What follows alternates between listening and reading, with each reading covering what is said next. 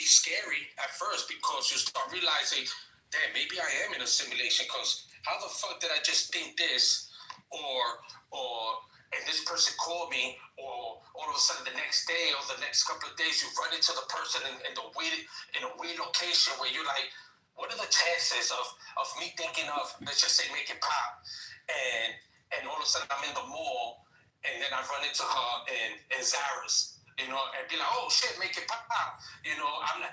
If I see make it pop the next day, if I'm thinking in my mind, like, I wonder what's up with make it pop. And then all of a sudden I run into her tomorrow in the mall at fucking 2 in the afternoon. I'm going to go to her and be like, yo, what's up, girl? I'm glad you got the message. Now, if she's on point, she might say, if she really got the message, she'd be like, yeah, what's up? What's going on? And if not, if she doesn't know, she might just say something like, what message? And then I have to tell her, I thought of you yesterday, all of a sudden you're standing in front of me. So I called you. So somehow the alignment worked that I needed to see you, and then we have to figure out what is the reason why that I thought about, and now I'm seeing her in person, and that's where the real manifesting happens at that point of what's the meaning for that, so this is what's happening and people are not noticing it, and the government knows this, so their job is to distort that and change that and alter that and put you in different groups and all that, because they don't want people to know that you have that power, because they're using you for that power in order so they could get what they want, in order for them to create the reality, this fake paradigm that they have going on.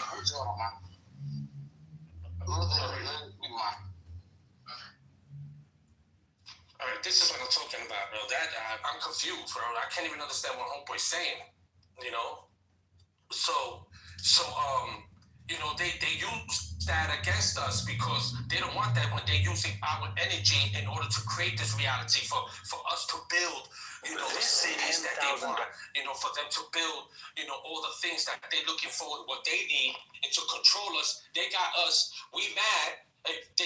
We're helping them because we're building all the things that they're using to put us in a prison. They're using us. They got us in the schools where they're indoctrinating us with their lies. They got us building the churches where they're giving us the lies. They got us building, the city where you live in and the projects where you live in to keep you there, so then they could bring the drugs and the guns and have people fighting and killing each other.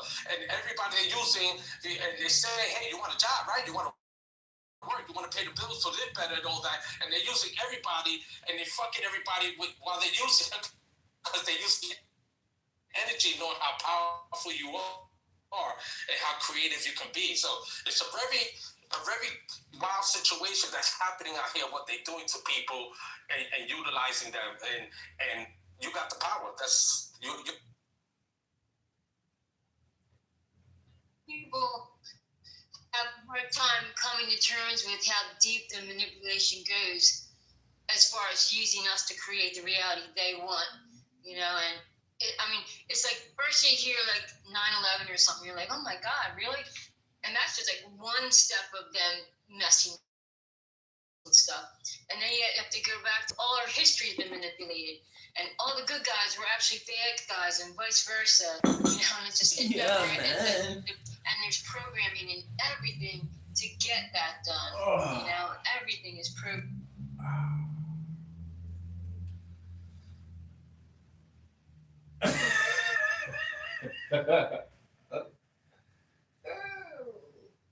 Yeah, that is correct, and I think sometimes it's hard for people to receive that, and it makes it difficult for them. Oh God!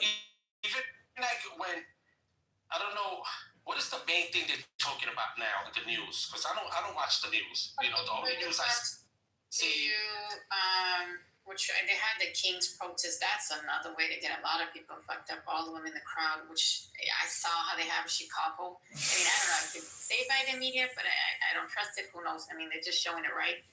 They showed a whole bunch of people literally crowded, and definitely that's the way how things always tend to go. That people getting sick, whatever happens. But they definitely got that. They're shutting the borders down. Supposedly they're going to shut them down till November. And nobody can come in or come out, supposedly. That was in one of the articles they also released. And some of these people that have their funds, all those people with food stamps and all that, they're basically not going to have no funds at all for November at all. Nothing. Nobody's getting it due to the shutdown. So you're going to have people. I mean, this is like the stuff that we've been talking about earlier. Like, people have to be prepping for all their food, how they're going to do all these lockdowns, these systems things, depending on what they decide to do. It's going to go crazy. And then I think Donald Trump was supposedly, basically, I think that man is probably prepping for his so-called rival death, because he was talking about making some arc of Trump, I think, in the Lincoln Memorial, something he said. By Washington, I think he says. So he's basically trying to build himself a memorial, I guess, close to the sacrificial statues that are around.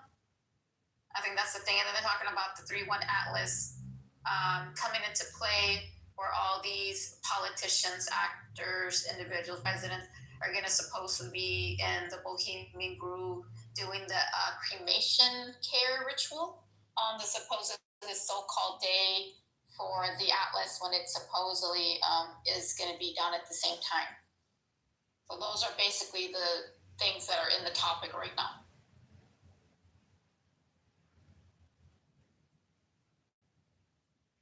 So long. Like when that guy was killed, Charlie Kirkwood, I had no clue who he was. And I'm proud to say I had no clue who he was. She's proud that she wasn't a part of his manipulation. Even just people waste their time analyzing it, like the psyops. Like they get that it's a psyop, but then they spend like 3 hours on a show like analyzing why it's a psyop. It's like, you're doing what they want. You're still wasting your time and your energy on distractions, instead of really figuring out what you need to do to get yourself out of this trap.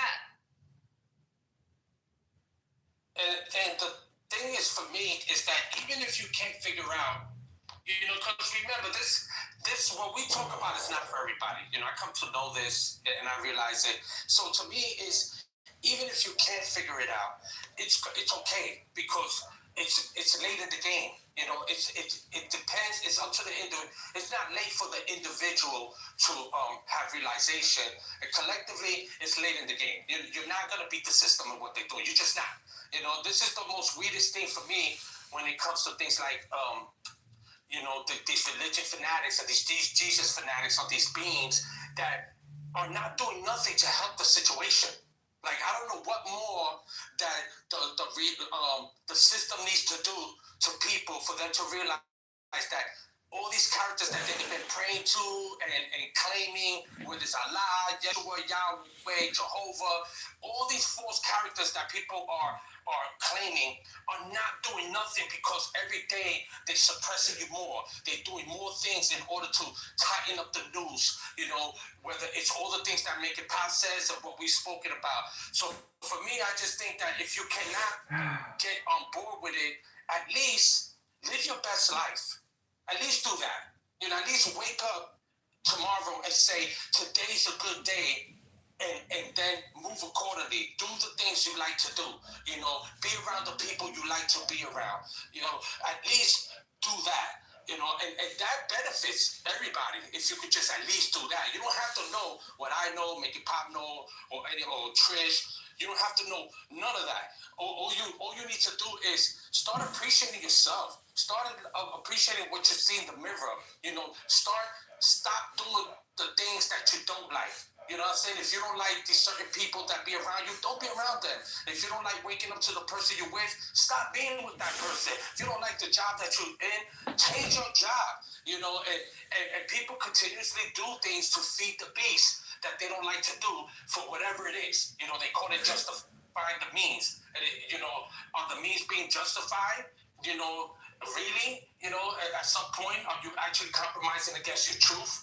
Because most people just compromise themselves against their truth. They say, I'd rather stay working because I'm making a lot of money, and then you always complaining, and that's not helping you, and that's not helping the overall energy source that everybody's got to walk around, especially if they're 6 degrees from you. You know what I'm saying? That's going to be damaging to actually them to some degree, and dependent on those people, how much they're going through shit, you know, it could affect them either more or less. So, you know, I just think that people just need to really get it together. If not, stay out the way, because when shit hits the fan and it goes left and the shit turns lawless, I'm telling you, I'm not going to have a problem of taking out anybody that gets next to me that's not in alignment with what I'm doing at that point. I will personally put you down. I'm going to be putting people down if it gets to that, and it's going to be annoying because you've been told, you've been warned, you know, and it's not going to be my problem that you're going through this now, because if you try to take from me for no reason, for me not bothering you, I am going to be putting people down. It's just what it is. You know, it's something I did in my past that I changed, and if I have to go back to that person because people want to start bugging out because of the system, they allow the system to create the ignorance, then I would just, you want to say, he's admitting to having formally killed people. You're not going to take me out with some stupid shit. You know, it's just not going to happen. You know, I mean, I'm not saying that the government can't take me out. Of course, they're strong, and I'm not going against them. I'm not going against the government. I don't like what they're doing. And I learned a long time ago, I'm not against them no more. I just don't like what they're doing. You know what I'm saying? I can't do nothing about what they're doing anymore. I could do something about it personally, me. You know, I could fix myself. I could master myself. And then I could start aligning myself to appropriate frequencies that benefit my reality. And I'm not going against them. I'm not doing the Minuteman March. You know what I'm saying? I'm not mad. I don't give a shit about Charlie Kirk. I don't care about Candace Owens. I don't care about Bill Gates. I don't like what none of these people doing. All these people are full of shit. I mean, I've been warning people about Trump for the longest. You remember that, Mickey Pop? You know, when people were on the Trump bandwagon, when he was going into office and people were like raving him, but saying he was there, and I was telling people, They were idolizing worship. And they're like, yeah, y'all don't know. I said, oh, y'all on some dumb shit. Yeah, I said it clearly. I said, this guy's going to usher the New World Order correctly. He's going to be the guy that's going to put you through the telecommunication company. He's going to put you on the digital ID. He's going to be that guy. And people were like, nah, I said, for 100%, I know that he was going to be that guy. This wasn't me suggesting. This wasn't me, you know, just assuming. I knew. And I know important people around me that were telling me, you are right. This is or sharing the information like, no, this is his job. You know, that's his job. That's what he's going to do. Anybody ever see that guy on Instagram? Some people be sending me his stuff, and I follow him for a long time. He is annoying. Me and him went back and forth already. Also, that guy that claims he's the 7th generation Illuminati, that he's always wearing the mask. Oh, really? Anybody ever seen that guy? You did it? Seriously? You did Yeah. it? Holy fuck. Yeah, I went back and forth with him, and he said something, and I said something back in the comment, and he tried to say something to me. I said, boy, I told him, dude, you're a clown. I said, first of all, you wear this mask like nobody knows who you are. I was like, you got all these tattoos and all that. You act like nobody's going to figure out who you are, from voice recognition, from your tattoos, you know, from your background and all that. Not me personally, because I don't know him. I don't give a fuck if a meteor hits that, a fake meteor hits him in the head. You know, I don't care. And he says things that we talked about years ago. And he says it like it's a profound information because he claims that he comes from the Illuminati when he doesn't. I was like, bro, we know this. We know this already. You're not even saying nothing that we don't know. You know what I'm saying? You're not a genius. You know what I'm saying? If you've been in the Illuminati, please tell me something serious, because if what you're saying is you're claiming it's serious, we already know that. Everybody in this motherfucker probably knows the shit that he says. Even the people that don't be on that type of time in here might be like, yeah, but we heard this in here 4 years ago. I'm saying it. He's saying that shit with authenticity, Raekwon, I have to show you. I have to get the link. I don't know. Make a pop. You got his Instagram, and you can post. Yeah, let me go check. Hold on. So you can see Raekwon, and you can see, and listen, he's not saying like bad shit, and he sees things from pictures. Actually, somebody tried to put him on blast, so I don't know how true it is, that he tried to post a picture. He was in wherever he's at in his house, and he showed a picture of, he said his mother, if I'm not mistaken, I think he said his mother or his grandmother. It's one of the two, his mother or his grandmother. And she was saying, that famous party that the there's a famous party that there's pictures in the net that the Rothschilds throw, the ceremony with the mask. The shifting faces, those shifting faces, yeah. Right, with the eyes wide shut thing and all that. And he said that was his mother or grandmother with some guy, and her name was LeBaron something. The Baroness something, stuff like that. Somebody tried to say in the chat that, in the comments that, bro, that's this person, that is not your mother. And they said, who knows? You know what it looks like? It looks like the same individual that I spoke to that was in Clubhouse, which it looks like, and I'm going to say, it kind of looks like it because the fact is that the individual has the house all wooded up, right? So the same individual that said they was associated to the same people. And I'm like, wait a second, some of the stuff that this guy told me ends up being same of the stuff that this individual is talking about, especially the house. Because like I remember him sending me some stuff about the families and the crest and all that they were all related to them. It might be the same dude, but he really didn't show his actual face. He just showed like his feet and the whole of the household, which kind of like, wait a second, that household looks like the same pictures that he kind of said. I said, nah, maybe it can't be, but then who knows? Well, I forget the name of the avatar the guy is. What is his name? I think it goes by, I forget. The guy I'm telling you to check his Instagram? Yeah, what does it go by? I forgot, but it's something like the 7th generation Illuminati. Oh, okay, yeah, okay, let me go check. And then it's his name in the 7th generation Illuminati shit or something like that, But like the point is for that is like, you think that if my family, if you was in what he claims he's in and his family is, because when he talks about, he says, we are doing this to you. He really speaks in that kind of like vernacular. Like he's saying that I am part of them and this is what we're doing to you. And he's warning you about this are the things that we're doing to you that's happening. You don't think that these people would have stepped to him already and told him, yo, you better shut the fuck up. How about that one? And like they're not going to know who he is. Like he got significant tattoos. My angel does. My angel does. Angel does. I think he gets drugged up, maybe. Yeah, I've seen some of the stuff that he just put in there.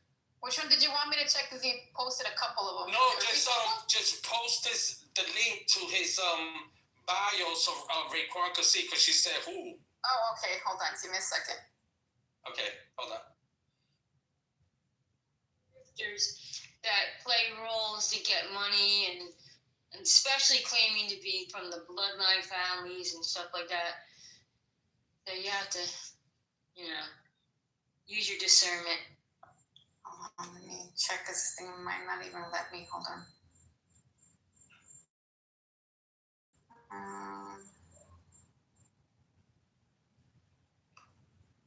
Post it up here.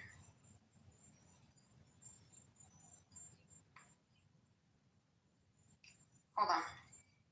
I gotta go the other way around because I'm trying to share it. It won't let me copy it, so I gotta figure it the other way around. Hold on. Yeah, but it goes by Angel Dust. You know who's the mask that he has right now? He reminds me of Warrior. Hold on. Give me a second. Hey, you guys. Hey, Rusty. I'm Melanie, do it right. Hey, you guys.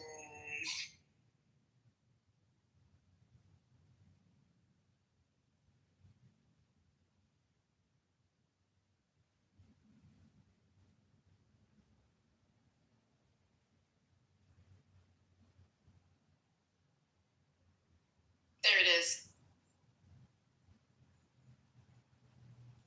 I think it's that one. Yeah.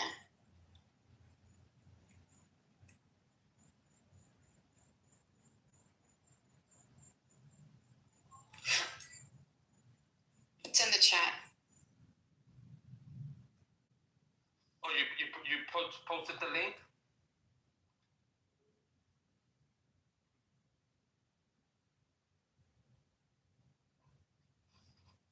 Yeah, it's in the chat. Right, and when you go to it, or anybody that goes to it, we posted it not because we care for you to follow this person and all that. And just listen to some of his reels of what he's saying, and it's everything you know. that we spoken about. I just try to figure out, like, I look forward to if I meet, which I have met some people that are some degree in that upper echelon. What degree they are, I don't know. And I know that high up, I see the symbolism. Some of them wear these emblems, on their suits and all that. Because I've been in certain parties because that guy, that Marilyn Manson wannabe motherfucker. Right. So I've been around some of these people that actually treat me with great respect. You'd be surprised. And I had conversations with them, and they have told me some weird shit that I have looked up, and I'll be like, hold on a second, why would this person tell me that? And they don't tell me like what they is, that I could just tell. And most of the time when I'm having conversations with some of these individuals that around me once in a while, depending what kind of event I'm in, they do a lot of smiling when you ask the right question. You know what I'm saying? They don't do a lot of talking, and you ask the right question, like you're talking, and then you say something, and they do a lot of, so what do you think about that? And then you say, well, I think, and this and that, and they like smile, and they be like, well, all this is possible. They say like things like that. They never really get into, or they'll suggest, they'll be like, well, if you're really interested in that, maybe you should look up A, B, and C, and then you'll be like, wow, not really B and C, but they'll be like, maybe you should look up, lockstep, let's just say. Maybe look up lockstep, and whatever you're talking about right now, that will answer that for you. And they'll do something like that. You know what I'm saying? And then it's up to the individual whether they choose to. Like me, I hear some shit like that. I'm going home, or I might walk away and go to the bathroom or something, and I'm gonna look it up right there to see if I can educate myself real quick on some shit like that. And I'm telling you, like, I take it all serious, everything that I'm hearing, especially when it comes to somebody being in front of me. Like if you stand in front of me and I meet you, they introduce me, or even if you're around me and you're having a conversation and I'm standing there and I'm talking to, let's say, Make It Pop and we're at an event, and I'm hearing two different groups of people next to me, and for some reason I catch wind of something, I start focusing my left ear, feel my left side, and I'm listening and I'm taking in that information. You know what I'm saying? Because there's a reason why I'm hearing that, and I'm in that space next to you, and I'm hearing something that maybe take away from me having my conversation with Make It Pop. Like I'm always focused like that, to say, what's that? That pertains to me. Let me add to that. Or if I hear something, I might even join. Like I'm very good with that, very assertive. They'll turn around and be like, wow, that's very interesting. I just heard you guys talking about, and I would just insert myself. And then it's up to you to be like, well, we weren't talking to you, mind your business. And they'll be like, okay, have a good night. And I'll just keep it moving. I'm fine with all that. Tell you. Because the majority of the stuff that we basically talked about, and it's interesting, right? Because that was before we were in stereo, then jumped into Clubhouse, and like we've been talking about for years, like on it, and like now everything. I think you just even some of the stuff that you got done repeating, they're just basically just repeating everything what majority of us did in the research. Like literally deep dive, as well as the stuff that you've been reading, the stuff that you talked about. It's not being talked about it now. Some of these individuals.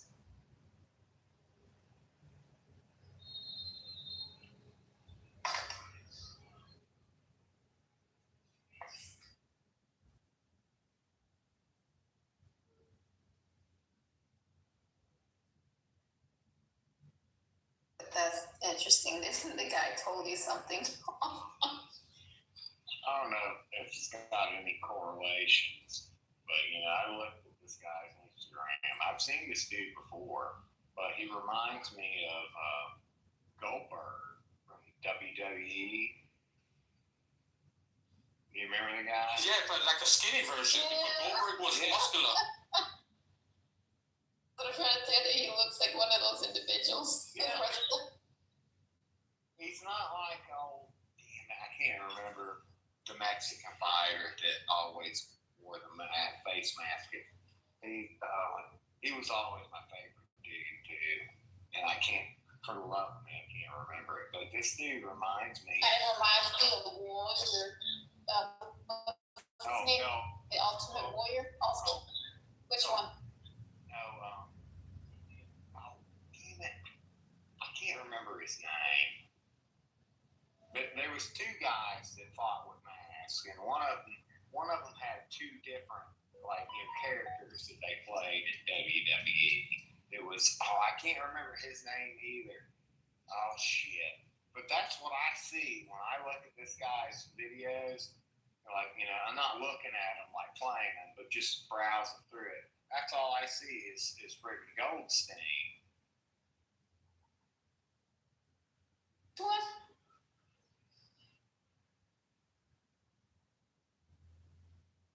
Fine, that's just my 2 cents. Take it for what it's worth. God bless it. God bless it, stop it.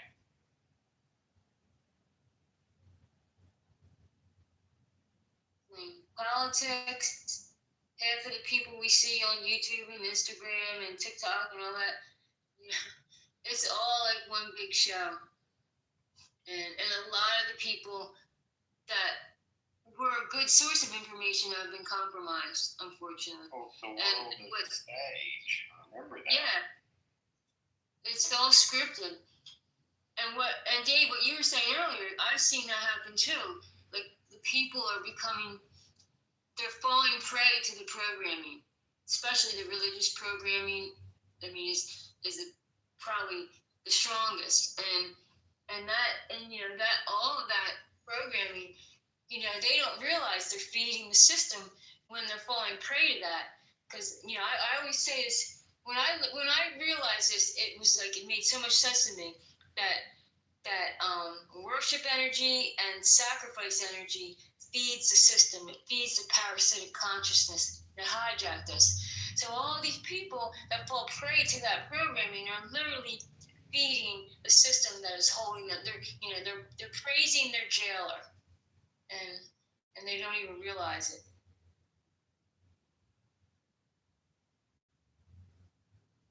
So he's basically what? He's Jewish? He's a Jewish individual? Is that what he is?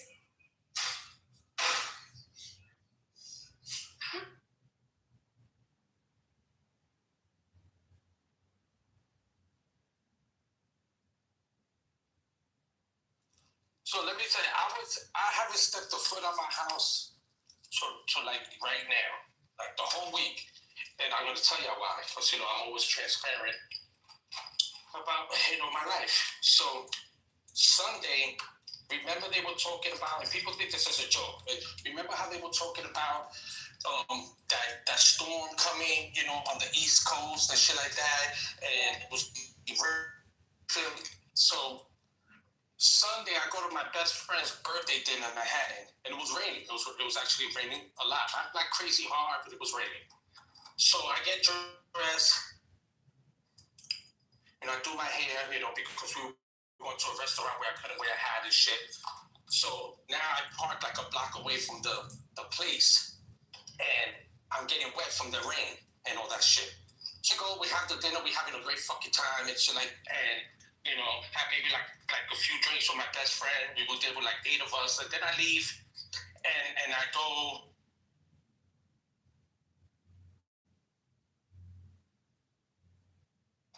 And which I do like once in a blue moon, and I sit there and I just do some work, and all of a sudden the next day I woke up sneezing a lot, and I couldn't, and I really have my body trained that if I sneeze 3 times in a row, I already know I'm under attack.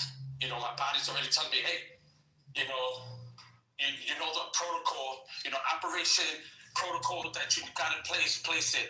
So I'm like, what the fuck? So for like the next Monday, Tuesday, Wednesday, I was having the ultimate sneezing attack. It never got to the point, where people get, what they call sick or the flu, and your body starts hurting, and then you start coughing to the point where you cough and you get a fucking headache. And I was sneezing, and the sneezing started giving me a headache. And I was like, oh, I never say things like, what the fuck is going on? I already know what's going on. I know that they put something, because when I heard the news about them put that storm and all that, I already knew. I said, oh, these motherfuckers are going to put something, they're going to cloud seed the air, and the rain and all that, and the people that are going to be outside and all that, or breathing what they put in, they're going to start getting sick. You know, it's going to affect some more than others. And fucking, and so I stood in the whole week. I just stood in and I'm taking, you know, the black seed oil, the oil of oregano, you know, I'm taking all this stuff that I take. And I, you know, I got rid of it. It never got to the point of coughing. It never got to that point. And, you know, I'm telling you, like, we're under attack, man. These motherfuckers right here, they do not give a fuck. And they just, I don't trust them at all when it comes to that stuff. And I just try to stay clear. You know, when I know that it's going to be. Sage your house? What happened? So did you ever sage your house when all that shit? I actually didn't sage. I didn't sage my house, but I do have sage, but I didn't sage my house. You know, yeah.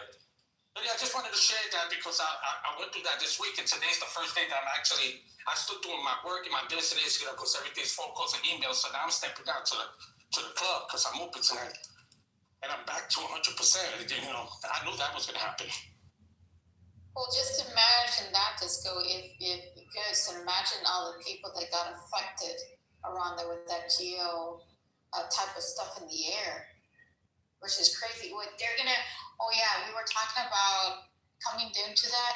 I think there's supposed to be an auction, I guess, for the solids, but you know how that shit goes, right?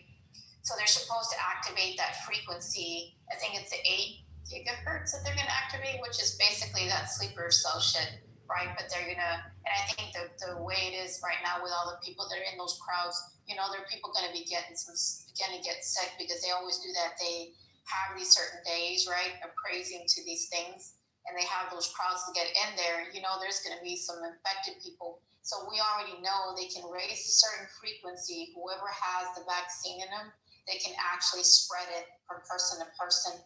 So imagine all those people are in there. They're the ones that are non-vaccinated and the vaccinated. There's going to be a problem because you see how Chicago, if that's what it really looks like in TV, I'm not saying to believe it, but they actually showed a video where all those people that are there in Chicago, the non-protesters and the other ones, all they need to do is basically transmit a frequency through their cell phone or to one of those individuals to activate them, and it's going to spread to every one of those individuals that is there automatically. That's crazy. And when it comes to them, I think activating, because they have till December 5th for the actual satellites, I think the telecom and whatever, because it's going to be through military. So it's going to be that radar frequency, which is going to be the 8 hertz, which is going to be another frequency, whatever it comes to that tech inside of your body, the transmission, right? It's going to affect some of these people. But I think where it's going to get between here to, I think it's November 21st, one of those days, I think we're going to actually activate that shit already. But I think they're already doing it. But if they put those people in the crowd, you better believe it, it's going to start skyrocketing. They're going to have that cold winter, that virus effect. They're going to shut shit down, which they're already saying that they're going to close all the borders till November 21st, right? You can't go in and out. And the fact is that also those people that have all the by state, like those people that have food stamps and everything, those individuals, they're not going to have for November. So that comes right close to the cold winter, right? They're going to literally hit. Everything's coming in all angles. So if they did put that in the air, you bet that people already got sick or they activated extra shit inside of their body. Yeah, and then my nephew, you know, I really didn't speak to him all week. You know, I got him working with me, and today I speak to him, and he's like, he tells me, you know, I hear him like sneezing, and he's like, yo, he was like, I don't know where this came from, bro, but I've been the last few days, you know, I've been like sneezing a lot, and also this mucus is coming from, that like dolphin drip coming out his nose he's talking about. And he's like, and he was like, yo, I was running around because he serves his man, he serves papers for him.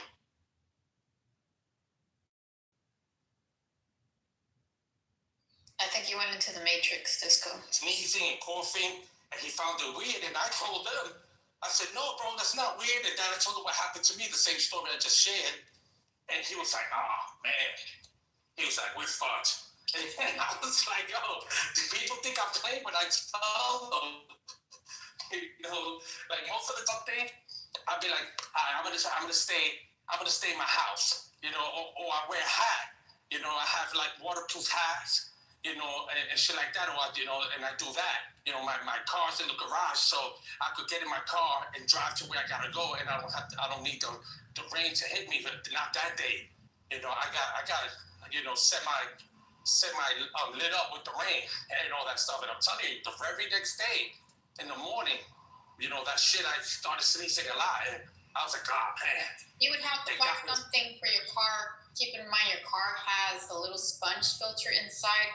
You're going to have to figure out if you can find something that filtrates it, because if it starts raining and the shit is out there, when the air unit turns on, that's another thing you need to look into. I read in an article, that shit comes right into the air unit vent and it filtrates right in your face. So if you are going to get that rainy storm or that any fog or anything, you better start changing the filter in it inside the car, and you can change that sponge and change it to something else. See if you can filtrate it, because that's also a thing that they can actually do. People don't understand that it goes through the vent. Well, there's no true way around it though. No. Unless you got like a mud room, like before you enter your house, where you can dress down, or a decontamination area, you're never going to get away from it. Because the more when you go outside, it's already in the air. It's everywhere. In the articles we read today, it's already in the air, and the things they're just putting them in small portions. So the networks like the cellular, the internet, everything's just transmitting that frequency. And the games that you played this today with the Call of Duty, part of that, that's part of that project also. All that stuff in there. No, they tell you, listen, that new Battlefield game, right? When you see the story of what they're talking about in the Battlefield game, it's crazy what they're telling you, and how real, you know, they show you, you know, the campaign. I didn't play the whole campaign yet, and you know, so, a lot of the campaign, you know, people posting like, yo, what are they trying to tell us here? Because they got like certain campaigns like in the Bronx, in New York, or in Brooklyn. That's, I think, the three places where. War. Right. Shit. Right. Oh shit. Right, and they tell you the story how there's gonna be like chaos and there's gonna be like civil war.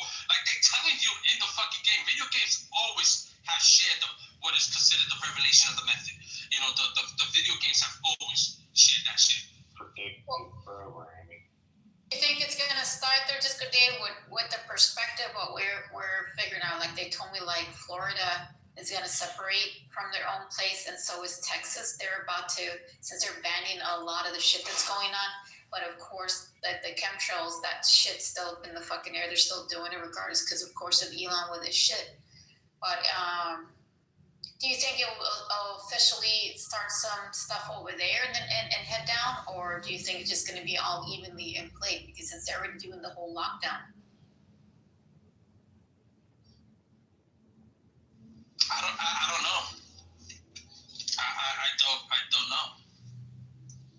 You know, I was just suggest that. It was spotty at first.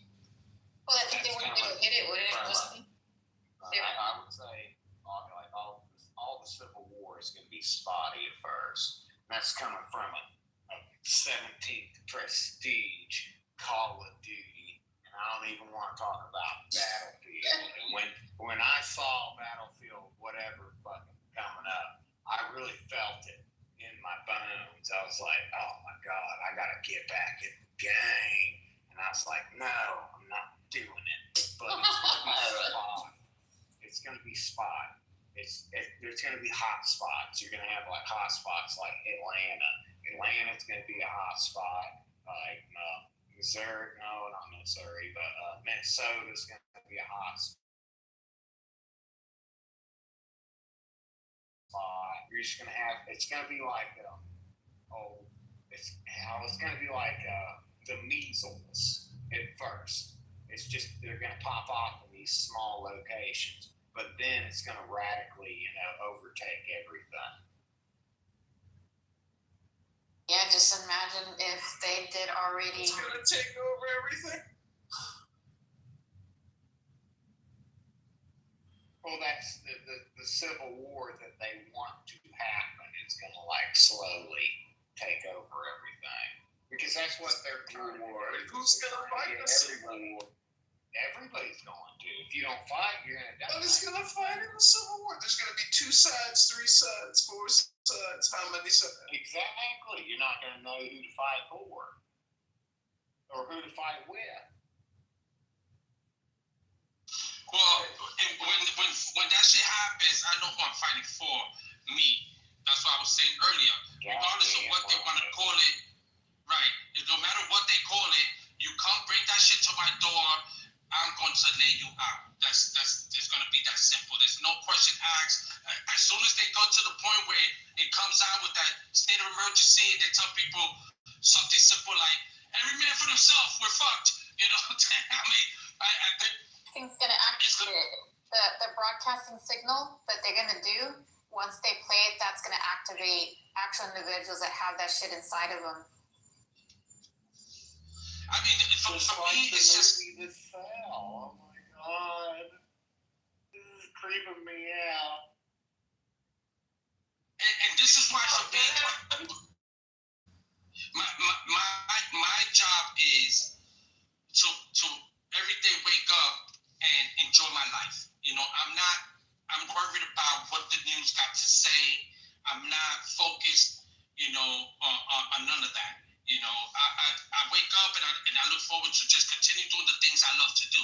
That's it. I feel like I'm the best thing I could do for my fellow humans is live my best life and laugh and enjoy myself because that type of energy out there and that's the best that I could do. That's all. I'm not taking their side. I'm not taking nobody's side. I'm not taking no religious side. I'm just fortunate that where I live at, I do have at least 8 to 10 friends of mine that live in the complex where they no nonsense people, as just regular people no nonsense. That if somebody came to our complex to do something, we're gonna become Voltron and somebody gonna get hurt, because of this. Individually, they can hurt, we can hurt, and collectively, we're just going to do some damage. Now, are they all on the same page with me, with the things that I know to what they into? No, we are not. We're not on that. Maybe out of the 8 or 10, maybe 3 of them are. And the rest are just just living their life. They just no nonsense. They live good lives and shit like that. And they're not having it. They're not going to let nobody come and take away from their plate, especially if they don't know you. So I'm grateful for that because even though when we're together, I share information with them and they be like, here comes conspiracy, and still, one thing we all have in common that we conversed about is that if something ever goes left, that we watch each other and it's sure that we good, worst case scenario, so that's a benefit that I have because, you gotta know your neighbor, and I'm pretty sure there's the neighbor on my right and the neighbor, I don't have no neighbor to my left, and my neighbor across from me in the complex, they're mad cool, and I'm pretty sure I could get them on board, because we speak all the time, we bug out, in our pool in the summer and shit like that, and they're cool, so I'm pretty sure they'll be on board, so I didn't even count them, as part of the group, so, whenever this happens, I don't look forward to it,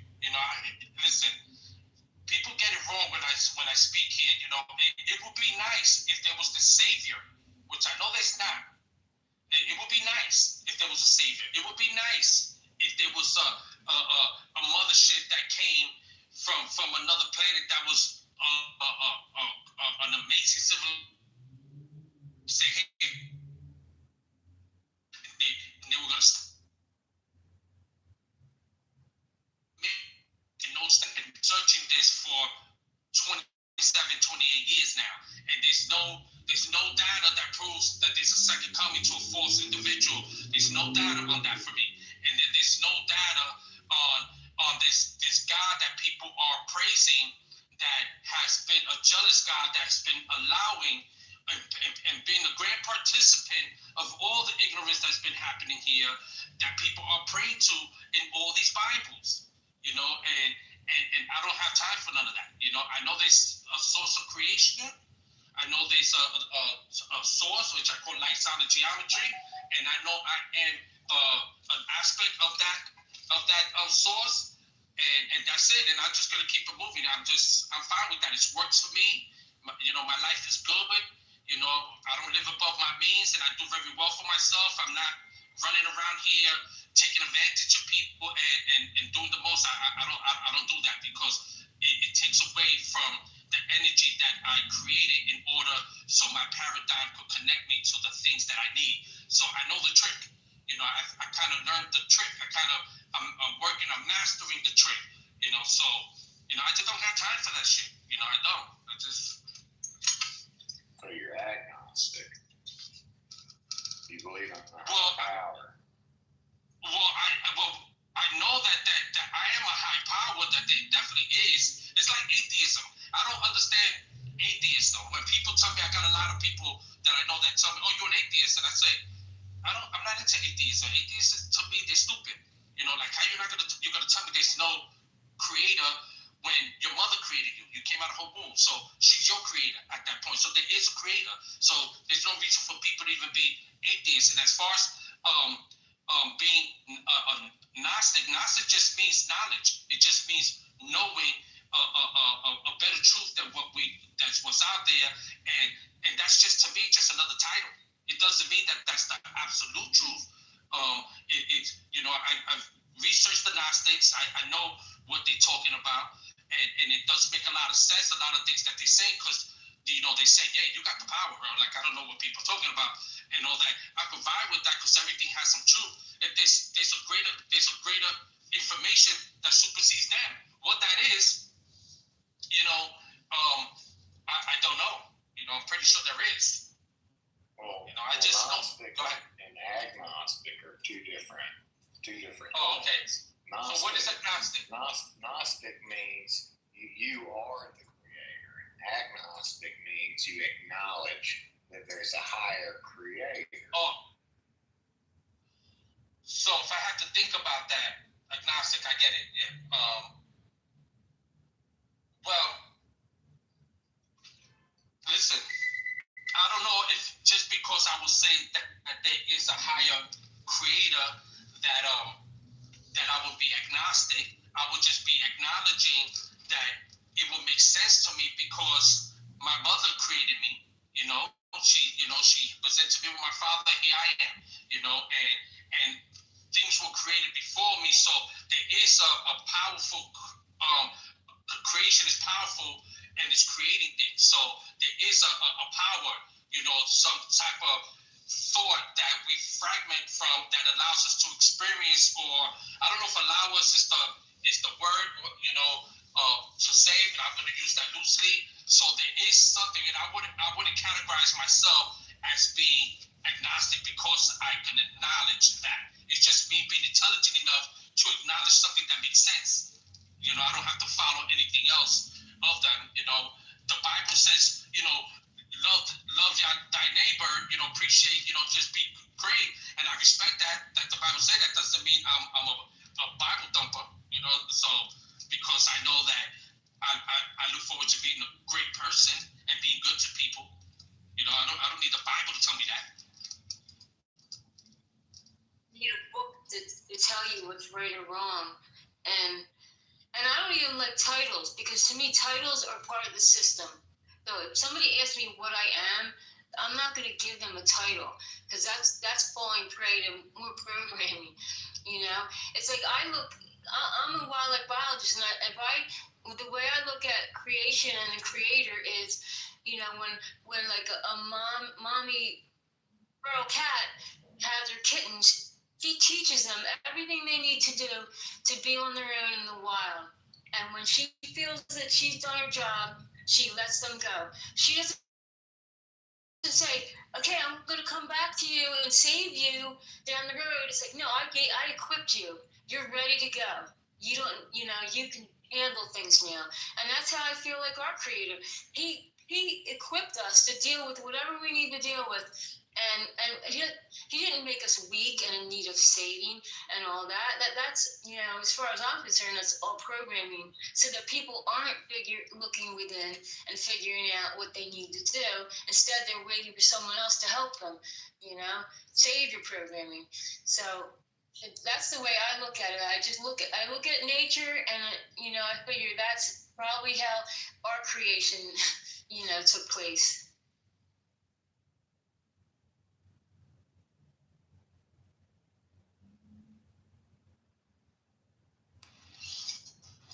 So on another note, I saw a video the other day of, I don't know if it was two girls or something like that, two girls and a guy. They were talking.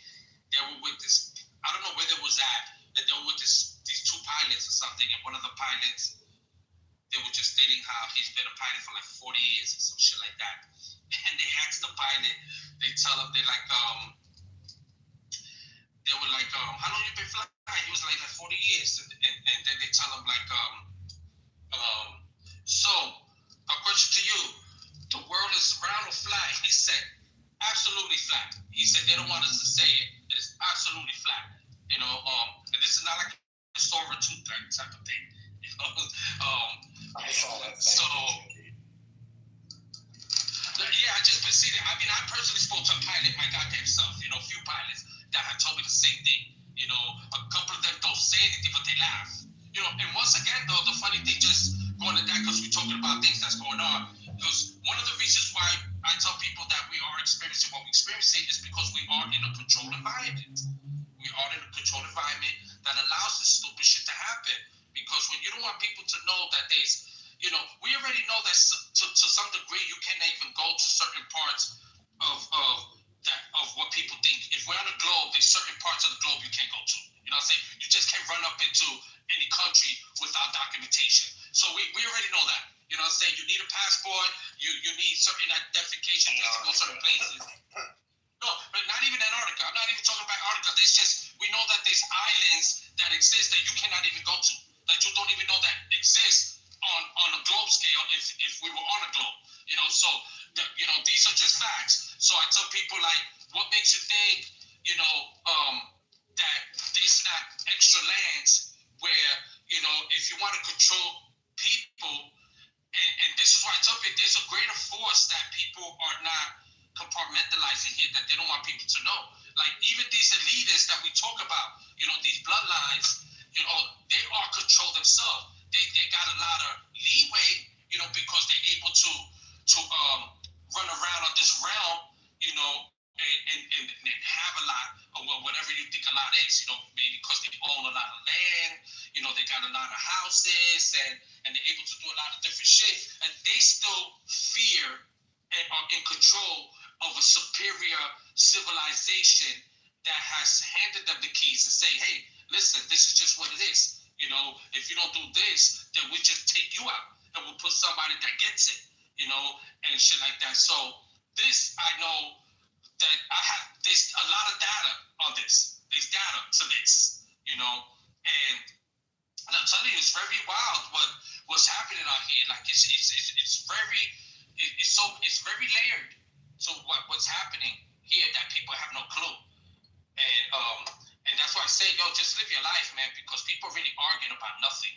It's really bad what they're doing here in order to siphon the energy.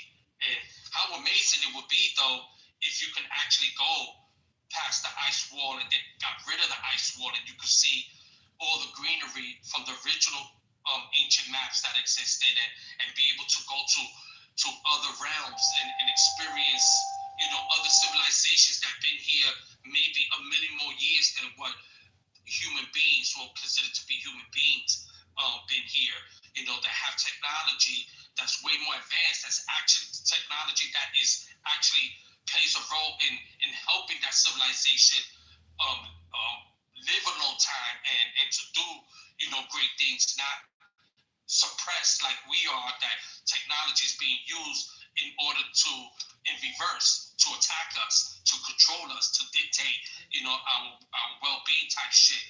So that I always have looked forward to that for a long time. It just seems like it's not happening. Did y'all hear that sound?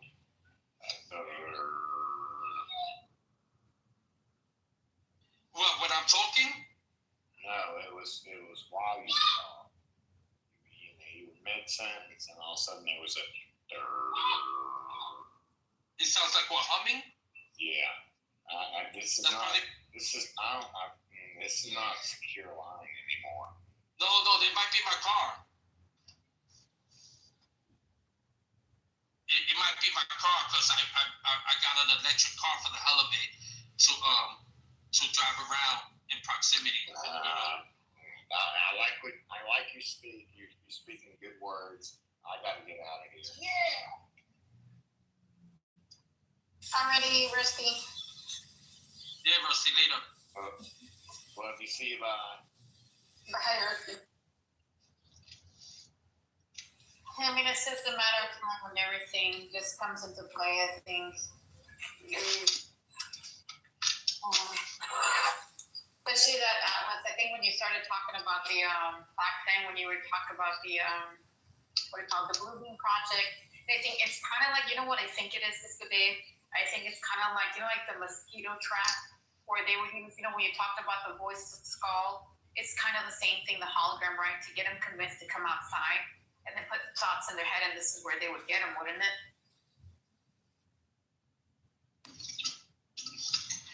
Yeah, the voice of skull thing is on another level now. That shit right there is probably. That shit's on the supreme level now. Like, that shit is definitely getting people to do a bunch of wild things.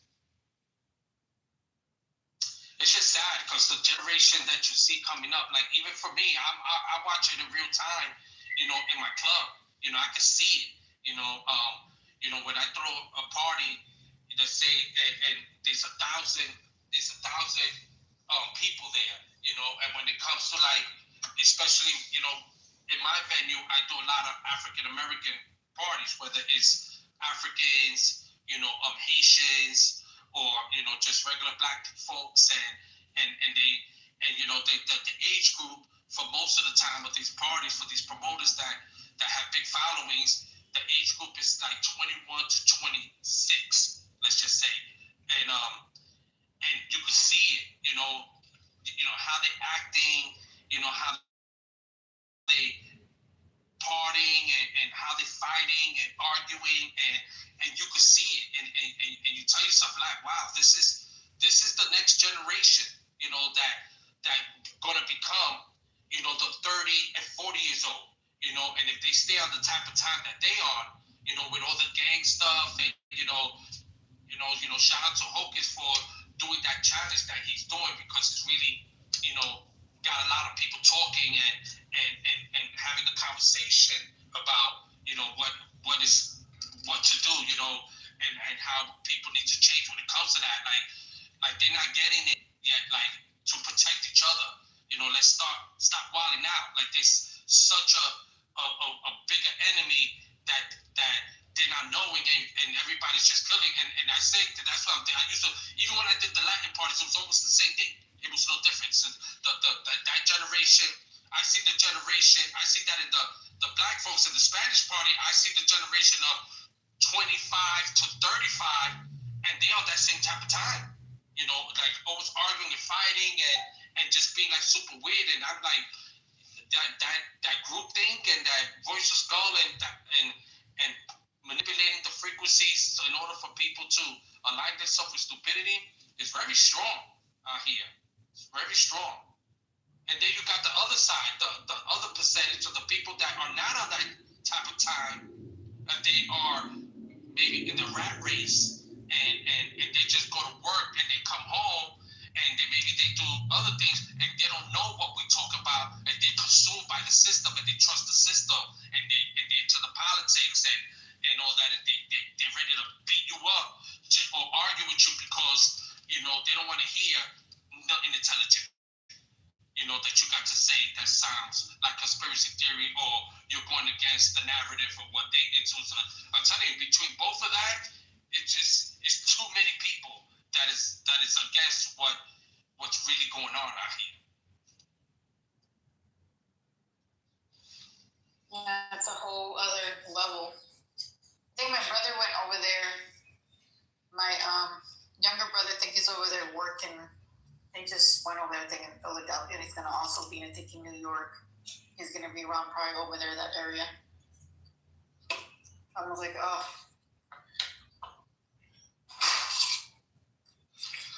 Yeah, I'm so just, prepped for the bullshit, that whatever they're going to do, and listen, I keep telling myself, I'm going to see where this goes by 2028,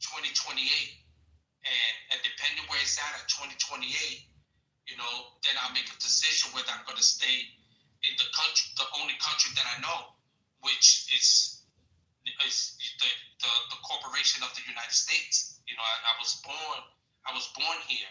I was raised here. I love it here. It's great. I don't care for what the system is doing on the whole realm, and I'm here.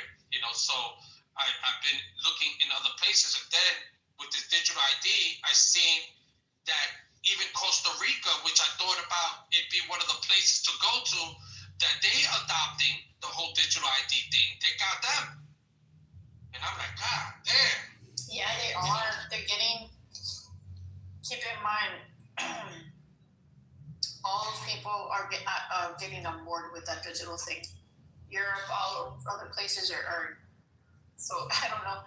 You would have to literally find a secluded island that doesn't have none of that into existence. It seems like you're just gonna have to find a way to get past the ice wall. Well, I think that's exactly I think what I've been thinking. You're just gonna have to get past the ice wall because it just seems that crazy.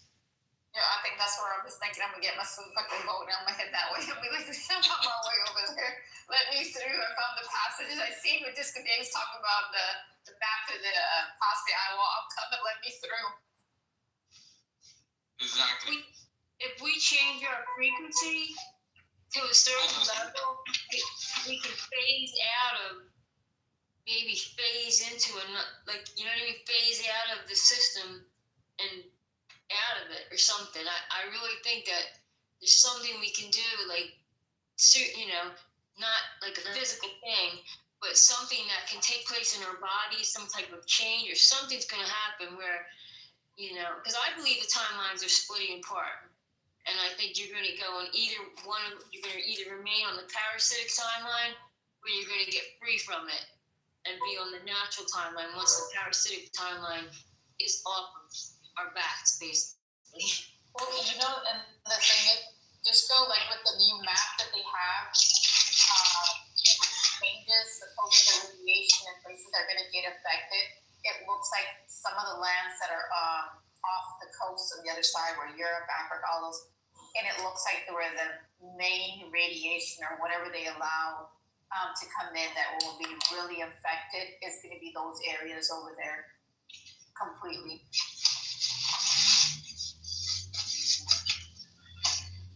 I just don't know why Costa Rica even adopted that bullshit, I don't know. I mean, I'm still debating with Texas because I think Texas and Florida are going to remove themselves, but they're still debating on.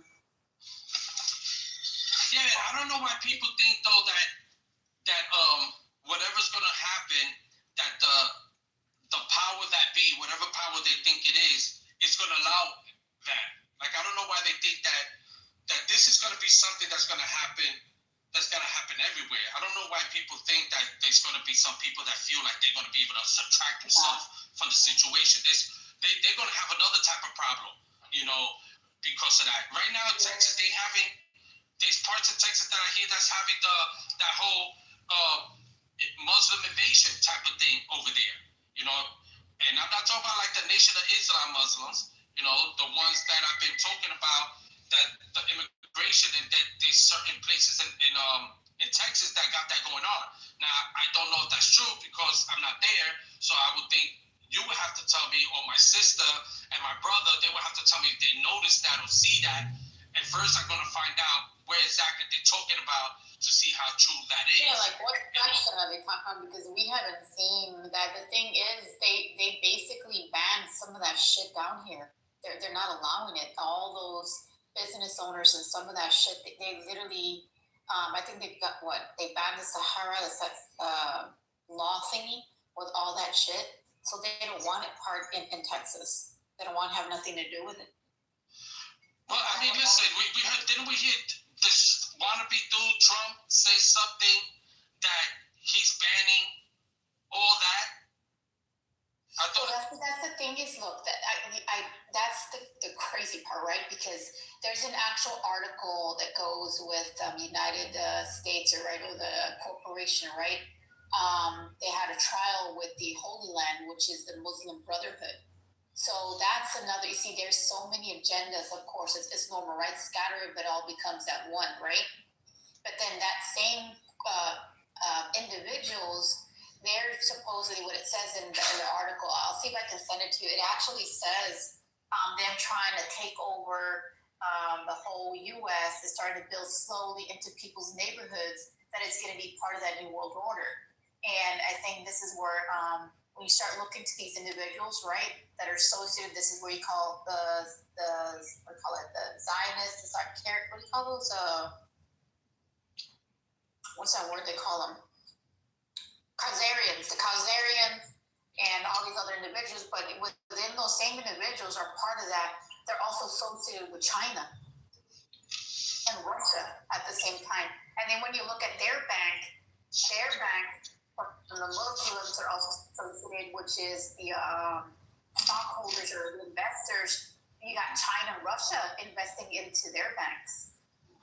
So they're either way, I think all that shit is hogwash bullshit. They're all part of it regardless. You know what I mean? That's what I just like. It's weird. I don't know. It's the same entity, but just a mixture. Of course, like, you know, when you say they changed their names, and we were looking deeper into that shit, and I'm like, they're all associated with it.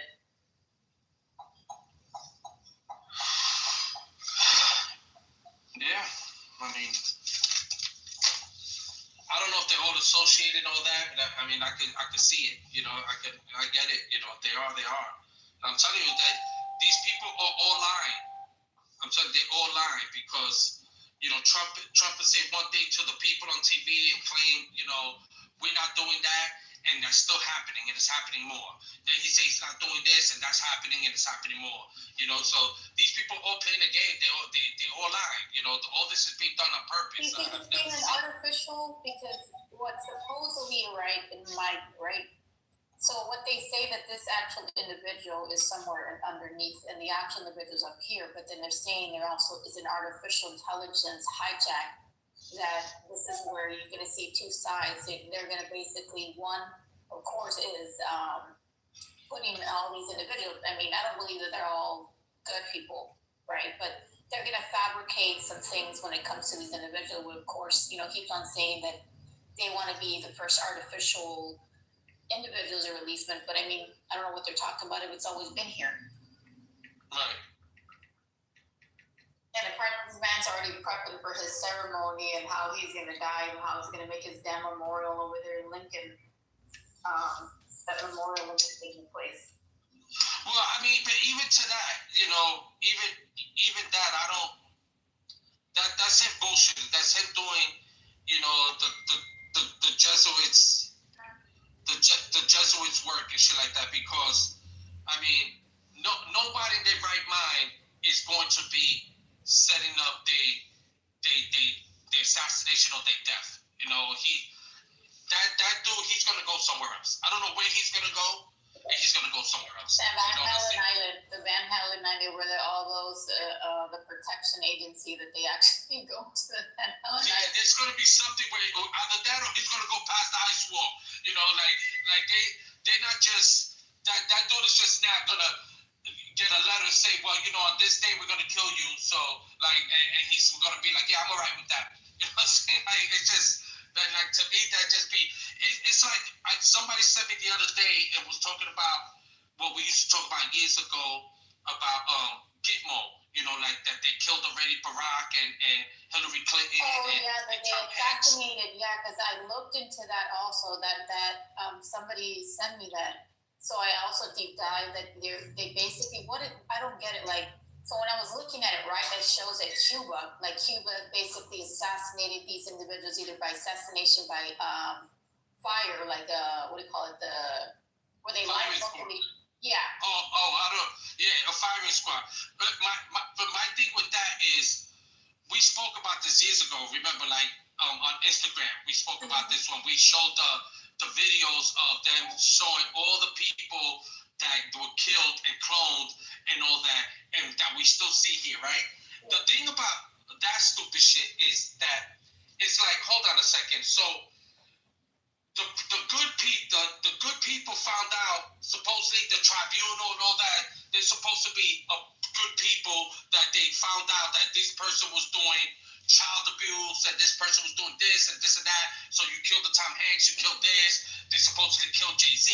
You know, they killed all these people, they cloned them, right? So my thing is, well, that don't even make sense right there, because if you got rid of these people and then you cloned them and you still got them out here doing whatever they're doing, how is that good in itself, that you clone them and you decide that's against humanity, illegal to humanity, cloning? So you will need to be put in a tribunal, and you will need to get killed for doing crimes against humanity with the cloning and all that. So this is what I'm saying, where people go dumb and they don't know that you're being played with this dumb shit. Because if I want to make change and I want to do some real good shit, and I'm going to get rid of all the stupid shit, why wouldn't I make it public? And now you will see that those people don't exist no more. Smoking mirrors, because that's the same thing they did with the Charlie Clark and all that bullshit and stuff. Like it just all that didn't make sense. But when you start looking who they actually are and the individual, like they actually had the in the background, right? They fact checked it, but I guess you start connecting. Like, why does he have the Van Halen, the island and shit in there? And then when he said it, I'm like, whoa. And it's so interesting because I'm like, oh, so he's basically just killing the character, right? But basically he's going to go in these so-called retreats, probably the same thing that Epstein Islands, right? These are the escape islands, but once they kill the character, they have him go to these islands. Which, of course, he's a damn accountant for all the shit that's been going down. So, I mean, all of it are part of it. It's just things that even Donald Trump always says, we're all playing a character, we're in a movie, we're role playing. And he's always saying that. So I'm like, and of course, the media is one of those top individuals that they're going to lie and all that bullshit. And the more you feed the beast, it's like you take their voice, what do they have? They don't have nothing. They can't feed anybody lies. They won't be able, because that's the way they can't do shit. That's the only way. If you had a way to take these individuals down, it would be take their voice, take the media, take that, because the media is one of the top network individuals that broadcast all their bullshit on people. And you got all people in different directions, dissecting through religion, through race, through all that crap, and it's just their history. And I think that's even been lied to. I think we broke that down. We broke that down on how they manipulated even that. The books, on some of the books that they have, they lied, they fabricated, they basically used artificial to rewrite some of those books and shit. And the actual things that really tell the story, on some cases, it would be the carvings that they have on the walls, that basically in certain places that are hidden. That just tells you that they've been doing this, I don't know for how long. And there's just changes, the same structure, but the outside is totally different. Same foreplay, same reruns, just differently. Depends on which one they run the scenario. Who said about the Valhalla thing? So when I was sitting there listening, right, and before that individual announced it on Instagram, so then I literally deep down searched for it, right? So I was looking at everything, rewinding, checking, literally investigating the shit. And I said they killed the fucking character. And they know they didn't assassinate him because all that shit didn't make sense. The sigils that the wife had, the sigils that he had, he also had the Mason ring, which he had the one that flips the what do you call it? It flips it. You can tell. I've seen some of these Mason rings, and she had the sigils. She also goes back. There's her. I don't know. They say that she's an actual male, not the female, right? Of course, they do the ritual. They basically flip them and they make it think that these females are actually, well, they're males, but they're make them look like they're females. They do the Baphomet, right? The duality, the female and male, which is inverted upward and downward. So when the individual, they started showing them, the cask and all that, like when you work with props, like you're like, that fucking shit is fake as shit. It's fake. All of it's fake, right?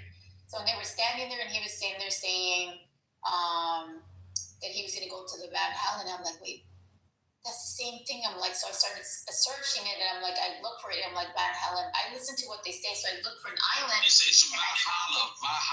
Yeah, Valhalla. Yeah, sorry.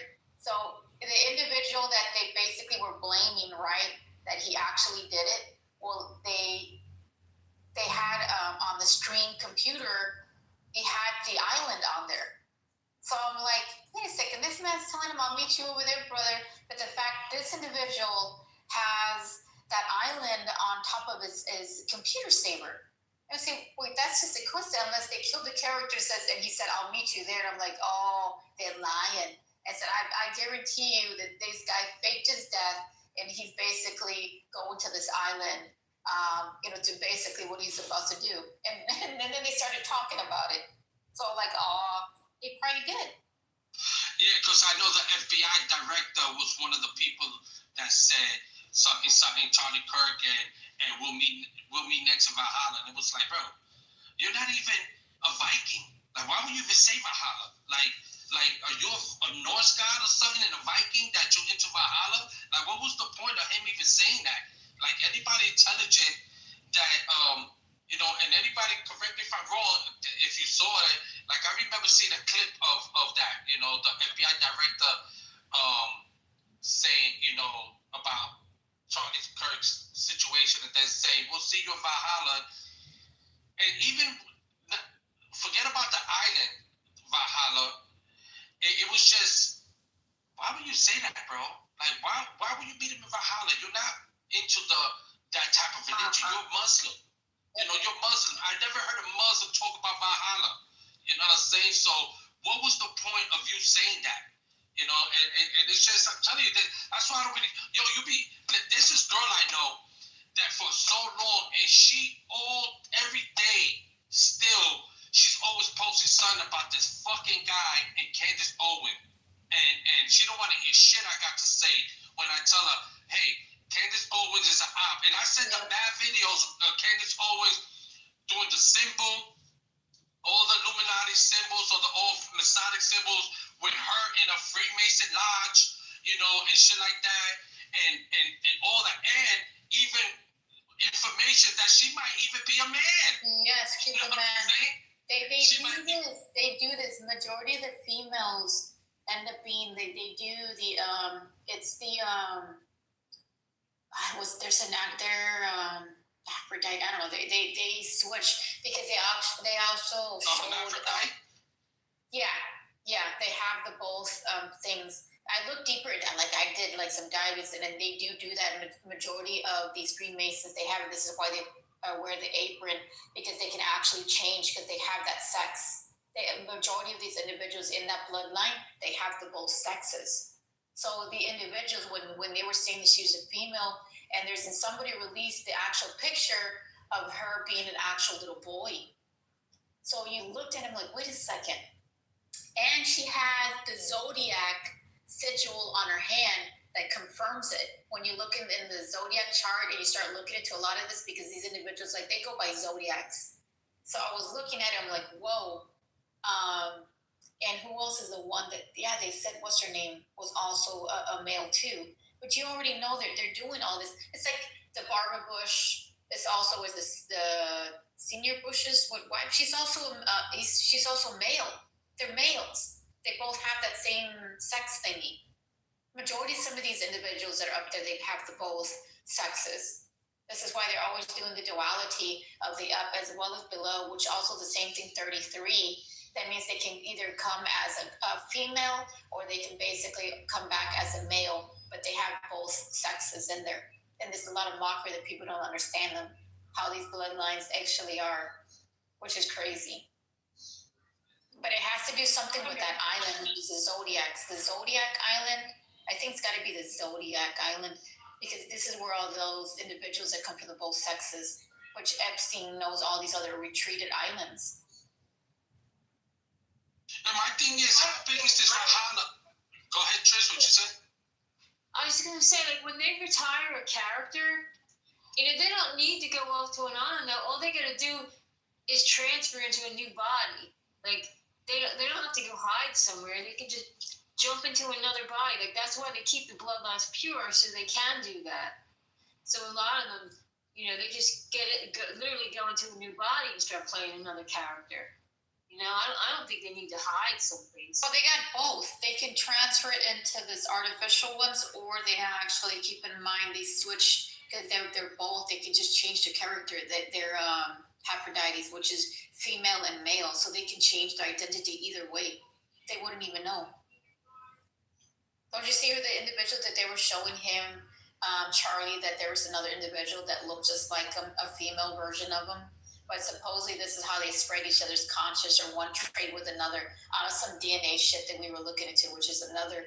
I think there's what, 3 ways they do it. They transfer the conscious, the Hermaphrodite, which they both have the both sexes. They can change male or female, switch it, whatever it is. And then there was another one they actually do. I can't remember which one it is, but it's in the, and with the island, like, keep in mind that could be the actual island where all these individuals been going, supposedly. Yeah, but how big is this island? That's what I'm saying. Like, all these characters that are they're sending away, like that island got to be tremendous. That shit might be overcrowded already. Like, how many people are on this fucking island?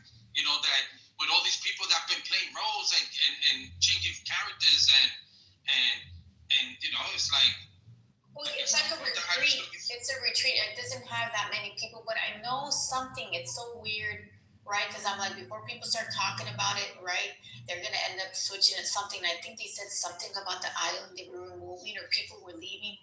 I got to go back and look at it. But I go, how coincidence? And I said, they're going to get after him because he probably opened his mouth and, you know, people are going to start connecting the dots and they didn't expect it. So the first thing what people would think was Vikings, but I'm like, no, he's not talking about Vikings. It's just, I don't know how you say it. It's just like, you know, when they say something, you know, my spirit knows better and I start investigating because something's off with it. It doesn't make any sense. So I start deep diving, but I knew that it had nothing to do with the Vikings. Even though it comes down to the Druids and it comes down to the certain zodiacs and the lineages within these people, because they all talk in codes. They just change names, but they're, I guess, the same avatars, supposedly. To an island or wherever they're going to do the transfer. Like, the other thing with the male and female is they're limited. Like, you know how you see a bunch of people in Hollywood that look similar? Because they're limited to the bodies they can transfer into. It has to match a certain DNA. That's why you see a lot of people in Hollywood and musicians and all that look similar, because they're using clones, like the same clone, to make different, you know, characters, because they have limitations. So they have to go somewhere to get that done.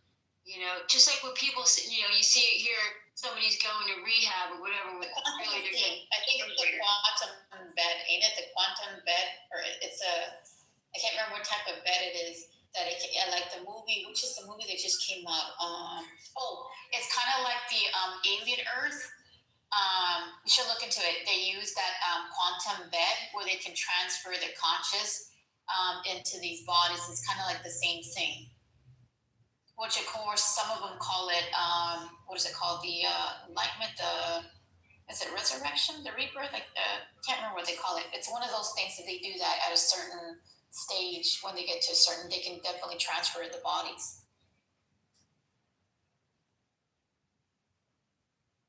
Too, like, they can transfer, you know, us into a clone, but it has to be, or like our clone, like, they are limited in what they can, you know.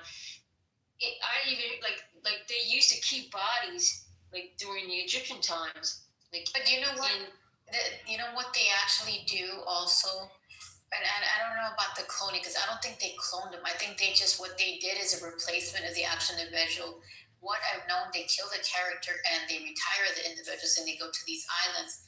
Is there something for regeneration? Like I think I think we did an article on it where regeneration, and it regenerates these individuals, which basically stops from them aging, so they stay at the same age, right? But they don't get old.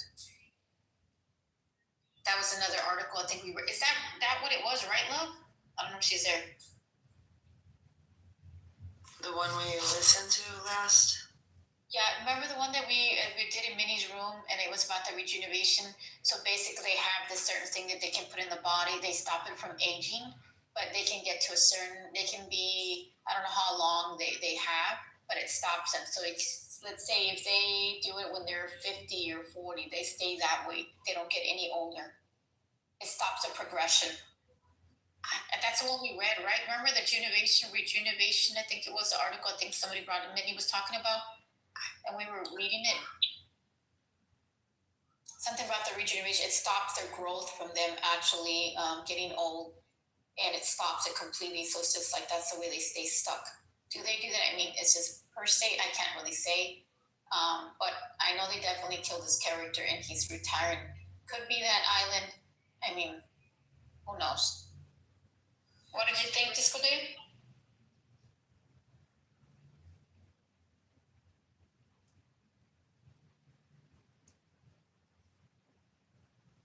like some of the super soldiers that the secret space program whistleblowers talk about, they served 20 years and then their age regressed back to when they were taken and put back, and they got their legs. So they're taken as a child, they served 20 years, and then, but a lot of those narratives are, I believe, false memories because I know they lie about space, and I don't even know if they really have the age regression technology, or that's what these people believe is happening, and what's really happening is they're being put into planes. That's kind of what I think is going on, but a lot of people claim that they have that technology.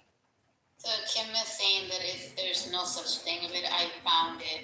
So I looked up the island and I actually found it. It's a little retreat, and I did Google to go inside and look like it. How it actually looks. It's not. It doesn't occupy a lot of people. It's very small. I think it's like one of those island-made places, but there actually is an island named after it. I thought there wouldn't be, but there was. When I looked it up, I deep searched it, I found it. It's a small little retreat island. It's in New Zealand. It's in New Zealand, and the island. When you look at it, you can find it there. It's a little retreat. It's a little retreat it's really nice. I was looking at it and trying to see. It doesn't occupy a lot of people. And I think it's by airplane in certain perspective, by landing only, I think it was. Yeah, so I definitely found it.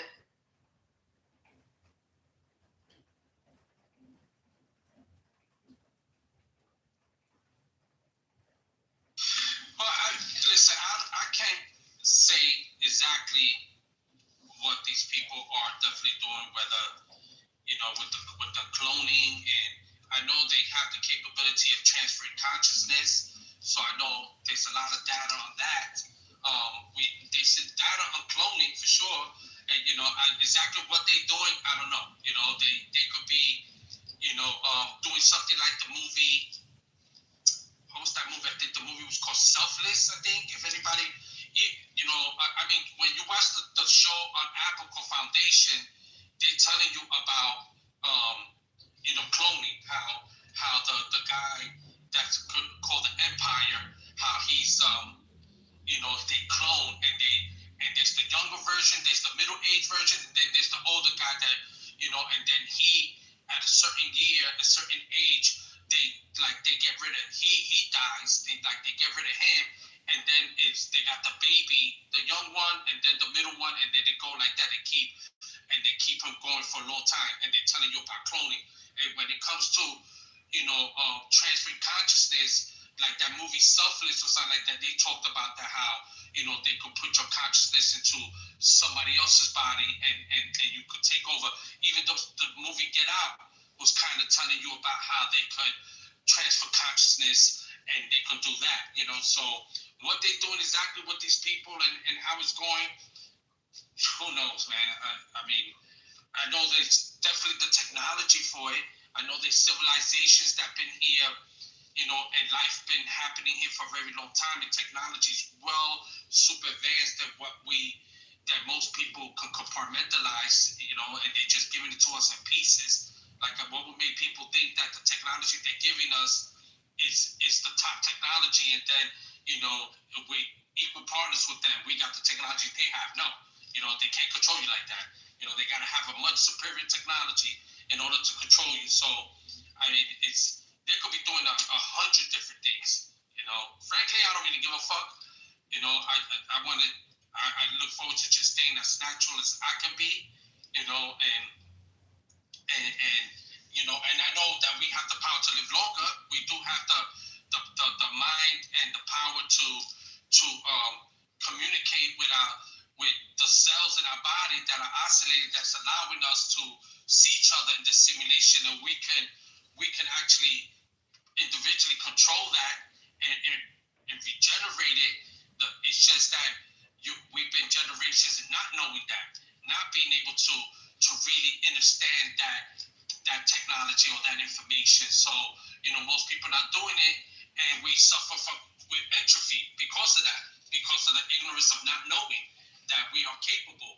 The most, so some people, in order to live longer, you have to eat better, you have to work out, you have to do yoga or the breathing techniques and eat the right fruits and vegetables and shit like that in order so you could keep those cells communicating correctly, through the appropriate messaging from the light, sound, and geometry. And then, and then there's those that can do it just because they know they can do it. They know the power. So, I mean, what these people are doing, shout out to them, because they got the information, they got the technology, and they're using it to benefit them. That's what they're doing. The same way the things that I know, I'm applying this so it can benefit me. So to each his own. They're doing them, I'm doing me.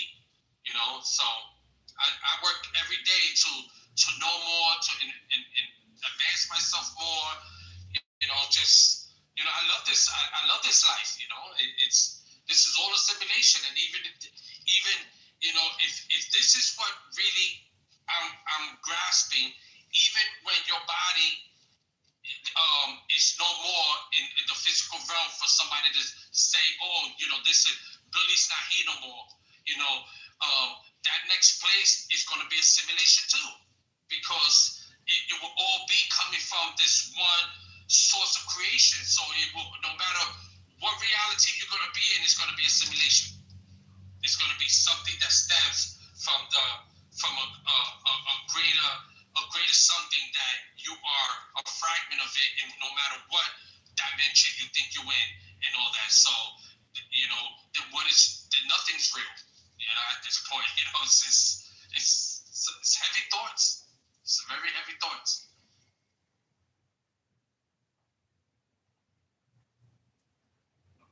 Yeah, I think the video, and you should take that video on top and listen to it. It's kind of just weird. It's all similar. I think we played another one that was talking about how everything's a simulation, and the telluric field, the human telluric field, and how it's being intercepted with that holographical frequency.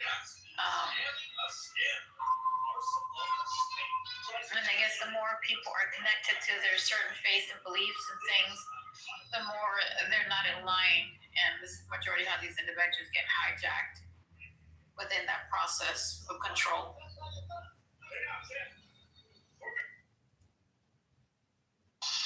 Yeah. Well, I'm actually getting to my venue. So my time on this app right now will be in its completion for today. So shout out to everyone and that is here. It's been real, but it stops now for me. So, I'll talk to you guys another time. All right, just go. All right. Have a good one. Bye. All right. And the way she was steady, that was so nice. And there is on my wall. Hey, Sarah is in the bottom. She want to come up? Please, everyone. I don't know if please, everyone. Can she come up or she don't want to come up?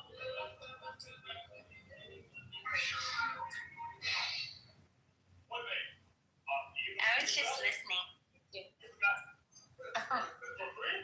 Hi, Dad.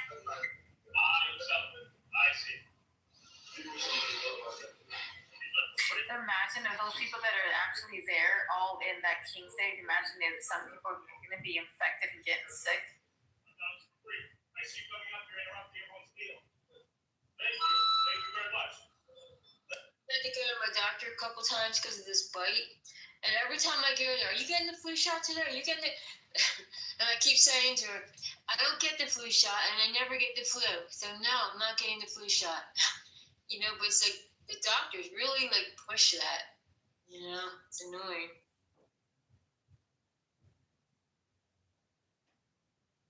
That's because they get kickbacks for it. Let me see if I can find another video.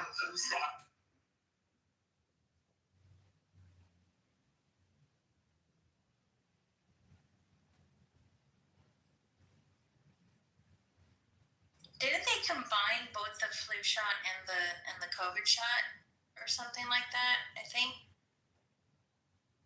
Here, they do that a lot. I don't know if they're doing it this year, but I remember them doing it last year.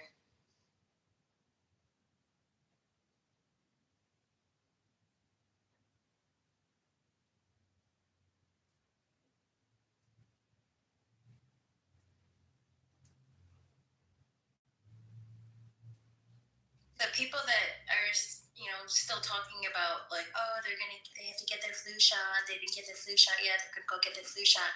At least you know who's still asleep. Well, I went into CVS. There were so many people there, just to get, they were all there to get their flu shots. And I was like, oh man.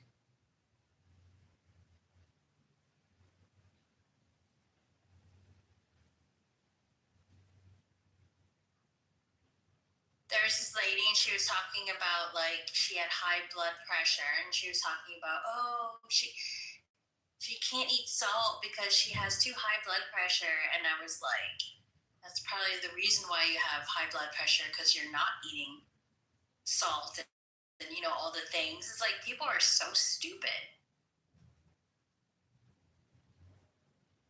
It's like what I said to my doctor is, I take care of myself and make sure my immune system's strong, so I don't have to put chemicals in my body to keep me from getting the flu. And a lot of people don't want to take the time or the effort to take it from that perspective where I'm just going to boost my immune system. It's easier just to go get the flu shot. But yeah, there's so many I just had to get the rabies booster, and I really wasn't going to get it. I really battled back and forth, because I know they're lying about a lot of this stuff, but until I completely know, that's something I don't want to take the chance with. And I got pretty bad bite on the back of my leg, so I don't even know if it was a bite or a scratch. Actually, I didn't see them. They were playing behind me, and one of them jumped on my leg. But when you have a lot of animals that could possibly have this type of rabies, you don't want to play around.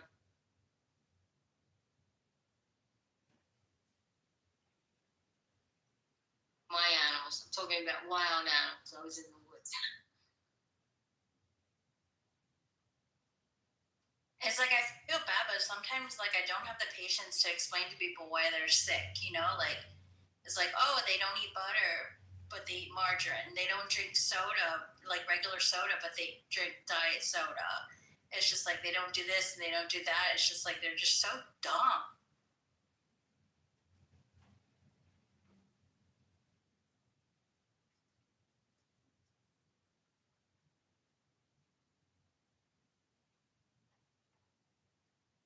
The only thing I said to her was, I don't believe that. And what I meant by that was like, I don't believe that's the reason why you have high blood pressure. Like she has all kinds of like, I don't know, she's like super sickly. And I don't know, she just doesn't know how to take care of herself.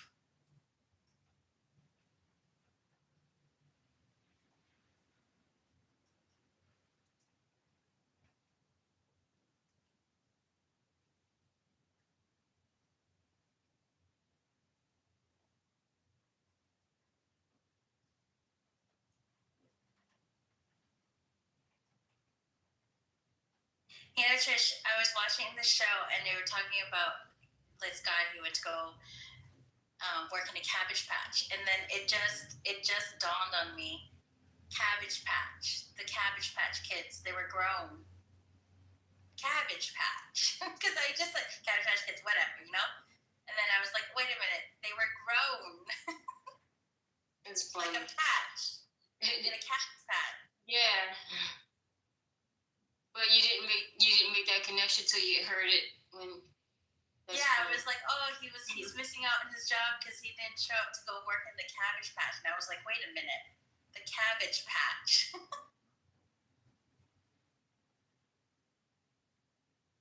Plus, you know.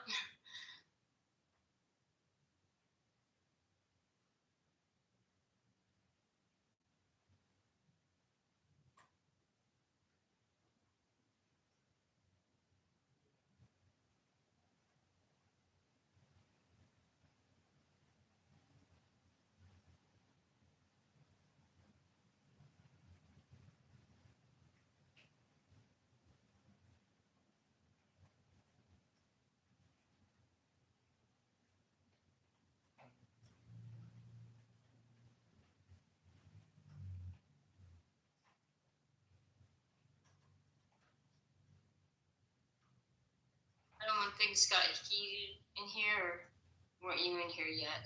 I wasn't. I saw the telegram, and then I saw the room that Make It Pop posted. So then I jumped in. So I wasn't there for whatever happened. What happened? Nothing. I mean, it really wasn't an argument. I don't even know how it got heated, but somehow it just got heated, and you know, it wasn't like some like crazy argument or anything. It really wasn't. So it just didn't make any sense that it got so heated.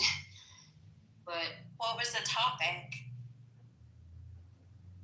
It was I'm trying to think what's like. They were two guys were discussing, you know, about who's more powerful, the enemy or us, type of thing.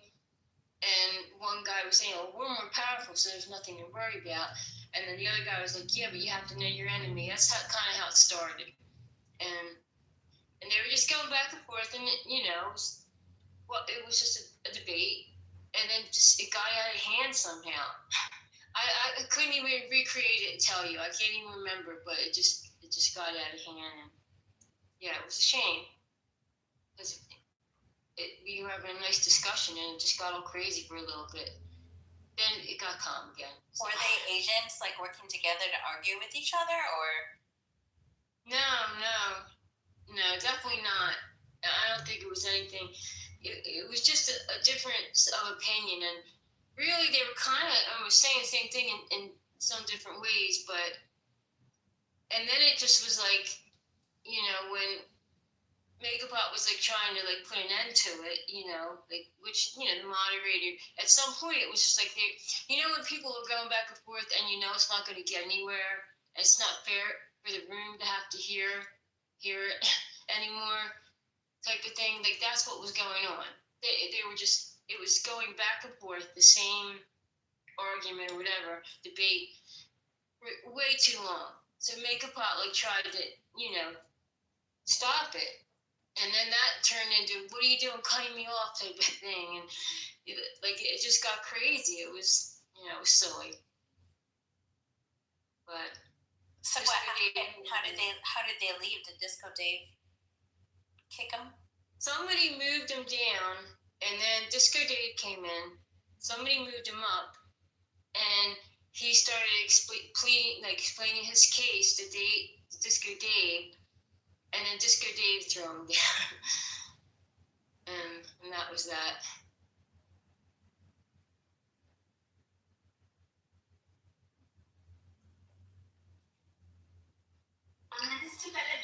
Okay, I'm back. I was looking for a video.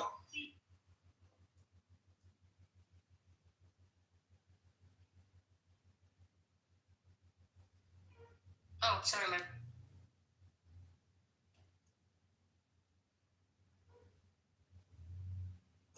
It's just been an interesting day of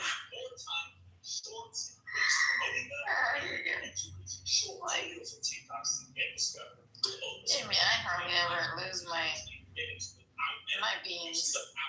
People can step on me and tell me shit at time, and things like I already don't say shit. Like when you know already where the frequency is gonna go.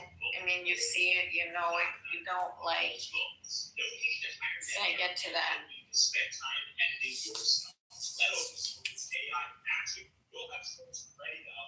The question is,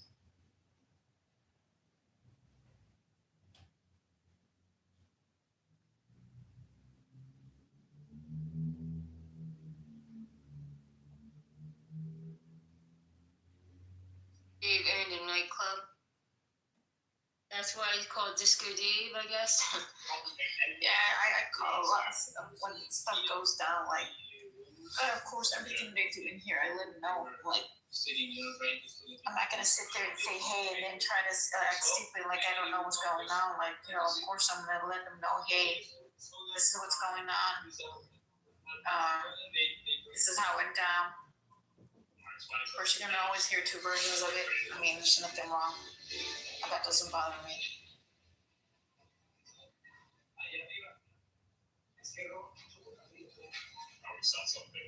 It's like not the first time people trying to tell me how to run the room when I can't say it works and not do. Like, it's not the thing of having a being, because at the end of the day, you know what I mean? I see it when two people are going back and forth like that. You know, I feel like saying, well, if you two want to continue this, go get your own room, because this whole house here does not want to hear it anymore. It's been going on for 15 minutes or whatever, and you know, it's like, and you were doing the right thing. Like, okay, we got to put a stop to this now. And it's like sometimes people just don't want to let it go, type of thing. And it got so out of hand. Something that wasn't even a real argument. Like, it was crazy. And the fact is, not even arguing with him. Like, nobody was disagreeing with him. I'm like, bro, nobody's disagreeing with you at the end of the day. Period. This is the fact that it's his tone of voice. He was raising it out loud, and I understand when it's like you get his buttons pressed and it raises, and it's whatever was going on between them. Like, there was no call, and it was just like, back, like, no, bro, not in here. We're not gonna do that. It's like saying, well, fuck it. If y'all want to go to take each other, like, take it out. Like, nobody wants to be hearing none of that. There's two different opinions. He's right, and so is him. Like, either or. Nobody's disagreeing with none of them. I was going to put a video up of two people boxing, and then I stopped myself. Like, I thought it would be funny, but then I was just thinking, I'm going to put myself into the argument if I do this. Because, you know, somebody's not going to like it, so I didn't do it, but it would have been funny.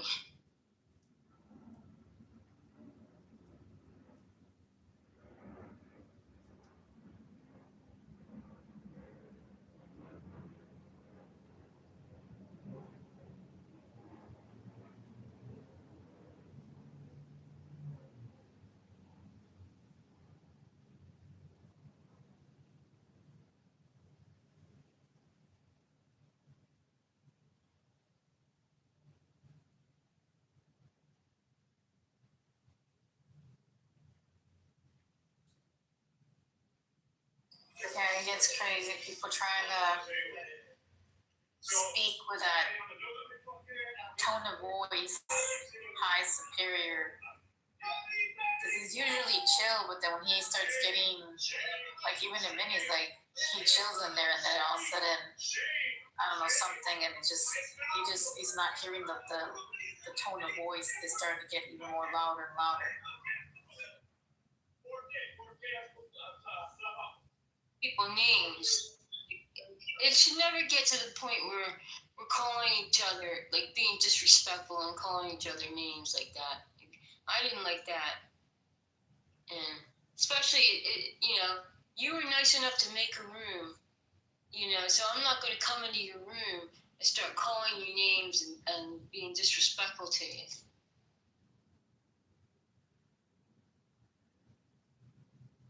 Yeah, and you're not gonna sit there and tell somebody how to speak and how to say it's like saying yes or no, sir. Like that's just ridiculous.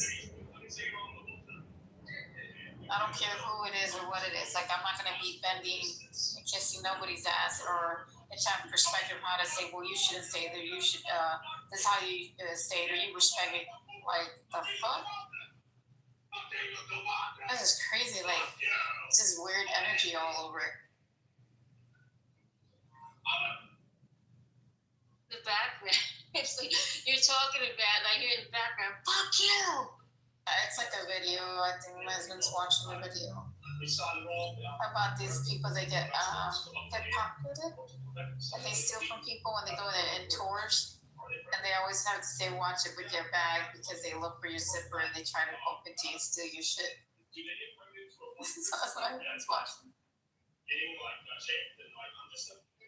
seems that way. It seems especially wrong. Like it seems that they're always pregnant. It seems like it's by design. So, Yeah, like how would I know this would be? I've known it for so long.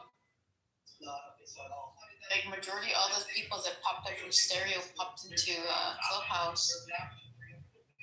Hocus, Disco, Ultra, a lot of like we go way back into.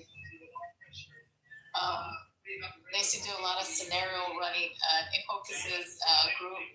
They used to do a lot of scenario running. You sit there and just watch them play. I used to just trip out, just hear these people playing the scenario with Hocus in his room. That was dope. They'd all play like a role play. I think they came down to the end before they converted over here to Clubhouse.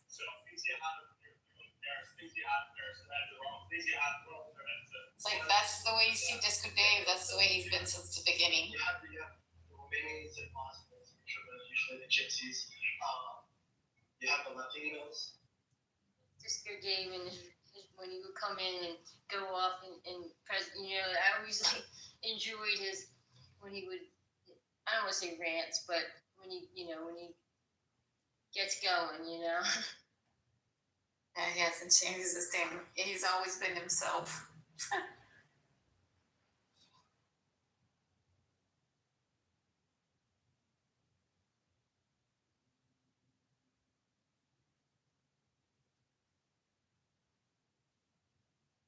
Let me play this video. Hold on.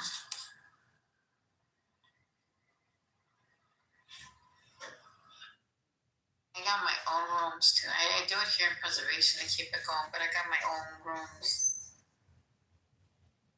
I got like, how many of my own rooms I got?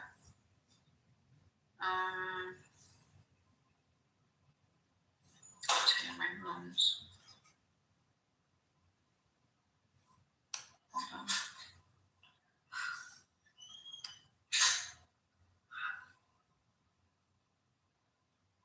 I got the Make It Pop's house. The house Make It Pop. I got that one, right? The other one I really didn't make it much.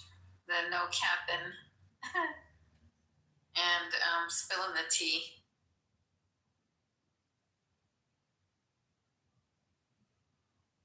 Imagine all those people that were back then when we had these rooms. How much has Clubhouse changed? People have come and gone.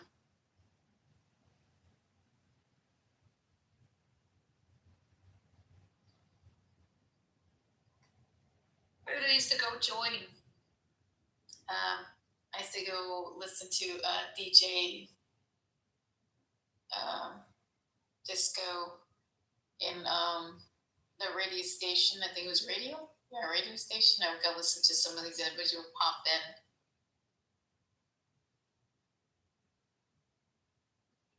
I should listen like some of these people.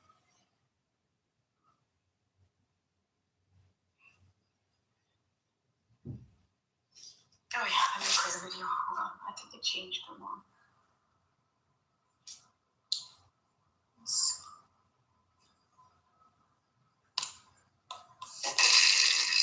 Founded now 15 years, and in 1776 they said that Satan was let loose. But I think I'm gonna talk about Satan's little season because I'm not gonna lie, it's starting to make a lot of sense.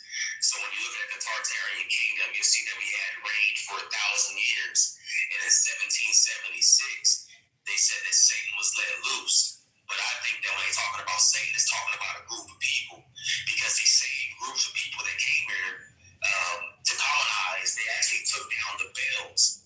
And the bells, they took them down all across Tartaria, I think because it was had such a harmonizing frequency that was giving us energy and power, and they couldn't take that noise. So I think that this is why they have the Liberty Bell, because they got free from the bells that they didn't want to be emitting a frequency all throughout the kingdoms. Do you think the reason why they moved it at that point, even though it was a frequency, was there a time frame maybe that they changed, that these people had that tech inside of them, that they couldn't mess with it, so they took them down? Could it have been possible or no?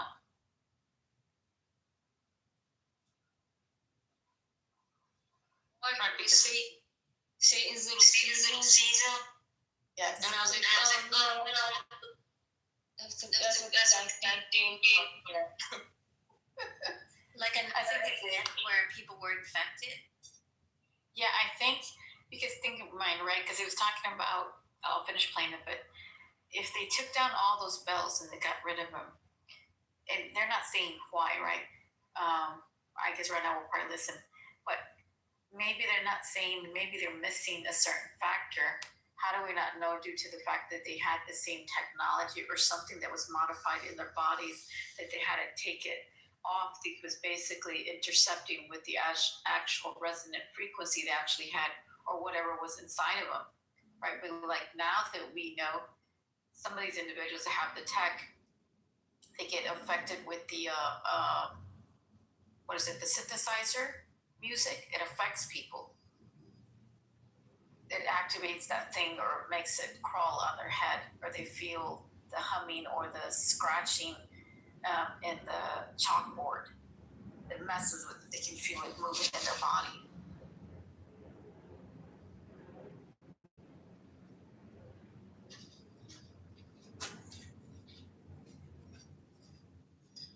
Peace.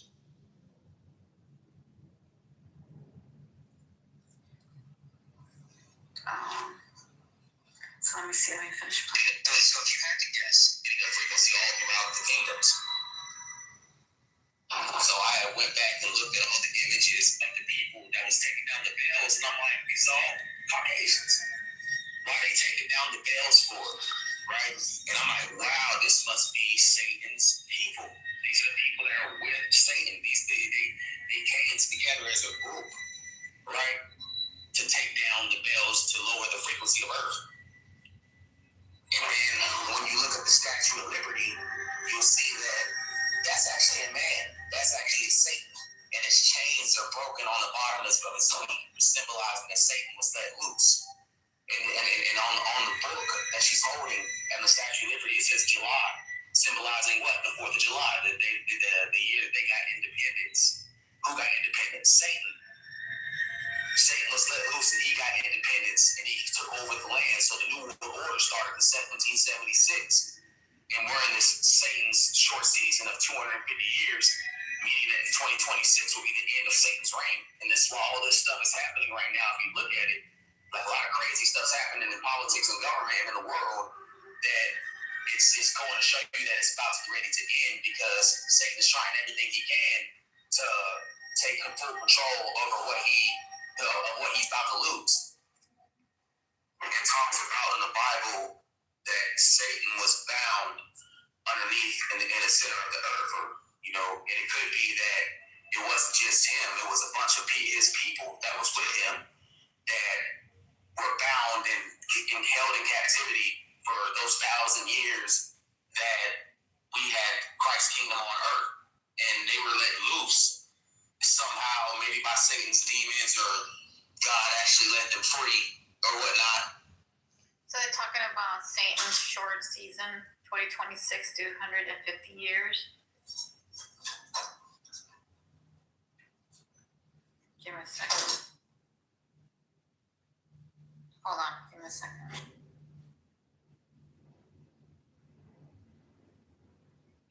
They believe, and I know this from the guy on Shepherd's Show, they believe that Jesus was already here, and I think that's the Tartaria was Jesus's reign on earth, is basically what they're saying. And now we're in Satan's little season, and then after that, or something like that.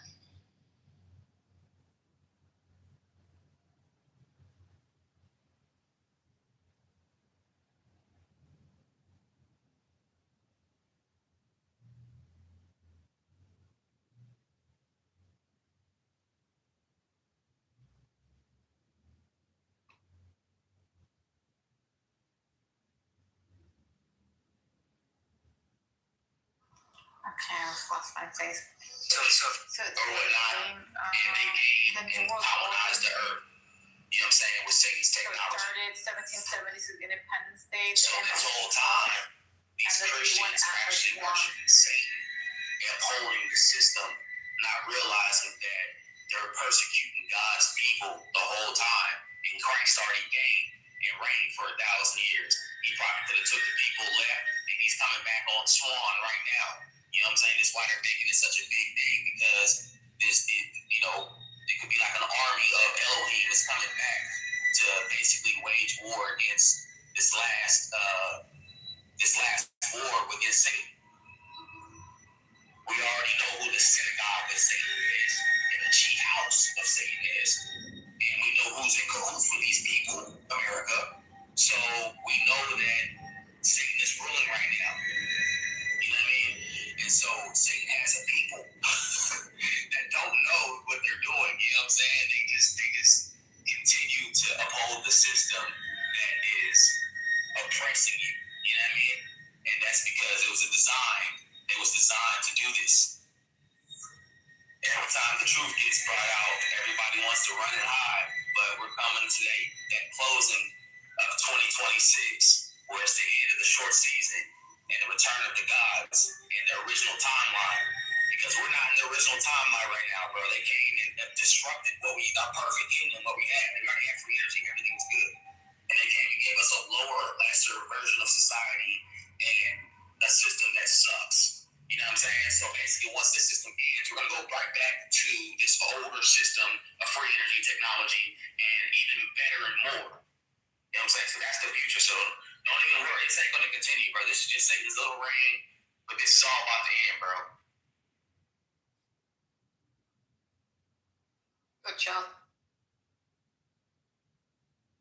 James is saying they believe, or he believes, 3i Atlas or Planet X is Jesus coming back, and that's our new Earth. Like, he believes everything that God said, and then on top of it, that Planet X is the new Earth, and Jesus is either there or on 3i Atlas, something like that.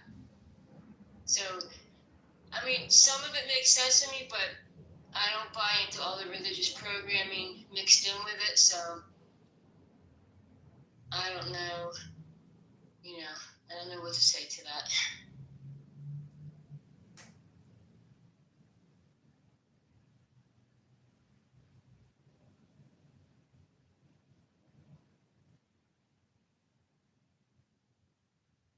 Around with timelines, and and they don't want us to know about all that took place, Tartaria and all that stuff. But yes, but I don't know if I definitely don't think planet Earth is a new Earth. I think we have a home, and we're in a counterfeit overlay of our real home.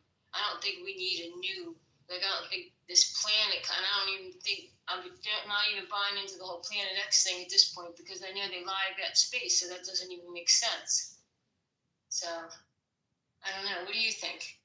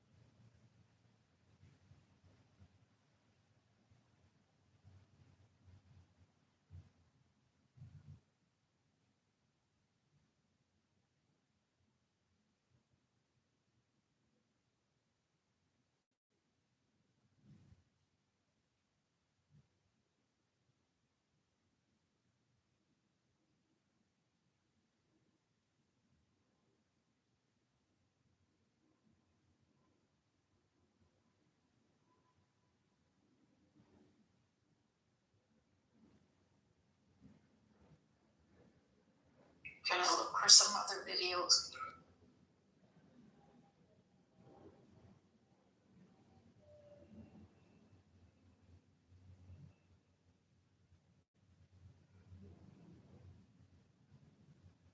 Give me a second, guys, okay?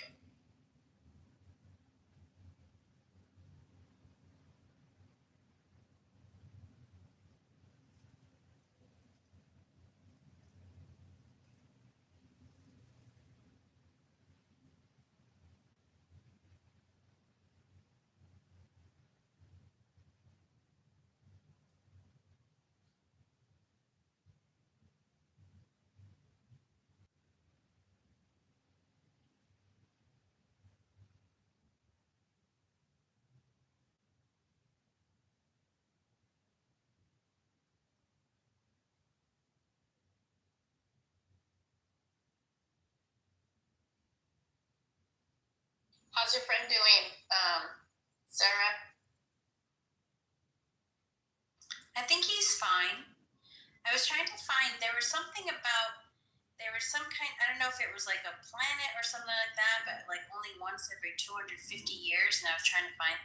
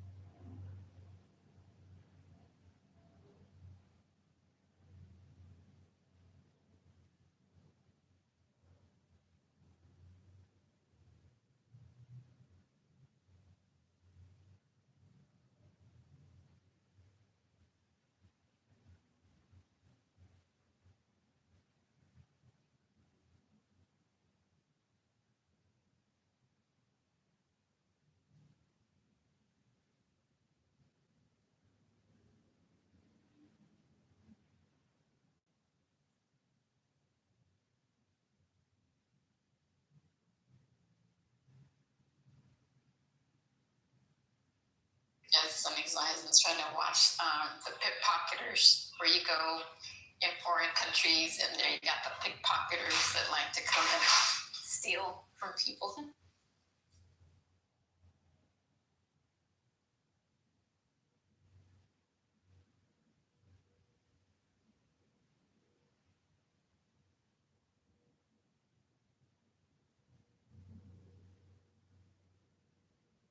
Yeah, I had the raccoons who pickpocket me all the time.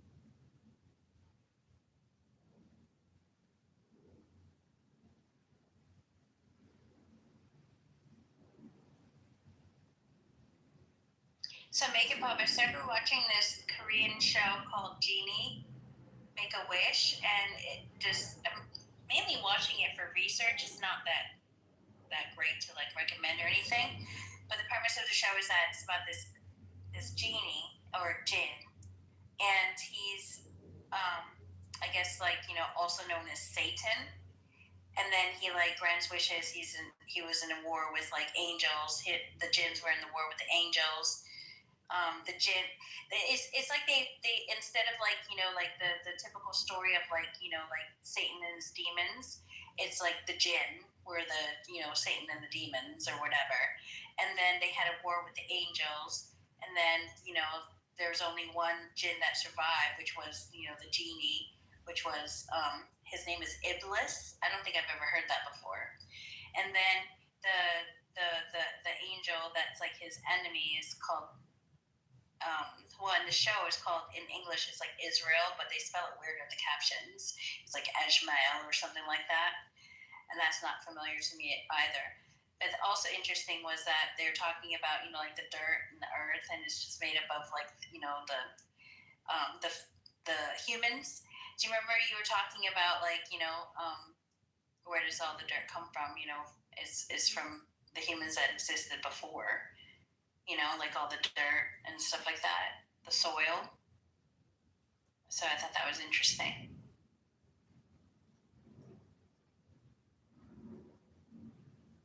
Make It Pop, are you there? Yeah, I'm here.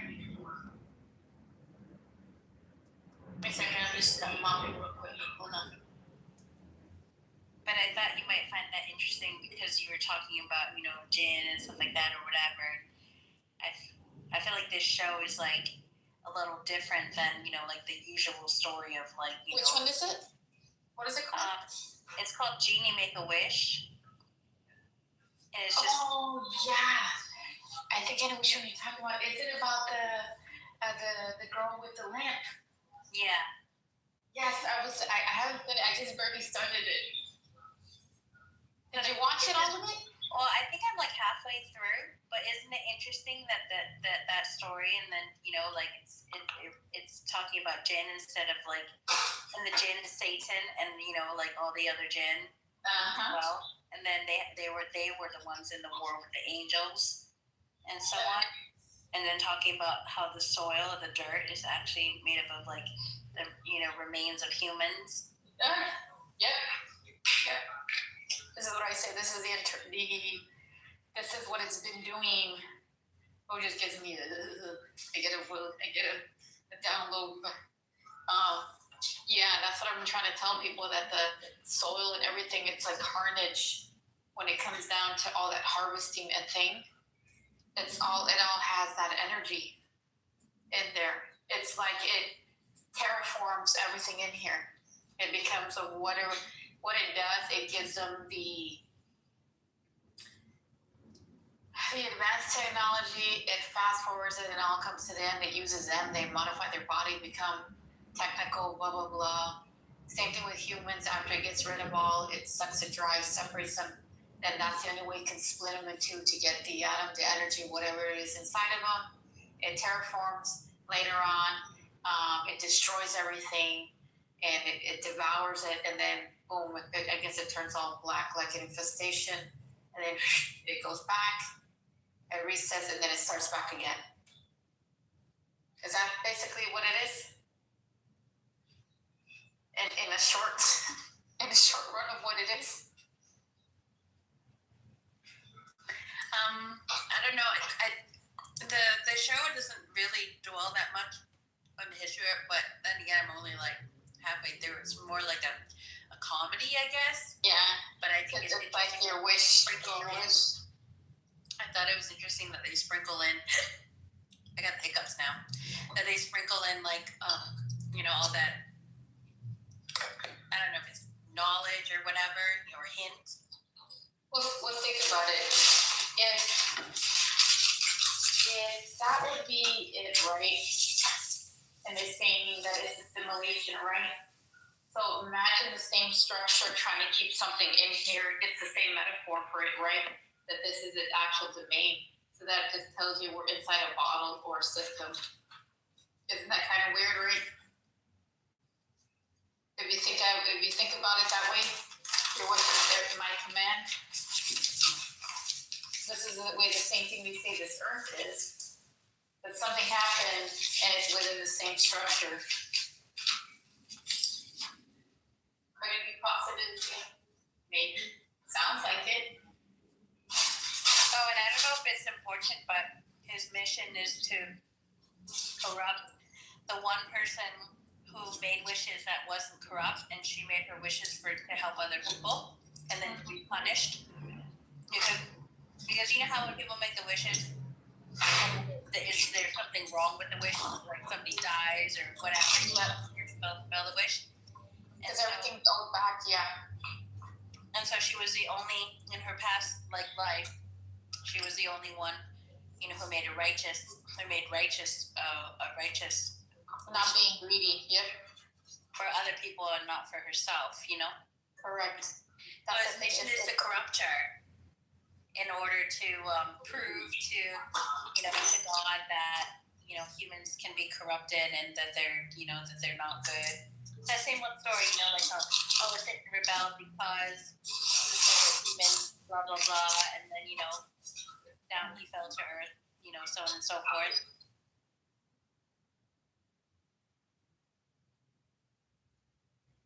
And that he's here corrupting humans, and so on and so forth, just like the Bible story. It's basically the same thing.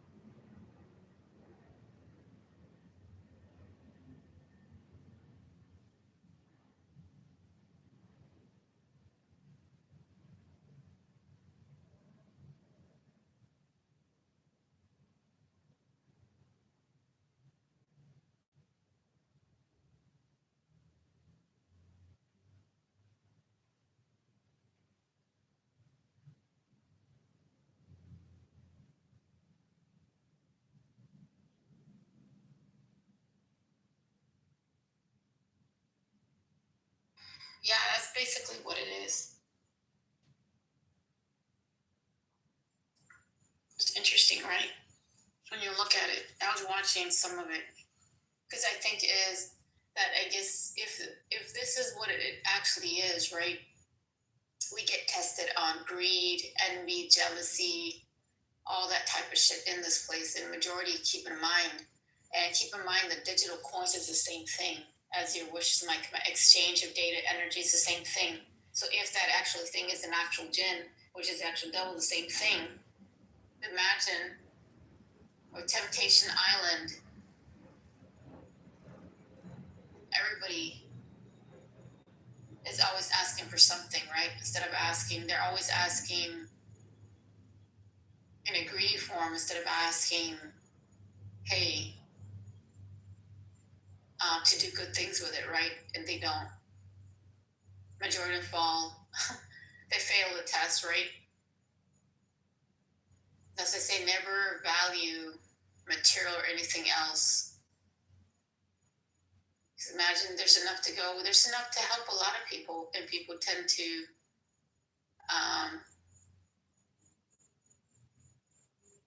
I think they lose themselves. They fail the test every time. This is why humanity is always failing the test. Look at the way everybody treats each other. Even when it comes to money, shit, like, people will kill you for money. Sell their own family members. Look what these individuals are doing for technology, right? Who's got what's gin, who can actually do what, and what power, greed.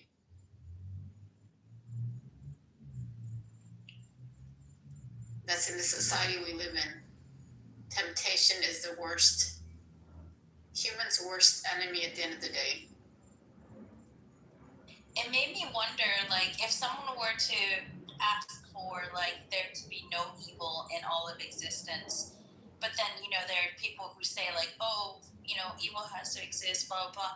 Is that even true? Like, I kind of feel like that's not true. Like, you know, like, for evil to be, like, to be eliminated, you know, in everywhere, in anywhere, it doesn't have to exist. I don't think so. But why do people say that? That it has to be. It has to be there. There has to be a balance. It's just like, what do you? What does that even mean? It's like, whose scale of balance is it? Whose is it? Is it because this is the way this place was made? Or is that it's like, what would give you the obvious to program people not to think that way, right? Because they would be, oh, you can't. Well, either to give up and say fuck it, you know, do or die and let it live and let it happen. You have no choice, no will, nothing. Well, then what would be the point? Like, what's the point of experiencing everything at this point? You know how many times I asked for that? Like, let it give light to the people that don't have it. Give enough to the people that don't have it. Help the people that cannot see it.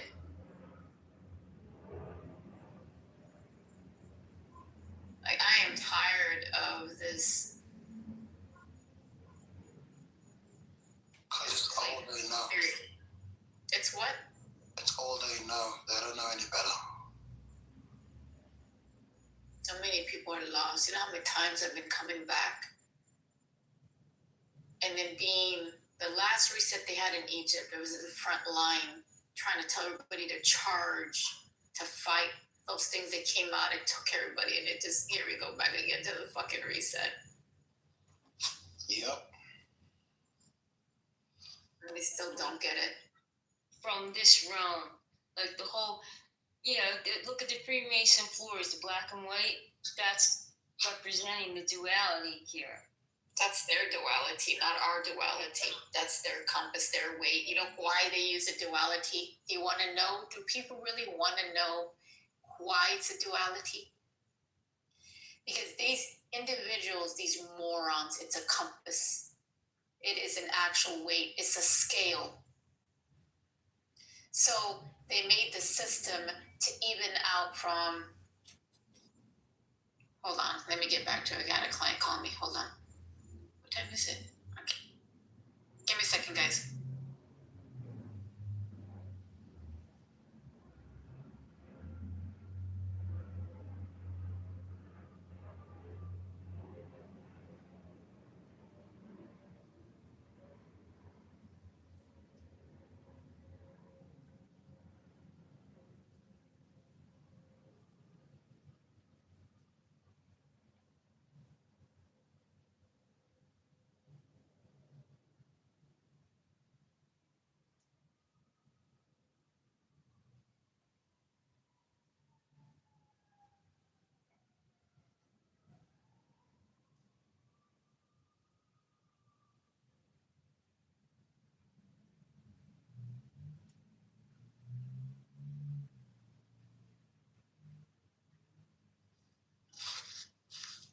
Sup, Trish?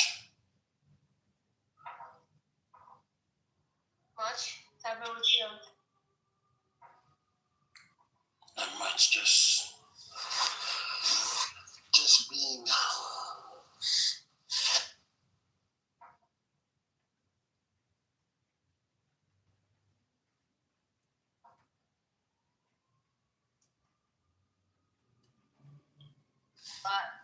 Going on in our realm, you know, big changes are coming. I don't know exactly what's going to happen, but I think that we're approaching the time that we all been waiting for. You know, It's just the veil being lifted. yeah. And the veil is going to just show a mirror. And it will show us who we truly are.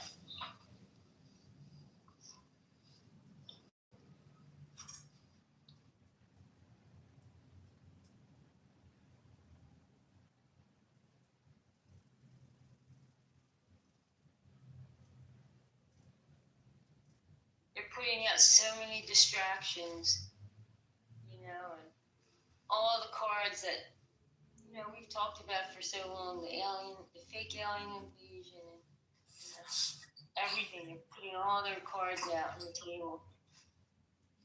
Yeah, you have to look at the word distraction. They want us to lose our traction. Slippery slope, you know what I mean?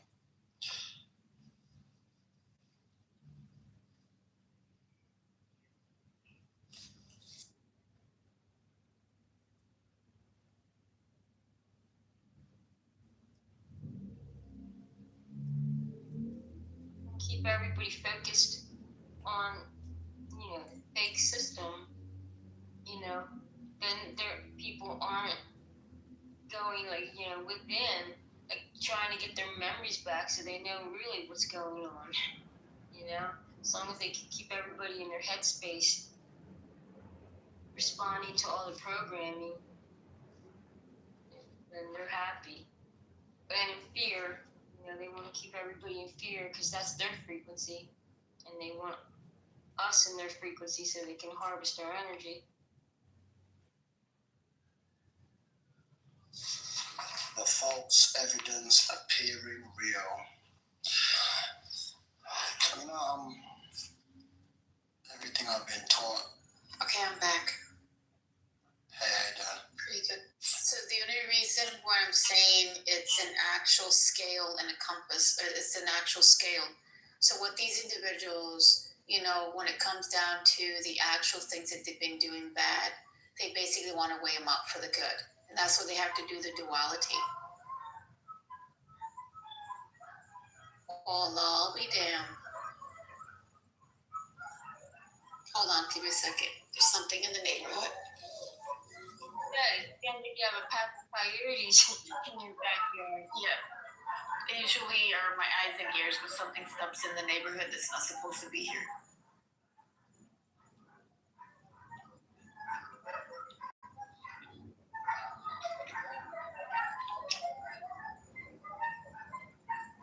Yeah.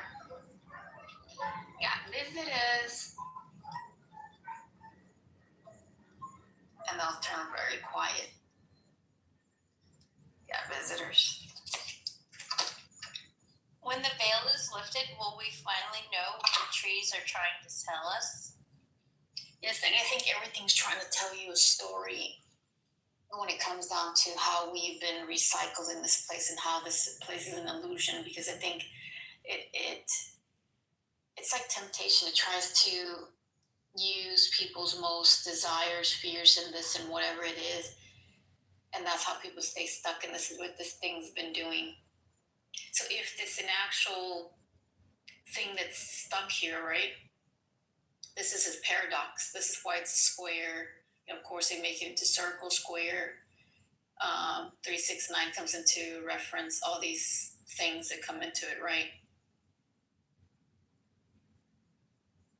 Yeah, but that's basically all it is. That's why these individuals inverted everything within the duality, because they're trying to make up everything and balance themselves.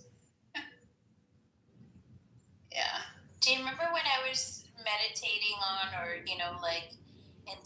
intentions or whatever, that the daily? Remember, every day at 7 p.m.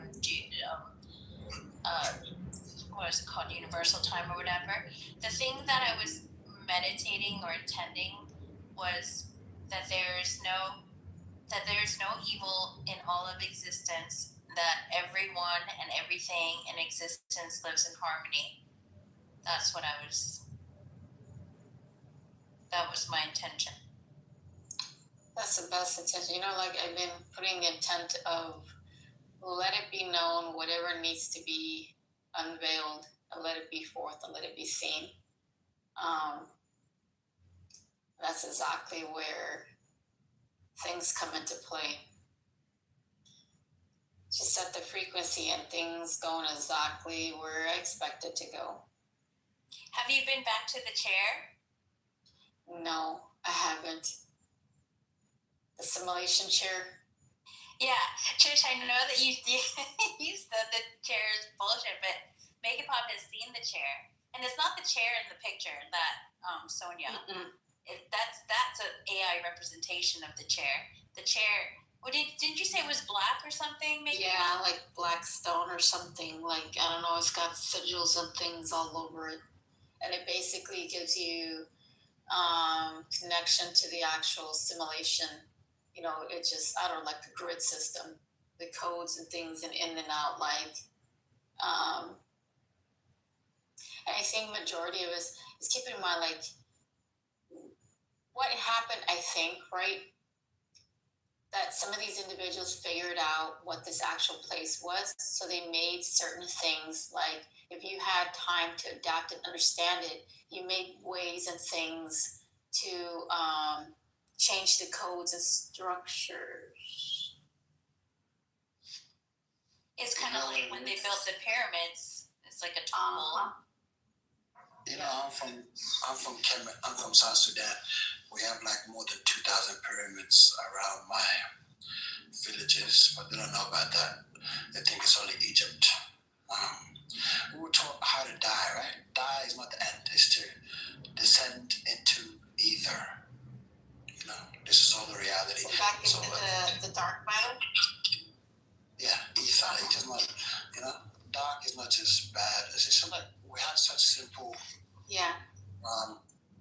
ideology about dark and light, but the truth is the dark is not evil or good.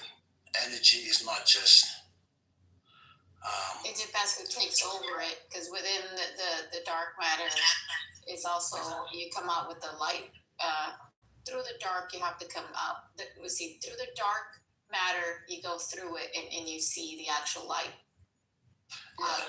Yeah, it's like used for evil. Mm-hmm. It's just the will behind it. But you see how it says you guys are talking about the ancient intelligence masquerading as aliens? Like, we know how the pyramids were built.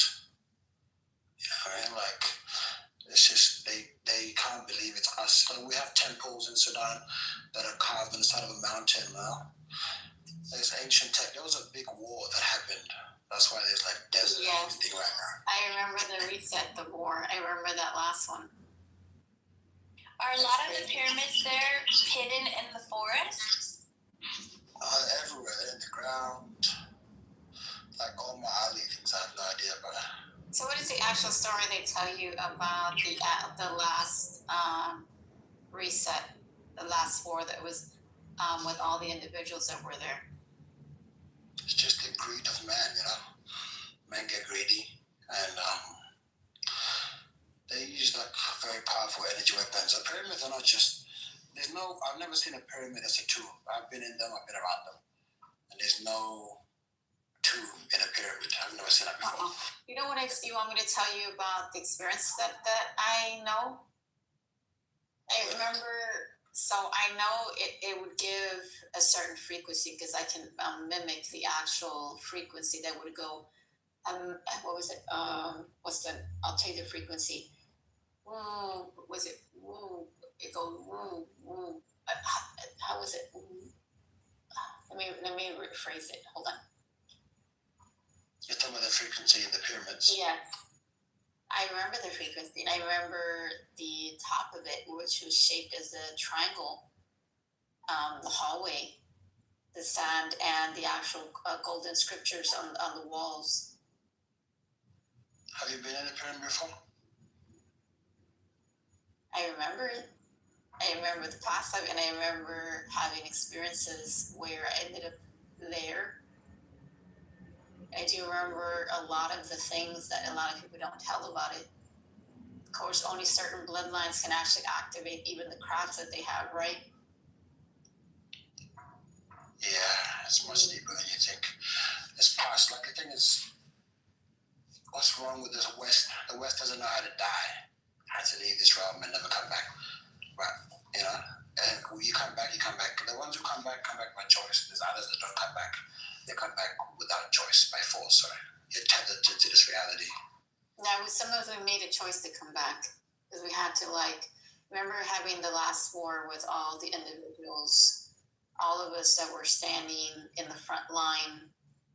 We had our staffs with crystals, the green crystals, staff wands that threw also energy, and other individuals with a lot of things. There's a lot of multiple things going on all at once. These things came out of the ether, or whatever those things were. Mechanical, tentacle looking things and crafts and other.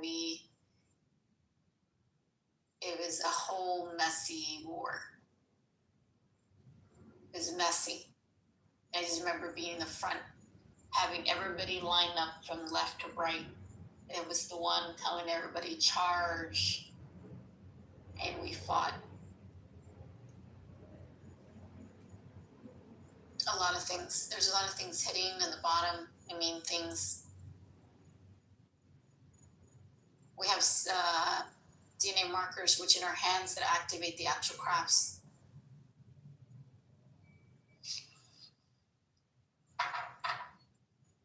You know what I don't understand? I do remember seeing an individual that looked like Cleopatra. She was trying to get back into her body.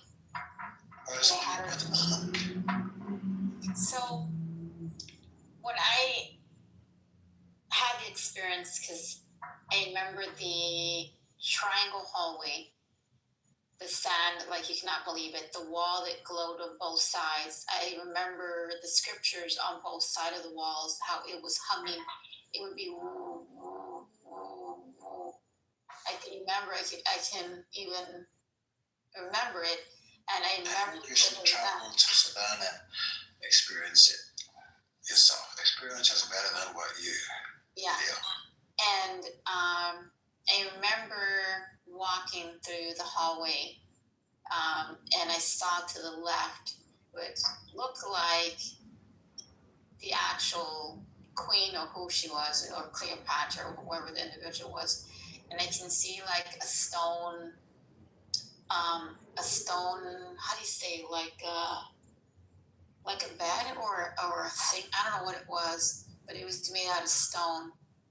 And she was laying there on her body, freshly preserved, but she was trying to get into her body. She couldn't get inside her body. What is she? And then let me go back and go see how she looks like. Let me see if I can go rewind it. I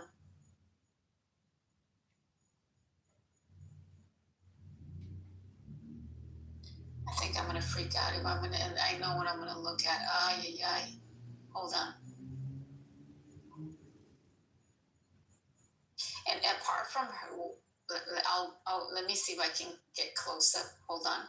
But she also had two guards standing on the side next to the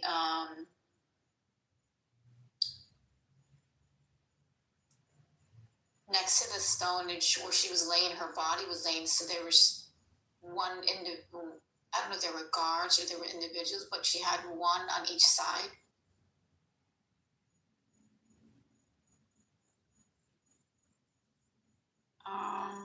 I'm gonna have to deep dive. Hold on, see if I can rewind back in my memory and recheck.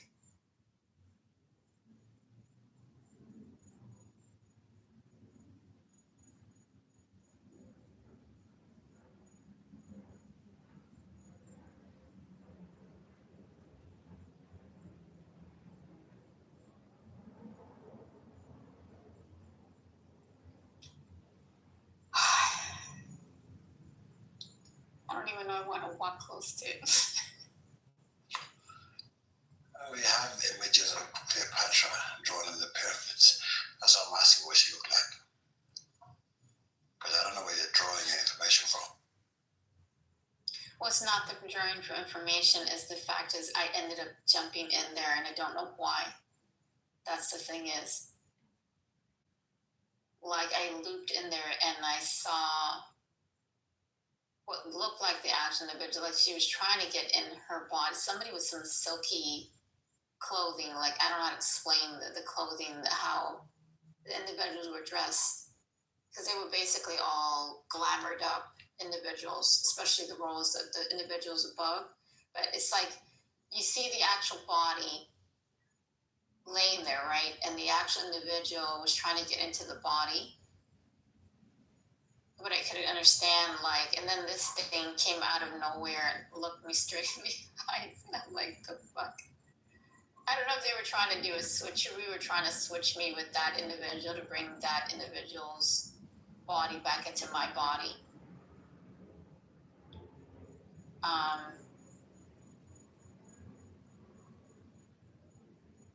But keep in mind, the history that we know and that they speak of is not all told. I say this because some things that are passed down cannot be found in a book or any internet or anywhere except for the places where they're told. You feel me? Mm-hmm. English is like English is a very language. It's not really in tune with natural vibration. A lot of times I speak Dinka. Dinka is a thing called Tonmonja, right? Mm-hmm. It's a tone. It's not a language. English is a language. French is a language. Spanish is a language. Dinka is not a language. Yoruba is not a language. So, I can tell you the names of my grandfathers, like, it's 'cause 20 generations, you know, and things are passed down to us orally and through different rituals. So. It's because you have to be, I understand, like, when people are certain lineage, right, and they come from that, it's like saying taking forth the throne or taking back once what was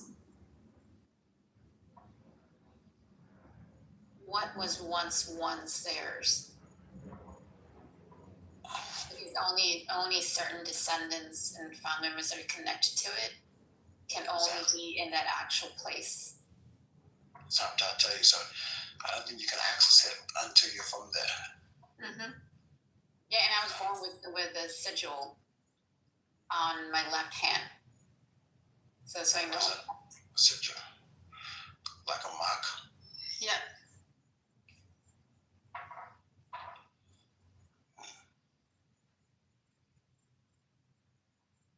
It's like if these individuals are calling me to take forth and proclaim.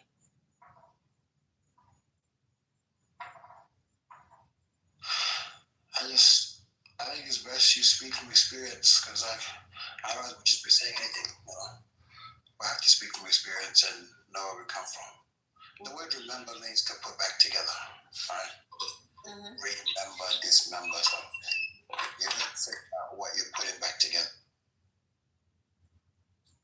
Yeah, there's a lot of things.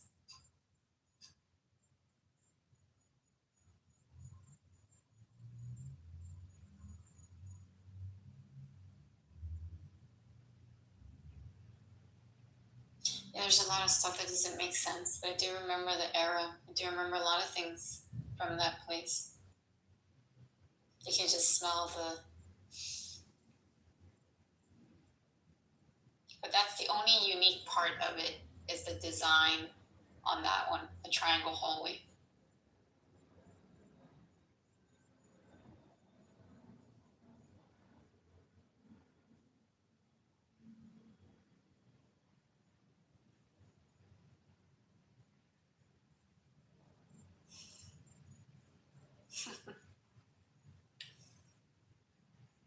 What is that? What did he say again? Sarah? What did Pharaoh say?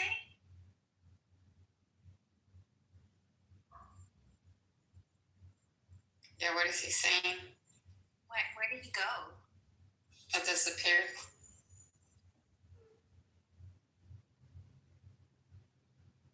Was it the part about he was saying that you're speaking from experience? Something like that. What did he fully say? Something about remembering you have to experience it?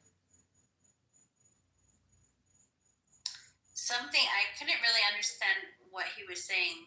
He was saying, like, you have to be there to experience it or something. I don't know. Mm-hmm. But you were there.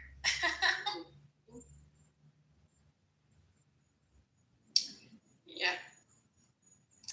things that are in the books.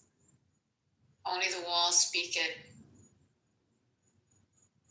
That's why they cut some parts that they don't tell people and how it's being done and things. These individuals that practice the resurrection, bring it forth. That's where you got all these individuals proclaiming the land or whoever is the same thing as other.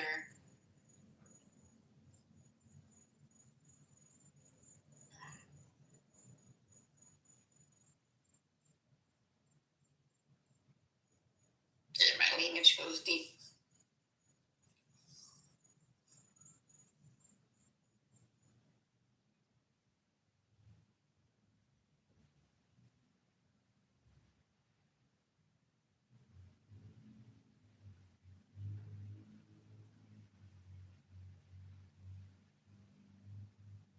Or is he trying to read? Trying to look into him because I know what he was doing. He knows better. Who, the Pharaoh guy? Mm-hmm. What was he doing? Didn't listen to the noises that he was doing. Those cannot proclaim and those cannot. It's like when you come forth many times in different ways and different things and experience like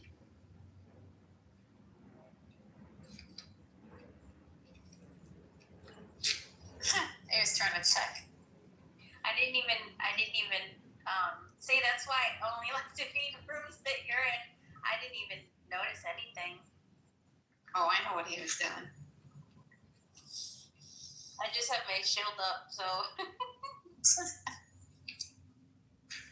you can check a brick wall. I was like, I'm already too old. I've been walking this land for many times. And replaying these stupid games with these individuals back and forward, or coming back, remembering, wipe the memory, do this, do that, fight. When it comes to the last flaming torch and everything goes in and then all this crap again.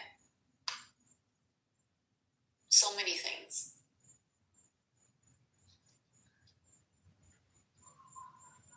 I think everybody has to literally deep dive and literally remember who they all are. Because there's a lot of these individuals, right? You got the Masons, you got these Watchers, you got the Guardians, the Archons, all those individuals, right? If they didn't want you, right, if they would hide a certain truth, they would hide the books, mix it up with here and there, where you never actually know the actual true teachings and knowledge of what they've been doing for ages, like decades.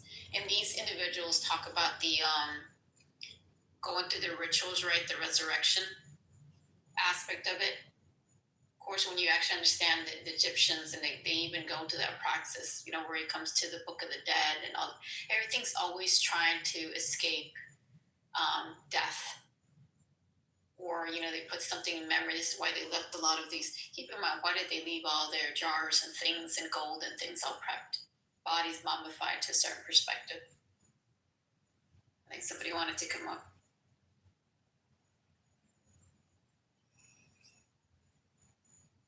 It's like I jumped in many places that I've never seen in my life. And then I look, I'm like, fuck, I've been there. I've been there. Like, I can tell you from the smell of scents and shit, like, it's crazy. I can tell you that I've even been in the UK, you know, in Europe and shit, like, I can describe details and details of places and shit that I've been. And I'm like, how do you know? In all those other time periods that shit has gone by with events and things. Because you always leave a little something behind that always, you know, that way you remember you've been here. And you came back again.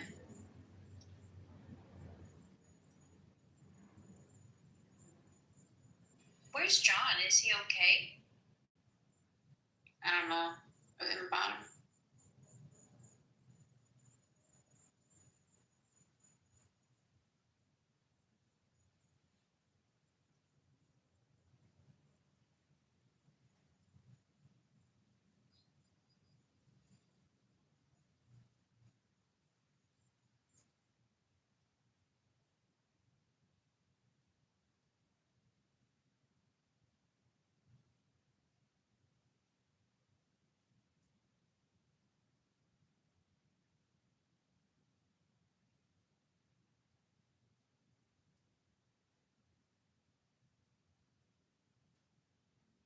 Somebody wanted to come up.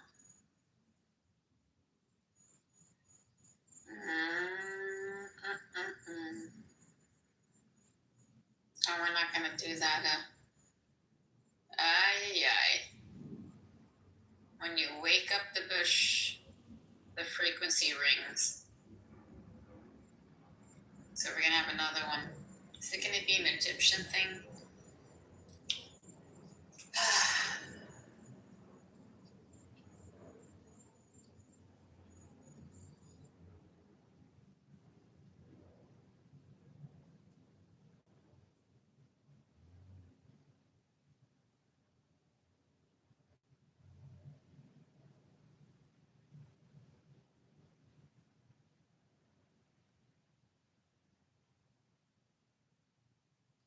What did he do? Send in reinforcements?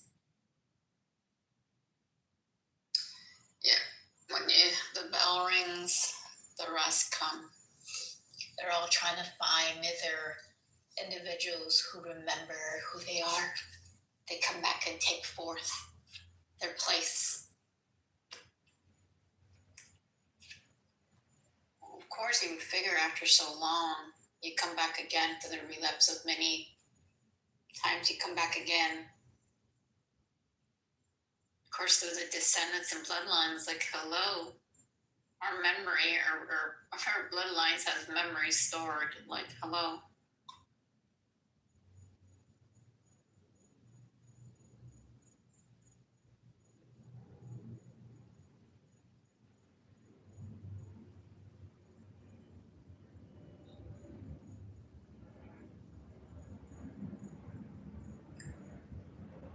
Especially, what is it called, that thing that needs to be activated? Is it the one that Israel has, right? Is it Israel the one that has it, Sarah? That little top that needs to be activated? Wherever the Kaaba is. Yeah, the Kaaba. Just play that Stevie Wonder song every once in a while to clear the room. Yeah, hold on, let me look for it.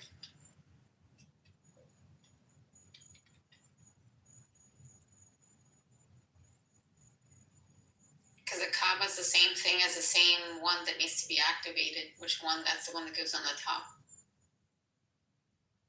Let me see.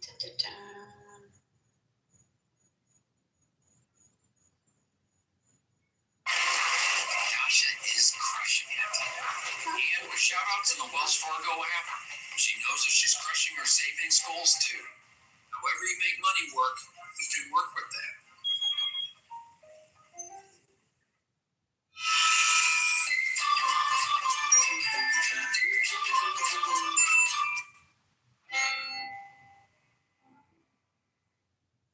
Let's see if I can play it. Oh yeah. Here we go.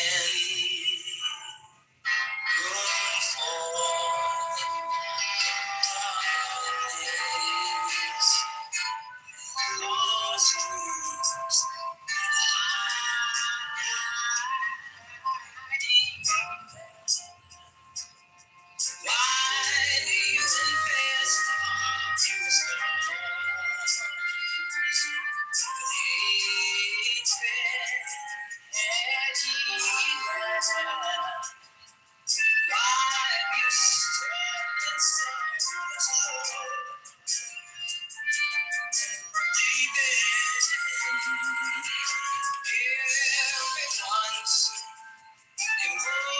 emotion, lost and wandering, free.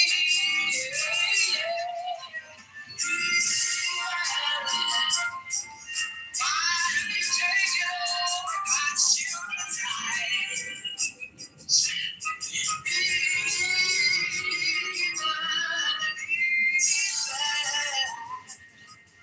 Before they really go to see your way, it's not the way.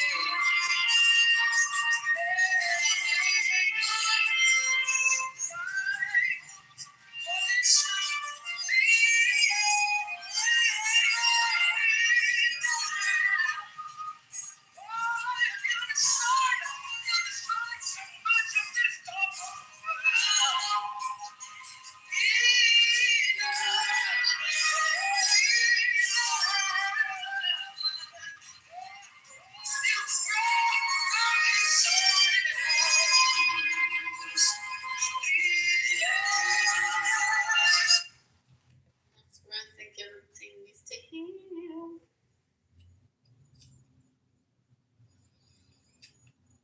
Okie dokie.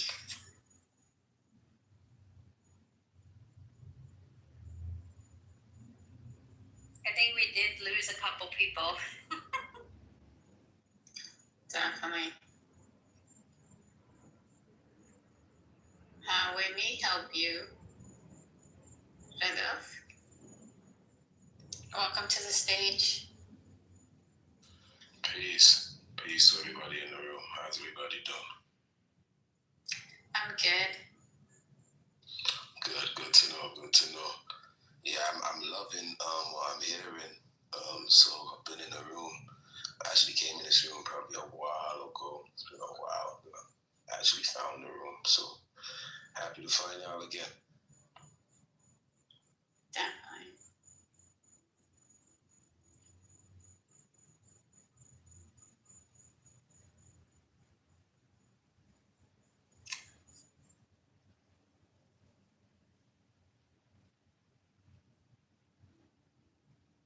You see, it's all about the key, right? When they talk about the 7 seals being broken, it's a key that is being used. When they speak about the dumb, deaf, and the blind trying to read the book and they can't interpret the book, and it being sealed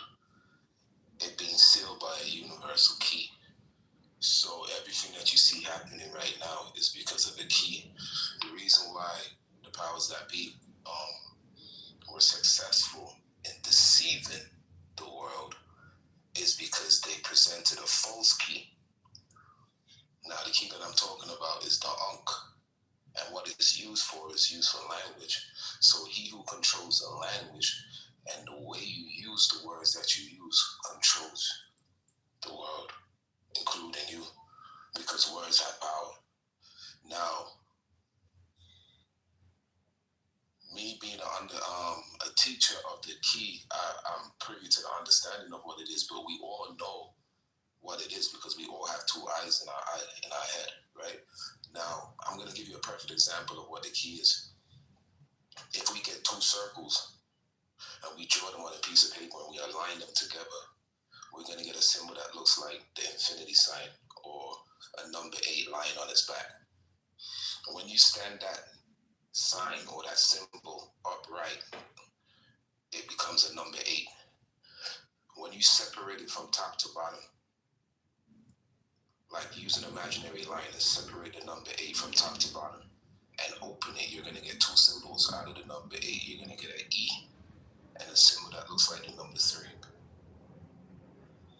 The symbol that looks like a number 3, you're going to put it on its legs and you're going to get a symbol that looks like an M. So in front of you, out of the number 8, which is your 2 eyes, you get the E and the M. And that's what everything is about. It's the greatest polarity in the universe. It's electricity and magnetism. It's the Earth to Mars. It's electrons and molecules. It's ethereal and material. It is the ultimate polarity, but ultimately, it is the erased memory system, EM, right? Or English and mathematics. Now, what they did by giving us a false key, the false key was the Webster's Dictionary, the Strong Concordance, because they gave you the E, but they didn't give you the M. So the E was the English language they taught you in school, you know, or the Hebrew language they taught you in wherever you went to the synagogue or in church. But then they gave you a Strong Concordance, so they gave you a Webster Dictionary for you to define the definitions of the word. And that's how they deceived the world, because then they could tell you what the word means, and you're just going to go along with what the Webster Dictionary says, because you don't have the M. Right? So the key, what I'm talking about, which is the Ankh, is the ability to see the English language with the M, which is the mathematics. It's the ability to see the Phoenician language with the M, which is the mathematics. So now we're not going to say Shalom means peace, or Bereshit means in the beginning, or this English word means this. We're going to go by the definition of the number behind the word. So this is how Haru overcame his evil uncle Set in the course of Ma, because Ma is just one letter short of math. So in the halls of Ma, or in the halls of math, Haru went in there and reclaimed his eye. But the only way he could have defeated his evil uncle Set, he had to bring him into the halls of math and challenge him with the key. So prior to that, he was just a one-eyed monster. He was reading the English language, one eye, he was reading the Hebrew with one eye, he was reading the universe with one eye. But now he got the other eye, he got the E and the M. And that's what it's all about, people. Right now, in this age that we're living in, it's the coming of the key, the opening of the seal that's about to happen. And they're going to do everything in their power to prevent that, because that's going to be the truth. But what we've been given as the truth is actually the lie. So this is where it's going to be a big thing, man, because people are expecting somebody to come out of the sky and confirm what is written in the Bible and what is written in the Quran. Yeah, that I don't believe in that one. Right, but what's really going to happen is, even if you believe in Jesus or whatever, a Messiah, when that person comes, what's going to come out of his mouth is going to sound like evil, because we've been conditioned to believe that good is evil and evil is good. So there's not going to be a confirmation of what we read. The same things that they so-called crucified this person called Jesus for is the same things that they're still promoting in the church. So it's not going to be nothing different, because when he came prior, if you believe in the story, they said that he was speaking evil words. He was blaspheming. He was coming off with stuff that was contrary to what was being taught in the temples at that time. The same thing's going to happen again. So this is the coming of the key. Now, when you spell the word Ankh using the key, you get 72. The A is a 9, the N is a 45, the K is a 12, the H is a 6. Quick question. Why do we always have to be waiting for this character, the individual, to come back if the shit that's been going on for decades and ages for a long time, right? Why does it always have to be a certain timing where the individual has, if the individual had the power and will, wouldn't he have already come forward a long time ago? Would this so-called place already do what it's supposed to be doing? Because we've been repeating this thing for decades and decades, over and over. Many times. It's not been the first rodeo. You're right. I wouldn't even look at I wouldn't look at it as an individual. I would look at it as more of a body of people that always keep coming back. And every time they come back, they always come to fix the story. And this is what people are calling the Messiah or Christ. Now, these are just spirits and beings that are in human bodies that are having experiences like me and you. The concept of a man being born with his full spiritual capabilities is not what it is. You know, if Jesus had to come back, if we believe in the story, Jesus had to come back, he has to go through the same thing me and you has to go through. He has to get a job, he has to have children, he has to bump his head, figure it out, drop, fall, get up until he realizes Experience. Yes. Right. So The awakening of these people out of that deep sleep is what they're anticipating. But these people are here with a key. Now that key, which is on 72, that number is very significant because they say with the 72 elders that wrote the Torah, or the 72 virgins that you will get when you commit whatever type of ritual rites in Islam to go to heaven. 72 demons also. Oh, exactly. So 72 is 66 plus 6. Now I'm going to show you what 666 is. When you spell the word red, if you get a calculator, you can follow me. When you spell the word red, you get 37, right? When you spell the word green, you get 84. When you spell the word yellow, you get 111. When you spell the word orange, you get 134. When you spell the word purple, you get 152. When you spell the word blue, you get 48. And when you spell the words the 35, white 65, you get in a total 666. So the number 666 is the number code for the visible light of the electromagnetic spectrum, which is EM. It's blue. Right, all of the colors. So when that white light hits the prism, it refracts into 6 different lights. The total of their names adds up to 666, which is the code that we're living in. Everybody's living in 666, but there's a key to read it. Right? The key to read it is the Ankh. Now you might say, well, why is he saying everyone is in 666? Well, the 7 colors is the 7 days. Tuesday is green, Wednesday is yellow, Thursday is orange, Friday is red, Saturday is purple, Sunday is blue, and Monday, the 7th day, is white. So when that prism, which is the 7th day, receives that white light, that prism received the white light, which is the 7th day, that white light refracts into the 6 other days, which give us all the 6 days of the week.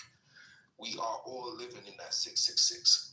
But we all... Well, it's 2 overlays, because one is the actual bad overlay, which is on top of some, only some, right? The false light, the Lucifer rays, all that, right? But the actual light that people have, it's already inside.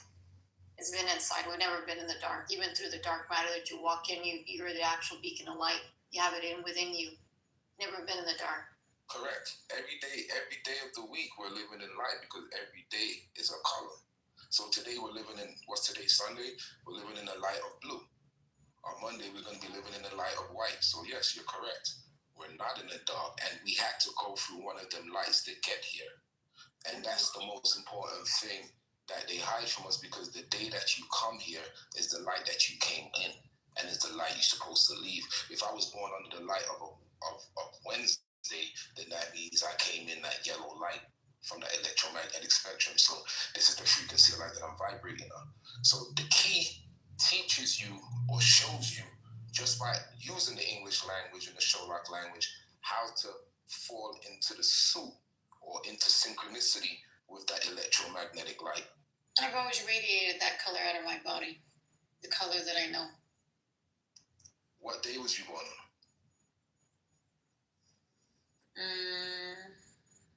Do you know what day of the week you was born on? What day of the week? I have to go back and look at it. I have it all written down from the day. You could Google it. Google it, tell me. Well, it's actually, it would be pink.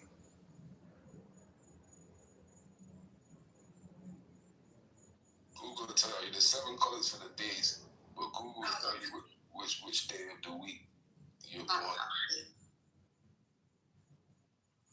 But as I was saying, the key is what we use to read the language and to read the days, to read the universe, to read the cycles, which is 72. So this is what it's all about. They put it in the Transformer movies. They put it in all the movies, man. It's the key that is going to wake up the people. Because you know how to use your eyes. I know how to use my eyes. Everyone knows how to use their eyes. So we're all supposed to see the same thing. If your number for God is 49, then my number for the word God is supposed to be number 9. If my name is Google Gaga, then Google Gaga is supposed to be 49. If you go to China and they say their God is Yellow Dragon, then Yellow Dragon is supposed to be 49. If you understand what I'm saying, because the world used to be of one tongue and one language. But when the powers that be disrupted that, they changed the times and the seasons, and they changed the count of the language. It's inverted. They're all inverted. It's upside down. Correct. You know, it's so weird because I asked about it, right? And it's so weird because I ask a lot of things, right? But not to ask as in try to get something in return, but just to understand it. So when I ask, like, why all this stuff, and next thing you know, I just get flipped upside down. I'm like, why am I flipped upside down? So just tell me, like, hey, everything's inverted. Which is weird. What color did you say Wednesday was? Wednesday was a yellow. Which is the day I was born on a Wednesday. So when you're using to follow the 666 code, your birthday will be on a Wednesday every year. The only reason your birthday falls on a different day every year and jumps on a leap year is because we're following the incorrect calendar, because they changed the times in the season. They have us following a 365-day calendar. Oh, I know which one mine is. Right. Yeah, this is the same color that it's always overlaid over my energy. Also, I radiate it out of my body. What color is that, sir? It's pink. Oh, okay. Okay. Yeah, so the key is what's going to connect us to our colors. When we spell colors, you get 162. 162 is the number for contact. So the contact we're trying to make is with the colors. That's the light. That's what they call Kabbalah. Being able to receive the light. But being able to receive the light, you got to know that your day is very important. Your birthday is the most important day of your week and the most important day of your year. Because every year, if you're born on a Wednesday, then every Wednesday is your birthday. So you're having a birthday every Wednesday, but your yearly birthday is going to fall on a Wednesday. It's not going to fall on a Friday. It's not going to fall on a Saturday, and then some days it falls on a Sunday, because what you're doing now, you're lighting candles and performing rituals and asking for gifts on the day that you wasn't born. So you're trying to light a candle to receive a light that isn't for you. You're lighting a candle on Saturday, but you're born on a Wednesday. So all of these stuff we're doing, even when we're following the language, when we're following it wrong, we're saying, it's so weird because when you actually look into it right, so it's like it depending, like I guess on the chakras or the colors, right? Because I understand like what my day is, but then I only stick to one color, right? But then the actual color, which also radiates another color out of my body, which is 2. But I guess it's that same color that's always my favorite color. It's interesting, ain't it? We all connected to colors, man. And the funny thing is, every color is a number. So when we wake up in the morning and we say, I'm going to wear red today, that's a number that you're wearing. Red is 37. If I wake up in the morning and I say I'm going to wear blue, blue is 48.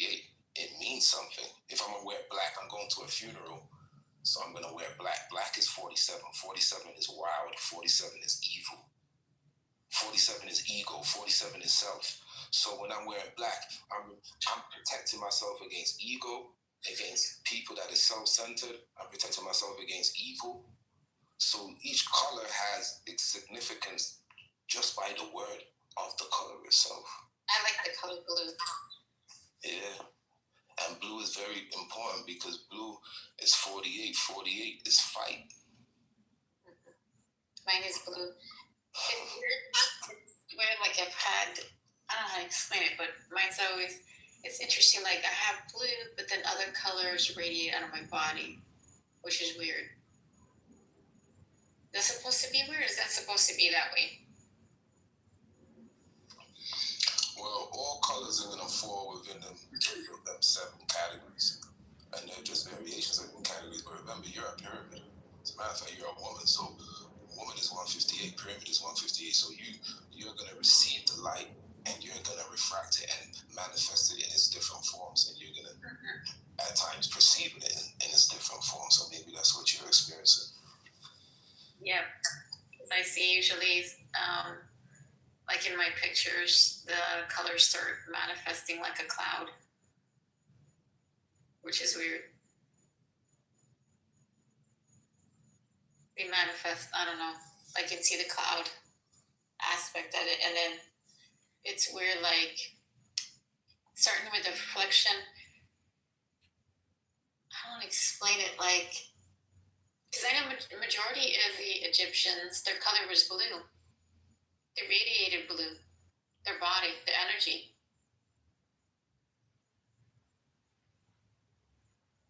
Yeah, blue is a very important color to the Egyptian people. Yeah, very true. Yeah, they all did. They had see their body would radiate blue because they remember they had blue. Blue was very important. Yeah. I think the blue, green, the crystals were green. You just said something there very powerful. And I'm going to show you in mathematics what you said is very powerful. Now, I'm going to show you how the Ankh is powerful. When you spell the word blue with the Ankh, I just told you get 48. But when you turn around 48, you get 84. 84 is the number for green. So the opposite of green is blue. That's why when you look on the walls of Egypt and you look at India in the Hindu culture, you see they depict their gods as with green skin and blue skin. Because they had staffs, like conductors with green stones that lit up through energy. Powerful, very powerful. I remember that. Yeah, man, they got blue on the Jewish flag, man. So, blue and white. It's an important color, very important, blue and white.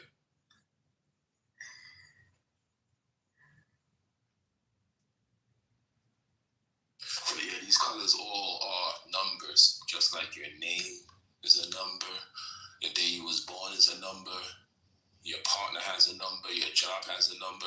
So we're living in a matrix full of numbers. It's just that we're not seeing the relativity and the connection between them on a quantum level because we're not reading it with numbers. The trees have, is it the 01 in it? I think it is. Well, they project green. It's like the green hologram, like numbers coming. I don't explain it.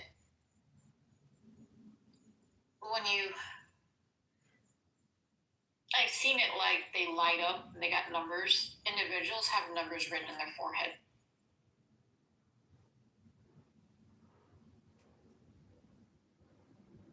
I've seen it on people's forehead, the numbers on their forehead. The trees radiating like all plant life, green things. It's like it's like you've seen the Matrix, but that's just like the overlay of that system, and that's the system I don't believe in it, right? But if you understand the overlay of the Matrix and the numbers, that means you can walk through it, control it in a certain perspective. Would that be it?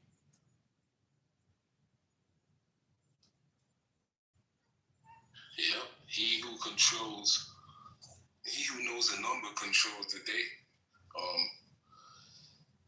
Every word is a number, and every word you use, you're just pulling from an energy that was already there. That's why words can't be erased.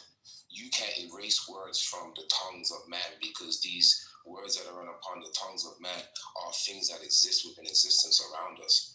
They're interconnected, so it can't be removed and they can't be changed. Perfect example. When you spell the word Egypt, you get 90. That was a name given to that piece of the land in Northeast Africa at a certain period of time. Now, when you spell the word... Every land has a code. Every individual has a code behind them. Right. Now, when you spell the word Kemet, you also get 90, which was the name given to the same land at a different time. Meaning that if the same land gets a new name 500 years from now, it still has to go into that number category as 90 because there's something existing within the universe representing that number. So words are like magnets, and they operate off of the number codes and their relativity and connectivity to the rest of the things in this timeless space that we're existing in. And that's just connecting the dots. When I spell the word bad 19, I get 19. When I spell the word good, 91, I get 91. So the opposite of bad is 91, which is good. This is throughout the whole English language, right? It's like the whole English language is interconnected with the words through mathematics. And understanding that and seeing that is you seeing behind the fabric, behind the curtain. What about the word and you love? gotta use your two eyes. What about the word love? There was this guy that I think, what was his name? Aleph or something. He was telling us the same thing basically about how the English language is like inverted and everything is like the opposite. Like when you tell someone that you love them, you're actually telling them that you don't love them.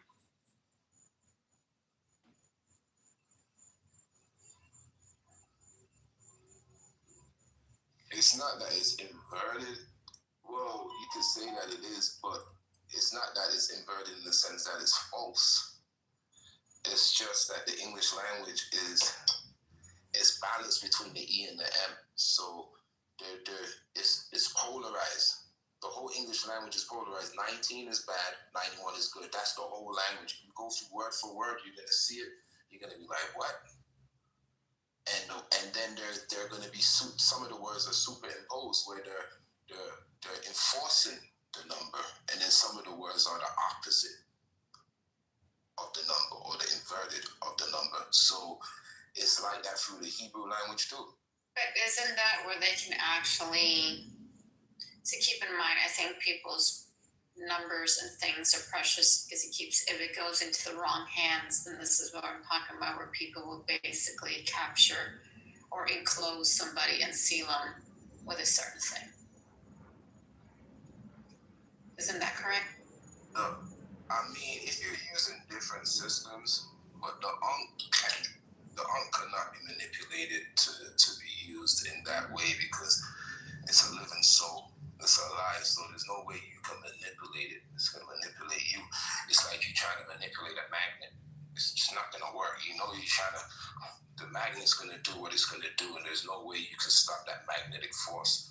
And the Ankh is ruled by a magnetic force, and it's every word you use, whether it's Hebrew or English, you're using the Ankh.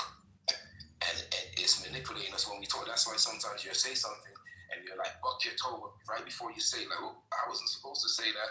Or you're trying to say something or someone's saying something, you know it's not right, and they start stuttering. It's the magnetic pull.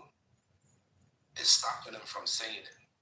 Or it might force you to say something. Well, it's because the thing is tricky. Like, we have a lot of people in this clubhouse, in this reality, right? We got a lot of magicians and masters and things. We got people stealing illusion for people's energy. We got jinns. We got all that weird shit going on, right? People using people's data, information, energy, and things. It's just like, yeah.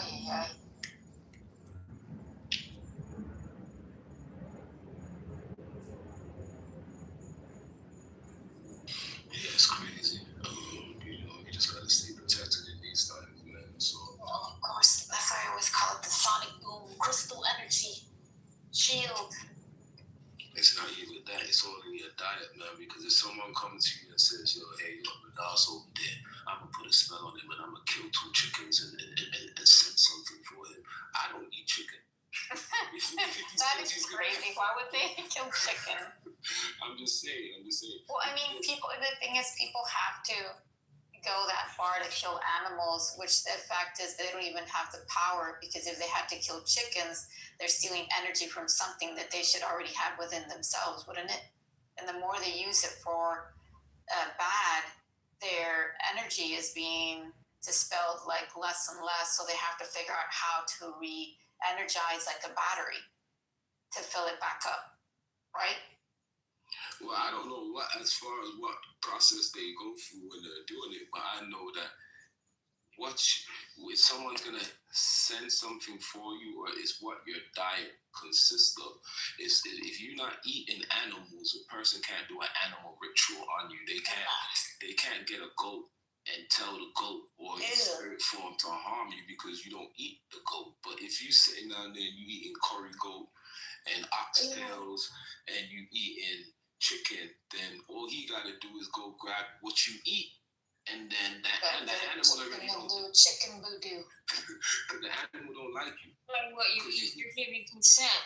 If you're financing extreme animal cruelty when you buy animal products, you're consenting to the same thing done to you and your species. Correct. And that's why the children, all the animals at factory farms are children and babies, and they're raped and they're murdered. They're taken from their mothers, and we wonder why human trafficking their human children. I mean, it's clear as day to me as an animal rights activist. Yeah. So when you're consuming them, that's how people could use these forces to harm you, because now you're a part of the animal kingdom. You're a part of the karma of the animal kingdom. So that's when witchcraft and voodoo and all of these stuff can be performed on you, because you're eating them. You're partaking in the war. So now that spirit is against you because you're eating it. But if your diet is clean and your mind is clean, because it smells the filth. You're protected. The filth and the taint in your blood and your energy. So I think my friend who taught me the Arabic, the protections and the things with all those jinns and things, right? To dispel of taintness within certain people that don't even have, right?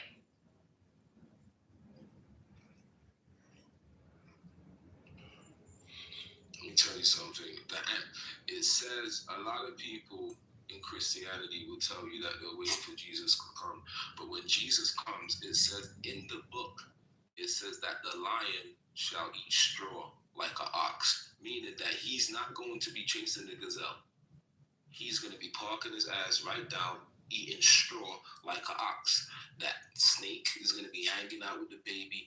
So literally, when this Christ will come that Christians are sitting down talking about, there's going to be no meat consumption. No animals are going to be eating each other. No humans are going to be eating animals. So while we hollering for Jesus to come, I hope everybody understands that when he comes, you're going to have to put that burger down. That piece of chicken is going to have to come down too, because he's coming as the Prince of Peace to bring peace, evil to the animal kingdom. But that's the part that I don't get. Like, how many times is this individual going to do this, and how many times are we going to do it over? He would have figured it out the first time, right? Why does it have to be again and again? Like, I don't get it. So you're going to sit there and tell me that he's going to wait for all the sacrificial where all this shit is done to babies, sacrificed and done and raped and slaughtered and things, seeing suffering and pain and everything else, but we have to wait for that time to say, I came over. I mean, that's no disrespect to the individual, but damn, like, bro. Or is it the fact is that we're waiting for somebody to come, and in reality, we are the actual individuals that have to save our own selves? Yeah, they interpret it as one person based on the story, but it's a body of people. It's the children that's waking up. That's what it is. Basically, like, we are the individuals. If we are the actual individuals of the Christ or the actual source of energy, we are part of that creation. So that would be the people that are asleep, that remember who we actually are. Because it's too much suffering. That's the thing is, like, how would you basically trick some of these individuals to do it? They would go in the church, but keep in mind, why would you be confined in a place if it's part of everything? Then why be in there? I think that's the trickery, wouldn't it? But the thing is, if it's inside of us, then you're supposed to use all your senses that you're supposed to have, which has always been within. So the more you distort, the more you plug into their false systems, the more you're not even understanding. Because then, keep in mind, they gave us eyes to see, ears to hear, the energy to, like, all that. And the more you split yourself in so many things, you're now half or less of receiving the actual, what you're supposed to be hearing or understanding, because it is loud. Everything's all loud at once, right? But they're so distracted, they can't hear it. They don't understand it. They don't feel it.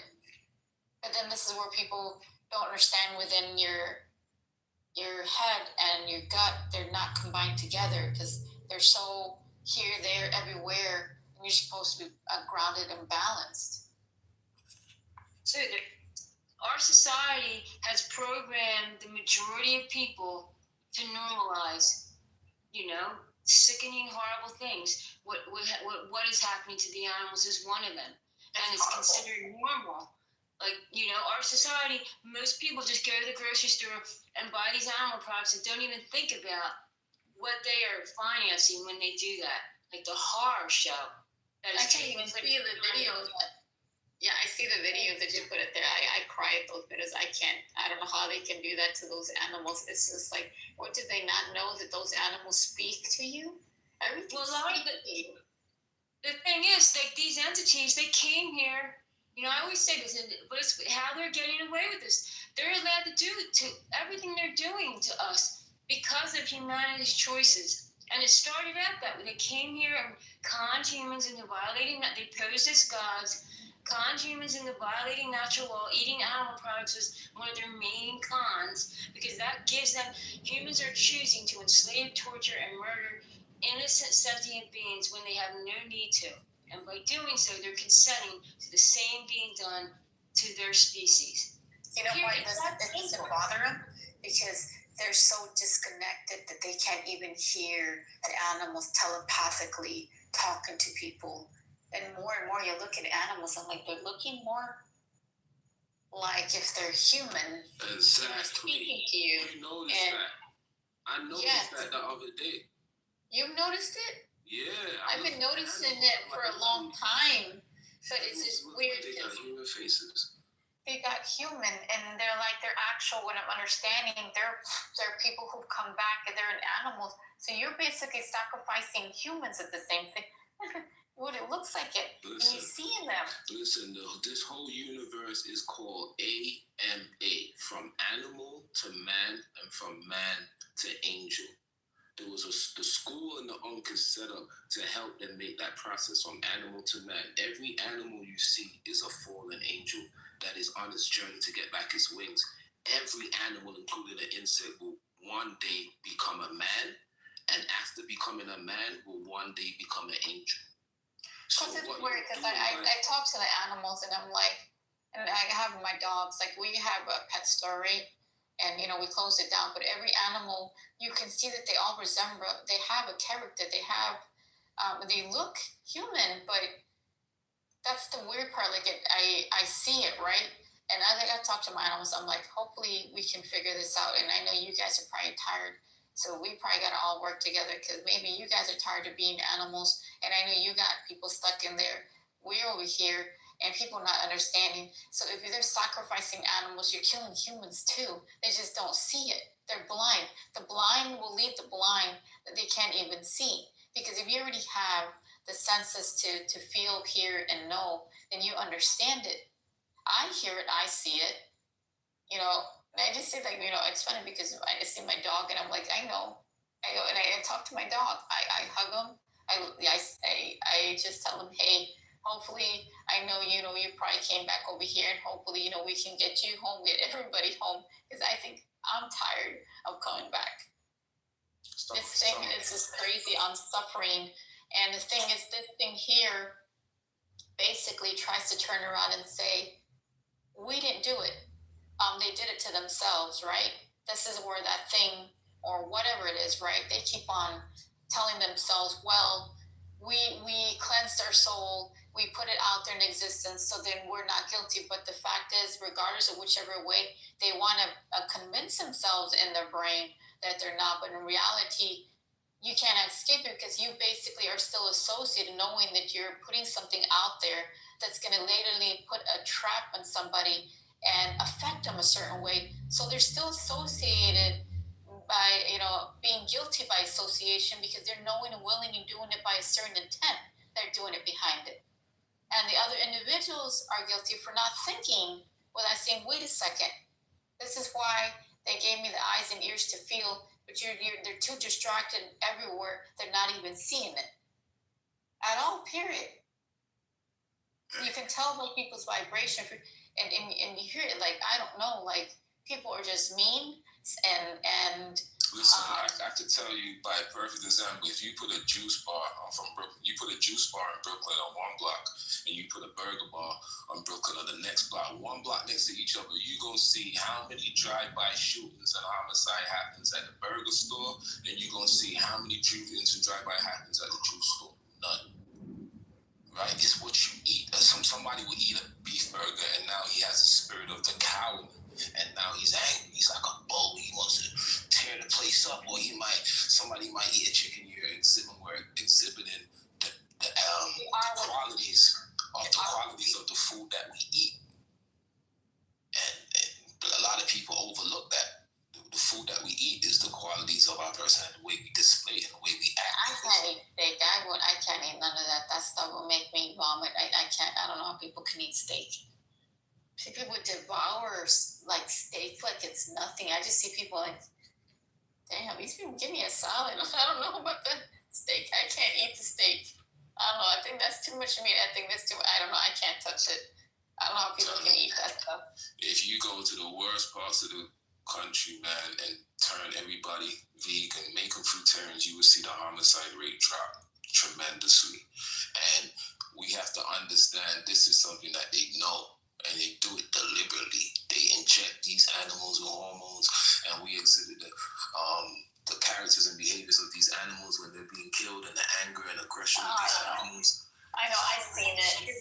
That stuff makes me cry. I don't know, like, I see Trish videos that she posted.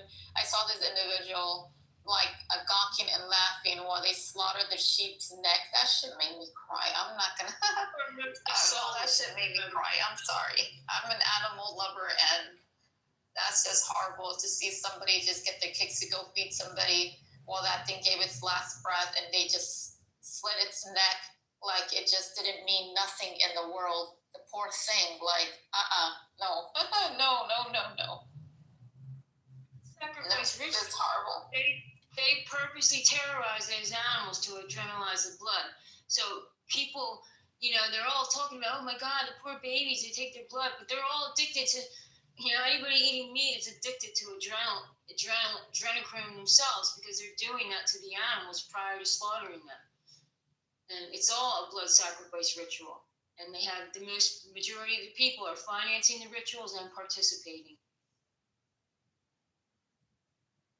They have a ritual that they perform called caporet, where they get the chicken and they wave it above their head, and they cast the sin of the animal to the chicken. And then they sell the chicken back to the community in Brooklyn. Are you kidding me? Yeah, so everyone's sitting down eating these chicken wings and thinking it's cool, but dude just sacrifices and waves it above his head, and this is what's going on. This is what the food will consume. Is that the video that I saw where there's an actual Jewish individual? He is rubbing the chicken all over him, and even in the book, and he's doing this.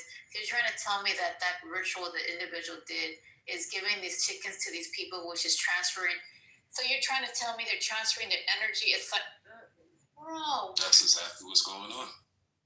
It's been going on for years,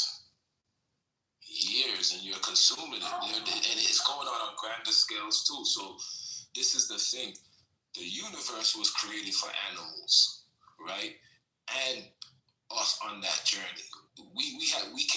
What we got to take out of our mind is that the animals were created for us. It's the opposite way around. We was created to assist the animals, or we're another form, a higher form of them same animals. So the whole concept that, the universe was created for us and we're allowed to eat the animals because God gave us the animals to eat, that's a false concept. They was here before us. Right, so we're here as their caretakers. So when you start consuming them, which are fallen angels trying to make their journey back, they forgot who they are. They don't know who they are. To them, they're just a cat, a dog. That's an insect. They don't know what they are, but they're making that journey. So when you look on the walls of Egypt, you see an animal man. You see a man with a dog head, a man with an alligator head. That's the story. But it's the journey that they're making. So they're coming from alligator to an alligator man, which looks like a normal man to me and you, to an angel. So when we come here and we're consuming them, not only are we stopping that process, but now we're falling into the same darkness that they're coming out of because we're consuming them.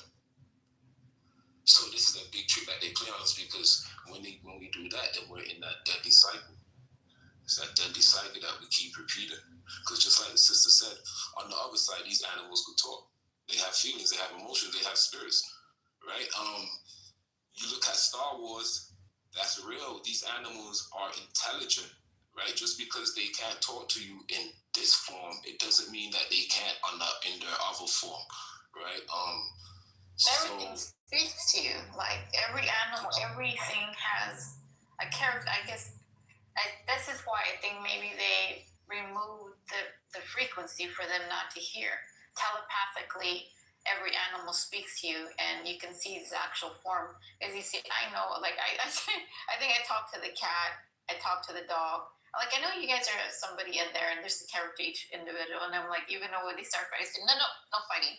But even like all our animals inside, I got chinchillas, and I got, chinchillas, I got a parrot, and I'm like telling them, hopefully we can all figure it out, and these people stop, and maybe y'all would be free, because I know there's somebody in there, and they show they all have a certain individual inside. People have to understand that every animal does have it, even though they think they don't.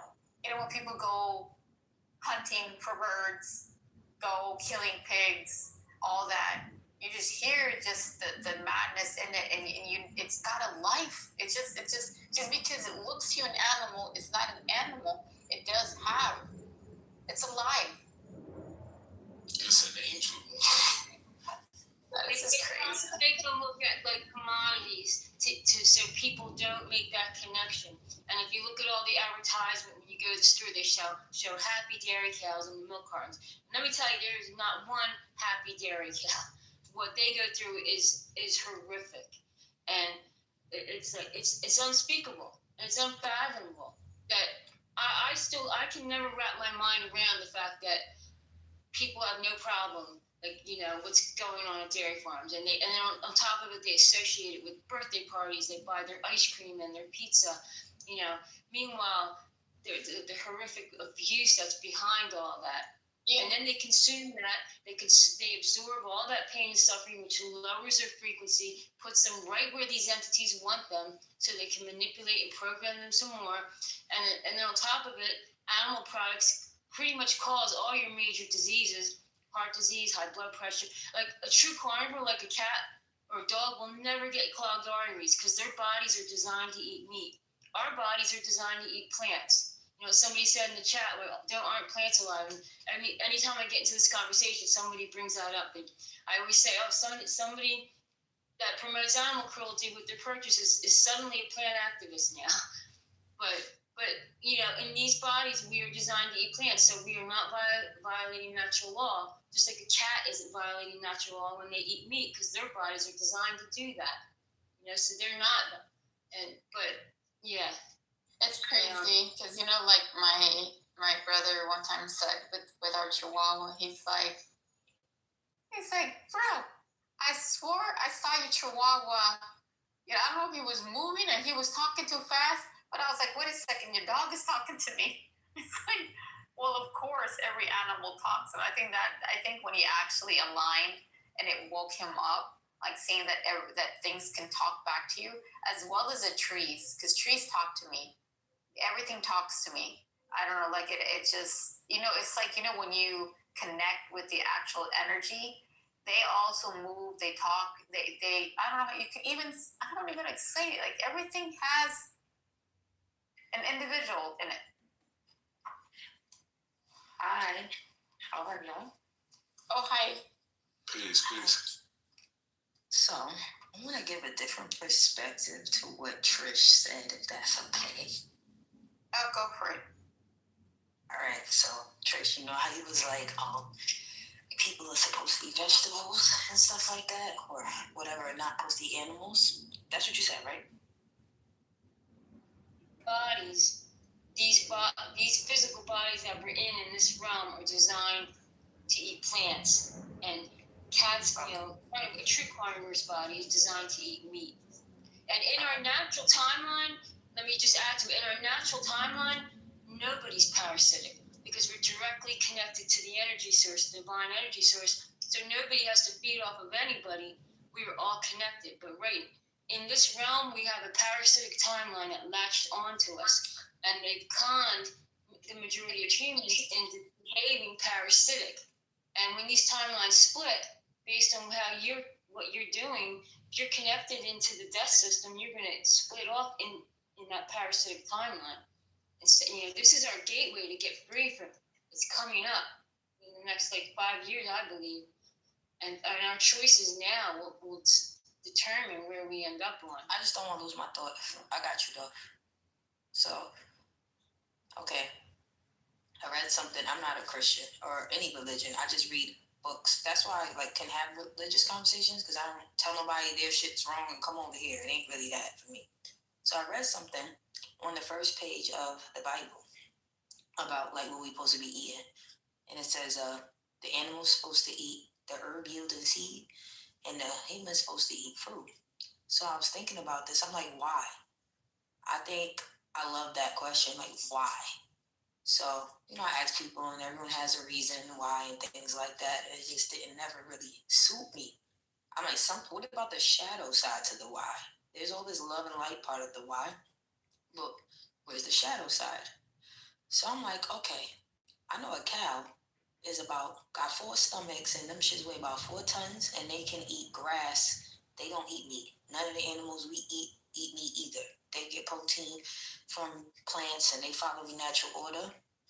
Gorillas eat veggies and fruits and bugs, and they're big as hell. So I was curious. Then I started thinking about slavery. I'm like, well, damn, if you're going to be an optimal slave, I don't think you should be eating things that won't keep you optimal. And if you think about it nowadays, everybody's 40 and 50 with diabetes and cancer and all of these problems. And I think if we go all the way back to some esoteric slavery, rather, metaphysical slavery, I feel like in some capacity, there was an intention to keep soldiers and slaves optimal to mine the land. Because when I ask any religion person, what is your purpose on earth? They start talking about slavery and servitude and all this other shit. So to tie it back to what you were saying, the only pushback I have is I don't feel like every human is the same. And I feel like I went through it. I'm going to land here. I went through it. I went 8.5 years not eating meat, and I almost died because I find out I got O negative blood. And I literally need meat. I didn't know I needed meat.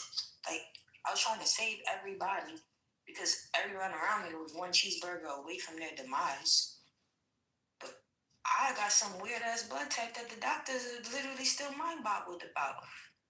So to tie this back into everything this is all my perception. I'm not stuck here. It could change. I want to hear what y'all think about whatever I think. But to tie it all back in, I'm like, okay, I need meat. Bible said people don't need to eat meat. So am I people? This is weird. I don't sound am I people? Then I get to some weird ass chapter in verse 6 that's talking about people coming together and taking wives and Nephilims and all this other weird ass shit. I'm like, yo, what is my blood type, bro? What is RH negative? And why was I dying from a lack of protein? So I do think some people are savages. Everybody ain't the same type of human. And some people don't need to eat meat, and some people just do. They not the human that you think. And I'm gonna leave it. Any research on other people with O negative that don't eat meat? I think they put out a lot of false narratives to make sure to give people excuses. Now, I know you got sick and all, but I just don't. I believe personally that you could, every vitamin and protein and amino acid that we need can be found in plants. So I think that you could find a diet that didn't consist of meat. I thought the same thing. I can't tell you what it is, but I just That's what I'm saying. But you can't tell me what it is. So therefore, I got sick. And I had my integrity, I did my studying. I'm not a dummy. I didn't just start a trend or nothing. I did alkalinity, I did pescatarian, I did all of that shit.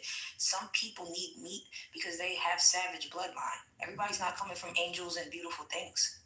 Some people are just as dark as that damn is the shit they into. You're 100% And I do believe right. that. No, you're 100% right. We not all the same, and it does. I will say this though. Some people, I mean, do the vegan thing or go plant based, and if you don't do it right, it can harm you. So that's always a possibility. But the other point that you're touching on is 100% right. Not everybody is the same. Some people can't eat fruits because they just can't. They're not at that stage, and some people can't. And diabetics can't eat fruit because they got too much sugar. They can't eat no sugar. See, the thing with that now, a lot of the GMO foods that they produce now, they have a high sugar content. So they're not even natural fruits. So if we're going to talk about natural fruits ain't going to give you no diabetes. But the fruits that they're putting in stores and Walmart, yeah, it's going to give you diabetes because it's GMO. It's got a high food content. They deliberately do it that way. So that's what it is. But how the CIA then declassified documents about hypnosis, mind control, and all of this esoteric tools. Where now I'm at a place after 8 years of not eating meat. Yeah, I got wiser. Yeah, all these things happened, but I sacrificed the physical to gain metaphysical. I got super different in the brain. I'll say that. But that wasn't better than being physically healthy. I'm a fucking human, you know? At the end of the day, that's how I felt. So now I'm at another level where it's a mind over matter shit. Like, nothing can infiltrate my body without me hollering at my immune system. I deadass have a relationship with every cell in my body. I can feel water go all the way down my body and hit my stomach. I'm that mindful now. But at the same time, you also got to be mindful of the soil that you're using out here. If you was living somewhere in the Caribbean or somewhere in Africa, you was eating from the land and the soil was fertile and it had all the nutrients and the minerals that your body need, you wouldn't go through the process that you're going through here. But you be poor. You be poor. Them places is poor as nobody. You see what I'm saying? Yeah, I mean, yeah, you gotta decide. You gotta take something with it. You know, McDonald's and money. We taking McDonald's and money in America. You should be. Not me, but you know what the fuck. That's what I'm saying. Mind over matter. Look, the vegan is out here miserable and depressed and struggling with his identity. And then fucking grandma who smoked all her life, ate pork rinds and all this shit, lived to 100 and ain't miserable. So once you get the physical part, what about the mind and the soul? Like, them old people mind and soul is right, but their bodies is fucked. You vegan or something and your body's cool, but like, you know what I hate to hear? My pop died and he was healthy, and my uncle died and he was just so healthy, and I'm just like, what is healthy? What is healthy? I'm gonna show you something. I'm gonna show you something. You ever see back in the days they say if you eat ice cream you have nightmares? Nah, this is the what? Well, yeah, that's what they used to say back in the day. That's sushi and sake. Mixed food, so you get fucking nightmare. That's what you do. Well, anyway, fucking parasite nightmare with the fucking rice wine. The milk man, the milk monster. Yeah. Dairy Queen. Exactly. Or when you want to fall asleep, dream like 100 cows jumping over the wall, that type of shit. So when you eat a cheeseburger or when you eat a fish, it's gonna determine what you dream about when you go to sleep. You're gonna dream about what that fish was dreaming about, what you just ate. You're gonna dream about what that chicken just dreamt about. Now, right? Look, So when you having nightmares, what about shrooms? What about mushrooms? Ain't that shit fungus, dead shit? I love mushrooms. Actually, but what are you taking on when you eat that? Right now. I don't eat mushrooms. Look, if a quarter set of mushroom come from an ant, what did that ant? Are you eating and going through his life and shit like? Oh, you're talking about those mushrooms. I was thinking psilocybin. Oh fuck. Oh yeah. But yeah, what you eat is what you dream, man. Whatever you eat is what you're gonna. When you close your eyes and sleep, you're gonna dream what that animal was going through. So the torment, the drama, the chaos. You say, I keep having nightmares. I keep having these bad nightmares. Is what you eating, bro. Oh shit. You feel stepped on. I just ate some curry chicken with some goat in it. Oh hell no. Man, you gonna have a nightmare being in a chicken coop. Hold on, look in the Bible. Naan and some chutney. Oh, and some mango lassi. Oh, look in the Bible it say it's nothing but death and decay in the water. This shit is in Genesis. I don't look for lies in none of these books. I only look for truth. I'm a truth seeker. The truth I see, people don't like what I'm saying, but it says that. It says it's nothing but death and decay in the water.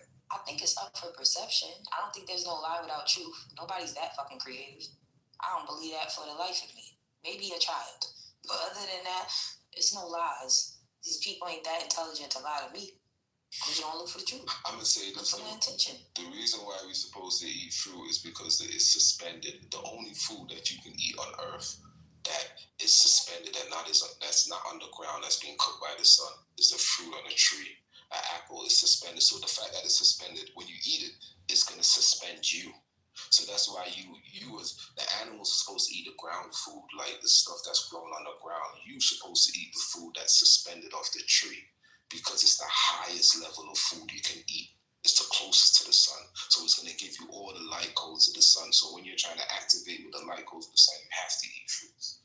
You can't eat an animal because the animal's eating the fruit and then you eating the animal, you're not going to get the light codes firsthand. It's like you go into the kitchen and you getting leftovers. You want to go to the kitchen and get the first plate from the sons.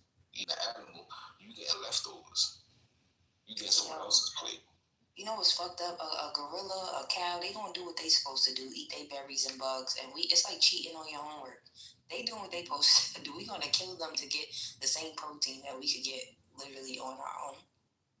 And the second thing I wanted to say is this. All right, we're not supposed to eat these things, but we do. Why? I think that we was trying to be like the gods. I think them niggas was eating meat. Because what the fuck you mean we can't eat meat? Why we can't do none of this stuff? Y'all need this stuff for y'all. Because when they start talking about burnt offerings, I don't think it was frankincense and myrrh. I think it was barbecue. I think it was smoked meat. Like, what the fuck smell is going to entice a nose? Like, that ain't no... I don't think that was incense potpourri, bro. I really think that was animal flesh. And I think, nothing's fake. I mean, no lie is without truth. So, the mag... You see the cows getting zapped away, and they say cows disappearing.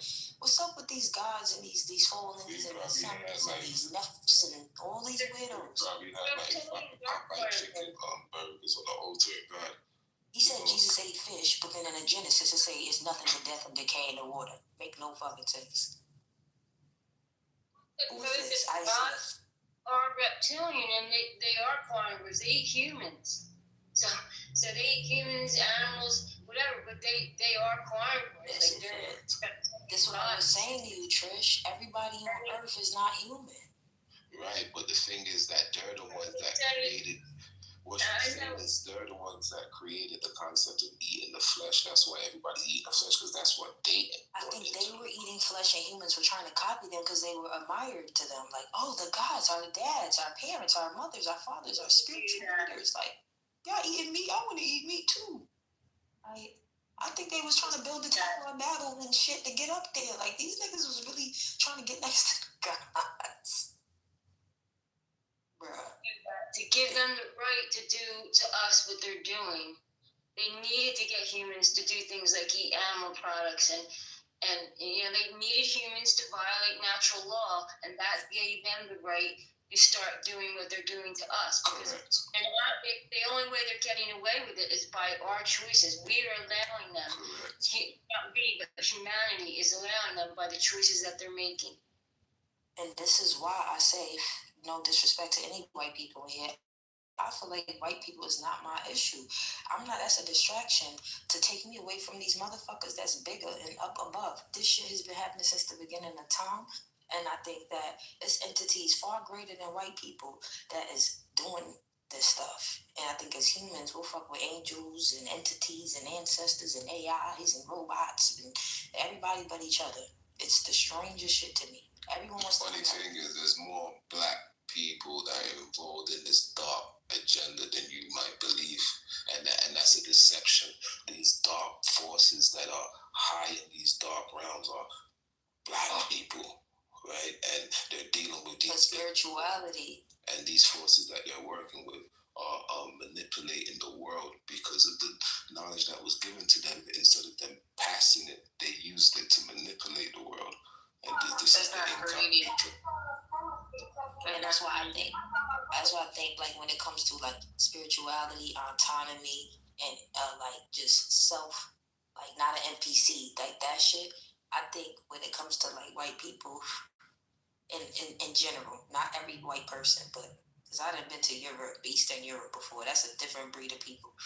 But what I'm saying is, when I think about obedience, slavery, law, order, religion, state, I feel like white people follow the laws a lot more. Even if they go back to slavery, when they was teaching us the Bible and shit like that, they was teaching us the Bible. They was following that stuff. They followed commandments and laws and orders and steps and things like that. So I think that the white person, the intention of the gods was to have the white people be the most obedient. But I think, that's not the story, because what you call the Caucasian man and the Caucasoid is two different things. The Caucasoid is the wild man. Caucasian man is he who was in Europe and Rome, and these are original people. But the Caucasoid is the wild man. That's why when you look at the pictures of Europe in the 15th century, they're depicting, you're seeing two different sets of light-skinned people. You're seeing the original people. You're seeing the regular, normal, so-called white people, and then you're seeing the wild man. So the wild man is a different species. He's not human. Right, he might come in the image of a Caucasian-looking person, but he also can come in the image of a African-looking person too. That's what I'm about to say. I'm over here.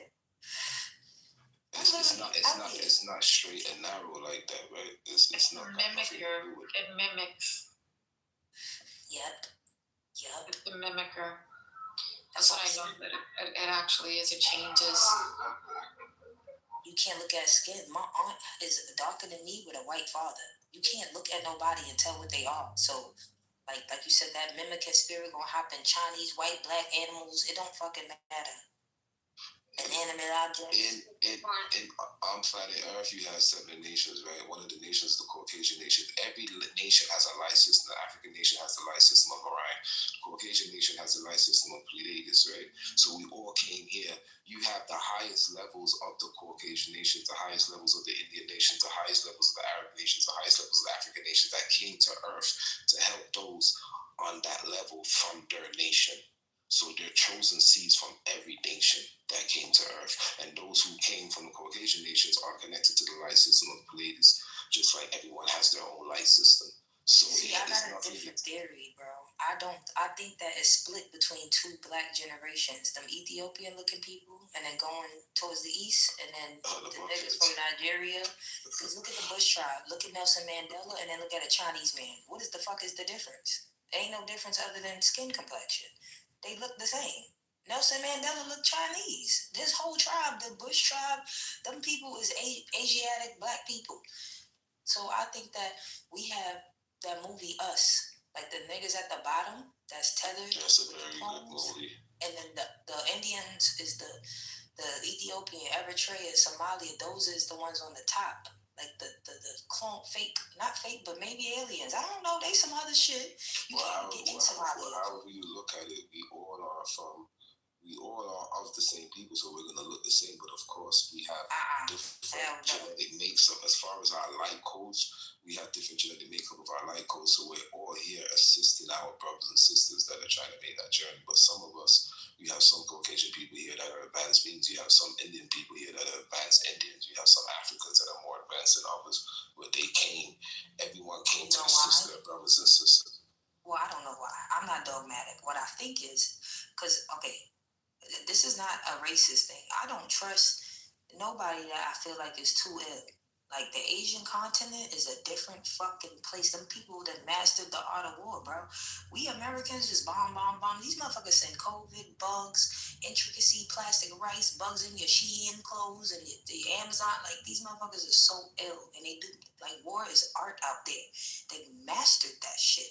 Like it's the yin and yang. We the lazy, like chilling, lackadaisical side of this shit, peace and love, and then you go to the other polarity of this yang, whatever. The Asiatics from think of it, from Pakistan and all that war they always having, from the Chinese looking people that's doing like kung fu's and taekwondos and shit like that. India, the whole Asian the whole space. Even like if you see the bridge, the Gap Bridge, in my opinion, is like the Hindu Kush Mountains. Where you see all them people that hit Somalia, Eritrea, like they fight. Like you can't get in Somalia. They didn't go through slavery. They really gangster. So something over there is something. I think it's the balance that the earth needs of love and war. You can't have one without the other. I think that's why they have karma and they always fighting because they got war. I think you're right. Being someone who's been in combat in Iraq and Afghanistan, I really like what you're saying because I think you're on the right track. When we was kids, Afghanistan was always a problem. Well, in the 80s, I'll be honest, make it pop, how you doing? I just wanted to say, I don't want to interrupt you guys. I really like what you said. I'm not trying to get you around the right track, but like, I think Clubhouse fell off big time, but this conversation is interesting because the guys are talking about the places I've been. We said the Hindu Kush, they run through Afghanistan, the place I was at. I wasn't right there, but I was right below it on the Pakistani border, fighting the Taliban in 2008. So I think what you're doing is cool. What you're saying is a message of it. So I just want to. So you were in Afghanistan? I was in Afghanistan in 2008. So what's the deal with I saw this video a long time ago, and they were trying to train like the Afghan military, right? The Afghan National Army, and they couldn't even do jumping jacks. Well, they're smoking weed all the time. When we're fighting the Taliban, they're smoking weed. We're smoking hash. Do they have? Do they seem like they have like a lower IQ in that region? Well, can you imagine being in combat and someone smoking weed? You understand what I'm saying? I'm not saying you get your tolerance gets higher, but aside from the weed, do they seem like they have a lower IQ in that region as compared to the rest of the world?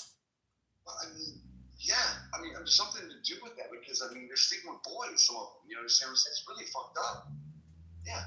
There's a lot of fucked up people. They said they got giants in the caves in Afghanistan. Is that true? So you know what's funny about that? My sisters got divorced, and that's when she said it. My sister ex-husband thought that too. And being so you're talking about is either SEAL team or Delta Force. There's something very highly tier 1 assets, right? We got 2 tier 1 assets, one in the Navy and one in the Army. One's it's called a Dev group. It stands for Development Group. That's called SEAL Team 6. And then you have Delta Force, which is in the Army. They're called tier 1 assets, right? So basically, one of those guys, or it was a different SEAL team, found what we're talking about. And my sister's husband, actually, to your point, this is both of you. That's what I'm saying. Well, you guys, I don't even cut you guys off. But the big men in the cave, what you just said, I was like, yeah, right, get the fuck out of here. But I have heard, you know what I'm saying? You hear things like that. And I never witnessed that. But I have heard that. So I'm just being honest with you. I think, there's some crazy shit going on. I'll tell you something that I aren't really talk about, but I have an episode of the podcast that we do with a guy I interviewed way back 4 years ago. He said, and he was in the Marine Corps before he came to Army National Guard, and we were over there. He was like, Al Qaeda in Iraq, even though we're on flat ground, fighting in the fucking Afghanistan is a way different ballgame. And you could be right. There could be some big, crazy, because I felt like when I was firing and shooting, when I get in firefights, I had 2 machine guns, a 60 cal and I had a 240 Bravo, which reflects the 60 cal that we know in Vietnam War and things like that. So what I'm saying is they wouldn't stop shooting at us until we got so to get helicopters or F-15s or A-10 Warhogs, these are air support, the fighter jets. To get air support, we call it CAD or we call CAS, those air support. It takes longer because you're up higher in the mountains, so the oxygen is a lot thinner, right? So it takes longer for them. So I feel like whoever we were fighting sometimes, it wasn't human. It had to be what you just said, maybe. And I'm not trying to be a weirdo. I'm just saying because it was harder to fight in this country than it was in Iraq. Iraq was crazy as fuck, and a lot of people got killed that I know. A lot of Marines, a lot of Army. But the thing is that in Iraq, we're fighting on flat land. In Afghanistan, we're fighting 15,000 feet. So to your point, there could be something out there that I was shooting at that could have been maybe not human or could have been something that, because they wouldn't stop fighting us sometimes. They can't. Those is NPC fighting warrior spirits. You understand what I'm saying, right? You understand what I'm saying? I do, bro. Okay. I swear I do. You really touching my brain. Look, in that book, it say the sky military. They referring to these angels as sky militia. Militant people are cold, soulless, heartless. They saying these shits came down here, took women, whoever they chose came into them and bore children. That sound like rape. Those fallen thingies? Yeah, them fallen thingies. Yeah. Like, They're Hermaphrodites. They're both male and female thingies. They have both parts. Bro, these is rapers, killers, kidnappers, thieves. They come here looking for gold. That shit in the second chapter of Genesis. No, the reason they looking for the gold is because the atmosphere. When the atmosphere gets too thin, they need the gold to keep the atmosphere from falling apart. I just had a thought. You know, like how they call them fallen angels? Yeah. Well, are they just calling them angels because they from the sky? I mean, couldn't they have just been extraterrestrials, like not from this earth? Because they don't act like.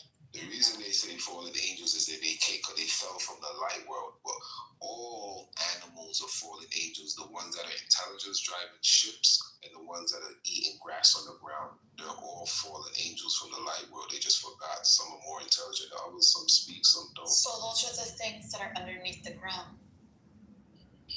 They're in the ground. They're in the water. They're everywhere. No, but hold on. Back to what she said. You asked your question one more time? They're underneath the ground because I don't want to go with my visions, but I've always so these things that are in the bottom of the ground, right? I know they walk within people, right? I've seen them inside of people trying to how would you say it, to feel the human experience, right? You human people on some, I've seen in some, right? Maybe, I don't know, if those are the things that's what they are, then But no, look, Pete. Because they were hiding there, right?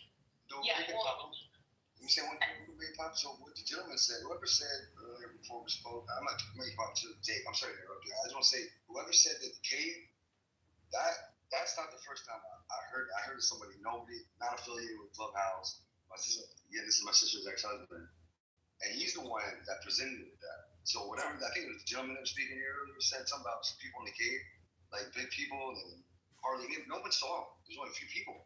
Usually, like I said, Delta Force or SEAL Team 6, I think. And they said they didn't see nothing like that they got shot at? If that's the ones that they shot at or one of them they took them, right? Yeah, they never see anything like it. It was only like Delta Team or it was SEAL Team 6. And so I think, I'm pretty sure it was only them. How did nobody believed them. They were like 15 feet tall. So but they took one, didn't they? The individual that we had on here on Clubhouse, Jacob, she came in here and she was part of one of those retreat. They said the individual was colored purple or blue. I don't know what the hell. They were tall. Right? And they said they had to get to those big helicopters to put on the tarp to take one. Yeah, I don't know. I don't know. Like, again, I just fought over there. I never seen anything like that. But what the gentleman just said, I think it's still here. And like again, my sister's ex-husband said like that was the guy just said in here was very accurate. And I'm not trying to cut you off, lady. Sorry, sorry, full name.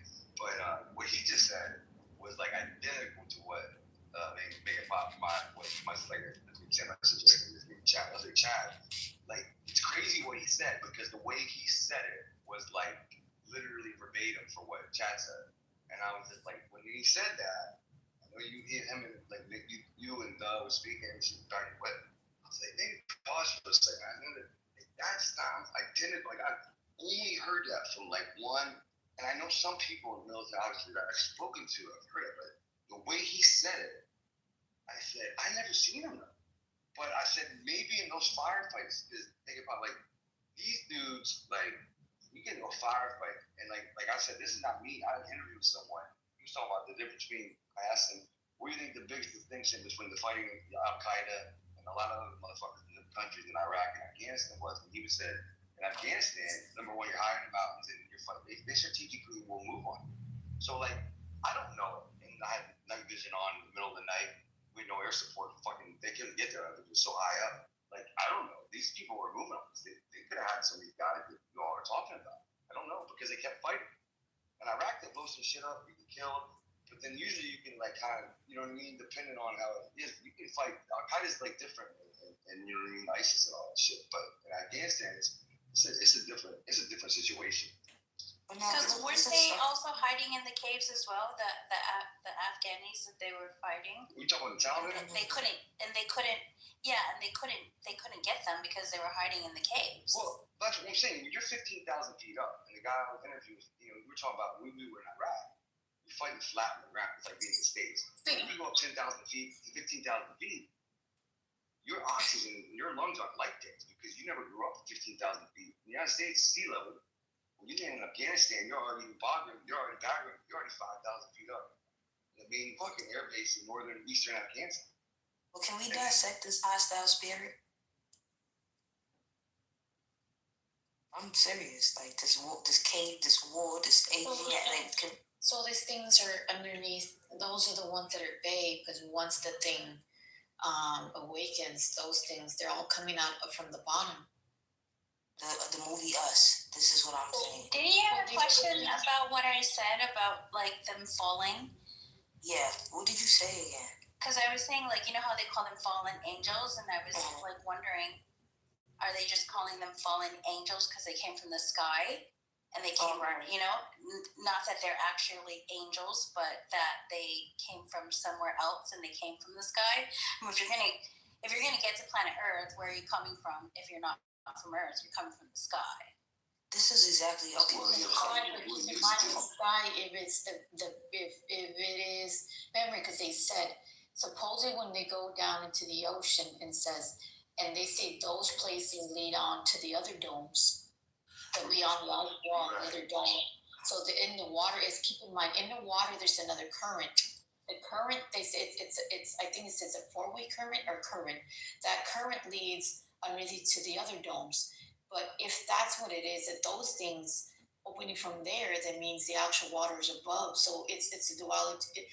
Dichotomy. That makes sense in terms of like the military. I mean, the laws are like the same. What do they call it? It's like to do with the water currency and you know all that kind of all those kinds of things. Like all these domes are like spaceships. The height. Maritime laws. That's what it's called. The height, but then listen to your point. The height of the mountains is the same as the water, right? The lower you go in the ocean, you have less oxygen. You know what I'm saying? It gets thinner the higher you get up. So when we were higher up in Afghanistan, I'm gonna tell you right now, compared to Iraq, you're on flat ground. It's the same as the fucking States. There's no, I mean, unless you go northern Iraq. It's like as above, so below. So I'm saying, like what you just said about the ocean, it's like similar to this higher you get up in Afghanistan. Like when we had our fire base, we leave where we at 5,000 feet, and the mountains that we would go into were like 10,000, 15,000 feet. So you think about that, your lungs aren't like whoever you're fighting against because they've been there their whole life. They've been running around these fucking mountains. They've been taking heroin out of Pakistan, back into Afghanistan. So they're 90% heroin population. I mean, all the heroin came out of fucking Afghanistan. So you're really telling me these things are real? So all the shit that I've been seeing in my life and the rest of the shit is all fucking real? Oh my god. Wait, look. She said as above, so below, right? So like they say, it's nothing but death and decay in the water. Well, think about it. If you throw a dead body in the water, a fish is just going to open its mouth. Like a cow's not going to eat a dead body. But boom. So I'm thinking, what is the highest animal to the duality of what's below? I'm like, damn, are we supposed to be eating things that fly? And I'm thinking about it like we don't eat butterflies and flies. The snake can eat you, and the Brazilian the rainforest. Quick question. No, the snake is going to. We're supposed to be eating birds. Okay, quick question. So you're trying to tell me, then this comes down to it being right. Then what the actual last reset was, we were fighting these things. We were fighting these things that were here. And the fact that what basically the secret teaching knowledge, they're taking these safe places, they took all what it is to build and be able to protect yourself from these things. So this is why people build these crafts and things to use these energy and weapons and things to go back to try to stop these things. So we're going back again. Oh, then that makes sense, all this shit. You're trying to tell me that my visions, that when they do this nuclear shit, whatever that war thing, they're going to unleash those things and those things are going to come out to feed? Bro, I don't these people is trying to take us down with them because they know already. I think there's a gentleman. I apologize. I don't know. Mispronounce his name. He's the one that brought up Ridef. I think. I'm sorry, sir. But he's the one that said the way he said it in the case, like that. I don't think they come. There's only two groups of people that saw it, and like these are very highly classified. Like what individual was in here? Who said it? I said it. Okay, so you're trying to tell me that we got these big, tall angels or things? Then they would be jinns, wouldn't they? No, because look, hold on, let me say something real fast beforehand. Height sometimes, but this is a perspective, so I'm not dogmatic, but height sometimes is equivalent to knowledge. So it may not even be tallness. All of this falling shit, like it may not be, you see what I'm saying? It may not be a falling physically, like they fall to their higher self. And that's what I was going to say. There's two concepts of the giant. There's the giant concept of someone who has big in the sense of his knowledge or spiritual power, and then you have the giants, what we're talking about right now, which is in the case of Afghanistan. Like you got me all that stuff. That's interesting what you just said, fallen from their higher consciousness. That is interesting. You're trying to tell me you're disconnected. Hold on. I got it. This has just got me all twisted. Y'all got me all twisted because you're trying to tell me these things that have been seen fly from the fucking trees at night. Those are those fucking things. Those are them things, girl. I think. Those are the things that I've been seeing at night. So all my life, all the shit that I've been seeing lately, and all what these you been seeing? So, oh my God, you got me fucked up. So, okay, with this, I don't know, like where the prophets or the seas were waking up or whatever the hell, but I've been seeing all my life, I've been seeing some fucked up shit, right? I've seen things that are inside of people. I've seen animals that look like humans. I've seen these things that have these, whatever the hell. I've had creatures and things that got horns and shit popping up in my ring in the back of the fucking yard. I've had these things that look like, what the fuck are they? They have armor. They have armor. You know, like the movie of the Exorcist, right? When they go down deep in that mountain and that big old statue like that thing, whatever that creature is called. What is it? That thing? Well, I seen something that looked like that. I saw something that looked like that. And it had something. So whatever it did, when I got into this house, it kind of tried to cloak itself, and it flew from the tree, and it had the same fucking image as that thing that they, in the movie The Exorcist, and they go down in the mountain, and they go where it supposedly fell, or whatever the hell, the portal, they had that big statue of that thing, right? I saw that shit, but the thing tried to cloak itself, and it flew from the tree. Look, hold on, I don't want you to get lost here. Stay here, because look, nothing's a lie without truth. So they don't create anything. So you see it in a movie, this shit has already happened. And now go back to when you started seeing these visions and when they did that CERN shit. I think these idiots done played around, turned some switch on that they can't fucking turn off. And it's almost like going to jail. You try to take somebody down with you. They have a technology. It's called a conniver. When you say the word conniver, shapeshifter, right? The mimicker. Yeah, well, we call it conniver in the Caribbean. So the concept is that they was taught how to alter how they appear to you through your eyes. So they have a technology that they can use where it alters your vision, so where they can shapeshift. That's a frequency. Alter their shape, it's a right? frequency alteration. So I want to say something. With AI, that's why they can do all this. They merged with AI. You're twisted here. AI is God's baby. You don't gotta feed that motherfucker. Yes, true. I just want to say one thing real quick. It's amazing what y'all saying. You guys are so big about. I was in a program. I can't say what it was. I can't say I can't really say anything. But what I can say, because I still got my clearance. Everybody know for the DOD. And all I'm gonna say is what everybody's saying this year is on track. I can't speak on it, but I can say that I've worked with Tier 1 assets. That's all I can say. And for whatever reason, everybody knows our UAPs. They changed the name because in the Pentagon they changed the whole program. I call it UFO. Just blink twice if we're on the right track. So Right. Exactly. what is the actual white wall? The this just got me off. You're trying to tell me that there is actually ant people down there, right? I'm just saying what the guy said, and I apologize. Is it Renee? I'm with y'all. Yeah, Radolph. I'm sorry, sir. I don't want to. Yeah, you cool. I request you, friend. You're good people, because man, what you said, you're probably the only person on Clubhouse. Like I said, I don't want to repeat myself for the fourth time. Well, say what he said, because if you say this shit more time, a lot of people have said that. Those rumors have been around. What you said? That he said that about the caves. Yeah, the people that saw them. I'm trying to tell you all the people that saw him, just like the UAPs that only go around aircraft carriers, submarines, things in the water. That the only people that saw them were either fighter jets, the pilots. There were people like around an aircraft carrier or submarine that had nuclear, reactors on them, or tier 1 assets, i.e., Delta Force. What about Mexicans and people in Vegas? They always seeing shit. And they always trying to discredit the people in Colorado and weird places. I can't speak on that. So we had a lady in here, Jacob. She was part of one of those flight individuals. She was one of the individuals that they sent in there. We had her in here on Clubhouse. We had her in here. She spoke about some of this shit. And she had pictures of it, of some of this shit that actually went down and how it went. Keep in mind, people from Mexico, man, I'm going to tell you, let me tell you this, right? So all this tunnel shit, right?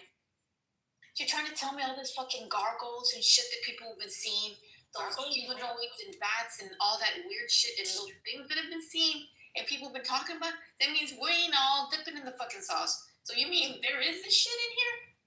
Wait, can I send you a book that's talking about all this shit? Well, I mean, that's why I always talk about this shit, but I never believe the shit. But then now you're saying, oh, now you got me fucked up now. So you're trying to tell me that I've had demons and shit standing outside of these fucking trees. We got these shifter people that have been shifting. I can't. What happened to Miami with the alien? I love Miami. I was about property there, to be honest. No, what happened to Miami in the mall with the alien and people? I've never seen it because I can't speak on it. I've seen things, but I've never. No one's seen it, but everyone's seen it. Yeah, that story kind of disappeared. I just think it's shot. Everyone that was there seen it, but it never made the internet, bro. Everybody called me. Jacob, what happened to Charlie Kirk? No, I saw it on Twitter. No, but you didn't see the alien. Well, hear me out real quick. This guy got shot in the neck. I'm not trying to change the whole topic in the room, but I've never seen it. So it's like somebody will tell me something, and they say, Jacob, what do you think this guy got shot on TV? And I was like, I've never seen it. So I hear this stuff all the time. Like, Jacob, what do you think? There was real and what's not. Make it pop. When it happened, because I don't watch the news.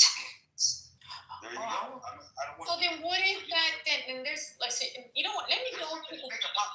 I'll tell you right now. There's always something out there. Not to scare you, but I'll tell you right now. Let's calm down. So you're trying to tell me that what jumped from my neighbor's house, that jumped that big old tail thingy creature, jumped from my neighbor's house, jumped to this, and jumped in my fucking car. They were using the technology, and that was fucking it? Are you kidding me? Yeah, there's things going on out there. So that thing is coming out of my neighbor's house from over there.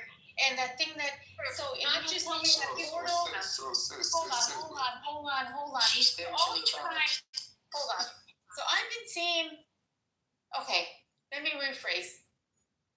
So the portals have been opening, that open in front of my neighbor's house, that I have the ring that caught it. It opened, this dude came out of that, opened a big old digital circle portal, and its face was showing, and it was sitting there looking at me. I have these things that are all fucking here that I'm about to bust an ass on some shit.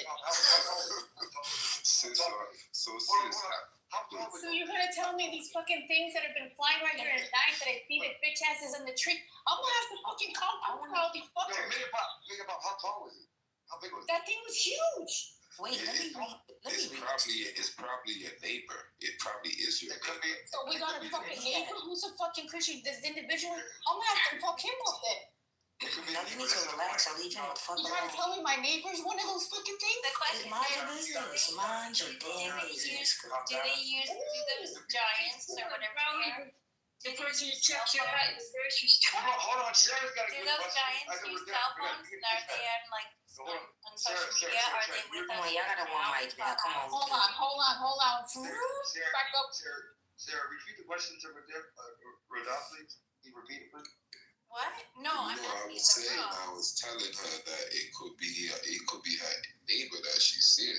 You mean my neighbor's fucking shit? I got something for his ass then, bitch. No, you don't. You need to relax and leave him alone. I got something for his ass. And you trying to tell me all these people that have been shifting and changing, these tall people with fucking lizard eyes, this lady that's camouflaging, which that shit don't even work because I can see right through them. That shit don't work. Right now, what's happening is we are changing. Our frequency is changing, so they can no longer hide from us. That's what's happening. The Schumann resonance, the veil is lifted. She's right. Ooh, I have a serious question. I don't think anyone heard me. I want you to repeat it. Repeat it to the. Do any of these creatures, including those, giants that were hiding in the caves, or any other type of creatures or whatever, are any of them interacting with us on social media, including Clubhouse? Yeah, they do. They come in here. Yes, for sure. I just say until y'all don't listen. Yes. I'm gonna say it again. If I'm telling y'all my blood type is alien, I'm just a human that's not connected to no weird shit. Can somebody answer this? And maybe somebody. You're trying to tell me the reason Aleister Crowley popped in my fucking restroom, then that is fucking his ass right there that popped in my restroom? Oh, see, I don't know what that was. Tell me that man popped in my fucking restroom. You got something on you, girl. Is it like recently or before? No. A long time ago. Concerned. Hold on. It was like, I'm concerned. Yeah, you gotta take the spiritual back.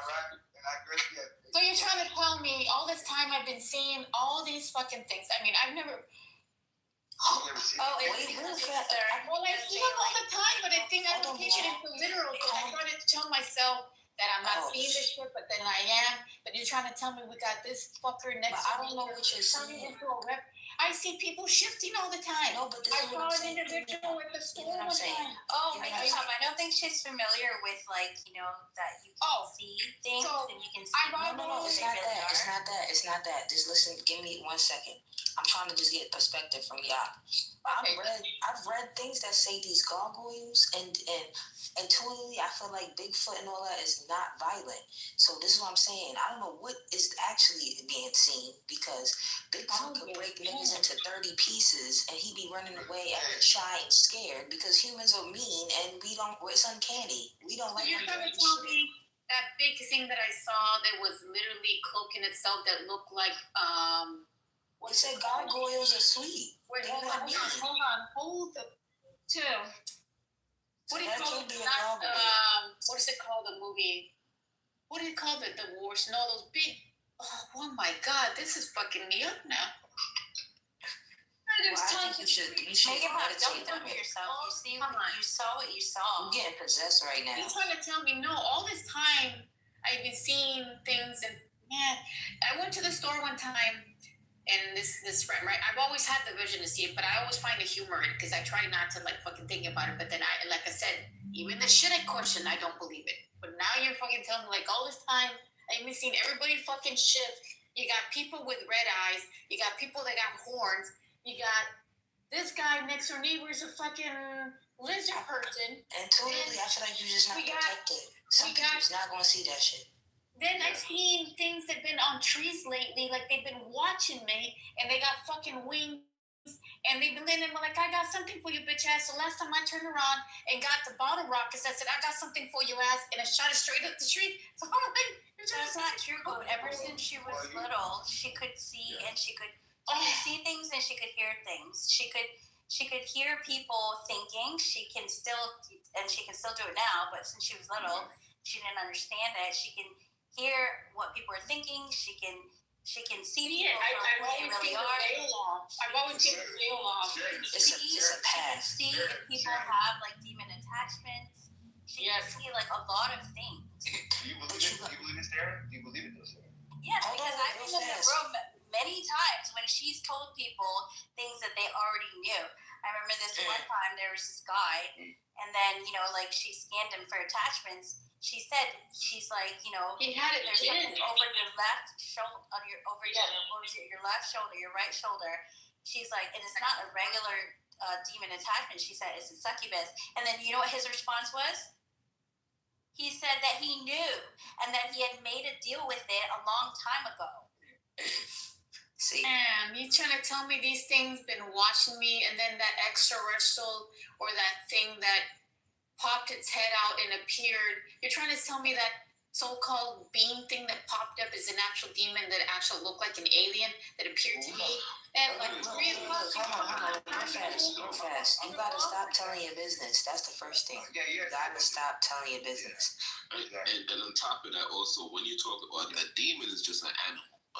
There's nothing to be scared of. A demon is just. Well, I'm not scared of it, but now it's got me in there like, Mitches, I'm ready for the fucking bitch ass. I'm gonna go too wide. I got hopefully hear me now because I'm about to fuck them up. See, you don't have to do that though, because maybe, just maybe, your tribe is trying to find you. Yes, you're a seer and you've been a seer since you was a child, but you don't even know who you work for.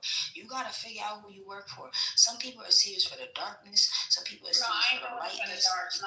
I don't work for the dark. You may not want to be, but your tribe might be that. I think I come from some fucked up shit that I don't want nothing to do with. So you're trying to tell me those things that tall individual lady that ain't nobody hurt you yet. Those is probably your peoples trying to tell you collapses. But now, I got a question for you. Can you just make clear? I think when you read that thing we saw about the can you have any more information about what you read? Because I'm interested in what you said. It's what the guy in the cave read. Now I saw that on the TV show. I saw it numerous times on the History Channel when they spoke about these giants that are in Afghanistan and something about. Yeah, the lady talked about it. She came in here, Jacob. Augustus. They also speak of a source of energy that's in the caves that these giants are protecting. They made a couple movies about it too.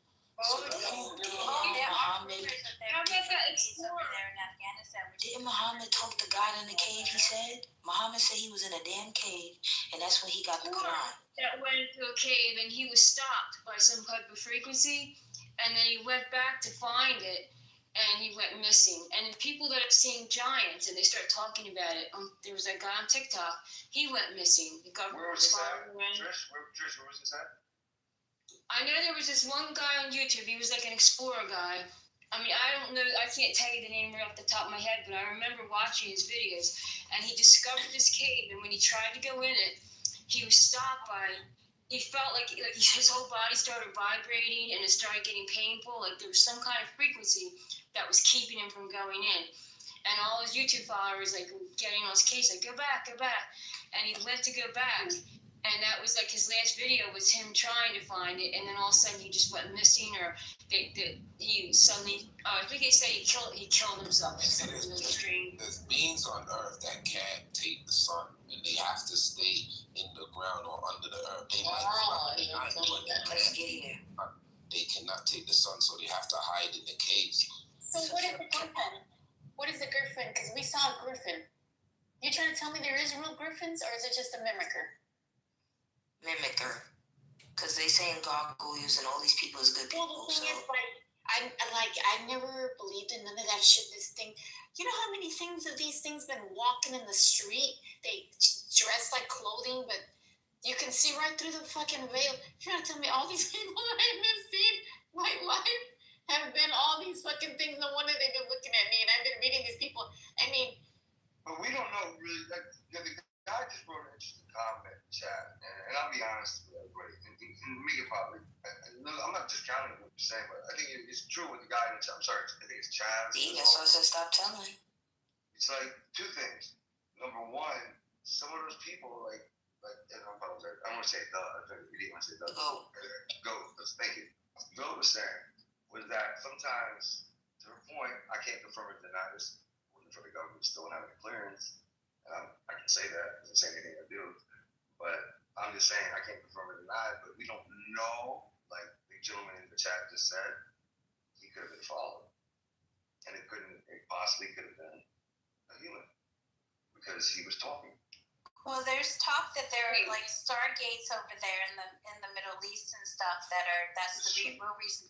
One of the real reasons When you have we're fighting there. When you have people come out that have clearance and they start talking about stuff, some people get concerned. And if the people are not like we were talking about, and they're not from another country, or they're not from another planet, or not from a different solar system, or they're not from a different galaxy. So you're trying to tell me they're feeding these people to those things down there? No, I'm not saying. I'm saying they're human. No, I'm just saying.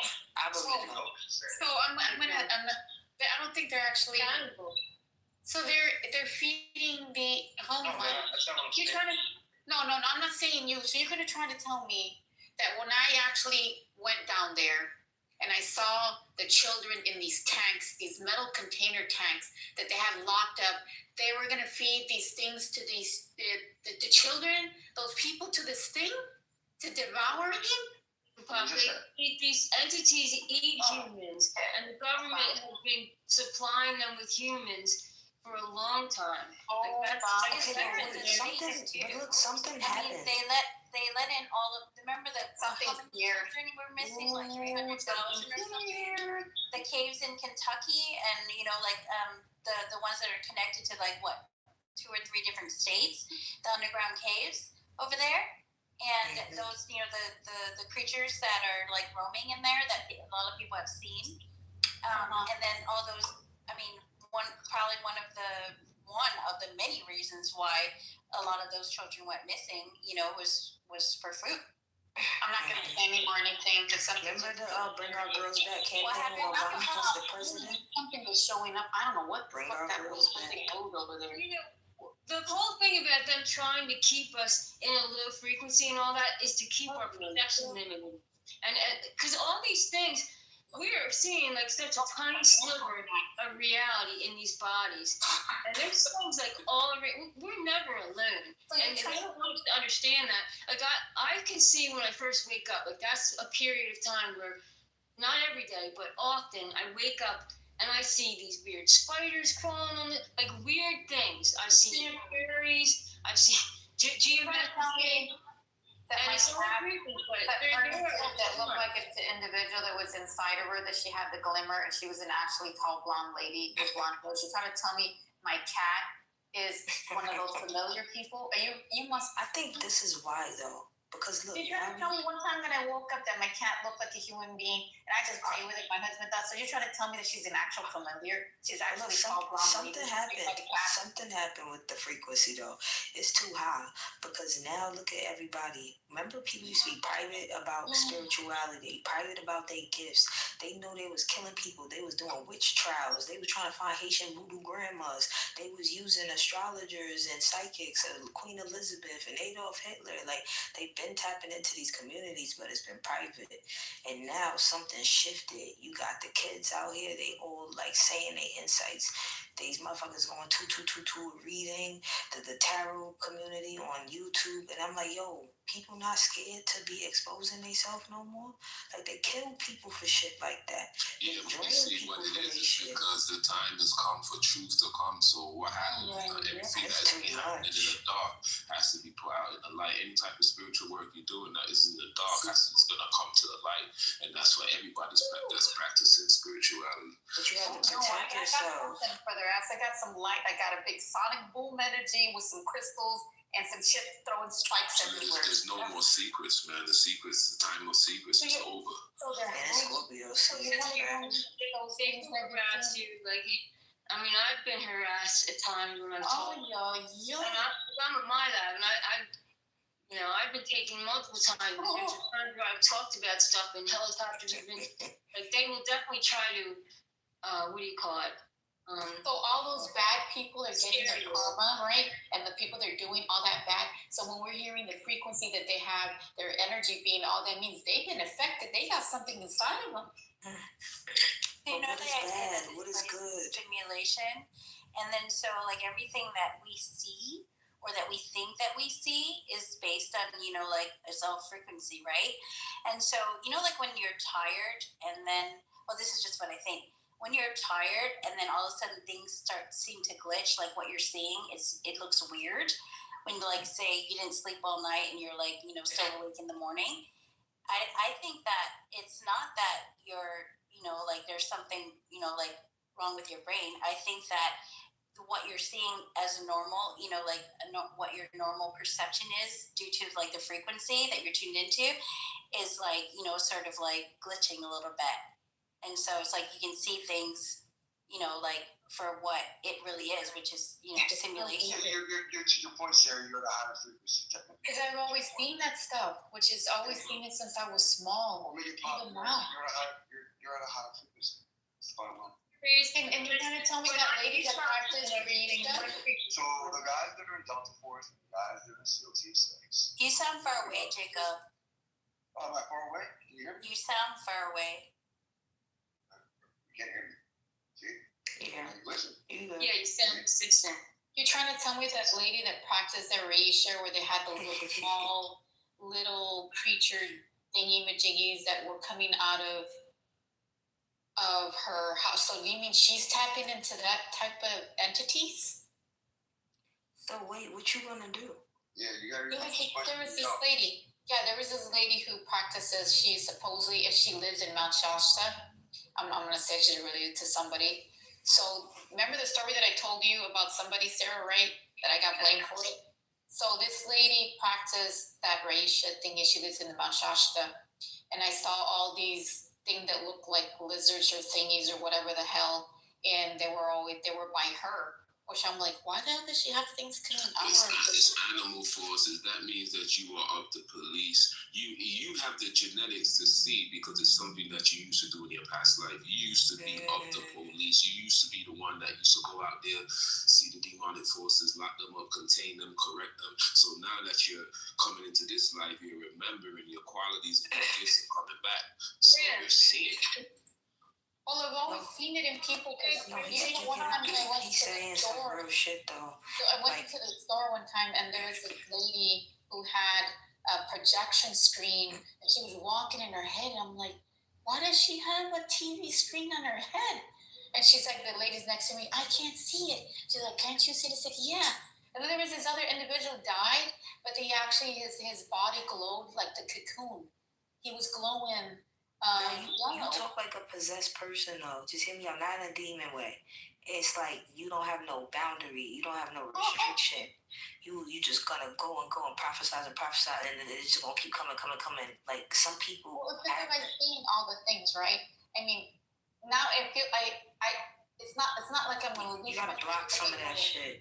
Because I learned to contain it and learn to think it right, and these things. So you're trying to tell me the stuff that I smelled inside of their skin and their blood. You're trying to tell me that my radar tells me that they're tainted. So some of these people that are in here, that I know that they're tainted when the frequency's off. So then I know because they have something, but they're trying to reflect and say that I'm the bad. I be on Clubhouse knowing who's a demon, but I ain't calling them out until they start pissing me off. But I think she's just able to see like different frequencies and not like the rest of us. But it's like if you know, you have to protect yourself also. It's a duality to this shit. Like, well, the thing is, if you have power to balance, and I learn, my animals has power. Yeah, because my animals are all my eyes and ears. The dogs in the neighborhood are my eyes and ears. Like Trump had power. Didn't they try to kill him? Charlie Kirk had power. They tried to clap him too. Like with power comes all kind of shit. Like you gotta hold it down. Just say Jacob. Everybody got a different gift. You a seer and I'm a talker, and I'm telling you something serious. Hold on, what did you say, Jacob? I'm just saying she's on point what she's talking about. Like certain people getting taken out and stuff like that. Like you know what I mean? Like. So you're going to tell me that's why they try to take me out in the hospital? Yes. You be saying this shit. So when I went into the hospital, Jacob, the actual individuals that came in there, individuals that they never seen, the one that tried to close the curtain, his eyes shifted all black, and he was trying to say, go to sleep because it's okay that people die all the time, or my mom had to run. So I think, like the ghost saying, there's a point though, like I think that redemption, sorry, man, chopped the name, sorry, man. I think, and then Sarah was kind of questioning, like, I think it's like, like I can chant. I ain't gonna lie to you, I'm not trying to brag or anything, but I can channel, but I can't. And I've been to fucked up places around the world, but I can't see that. I can channel in like different ways. You know what I mean? When it comes to spirits and stuff like that. I'm just being honest. But I can't. I've never seen or experienced anything that you're talking about. Not saying that like it's not true, but I think like kind of confirm it. You know what I mean? You might have, like said, you might be for another life. Are you talking about channeling, like you allow spirits to enter you? No. Not like that. It's like the energy, like everybody has the energy to channel. Everybody, I hate to say this, everybody in a certain. No, I'm not saying I never channel spirits from another dimension, another, the spiritual world or anything like that. I'm just saying that I've had experiences. I'll be honest. The more trauma you've been through, the more closer you are to being clairvoyant. Like I've had almost, like, I would say, out of body experience. I've been in a firefight with the Taliban before. I'm talking about it. That I literally saw myself almost come out of my body because you got to think about it. This guy was already. You feel like you about to die. Yeah, I was already. But I remember coming down here. I remember coming through a vortex, coming through here, and then waking up in my home. What Jacob is saying is right. That's why they look for, when they look for children to use in projects, they will look for children that have been abused. And it does bring out your abilities. You're leaving your body and you're entering this. You have to be able to dissociate. That's what they look for in them programs. MK. You're trying to tell me that's why they took me into the little room when I was small and have the lady that looks at poltergeist in when I was in fourth grade or even like it would take me to this private room and I used to want to answer these questions. No, they did this shit in the 90s. She can answer these questions. You know that, right? Well, Jacob, do you by any chance have any like Freemason in your bloodline? I'm Jewish background, to be really honest with everyone. And make apologies. So you have like Druid blood in your bloodline? It's like I'm constantly saying it wrong. It's a I'm sorry. It's a Jewish tribe in Israel. It's the I can't pronounce it right now. It's a Jewish tribe. Yeah, so it's probably Druid then. You probably have Druid blood. Not Druid. It's probably He's Jewish. It's not Druid. Why are you saying it like that? Ish. You're Jewish too, Trish? Then that's probably why you have two Druid.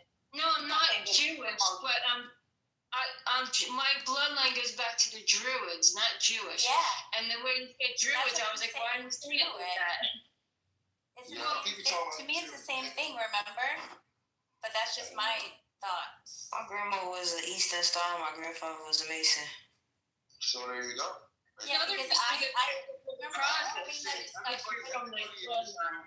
we were all having that discussion, like where does the bloodline lead back to? Maybe to the Druids. Sarah, to your point, everybody in this room is clairvoyant to some extent. I don't think so at all. I know so. Okay. We all have these gifts. They've been snuffed out with toxins and everything else. But what they do with the children, especially with children from specific bloodlines, and I know it's because of my own experiences. Like if you have a bloodline that goes back to these families that practice magic and they're Freemasons and all that kind of stuff, they know if they take a child with that blood, DNA holds memory, so they can take that child and traumatize them and bring out the ability. And they do the MK Ultra, and then they bring up they use you in your STAR program. Wow. Trish, you are on fire. I was in the STAR program. Are you talking about the gifted program in like elementary school? Bro, that was a bullshit lie. I was so bad and I made straight F's. I don't know how they convinced my mother that I need to be in this damn program.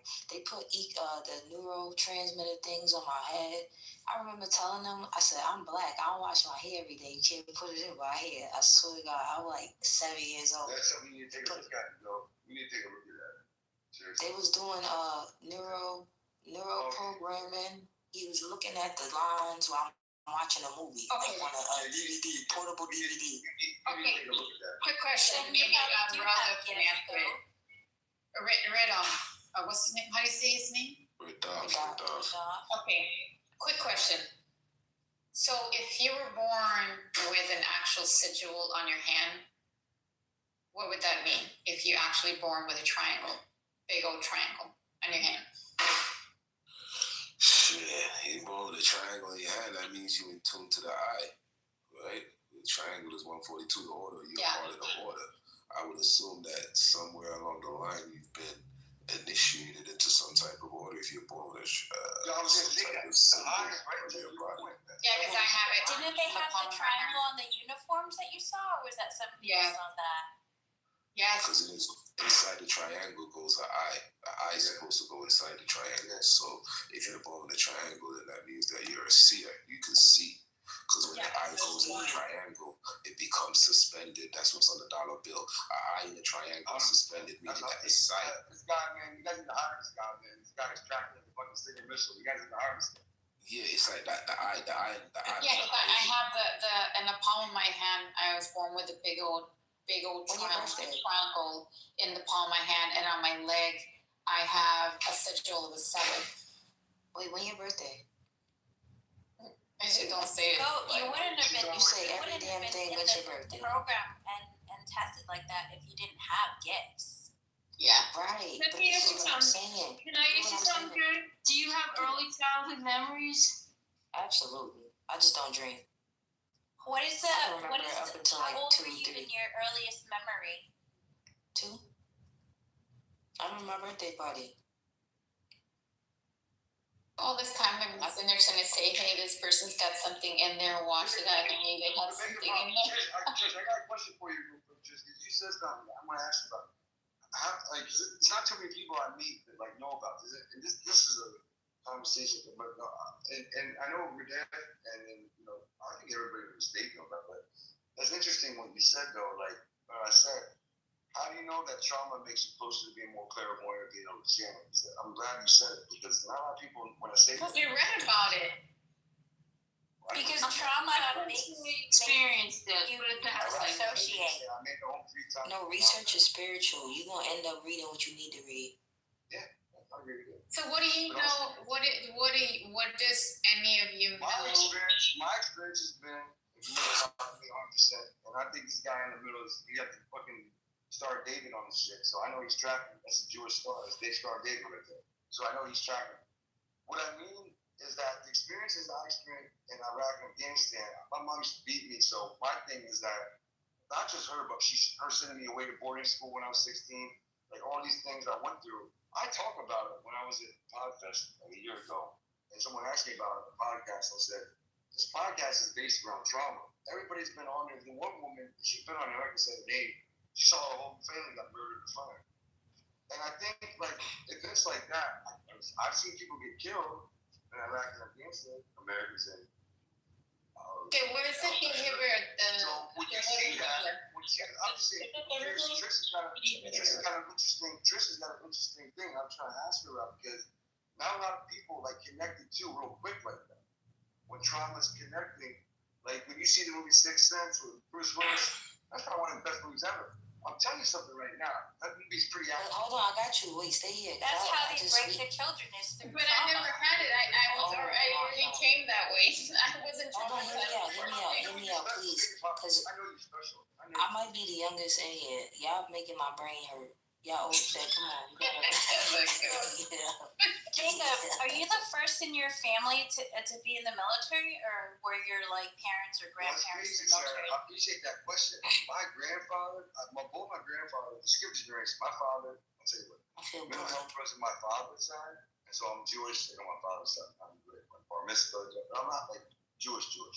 But anyway, that's a good question. So I always say white people, you ask them one question, they start saying mad stuff. Like, who was you the first in the military so I could say what I was saying? I'm going to be done. Yes or no? You're right. I'm sorry. To her point, I'll be quiet. No, a lot of people like him have family, like their parents and their grandparents that were also in the military. Just my grandparents. So are we hunting these things, or do we want to find out where they're at? Because we can sniff these. You know that, right? What do you think about it? What do you think about it? I think he's the one that knows that. He's the only one I've heard say that. So who's hunting them? Because it's easy to keep them out. Because keep in mind, your energy field can actually sniff these things, but it says they're by a what is it called? I think certain people like Def can answer that because you know what I'm saying. He has a little more like. So are we hunting these things, or are we trying to track them? Because if they need help, I can definitely. No, can we go back? Hold on, I just want to say this, please. He probably like going crazy too. Yeah, because if we need to pin them in a map, I'm still here. definitely. Okay. So They ain't driving y'all crazy. Are we tracking these things? the people that are in charge of policing these demonic forces or these whatever, what do you want to call them, aliens, giants, whatever you want to call them, the people that are in charge of they're sleeping. They're sleeping. When they wake up, they're the ones that's going to do the work. What they use, their weapon that they use to control these forces is the moon. The moon is what controls them. That's why they always People don't believe in astrology. And it's like, hold on, bro. Hold on, real fast. How do people not believe in astrology if the moon controls 75% of our bodies? I mean, water is 75% of our body. And it controls every major body in the world. Then we are affected by the fucking moon. So real fast, hold on, please, so I don't lose my thought. This ADHD is crazy. He says something about a trauma. Now, disassociation. Trish said that, something along the lines of that. That's who the MK Ultra pick on and things like that. That is all Piscean Neptune energy, being able to disassociate. That is the spirit of escapism. That is the spirit of addiction. That is the spirit of illusion and delusion. When you see crackheads pointing and shit in the sky, you think they not seeing shit. You can't see it. Take a shroom and try some crack and do the shit that they doing. You might see it. When you drink, you open it up yourself to wine and spirits. That's why they say certain people, especially Pisces, should not drink. They are allergic to drugs and alcohol because they're already smoking shrooms. Good thing I don't do none of that. I'm on my own high. The moon is what controls them, right? The moon is what controls. That's Cancer energy, the most psychic sign in the zodiac. So when the police, which are sleeping, when they wake up, their connection to the moon, which is the Ankh, is what's going to police them forces. Now, until that happens, they're just going to be running around on Earth rampant, doing what they're going to do. So I'm going to have to send the Aries and Gemini and Taurus. Exactly. So I have to send the frequency only a beacon to wake these people up? My lord. I mean, you can bounce No, it's not that. Hold on. You don't got to tell me your birthday. Or a broadcast, like a transmitter. So make it pop. You don't got to tell me your birthday, but what is your zodiac sign? It's of all elements. Oh, all right. Hold on. Just give me one of the elements, the most one. You know what I'm trying to ask you. So the thing is, I lost my thoughts. So, well, I know where they are. Wait, are you right? But I know where they are. Wait, are you Jewish too? No, what month were you born? Virgo. You Jewish? Virgo. Oh, Virgo. Yeah. Okay. But I think you. Okay, so anybody I got you. know where they are. I know where they are. Are you Virgo? I know where they are. Brown. You know who Foxy Brown is? Yeah, hold on. If you need help, I know where they are. You can sniff them out. It doesn't matter. You can sit there, extend your energy, and sniff out. It's just like putting your energy over the grid and sniff them out. No, you can't sniff them out. Nobody else needs to sniff. Well, I don't know how to explain it. So you can expand yourself energy around this.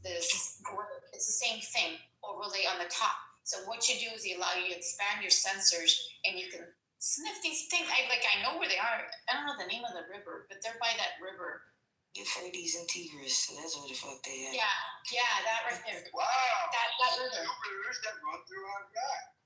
Yeah, they're right there by that river. So can we go here? Because no, Radaf said some shit, and I wanted to pop. Hold on. I'll tell you about they sniff them out. Hold on. I'll tell you exactly where. But it is that river. That river. No, girl, they in here. You smelling them, and you won't stop.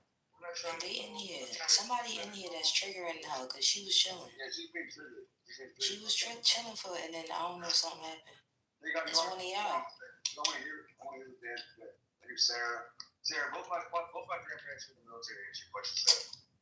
Nah, Jacob, I'm about to punch him. Yo, Radaf, no, come on, wait. I want to talk to him real fast. He said something about the caves and the underground. Oh, fuck. Okay. What is the significance of somebody, or make it pop, is of someone having their family also in the military? They is angels. They fallen angels. They're part of that militia. A lot of people that are using the projects and stuff, usually, if you look at their family, like, it's a pretty regular thing that their family is, like, there's military. Yeah, my grandfather was part of the Vietnam War. I don't know why I have okay, so my was in the Vietnam War, and the Korean War. He's the one that told me that. See, then he ain't lying because he says when he went over there, they saw something that looked like the Predator and shit. That thing was that he killed some of the other crews and members that they had to send. So you trying to tell me my grandfather wasn't lying? Jacob, you're probably used to the projects because you take the boxes. You know, military. You're gifted. You're what was the other thing? It's like and I have an actual family. And you went through trauma. You're probably some projects. Combat. I wouldn't be surprised. Combat Sarah was like. Memory, Jacob? What's that? Do you have a photographic memory? I mean, I'm a little bit older now, so it's not. So you got a tracking device, don't you, Jacob, on your body? Hold on, wait, Jacob. What kind of Jewish? Are you like, hold on. Makeup Pop is telling him something. So you have a tracking device on your body. Basically, it's diverting your frequency. That's why you can't use all. You don't remember all of it, right? Because you black out in and out, right? I think you want. I believe her. But I think you want. Yeah, because you have one on your right side of your body. It's a radius a certain frequency. It's a tracking device that the government puts inside of people's body. Not me. Can he feel it under his skin? What did you think? Can he feel it under his skin or anything? Yeah, no, we're done. Hold on, Jacob. What kind of Jewish is you? Wait, what did he say? Ashkenazi. Okay, Spanish almost. You Spanish? You look Spanish? Well, I mean, people think that, but my mom's. People be thinking you're Puerto Rican and shit. Make it pop. Do you know exactly where in his body it is? Can you get these GoPros and tell them? Make it pop. Do you know exactly where in his body it is, so maybe he can feel it under his skin? Wait, nah, they glitching. Yeah, you do. You have one. Hold on, just because that one dude said, yeah, y'all gotta relax. Hold on, go. Yes, you do. You have one. I know the CIA, goddamn. I can't tell you what it did for them, but goddamn. Oh yeah, yes, you definitely got that shit. You was part of the CIA. They hold on. Wait, go. I know you have it. I said the word, you guys get set off for that. You guys are funny, man. You do have one. I know you do, because it gives you certain frequency. Can you tell him where it is? Make it pop. Make it pop is the pool. Jacob, she's adamant. She's adamant about this tracking device. So what are you gonna do? You do have one. Because it does give a frequency. Do y'all know what the predatory spirit is? Where is it making pop on his body? Because he doesn't. Hold on a second. So it gives a certain frequency that it radiates in you. That's why and I figure out why you're acting a certain way, because you're edgy. So it's the frequency that you know how I know? Because when they try to put that shit in me, I had to take that shit out. And I know how to deactivate it. I learned to deactivate that shit. So it doesn't. Are you gonna tell him how? I think you got off the chain a little bit right No, now. I guarantee you I've never been wrong. You got one in your body. I can tell you where it is. I don't think she's wrong. Hold on, Jacob, just listen. Listen, hear me out. I don't think that she's wrong. I just be like, say, shit. So I'm gonna tell you where it is. If you be facing me and you flip your back towards me, it's gonna be on my right side. It's on by where your ear, by the back somewhere. It has a little ticker thingy. You have one there. Oh my god. I have one there. I can tell you have it there. She looked at me. I mean, she didn't look at me. She knows the I'm telling you, you know you have one. You see, this how I know she possessed this. He said, please stop it. This is why I'm trying to talk to her and be like, no, it's no, you have to understand the possession and the predatory spirit when it's forceful. It has to have boundary. It does need a leash. I know what I'm talking about. No, I'm good. He said, please. There's certain words that you say and it can't stop. It's because I can't hear what you're saying. If you ask a demon what's their name, they cannot tell you. Not you. Hold on, not you. I didn't say you was a demon. Oh, you're talking about me? No, not them. None of y'all's demons. None of y'all. See, they going in the other. There might be a demon in this bitch. Because how was it? Don't say that. Don't even put their pride down here. Hold on. They was ready to go. I think Jacob is saying something, but nobody can hear him. Yeah, I can't hear out loud. Speak up, Jacob. If we're deaf, we're dumb. I want him to speak because he has a lot to say, but no one can hear him speak because he guys can't hear him. What you want to ask, bro? Oh no, you think I have a chip in my body, dude? Nah, I never said he had a chip. Nah. No, I do. With this crazy ass music. I'm ashamed, dude. Jacob, it's by your ears. He already told you. Nah, bro. You know, I don't think Told them about the spirit I was talking about, the predatory and the. nah, this should be talked about in a public room. Talk about it in a private room to you, but I don't think this should be talked about in a public room stuff like that. Because I wouldn't, People gonna target him now because they know he don't want to get it up off him. She making him vulnerable. Nah, you good, Jacob. You came in the room and made it seven, man. Thank you, man. Thank you. Gotta have a man balance is out here. I'm telling you. You guys are on the estrogen right now. Just relax a little bit. This is Jew versus Jewish war. okay, hold on. Hey, that's true. Hold on. I'm telling you, y'all won't let me talk. Hey, go ahead. No, go ahead, Jacob, and then I'll go if they let. I'm done talking. So trying to tell me that I can give you a list of these things. I can tell you where those giants are because their military doesn't work. And keep in mind, even their area base 51 or whatever they use for it, there's always ways of going through the walls because I've been down there many times. Why do you keep going? And I go to the other bases and I check their people that they've been doing down there. And I seen those ant people and I seen the crafts that y'all got. You got people look like astronauts with black triangles with 3 stripes on the side. But what do you?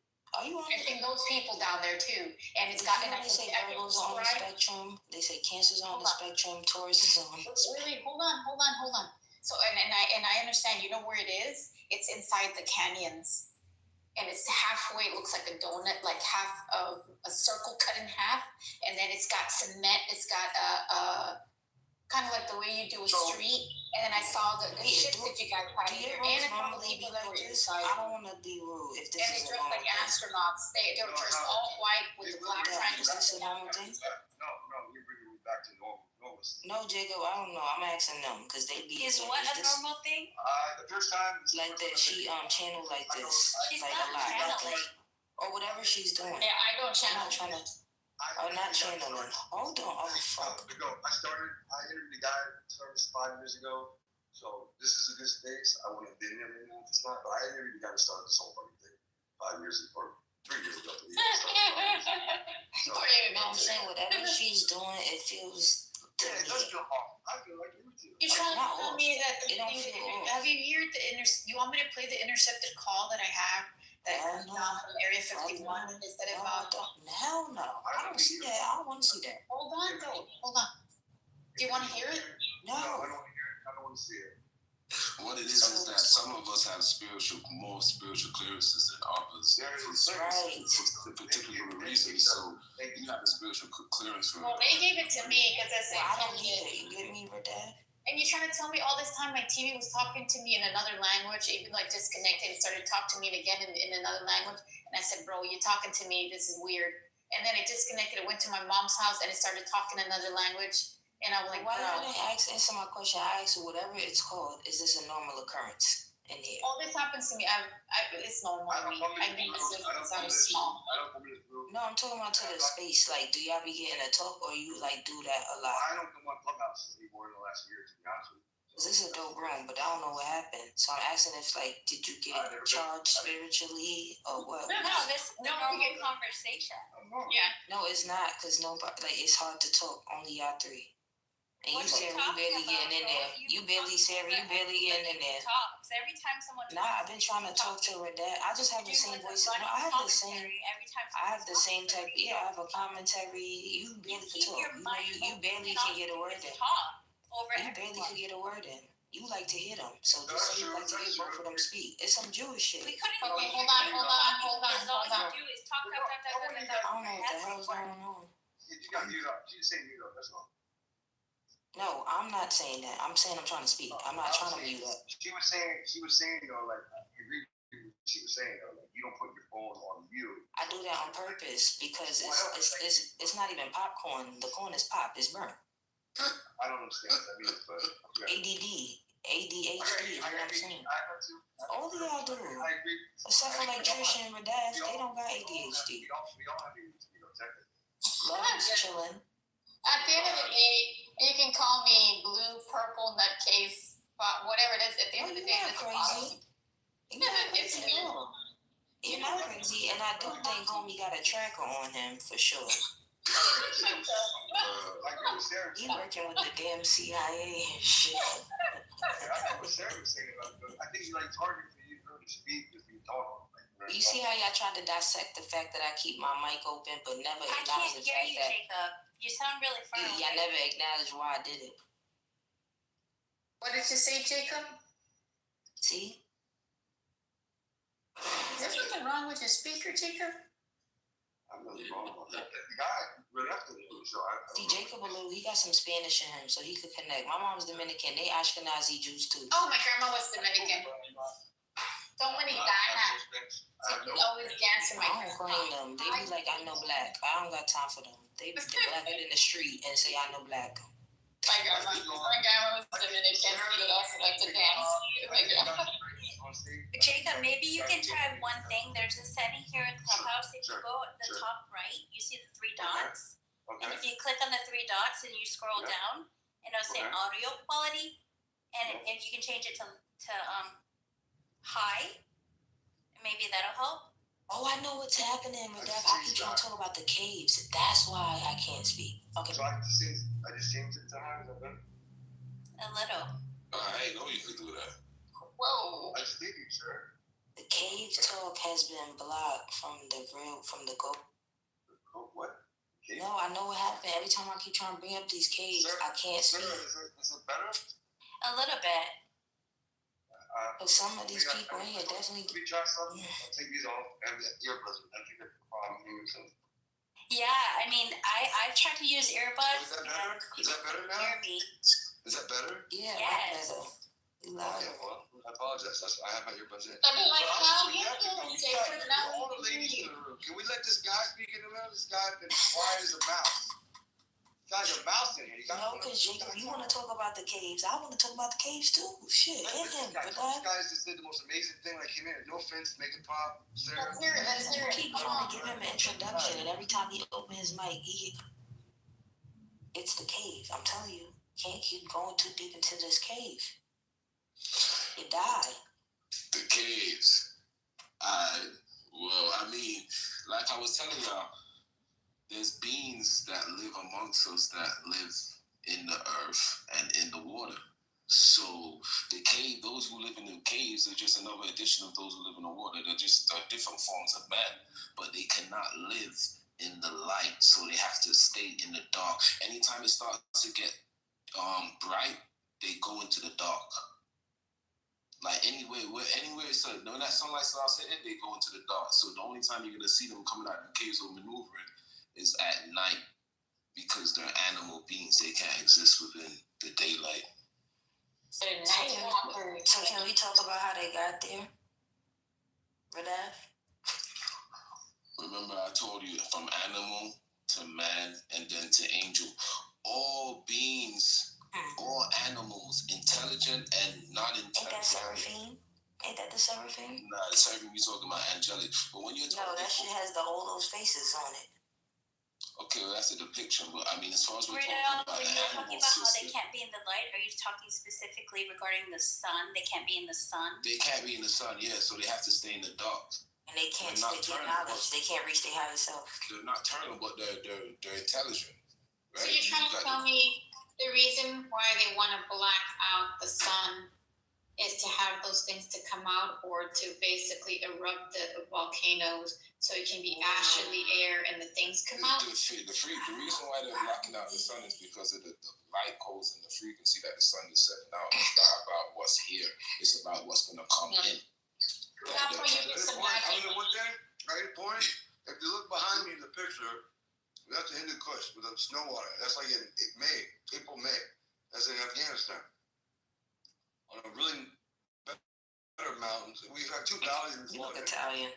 So the one that he was saying, whoever said the Hindu Kush in here, me. Who said the Hindu Kush? It was me, and that's why I'm trying to talk. Yeah, that's right here. Do you see the picture? That's the Hindu Kush. So the thing is, so the thing is, when you look in the Bible, when you look in the Bible, it talks about the giants in the land of Canaan. They're not talking about They're not talking about physical giants. They're talking about men with spiritual powers. So those were the giants of the land of Canaan, which is the Nephilim, is not what's in the Afghan mountains. What's in the Afghan mountains are physical giants. This is true. This is true. All right, okay. Wait. Oh my God, y'all. There's snow in May on the mountains. There's no mountains. You could do that in Cali. You see, Cali's weird like that too. Cali's like that. Lake Tahoe. I snowboard. Lake Tahoe. Cali fucks my head up. But you know these things, Jacob? They tap. That's how they communicate with each other. They tap. They make tapping sounds. Let's talk about how they got to the caves. So you know he's going to tell you. No, I'm about to tell you. That's how they communicate. They tap. Boom. So in the teachings, no, because you said it. I didn't say it. Remember, I told you that the teachings that I teach is a light system. So in the light system, what happened is they did an experiment. In that experiment that they did, they started forming different types of creatures. They started forming the ape. They started forming the ape. They started forming different forms of man. Now, these different forms of man came in different sizes and different shapes. And some of these experiments disperse amongst the earth and live amongst us. And they hide amongst us, but they're experiments.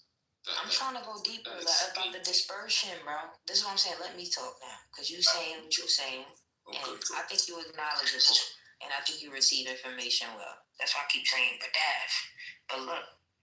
So in their books, it say them rivers, that Turkey, what is it, Euphrates and Tigris River. When you translate that Hebrew, Tigris River and Euphrates. Yeah, Tigris. They overcross each other, or the X mark the spot. When you translate the Hebrew, it says a hand was raised. And what I do understand about that phrase means a flood, to my understanding. So now, Noah. Why was Noah sent up there to Turkey and all these funny ass places? I personally think if this albinism story is true, which I'm starting to really think it is, them type of people can't sustain in these places like Israel. Like, look at the Hindu Kush. In the Hindu Kush, they was talking about seeing these people. It's Indians, Dravidian albinos that literally look like American white people, Irish people, and those is Indian people. Those is not white people. Wait. Oh my God. Jacob, no, for a second, Jacob. Hold on, Jacob. Let her repeat that again. Like, cause you won't stop, Jacob, and it's annoying. Repeat it again, because I think I have evidence of it. Can you repeat that again? About the people? Okay, wait. All right. From the Dravidians? Yes. The Indians, tell me about it. Okay. So they were saying over there that a lot of sightings on today occurrence was happening in the Hindu Kush Mountains. A lot of Indians, Dravidian albinos, literally look like Irish and regular American white people, but those is Indian people, and they have albinism. They said Noah, in Enoch's book, his father and his mother were black, and they were shocked that their baby came out white. And so that was a whole thing. So and then the serpent popped up in that story, but I ain't going that deep. So I'm trying to figure out. Okay, but what you're talking about is a mixing of the gene, because the original gene is not going to create no concept out of it. Now, the whole concept of albinism and all of that is a misconception, right? The whole concept of there being one Adam and one Eve and everybody coming from one Adam and Eve is a misconception, right? There was a legal experiment that gave forth the 7 nations, and there was a legal experiment that gave forth the wild man, right? So there's 2 experiments that happened. Now the experiment of the wild man gave forth the ape and different forms of creatures that existed on earth today that are not natural. They're inorganic, right? They was designed in a lab. So what you're seeing is different forms of this experiment and different trials that are walking around the earth.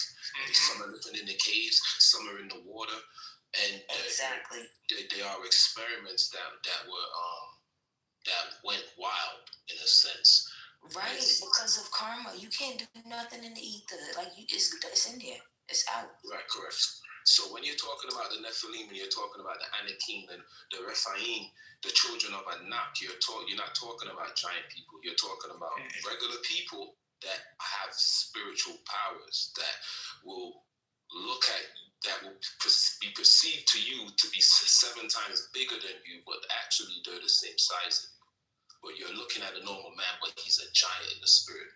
So let's go back to, all right, the O negative, the RH negative. So according to science, this is alien blood. I am the universal donor.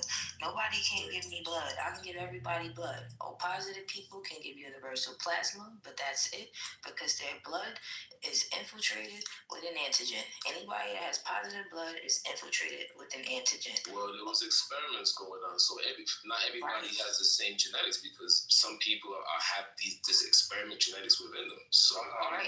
So if we're in the military, we're dog tags. Because on the dog tag, they have the type of blood. Because what he's saying right now, it's 100%. You can't give somebody A positive to O positive blood, to his point. No, O negative people can give everybody. So let me tell you one thing. Let me ask him one thing. I'm sorry. Go ahead, and then I'll go ahead and ask Red a question. No, go ahead, ask him. So this is interesting because my mom was told, you know, like when it comes down to me and my sisters, we don't look alike. Like, right? I don't look nothing like my sister looks Sicilian, my sister's black, and then it's me, right?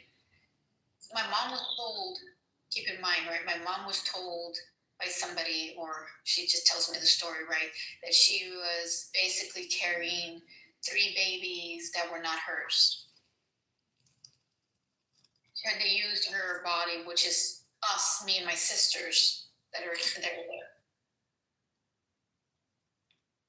This is very possible. You have abortions and miscarriages, them babies are still there. Does your sister have kids so you make it pop? That's something they do with children that were used in projects. They create the babies in labs and then choose a mother and place them in the mother. Well, I don't know if they have the gifts, but the thing is interesting that all said and done things that whatever my sister went through, life and death experience, and then she met some individual from high-ranking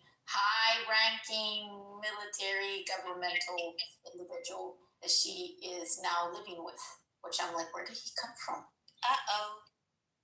Yes. Yep. That's the individual that knows about he's up there, Jacob. Up there. And he also knows about the crafts. He knows about all that shit. So that's why I'm like, how the fuck did he get with my sister? But that's interesting. Everybody's looking for the key, so everybody's gonna come looking for the key. Animal, man, and man. Right? So it's a story that's just repeating itself and coming back again. Right? So it's nothing new. It's nothing new. Well, but is the key to activate the crafts, or is it the key to turn on? Oh, it's shit on the wait, hold on. I got a thought. Is he keeping his eye on you?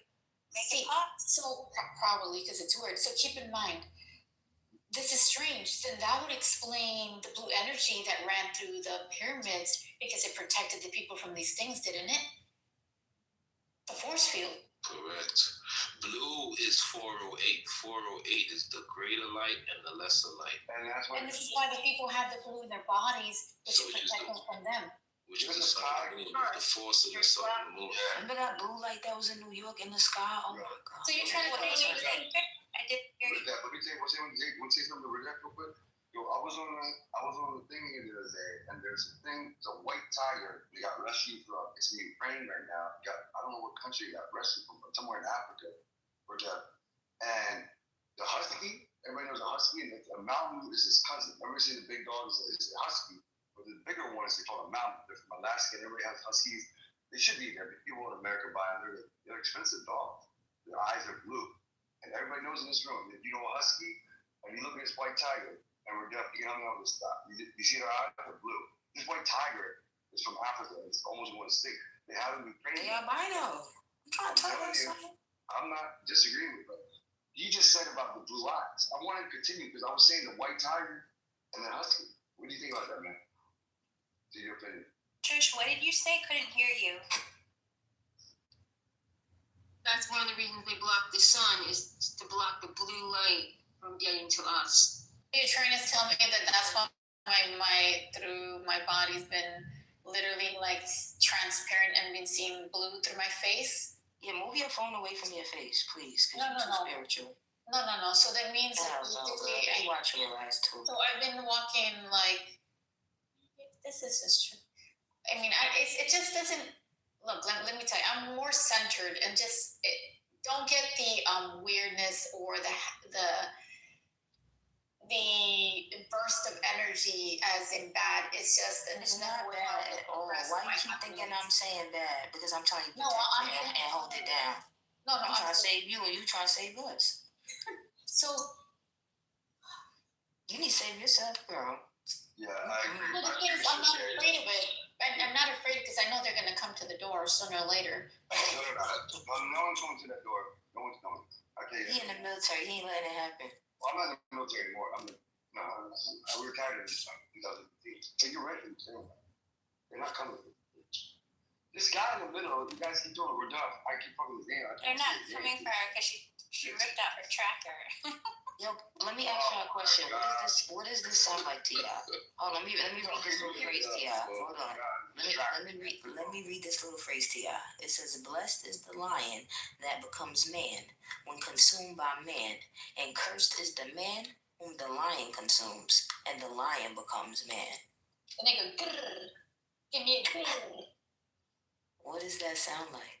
And also it's the song that goes, give me a grrr, give me a grrr. I just have to be human. Blessed is the lion that becomes man when consumed by man, and cursed is the man who the lion consumes, and the lion becomes man. Their image of themselves, for the animals are cursed of image of themselves. Like that beast mentality, that survival, nasty beast shit. You get consumed by that shit.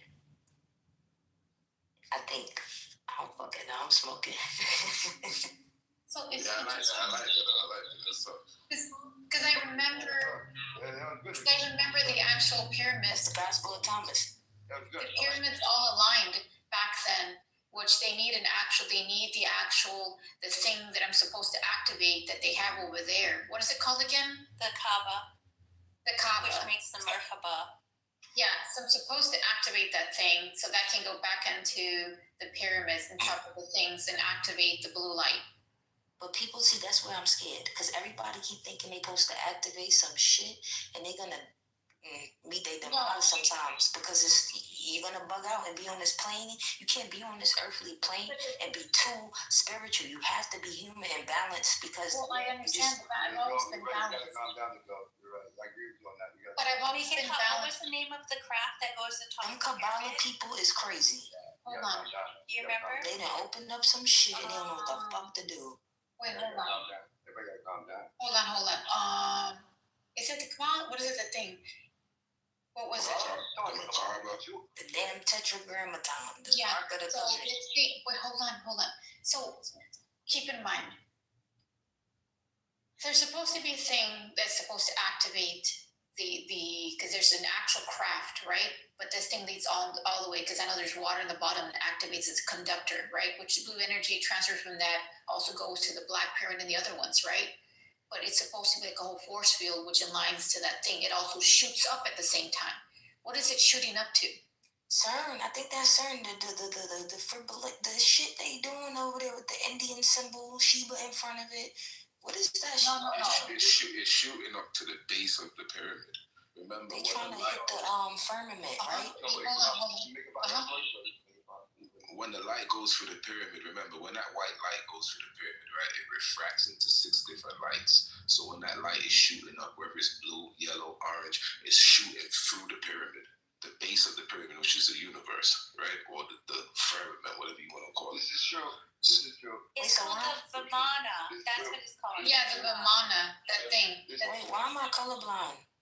So the Vimana, right? So the ability for these lights to go through the pyramid is what causes the days of the week, is what causes the 7 lights, is what causes Kabbalah. You can't avoid it. You're living in it. You can act like you don't acknowledge it, but you're living in it anyway because it's the 7 lights. But look, it's the color code. Radaf, so look at Superman. So look at his weird shit. He comes down here. His mother name is Mary and Joseph. His father is, I guess, God, and his uncle is the devil.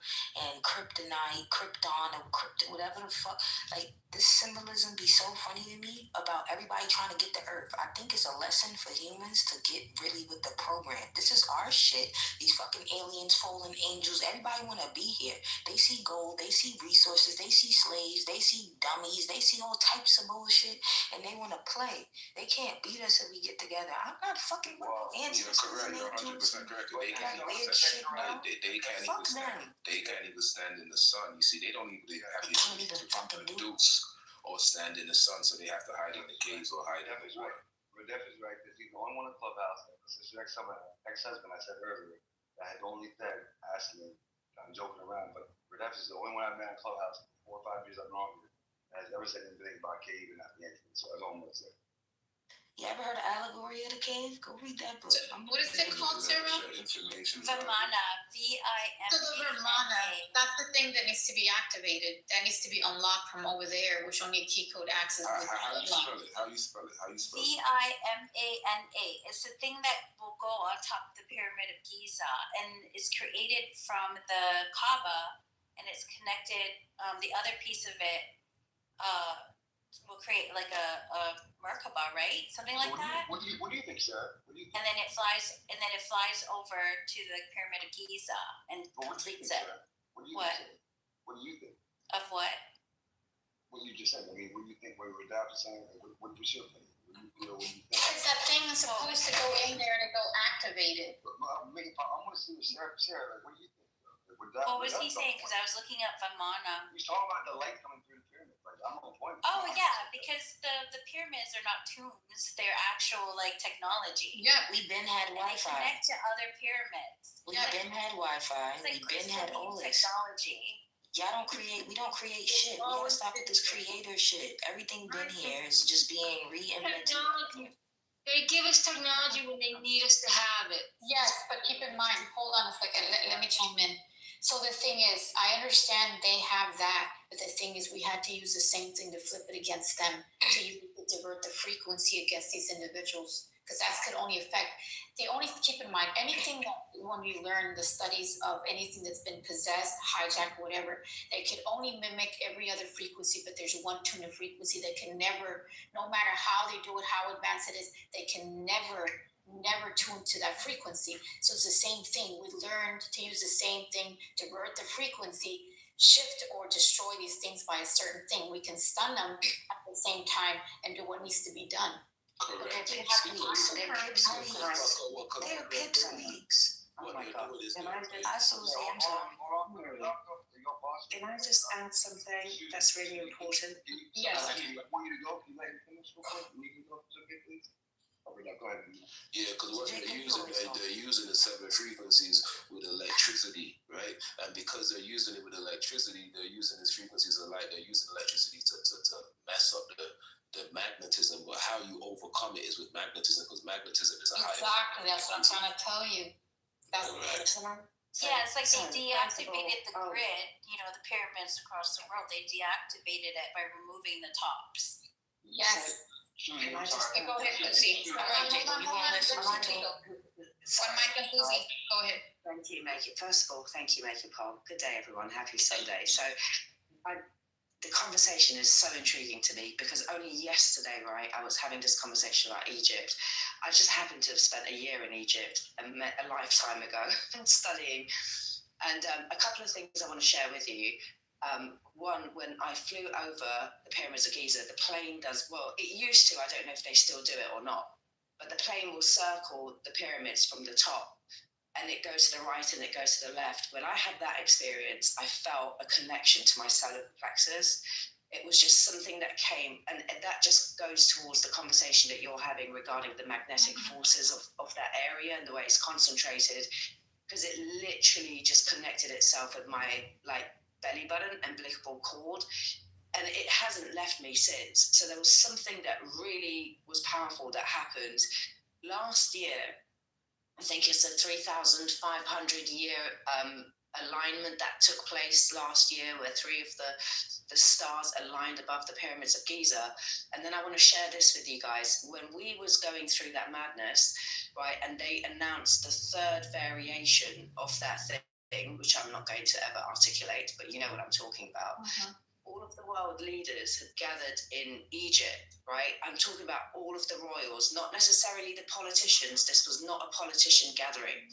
This was a royal gathering. And I know because like days before the ceremony, I saw Charles and Camilla activating the Elijah ley line that runs through Luxor. And what they did is they rebuilt this 3,000-year-old pathway between Hatmanshu and Karnak Temple. And they had the biggest ceremony. And all of like the Masons and the Northern Stars and all of these like different groups around the world were told to tune in and watch live. I'm going to drop the whole thing for you in the chat. Just bypass the intro and look at the ceremony. It was a huge ceremony. And then yesterday I was speaking about all of this in the waiting room, only to see that they're going to hold the Grammys this year at the pyramids. Like, so this is all they won't be able to activate it because the thing is, what I know about it, right? I'm telling you, like I don't know how I know, but we're supposed to. I don't know. I'm like supposed to activate that thingy and get that thing over there, and then that comes with the key and everything else within it that will fix everything. Plus, you flip the frequency, which is the overlay in this place, and reverts it back. That will literally destroy these things or stun them. Make it pop. Remember, make it pop. She also said it'll open a way out. So during that period, again, that we went through, the G7 gathering happened on St. Michael's Mount. Those of you that know ley lines know that the Elijah goes through Egypt, right, and comes right down and hits the St. Mary, St. Michael. And the St. Michael's Mound is where they all gathered, which logistically made no sense. They lit up St. Michael's Mound in red. The locals were absolutely furious and demonstrating to get them out. They didn't like the ritual that they were conducting down there in Cornwall. So look, all I'm saying is that they know that it's an energetics, right? They know that when they get together and gather in these areas, whatever it is that they're trying to manifest and put into law and sign off or co-create together on this planet, it just becomes slightly more amplified.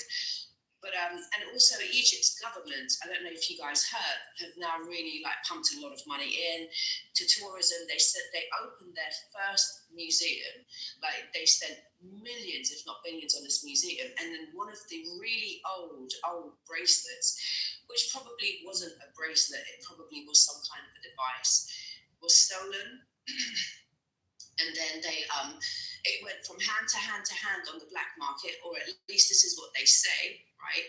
And then they say it finally got melted down and sold as raw, just gold in grams, which frankly, I don't believe. I don't know if any of you guys believe that, but I don't believe that. So I don't know. There's definitely something going on in Egypt right now. Yeah, I wanted to go before. I know Big Pie got to go, but real quick. So in March of 2004, because I turned 20 years old in Kuwait, 2004. The pilot flew in. I looked out the window, and I know this might sound corny, but I looked down. The way we flew into Kuwait, I looked down, and I could see all the pyramids, 30,000, 40,000 feet in the air, and no clouds in the sky. It was like 7, 8 o'clock in the morning. The sun just came through. I looked down, like I said, from 40,000 feet as a pilot. And I wasn't on a cargo plane yet, because when you're in Iraq and Afghanistan, you can only fly on C-130s, C-17s, C-5, whatever the cargo plane is. Because you're not flying, because they had to do combat landings and shit like that. And a commercial airline done so. But my point to you is that it's interesting, because when we flew into Kuwait, because Kuwait is the staging area, but the biggest thing is it's at we climatize before we go in Iraq, especially when you're in the summer in Iraq. It gets up to almost 140 degrees, like in Qatar or Qatar, as some pronounce it, or Abu Dhabi. No, the way we flew in, I could see all the pyramids, and I was like, "This is crazy shit," because I could see them all from 40,000 feet. Like, you know what I'm saying? And that was crazy. You know that? Did you guys know? You know, you're saying Iraq, and I just want to say this about Iraq, and then I'm going to hand over to you guys. Prior to that invasion, every student around the world that was studying archaeology, their gap year was spent in Iraq. right? I mean, the kind of stuff that's in, because like technically, let's think about where that is like located and what that place is. And every single student would have to go there to excavate. I mean, there was no place because the first this was made there, the first that was there. All of the Gilgamesh story, all of the, and they're still trying to find, there's hundreds of thousands of clay inscriptions giving you high level information that have been gathered from that region that multiple different people are holding. And I know that they're looking for something. They're trying to decipher this, right? And there's only 5 people that can translate ancient Sumerian, because I was thinking about going back to study a PhD just to learn the old language, just to get involved. Huh? I understand it. But have you looked at any of the tablets? Susie, what are they looking for? Are they looking for the key? I know where the tablet is, but they're missing. Are they There's looking not, for the key? There's a They're thing being blocked. So Hold on. there's I've had, I don't know how to explain it. Like I know how to read it, but I don't know how to explain it. Like, when the you don't even have to, I don't know how like the words, the letters transfer into actual, it's like scanning it and like understanding it. It just goes within your body, interprets it. I don't know how to explain it, but it's weird. I've always been able to do that. They're being blocked. They're saying that they're not allowed to. That's why they can't decipher it. They already know what's there. They're hating outside the club because they can't get in. Certain people could just smoke a blunt and eat a shroom and figure out what the fuck the is. They done been scribes. They done went to school. They done paid for college. They can't figure it out. You can figure everybody out there. They're trying to Black people go to Miami. We don't go to Egypt and Africa and study scribes. We need to go out there and smoke a little weed or something. Let me say something. It's so right. Sorry, they're trying to complete what they claim, right, guys, this is what they claim, and I don't believe them. And it's so serendipity, right? Because I literally sat down earlier this year and I said, because I'm from the region, right? Iran and Iraq are right next door to each other. Our artifacts are so similar. They lean into different stories, but they are like for like between the two regions. So I'm like, this is heritage for me. I need access. I live here. I want access to these like clay tablets. And then fast forward, I get invited to go to a lunch at the School of African and Oriental Studies, and I'm suddenly sitting in a building with the heads of that university, and I'm saying to them, yeah, because I'm actually running a project with them, believe it or not, this year. And I've just been invited to go back and to listen to these ancient instruments that they have from the regions that they're going to play for us. So this is going to be interesting. You said they're trying to complete what? No, back to the thing and make it pop and what she was saying. Look, the thing about the problem with the tablets is this, is that they've got all these countries went in and pillaged, right? So they've got lots and lots of these tablets all over the place. They haven't necessarily found them all. They haven't excavated everything. And then okay, baby, hold on one sec, darling. And then on the flip side of it is that there's a lot of private collectors that have paid millions, if not billions, for these tablets, right? Because whatever that information is, the upper echelons are all trying to get their hands on as much as this stuff. And they tell you on the surface, right, that, all those tablets is like the Gilgamesh story and everything else. But if you look at certain professors, they're giving you everything. Like, for example, I'm reading this chat, right? And they tell you that they used to bury their relatives inside their homes in the basement. That's why we all have basements. Basements were our ancestral burial grounds so that we could communicate with them spiritually, and they would keep the spirit of their ancestors alive and commune with their ancestral spirits by providing. They tell you in the Gospel of Thomas, don't let them people get your body because they're going to do weird shit with it. Right. They're going to take your organs. You're not supposed to be separated from your family, like land and home. You're supposed to be, I believe so, because back at home this was the case as well. You're supposed to be in close proximity to your people. You're not supposed to be miles and miles away. Where are you from? I'm Iranian. I was born in Iran, but I came to Britain like a whole lifetime ago. Well, can I ask you a question real fast? Because my close friend is from Iran, and she tries to tell me Zoroastrianism is the first religion. And that's cool. I could care less. I ain't religious. So, but Hinduism, I thought, was the first religion. But either way, don't tell me first, and then I'll go ahead. So it's interesting. So look, so I've studied. I do my own research. I went all the way back to where was the first religion. The first religion in Iran, in that region, because Iran. See, the thing is, right? We say Iran now, but Iran was vast. It stretched from parts of India all the way to Greece. Right, so it went across all of Babylon and Kuwait and all of those regions. At one point, like one place, they weren't separated and segmented out. But the first religion was Anahitaism, which was a water goddess. It was the creator was a female, and then who was doing that? Like, what region of people believed in that? All of that region that we're discussing, right? Iran and stuff, Mesopotamia. Yeah, that whole plateau. Yeah, that whole region, right away from India. Now.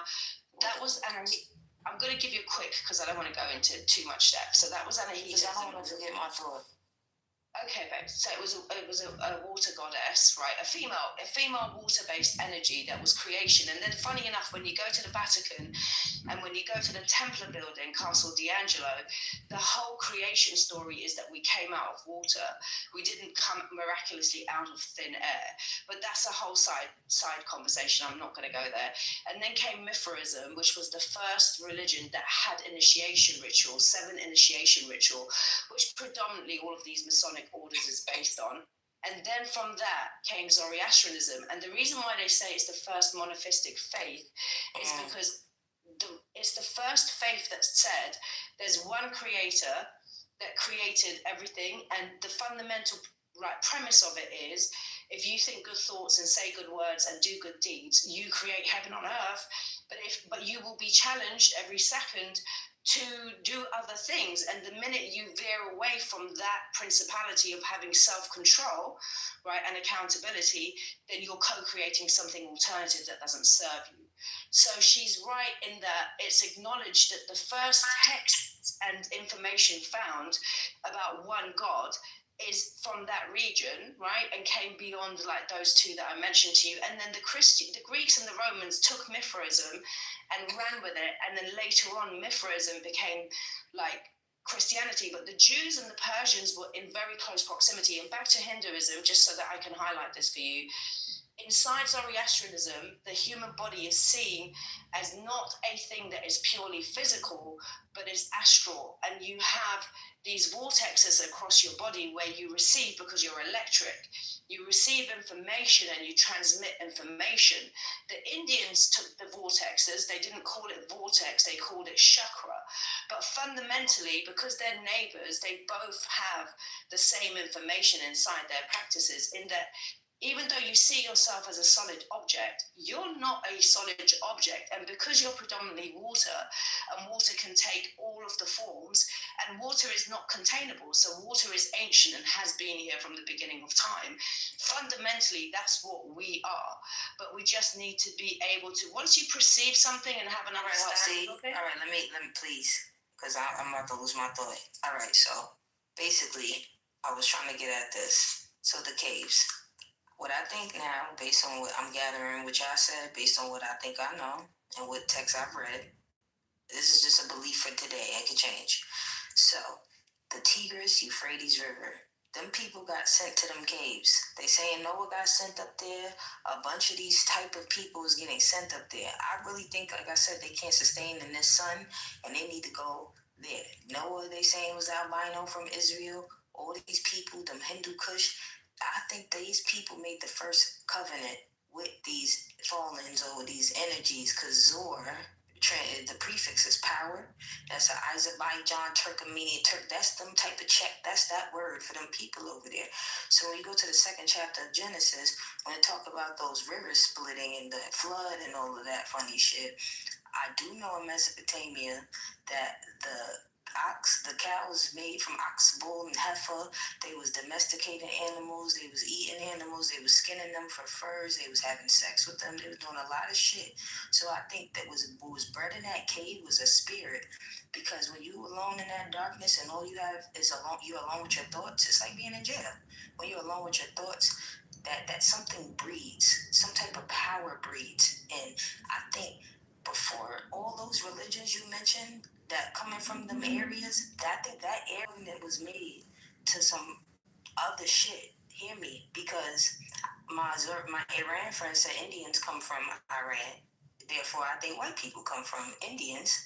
I do think this because when you look at the Dravidian albino, it's crazy to me how these look like regular white people, but these is really just Indians. I've been to London.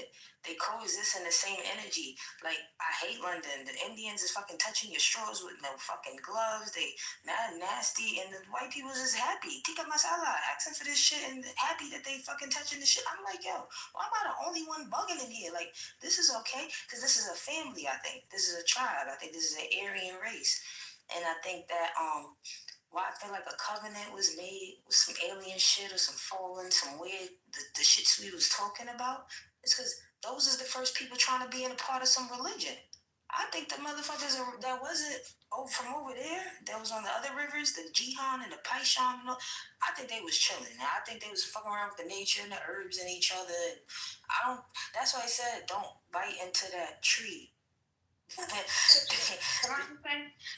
Wouldn't it occur to you that if there was a faith that challenged your framework, because now you're trying to, so we see it politically all the time, right?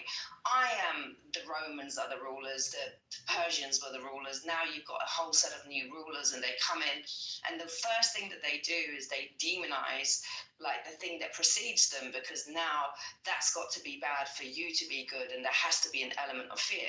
Like, with all due respect, and of course I respect your opinion and I'm here for growth and wisdom, but I mean, they simulated, if you start to just pull it back and look at the text, right, purely from a theological perspective, the threads that you see running through these and the narrations and the stories is like for like. But in order for you to be able to convince people to convert from point A to point B, you must demonize the thing that precedes you. But that's the difference. Hold on, Susie. Hold on, let me correct you, because that's the difference between me and a lot of people. I'm not religious. The thing is, why I could talk to religious people is because I'm not like, fuck your religion, it's wrong, come do something else. I don't have a new redirection.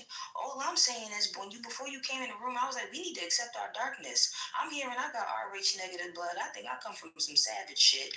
I think some people is possessed and working on dark shadow sides with their power, and they just don't know who they're working for. At the end of the day, if the Mesopotamians is the one who set the tone, then that's who did it. I'm not mad. I think that's who did it. That's why I said I don't trust the Asian continent when it comes to war and all of that shit, because look how they sent these motherfuckers around. They was coming. Because Africans got that, they fucked up, because they made a covenant too. When they sold them Congo motherfuckers, why do you think I'm an American? Because of these assholes. That's why I don't fuck with Africans neither. Because they made a covenant with the Arab Moors to sell us out, to turn us into lampshades, wallets, and all kinds of weird shit. That's why I'm cool being an American. When you go to New York, Africans do not fuck with black people. They literally tell you, they act like you a nigga. Like, y'all not from New York. Y'all gotta come to New York. People that look like me are weird to me. It ain't no white people being Jews. I learned how to read Hebrew from my Jewish friends. I'm telling you. Let me say something to Susie. Susie, real quick thing, and Ralph. So we were talking about, what was it called, Sarah? The Vimana. Yeah, the Vimana, right? And the thing is, right, they're talking about the tablets, which the thing is, I saw in my visions, which I didn't understand, like I'm getting all these downloads and prophetic thingies, right? So I saw a lady who's walking through the sand, through a sandstorm or whatever it was, and she was holding a tablet that was hidden, which is one of the main tablets that they think the one they're looking for, that they can't put it together. They still need that one that ties it all together. They're missing that part. So I couldn't understand, like the lady was walking through the storm and she was covered in that clothing, like the way Jesus would wear, all that, right, in Egyptian or whatever. She's walking through the storm and she's showing me where they put it. I'm like, why would you put it there? Because she put it in there because they wouldn't be able to find it. So whatever they need, that tablet, she had it covered in a cloth, and then she put it somewhere else, so they wouldn't be able to use it. But she's like, look. I'm like, looking like, who? That's the stuff that tripped me out. So I know that thing, that banana thingy, needs to be activated. And the thing is not an actual key, it's actual blood, the sequence. These individuals try to mimic, but the thing is the actual machinery to activate it, and if they try to use it, no matter how false they use or whatever it is, that system that's there will actually detect the actual individual if it's been cloned or not, and it won't accept it. Make it pop. Let me ask you a question quickly. When it comes to the Egyptian hieroglyphics, can you decipher? Because I've just seen some research and a docu that says that for all of these years, because like people like Aleister Crowley and Madame Blavatsky and all of these people, they went to the region, right? They created like ritualistic practices, which then kind of moved into a whole different and created, spirits and things. Because when you believe in something, you co-create it spiritually on this plane. That's the thing. That's why it's so important that you keep yourself, your belief systems, and then when you start to go into ritual mode, right? Whatever your ritual might be, then you give it even more energy, and the more you conduct your rituals, the more energy you give it, and then it becomes like a form, like a whole energetic like presence. But it turns out that all of that, like Golden Dawn, Madame Blavatsky, all of that stuff that they did, and if you go a little bit further back, there's other people, they didn't actually decipher it accurately. So now they're sitting back down, right? They're all sitting the fuck back down. They're going back to like the beginning to try and relearn what those things were. And so I think you guys had said earlier as I stepped into the room, I think you guys were saying that I think it's a genetic thing, a DNA thing, yes, or a light prism thing. It won't be revealed. Like you might even get a surface level understanding of something, but the real decoding. Oh my God, fuck. Did you guys hear about the pyramids in Bosnia? There's about 4 or 5 pyramids, right, that are connected to each other through a really long tunnel underground. This is not in like the public domain. They all activate. It has to. No, pop, make it pop. Let me say this quickly, right? They're connected by an underground tunnel. The military are aware of this tunnel. They were not able to open the gate, the doorway between these pyramids until they found this one guy, one dude. And they don't really disclose where this guy was from. And this is a true story. This is not like some fiction bullshit. And they brought him, and he managed to open the doors between these pyramids. His body, his chemistry, where's the lady with the blood? Right, his body, his actual chemistry and the combination of his blood and his frequency and whatever could open those tunnel doors, and nobody else could actually open it but him. That's crazy. Let me find the book for you guys. Yeah, it's the same thing with the Kaaba in wherever the Kaaba is.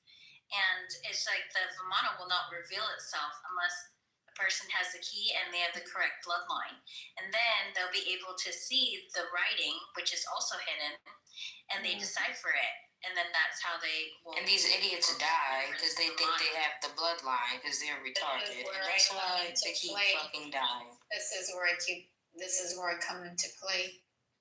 They go psycho and crazy because they don't know what to do. They didn't touch that energy because it's not for them. And this is what I'm saying. I don't know if y'all ever seen that movie Divergent, but basically it was this like magical box thing that only Divergents could open.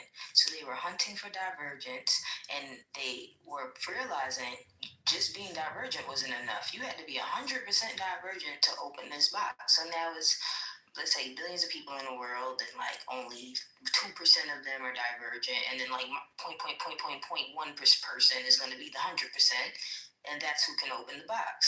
So they kidnapped her, did all types of tests on her, figured out she was running and that she was the one. They catch her. They force her to open up the box. They induce her with the same neurotransmitters they did in Star Program and all that shit. And then she's in this like virtual matrix where they're testing her how she responds to things. It's really insane. How like literally a wolf is like running to her and she has a knife and something else, a gun or some shit. The bitch hugs the wolf. Like it's crazy. Like they're literally watching for all of this thing to see the 5 things, the 5 elements. Is she caring? Is she truthful? Is she dauntless? Is she all of these things? So they get the box open. And then it like exposes some shit that the higher ups was mad as fuck about because they knew they couldn't open it. That's why they gatekept it for years and had this bubble society in this fake ass world. And then just some inquisitive, divergent people was trying to figure some shit out or I don't know. And then they tried to hide the message. Remember that? They tried to hide, they found out the message was some shit that went against their fucking plan. They was like, oh, hell no, kill all these fucking divergents, kill all the asses, and hide that shit. So that thing we're supposed to activate because it transfers the blue energy from pyramid to pyramid. I think part of the COVID testing, and then they were, keeping a database of people's bloods. I think that they were also one reason for it was because they were searching for a specific bloodline. Some are trying to imply that thing is supposed to be activated, go through one bloodline. When it comes into there, these are like going to come with my visions and things. But the thing is, like, I don't believe into none of the rituals and none of that stuff thingies. There you go. Where they go? Jacob pop. Jacob, I can't hear you. Make it pop. Sorry, one second. Jacob, you sound far away. Can you look into the? I'm trying to and he's not coming through. I've been seeing that he was trying to talk, and you've been helping him with his mic, Trish. Help him again. Can you say something again, Jacob? Just quickly make it pop. Can you look into the can you maybe just how do you say his name? He left. Oh, man, you guys gotta save that guy, man. You guys gotta get him back. He's the chosen one. What did you say, Jacob? He's just saving the room, man. He's just saving the planet. Jacob! He's so mad. You're the only guy that this guy was the chosen one, man. He's gonna bless all you girls. It was probably past his bedtime. Yeah, I think it's past everybody's bedtime on the East Coast of this part of the world. Well, hopefully it comes back again. But what we were saying was good job, though. Make it pop. You did good tonight. All you girls did. I'm proud of you guys. I'm asking you, Make It Pop, if you could maybe, I don't know. I mean, I know that what you receive is intuitive, right? So it's probably not done the way that I'm recommending it. But is there any way you could look at some of those Egyptian hieroglyphics and see if you can, because they're back to square one again. No, don't help them. Not for them. Not for them. I'm just wondering whether she can decode, because obviously where is it? She can't decode. She cannot decode. I'll tell you that right now. No offense to Megan. I'm not trying to be rude. I don't think she can decode. Oh, can I say something real quick? Go ahead. There was a new blood type that was found during COVID. Really? Yeah, Guada negative, and they found it in Guadalupe. Guada negative? You repeat that again? Guada negative. Let me look this shit up. So, are you saying during COVID they found a new blood? Yeah. Mm-hmm. What country? One person in Guadalupe. It's called Guaic. Guaiac. Guaic negative? No. It's GWADA. Wait, spell it? GWADA negative. Guada negative. And it's found in Guadalupe. Only finding one woman from Guadalupe. It's only one person. First, they tried to gather blood via programs like Ancestry.com and what was it, 23andMe and things like that. And I think it wasn't enough. Not enough people were willing to pay or were even interested. And so, like the whole COVID test, they got so many samples from all over the world. It's a woman and she's the only carrier of it. Yeah. Only one they know of. Exactly. Right. She had a strange antibody, is saying, and they didn't know what to do. So they figured out, it says... Can you read it? Yeah, just read it. Guada negative refers to a newly discovered and the rarest blood group in the world, found only in one woman from Guadalupe. It is the 48th recognized blood group system, and the woman's blood reacted against every other blood sample, making it impossible to find a compatible donor for her. Damn, even me. The discovery was the result of a 15-year investigation into the woman's unusual antibody, which identified a specific genetic mutation in her something genes, pigs genes. What the fuck? Pig Z. Okay, so what it is... You said 15 years, so that was way before... So she's been having a health problem, and they can't figure out what's wrong with her, so they've been studying her. Guatemala. Guadalupe. Is it in Nuevo León? It's in the West Indies. What? Oh, Where is it? Technically, it's on the French, but it's in the West Indies. Now pay attention. They said that they've been trying to figure out. To Dominica. Dominica, yes. They've been trying to figure out for 15 years what's wrong with her. So they've been studying this person for half her life. But they just telling us now when COVID happened, right? But what is the pig Z gene? What is the pig I have no clue. It says a unique and extremely rare blood type, one of its kind, is called the pig Z. See, remember the Mexicans at all them places they've been seeing aliens? That's the Mary. See, that's Mary. Jesus ain't have no father, right? Yeah, okay. That's why Noah, he came out white too. Somebody raping these people. These sons of God is coming down here, taking wives, coming into them and boring children. I was the watchers because Noah was the one. Hello. Well, Enoch, I would say Enoch was the one who went to the heavens. And he came and told them to stop this shit, and they didn't want to stop, and that's when the flood happened. So remember Lamech, that's Enoch's father. The Guadalupe is where they have the Virgin Mary, right? Huh? Is it where they have the Virgin Mary? Virgin Mary? Oh my God! Wait! What the fuck? Are you onto something, girl? Yeah, kind of. Oh, this is scary. We gotta stop.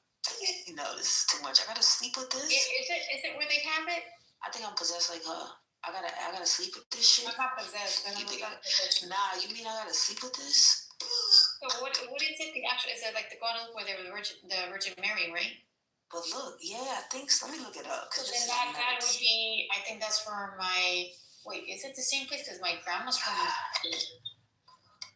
Wait, look. If Mary is from Guadalupe, Mary allegedly had the same problem Noah mother had. I think. Because look, Lamech had a son. His name was Noah. He came out white. He had a black wife. He was confused. So he took his baby to Methuselah, who was Lamech's dad, and was like, what's wrong with my baby? Yeah, he said, I don't know. I'm about to ask Enoch. That's the I think you're right about it, because I just looked it up. The Guadalupe. Yeah, because that's where my grandma's from. It says mom. Mary. That's why you connected to that. Marian. Yeah, because like Juan Diego in 1531. You see, like in the side of my mom. Keep in mind, my family comes from. We have a lot of. This is crazy. So my mom's mom is from Guadalupe. The thing is, she had a sister, and she was only her and my grandma that were left. She left and left behind the family that went back over there. So only their family stayed of them that come from wealth or certain individuals. My grandma came over here. We never went over to go visit. That's from my mom's side. Keep in mind, which is interesting because she's from Guadalupe. That's crazy. And the other one from my dad's side, from my dad's side is different because she's over there from other places, right? So this is interesting. This is crazy. Oh, it's just a connection. This is weird. I think something jumped in her. So imagine if she tries to have a baby. Not something. Right. Come on, bro. Y'all are just getting a little weird with that shit. No, something. I don't know. I don't like to make names because if they heard us talking, they probably laugh. Like y'all think y'all know everything. My name is not Nephilim. Wait, hold on a second. We're not gonna do none of that stuff in the room because that sounds a little funky, a little off. How it comes off. It's weird. Basically, what I'm saying is I'm not calling stuff Nephilims and all of this stuff because what if that's not their names? What if they laughing at us like, y'all think y'all know stuff? That's not my name. My name is Uji. Well, at the end of the day, some shit we can't pronounce. At the end of the day, who gives a shit what their name is? That's what I'm saying. That's why I said somebody. Them things is jumping into people, playing with people spiritually, raping them physically. I don't know what they're doing. They're doing predatory stuff to us and them people in Guadalupe. Loop. They keep messing with them Mexican people and them Spanish people. They keep saying they seeing UFOs. They keep trying to play them. They keep trying to demonize them. ICE is trying to violate them. It's because they took California from them. There's something about Mexicans and all them type of people that they don't want. They trying to stifle them too. Like Haiti. I don't know what's going on. Well, it's different when it comes with the pyramids, when it comes with Africa and dealing with the Americas. Because when you're dealing with the pyramids in Egypt, they all align with true north. with the cosmos, and pretty much with the bell of Orion. But in the Americas, they point in a different way, which I'm not aware of yet. Nah, and then them Spanish people love Mary. When a certain alignment happens and the pyramids are involved with it somehow, an opening, a gate that's sealed but not permanently opened, and that's when we can escape the prison. Like, I think that alignment is somehow coming up. It's going to do something like that's never happened before. It's going to be a different type of reset. And Well, right now, that is involved with it too. Right now, the poles are flipping. I've been paying attention to that for like the last 5 years. It means something too. Mary and all, all the stuff, the tech they have now, the consciousness transfer and all that stuff, these entities came here with it.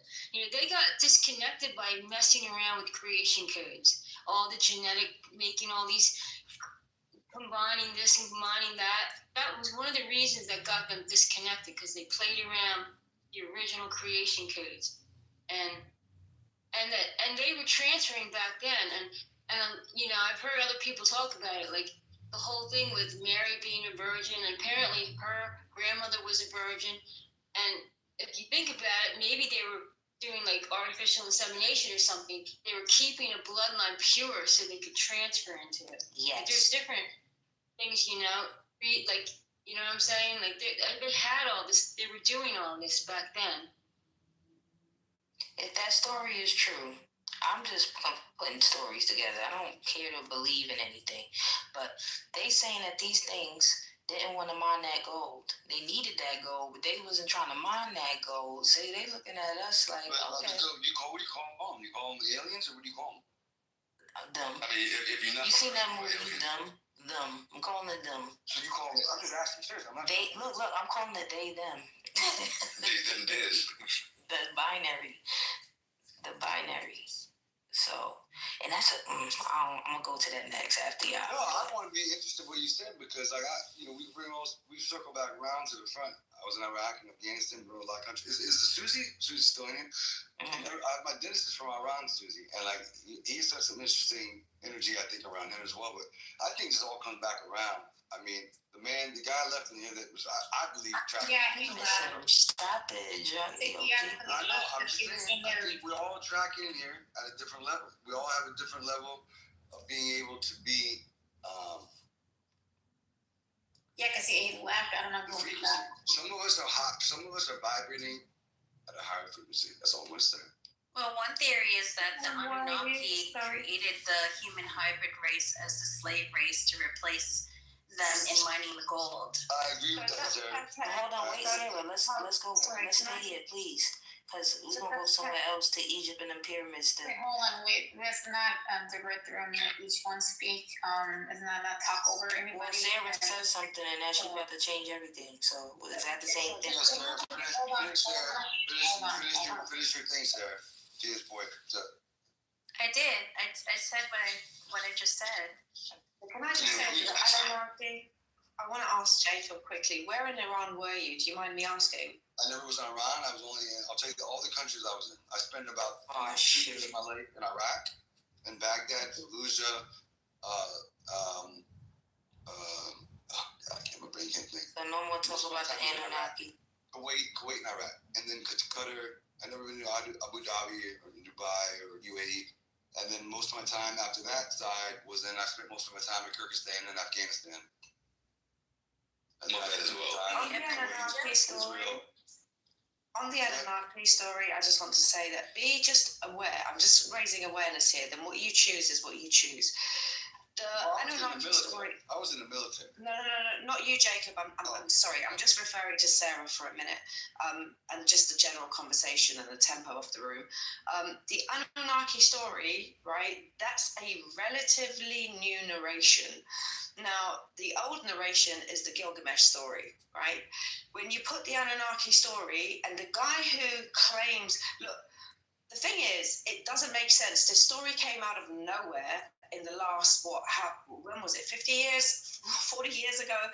It came out of nowhere. Suddenly they've miraculously found these tablets that tells you the Anunnaki story. The Anunnaki story is very in-depth and gives you infrastructure, and yet for over 150 years they've been trying to piece together the Gilgamesh story, and they can't, but they miraculously managed to piece together the Anunnaki story. And I would just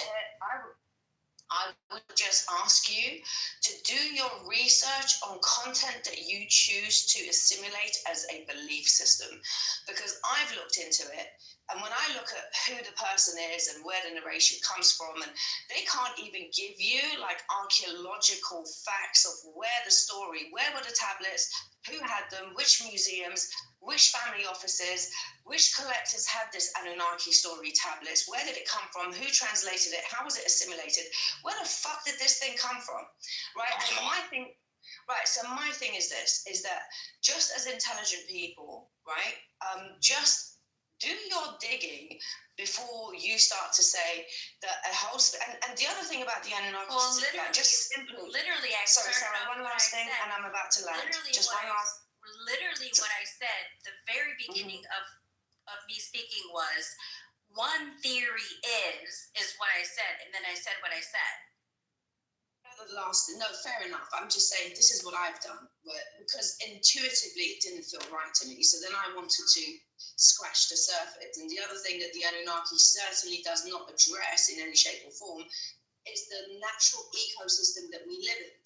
Every single living organism on this planet is tied to another living organism, or all of the other living organisms.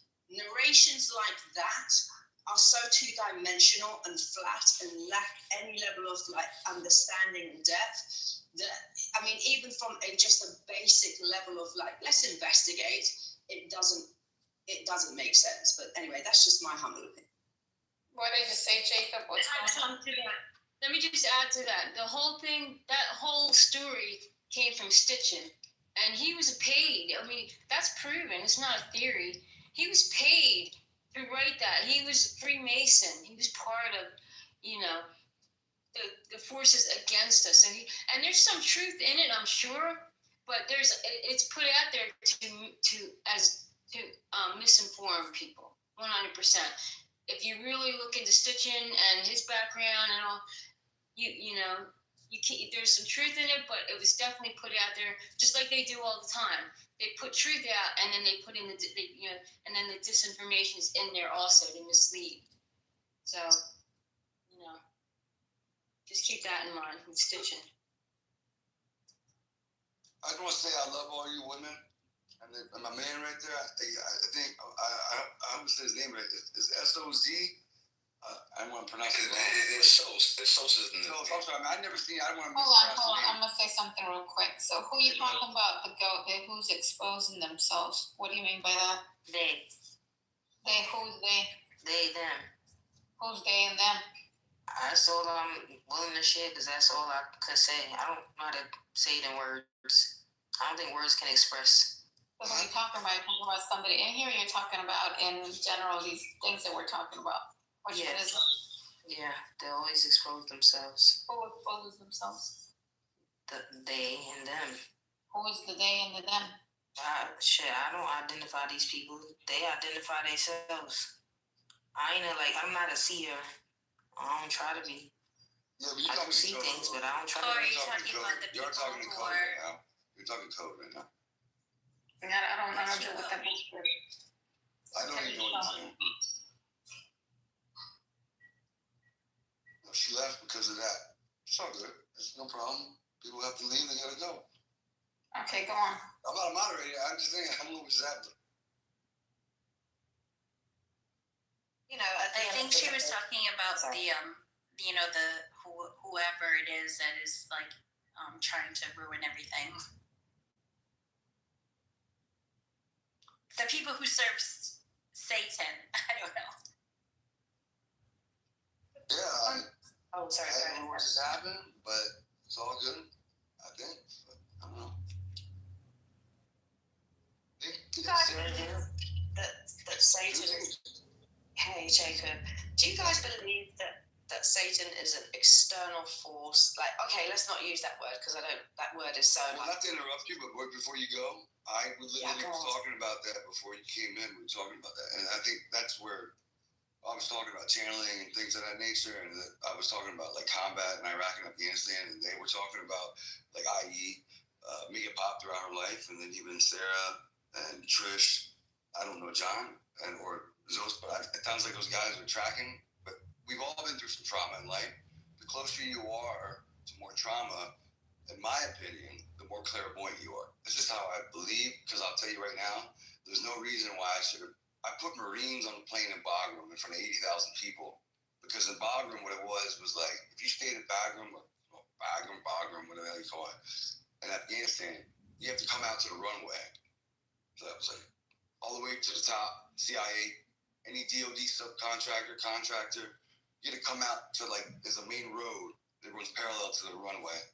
So everybody had to come out, and we have been working with Marines that were training the ANA, the Afghan National Army, and they just happened to, our valley that we got into the most, that we got our mission change, right? We landed in Bagram was the 82nd Airborne out of Fort Bragg, was leaving, and the 101st out of Fort Campbell in Kentucky was taking over. So basically, we had to be out there. I'm not airborne. I wasn't airborne, but I worked everybody for all the way from Navy SEALs all the way down to, like I said, like 82nd Navy SEALs in Baghdad, and the worst was Fallujah in 04. But I'm not gonna get off on. I want to hear you. You in the military? I'm a vet. What's that? I'm a vet. Navy. Me as well. Oh, me as well. I can't speak. No, me as well. So yeah, I was in the Guard. But the funny thing is, in the Guard, people talk so much shit. But we got all the crazy missions. Fallujah, like I said, 04, Ramadi in 05. I went back over in Iraq, and then to Gal Valley, Kapisa province, which is outside of Bagram, which is part 1 province, and 08. So, but I was saying, like, I'm glad you could join us, man, because it's good. I don't come on here anymore and make pop. Some reason why I'm here, really. And I met, Sarah and Trish and Susie now, and the lady that just left, and I forget his name. He's a cool guy. Radolph. Thank you. But y'all are great. But no, man, that's cool, man. And I don't say that. I hope you don't mind this. I don't ever tell a veteran thank you for your service, because I'm a veteran, and I really don't like when people say, thank you. I say it all the time, my brother. So ain't no. Oh, you're proud. What? You understand what I'm saying? People say that to you? I appreciate it, but it's like you don't gotta say that. You know what I mean? We both still alive. You know what I mean? So. Well, you understand. I don't say it. Well, let me say something funny that was going on. I don't want to get off topic. I'm sorry. Go ahead. No, it's not getting off topic. It's going right back on topic. You see all that funny shit that was happening with the UFOs? That was happening on my shit. Well, we call them the Pentagon, because I'm not like, Mega Pop knows this. Mega Pop, you can confirm this. Are you talking about the one where they yeah, we call it UAPs missile now. at it, and the missile was but it's called UAPs now. We don't call them UFOs. It's a program. It's called UAP. Yeah. The Pentagon changed that. It's called UAP. So everything in the water, everything in the sky. I wasn't trying to interrupt you, Sarah, but they have a program in there. It's called. Susie, to answer your question, at least what I think is just the way that I see it. Satan is the idea of Satan is like a simplified version of what it really is. I think it's a force. Just like I think that this is just my perspective. I think that what people refer to as creator, I refer to as the origin, is also a force. I mean, because is Lucifer and Satan the same person? Can I just? It's interesting to me, and I want to, because I've got to go and meet somebody, but I want to just put this question in the room. Do you think then, or do you feel intuitively then that there are these external forces at work? And if there are external forces at work, have you been allocated the power to be able to mutate and alchemize? Because for me, this is my understanding of late, personal, right? Not projected onto you guys. I'm just sharing. That when that comes, right, because it all starts with the thought, right? That's the first seed. When that comes, there's an opportunity at that point of interception for alchemy, right? So you can either alchemize and see it in the ways, and there's infinite possibilities of perception, right, at the point of interception. You can either alchemize it and turn it into whatever you choose to turn it into. So in some respects, at the point of interception, where we go, right, from thought and into like an elaboration of thought, which then becomes speech, then becomes action, is like self-perpetuating, that it's us. It's not an external thing. And even if it's external, that you have been given autonomy fully to alchemize, right? And so where we go is where we choose to go. And sometimes we like to go there. Fuck it, right? Sometimes we like to go there. Sometimes we want to explore the shadows. Sometimes we want to walk through the dark hallways because it's a human experience. But it is all us. Because no one, fundamentally, no one can pursue your thought and your internal process for you. So then it becomes like, then it becomes a self-inflicted scenario. Right? It really does, because you at that interception. So, okay, so then the question is, can you eradicate it if you choose to? And I assume that you can. I kind of think of it like I describe people like it's like in Star Wars, right? The Force, and it can be used for good or it can be used for like bad. And I think a thought just occurred that made me kind of giggle. It's kind of funny that when people are, like doing good things, they just, manifest or, intention and things like that. People doing bad things, they have to do rituals. But we are all ritualistic, right? Because when you look at a ritual is something that you repeat and recycle. And we are ritualistic beings. And that's what we call stability and comfort. Because when we can predict, when we recycle and repeat, right? And all of it is a ritual. And then these guys just know how to come together and put their point of focus together to do something in order to compound that energetic like desire. And so, but everything is a ritual. Like if you wake up and you have a process of like waking up and you do something, you brush your teeth, you comb your hair, you do, whatever, that's a ritual. And that's why it's uncomfortable for us to break the cycle, because it's ritualistic and we are purely, everything that we do is ritualistic. I think that in the power of like focus, like people say meditation, blah, blah. To me, when people pray, that's like a form of meditation. Who they're praying to, is open to interpretation. But that's like a focus sort of like, like intention type thing, I think. And I think that, like when people say, oh, they had like a mass prayer or whatever, and then, like something good happened and so on and so forth. I think what they're really doing is sort of like manifest. Energetically, you look, if we understand and comprehend that we're electric, which we are fully, right? We're transmitters and receivers. Then what you are doing essentially has an impact and it has a radius, right? So it will have a radius. And then the question is, well, what is the point of expansion on the radius of the point of focus? Because it's all about focus, right? So if you psychologically jump to a completely different place, which you can do, you can go anywhere you want to go, and you retain your energy in that place, like, okay, God forbid any of you got like sick relatives or whatever. If you want to go into prayer mode for that person, for healing and love and for ease and whatever, then you're energetically expanding in that location of the place that that person is. So it makes you infinite somewhat, right? You can have a point of focus on anything. Like we say, how many times have we recently said, let's pray for the people in Palestine, let's, pray for peace, and let's pray for like settling and health and food and abundance and, an infinite like goodness for them. Because we can, this is it, because you perceive it, whatever you perceive is a reality. It's given to you. You can't perceive something that is not a factual reality in this realm. Susie, before you go, weren't you going to make it pop an Egyptian hieroglyph or something? Asking her, I can't tell what she will know what it is that I just have a feeling. Don't ask me where. I suppose based on this experience, I have a feeling that there's something that they cannot do that she probably can. And I just messaged her and asked that maybe looks at the map, I feel intuitively that it's somewhere in Luxor, and that there's something there that she will, it will come to her. It will just pop up on her radar without her even looking for it. And she will just probably engage with it. I just have this kind of feeling about this, but I could be wrong, I could be right, who knows? She will know. She knows better than me. Well, I'm just gonna say something. If y'all gonna keep at it in the chat, I'm just gonna remove you guys from the room. Like I'm not entertaining none of that bull. If you guys don't like it, you're gonna start throwing interacts and stuff, then take it somewhere else in another room. You know, if y'all gonna keep on doing it in here, you're gonna keep on entertaining and in that back and forth. The only reason why I moved her is because the fact that she was cutting people off. She was trying to tell people how to speak, and I'm doing it in there. That's why.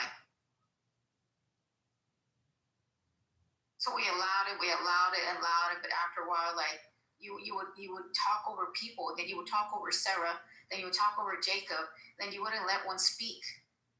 You know, y'all, I'm just gonna remove all y'all. I'm not dealing with that. We're removing all y'all three. Me too. Am I getting moved? Hold on. I'm not playing with this. Am I being moved?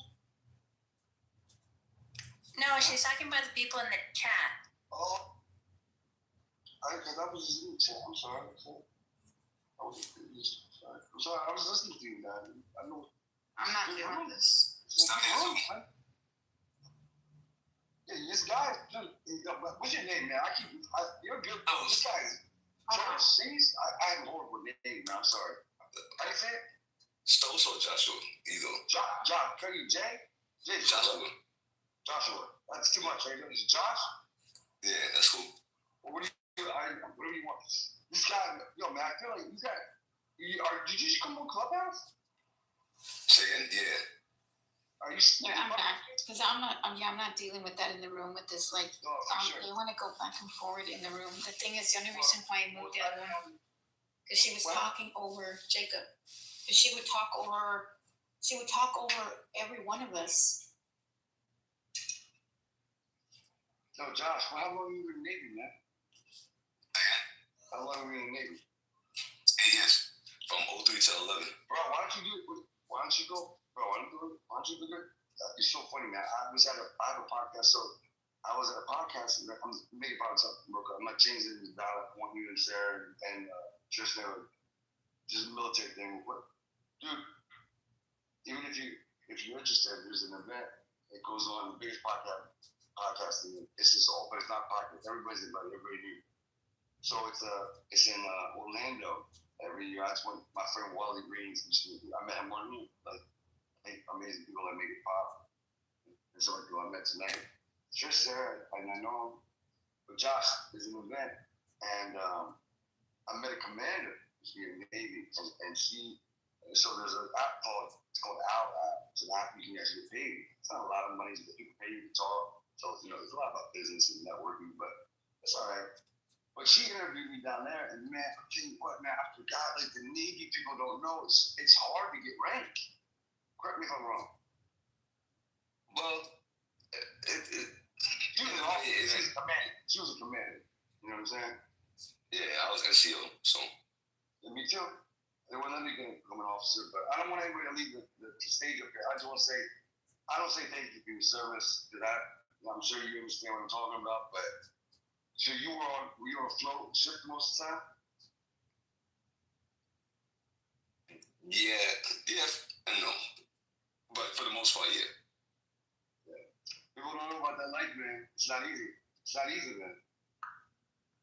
I'm still here, though. But what happened to the 20, bro? You better knock the 12 more years. You better knock it out. It's too much, so people don't know. It's a long time, man, to vote, right? Well, I'll be in the trunk right now. You be what? I would probably be in the trunk. Yeah, that's a good point. But you would be retiring. I would, because I was under Bush and Obama when I was serving. Me too, bro. I was in Iraq and Afghanistan. We're the same age. I'm telling you, I know. But that was different, right? What do you think? Mm-hmm. Even though Obama was a Democrat, but a lot of people think he was like Republican. You know that, right? I think a lot of people think that, in my opinion. You know what I'm saying? Because he wouldn't. You know that because he wouldn't have Afghanistan on the drones. President Obama was the first one in Pakistan with the drones. I don't care what anybody say about Obama. If you like him, you don't like him. He's the one that came on national TV. I'm not going to eat it. Oh, I killed Osama. Remember? No, but I'm aware of that. We can talk about that conversation. Oh yeah, let's not mess up the vibe. What's going on? Oh yeah, what's it? No, you guys are good. Sorry. Yes, I'm sorry. It's been a hectic day today, Jacob, and whoever's been up there. It's been okay with people with the frequencies, whatever filters from hope to in here, and it's just. But this is a good room. I'm proud of you. This is a good room tonight. Well, she kept crossing the line as well. She kept saying like, "Oh, you're possessed," or "You're channeling," all this kind of stuff. And that was the other girl. What was Trish? Was that her name? That was Go. Oh. Yeah, she kept on saying. Yeah, she kept on saying stupid shit like, "Bro, like, hello, like, what are you talking about?" She was like insulting you, saying like, "Oh, you got to protect yourself," as if in all your life you never thought of that. Oh, now that you say that, it's just like. And then she was like trying to tell us how to speak, and then she would speak over you. She would cut you off, and then she would cut Jacob off, and then she would cut the other guy. That's where the guy left because she kept on cutting people off. You talking about the black girl? Yeah, the other guy that was there. That's why he left. Yeah, that's what I'm saying. Yeah. Oh, I didn't know that. I think talking about someone else. Oh yeah, she left because of the. I mean, I'm about Trish. I'm sorry, Trish. I didn't say. No, yeah, we know. She kept doing that. I mean, I told her that. I said, why are you? Put your microphone. I told her. I told her that. I was like, you keep your mic on and you just talk and talk and you don't stop. Listen, man, she's got 4,000 followers. Clubhouse is dying, unfortunately. But maybe I'm glad I found the roots, mate. She has some interesting things to say, but too much. She wouldn't put the microphone to your point. She wouldn't put the microphone. I didn't say the black woman. I just said because I think it's the only black woman in the room at the time. You're white too, right?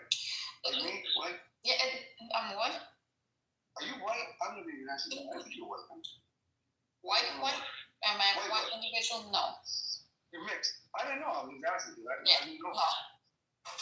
It's just like my mom's mom, of course, just from about a little bit. The other one, my dad, which his dad is basically native. He's also native. He's a Cherokee. Then from my other grandma, she's Dominican. And then from her mother over there, they're, of course, from Africa. You got other ones, and you got other ones from Congo. You got Sicilian. I got Hawaiian. I got all that mixture in there. Oh, and other stuff in there. Josh, I want to apologize to you, man. My bad. I didn't mean to go over the military, right? We talk offline, so I'm sorry about that, man. Do people think you're white, though, Make It Pop? Yep. Yeah. I guess I haven't seen my sister. My sister's like black. She's black. She is black. Really? Yeah, my sister's black. I'm trying to tell you that we don't even look nothing like my sister. Look, the other one looks Sicilian. My sister is black. Like, you seen, she's black. She's I wonder if you tested your blood, based on what you said earlier, Make It Pop, I wonder if you tested all your blood and you would see whether or not you're actually related. That's something that, I always thought about that. It's so weird. And the sad thing, like, even when I was in kindergarten in California, we dressed up, and my sister, like, they looked at her and were like, there's no way she's black. How can she be her sister? We didn't even look alike. And they're like, oh, look, they're hugging. They're together. They don't even know each other. I'm like, bro, that's my sister.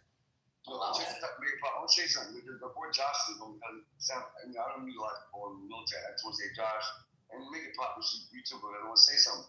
And Sarah, Trish, and Susie. I think y'all are people in the audience, and I think this literally Make It Pop happened that night. There was someone I know, and I'll never say no names, just like on a podcast, but I don't say it's Josh because, he break me, want to make it about the military. I think you're in a great room tonight. I'm not saying it's over, but I seriously, I want to say it was a good room. And then, good people in the audience. I don't know if they're sleeping, if they're awake. Good people, but we had a good thing going for them, And I think that sometimes, I just want to ask Josh if he's there. more, not to get back. I'm right here. What's up? Okay. No, I apologize for that. I do, because sometimes I can get, I'm not on that like that. I'm not on that. Brother. All right, so I want to ask you about. I just joined, so you good. Good. Well, I'm about to get off after 4 or 5 years, and I meet amazing people. Like I said, I think I remember saying, but Trisha is cool. Susie is amazing. Susie, you sound like you're from Britain originally, so that's cool that you're Persian. That's interesting. Yeah, for a long time, but I'm Iranian through and through. Yeah, that's cool. That's crazy. Just like making problems. I don't know. I don't know. But Josh is a cool app.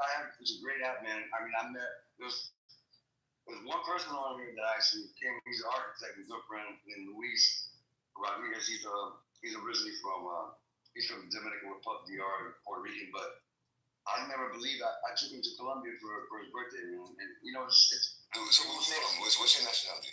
So I'm a French Lithuanian. This is by religion. Depends on the lady you're talking about. I'm a French Lithuanian Jew.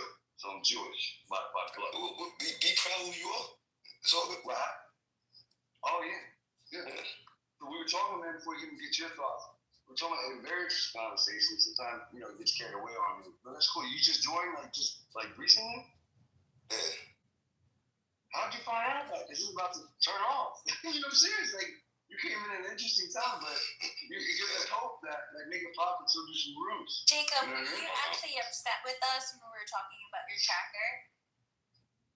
Oh, I don't. We're kind of no. Yeah. Oh my God. And then Trish. So Josh, they had funny yelling at us. So Josh, they had a girl in here that was going back and forth. I said, I was listening with them. I really did. They thought we had trackers in this, Josh, because we're in the military. To be heard. Nah. It's not trackers. It's a certain thing. Like you can even scan an individual and you can actually tell what they have. And even in the body, I don't know how you call it, some type of thing that they put in the body. You're talking about nanobots or something like that? Yeah. I don't know about the nanobots. I don't know about that one, but I know you guys definitely, like the upper ranking individuals, some do get affected by that frequency. That's not me. He's not an officer. That's the key thing I asked him. No, Makeup Pop says you have a tracker. Yeah, I think you do have one. I'm just kidding. Sorry. Go ahead. I think if you have one of those, not that the military, it's one of those implants. I think you've been implanted. Doc, have you seen Jason Bourne movies? You remember the one with the... Oh, come on, let's all of us talk. Yeah, I want to listen and I want to respond. Now, what was the question? No, I'm just saying that I think that he definitely has an implant. Not the actual implant, but no, not you. I don't know. I think you're very iffy and I think you're aware of a lot of things, especially. Yeah, I have a pure heart, so. Yeah, and you're very aware and knowledgeable of a lot of things, definitely. For sure. Still a student. I'm listening. Well, they say some people know more than us. I think you're also aware of every single little flaws and things and details of a whole bunch of stuff in there, included. Even though your avatar covers it, but you can still tell the actual individual, separate the avatar from the actual physical individual, which you can actually see you. So Jacob, you can rest easy now. It's not a tracker, it's an implant. Well, there's a movie that Matt Damon did, and then you guys know Jeremy Reiner. He did a movie called it's a movie called what's the girl that did 0.30? It's a female director. She did something called With the Bombs. It was about EOD guys that went out, they blew up IEDs before they killed Americans. But to your point, he did a movie. I forget the name. It was Born Legacy, and he was like, in the middle of Matt Damon when he's doing all the Jason Bourne movies. He did one, to your point, where he had one in his hip, and he took it out because there was a drone. There was a drone that was tracking him. Yo, Jacob, I don't mean to cut you off, but you don't think I'm trying to talk to you about like how you somewhat acting like Jason Bourne.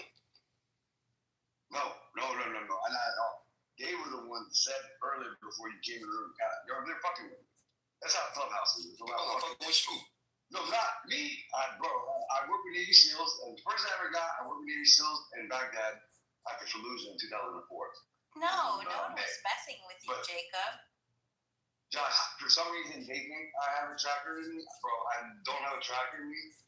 And they, what do you guys mean? She said it's an It's an implant, not like a implant. It's an implant that basically transmits a I certain have no frequency. implant in my body. And there may be people in the government or the military or some other organization, I'm not going to say it, three-letter organization, but Josh will tell you that as NCOs, I retired as a Staff Sergeant E6 in the Army. I am not having a device or tracker or implant in my body. It's an implant, but the thing is, the majority of some of the devices it can be picked up from the actual small It's implant. true.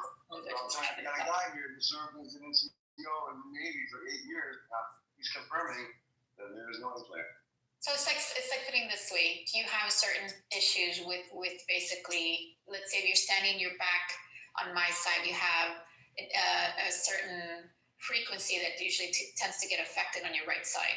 I just got an MRI. I'm telling you right now, we can come down and track it. You can show you the edges.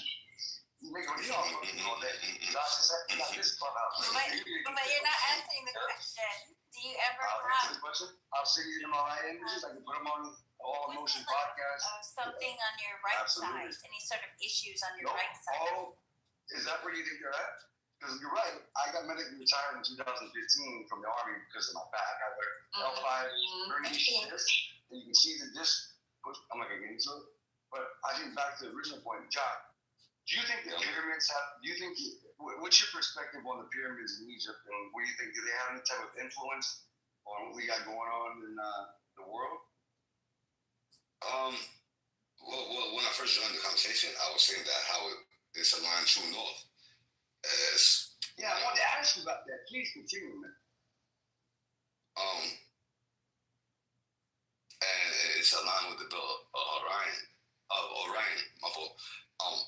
So yeah, something going on. I mean, I can't explain it, but something along the lines of that. I mean, when you really look at Egypt and the stories with going on Christianity, it's kind of the same story, which was predated thousands of years before it happened. Now, if we could look back to Christianity, when Jesus was missing all them years, where do you think he was? He went down underneath the cavern within the pathway all the way to the bottom. The pathway, the stone structure hallway pathway going down to where he went. Yes, he went down there. Out of this tree. Well, Jacob, before you leave, if you want to hear something cool that I think you might think is cool, have you ever heard of Mount Kailash? It sounds familiar. So there's this place called Mount Kailash, and some people think that it's not a mountain; it's actually a pyramid. But anyway, it's located in Tibet, and there were so many interesting things about that mountain / maybe pyramid. For instance, it is 6,666 kilometers away from Stonehenge. And the distance to is the North Pole, I think it is. Twice that. Exactly. But since the point you was talking about, the pole's flipped already. It's 6,666 kilometers away from Stonehenge. It's 6,666 kilometers away from the North Pole, and it's twice that from to the South Pole. I mean, there's all these other things about it. It has like these two lakes. One is like really calm, and the other is not. One is like salt, and the other is fresh. It's just like all these different things about it. It's like when it snows, it's the image of it's like Shiva or something like that in the snowfall. You see in this when the snow falls in the mountain, it creates like the image of Shiva. And then when people go to visit it, they age about 2 weeks when they walk around like the perimeter of the base. Like their fingernails grow. How much a fingernails would grow in like 2 weeks. when they're just walking around the bay. Other things too, but I won't get into it. You can look it up yourself. Somebody had a comment. Someone asked a question. Silver said, Sarah. What did you say, Trish? The pyramids. Sarah? Hello? Just Sarah? Say a question, I'll tell you there. Sarah. What? Someone asked in the comments, Sarah, this is from a person named Silver. May he take you or she to the pyramids? And said, what is the relation between Shiva and the pyramids? What is it? Question to you. I don't know. In the comments, somebody, I don't know. I'm just reading some wrote to you. In the comments, just one. His name is Silver, or she or her. Oh, are they going to tell us, Silver? The question came to you. I don't know. And anybody who tries to, climb the mountain, will die shortly after, within like months. Yeah. It's like a restricted area. No one's allowed to fly over it. No one's allowed to climb it.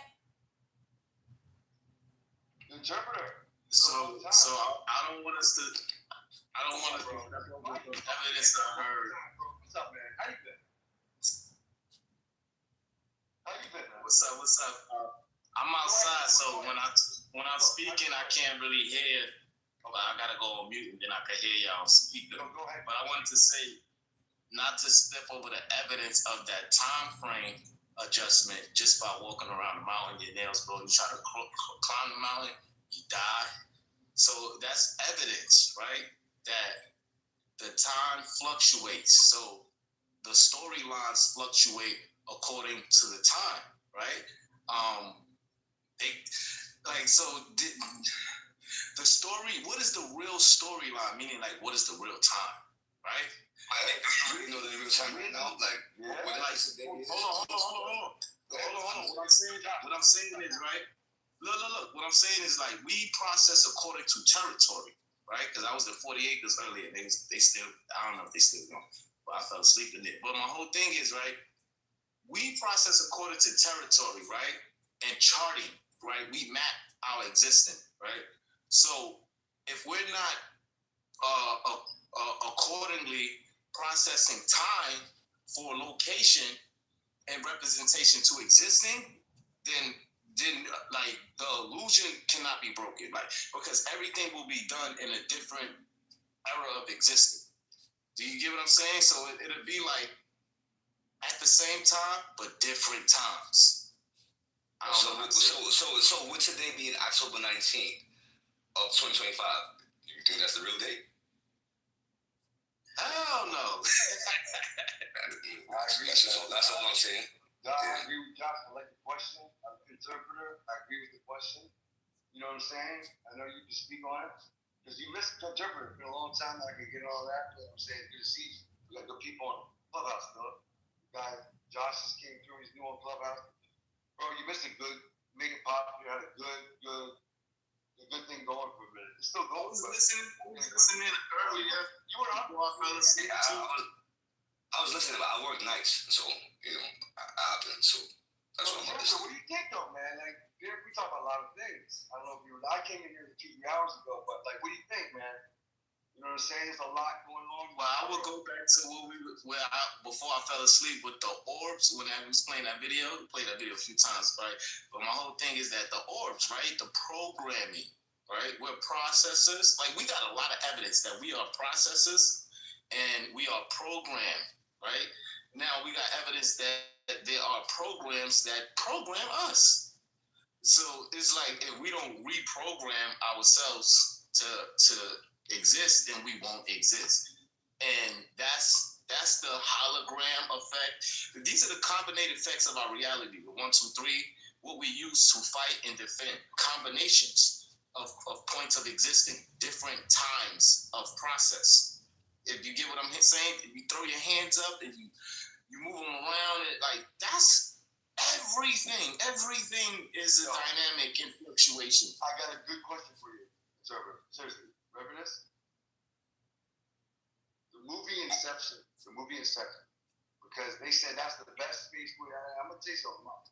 This is a question for you in the room.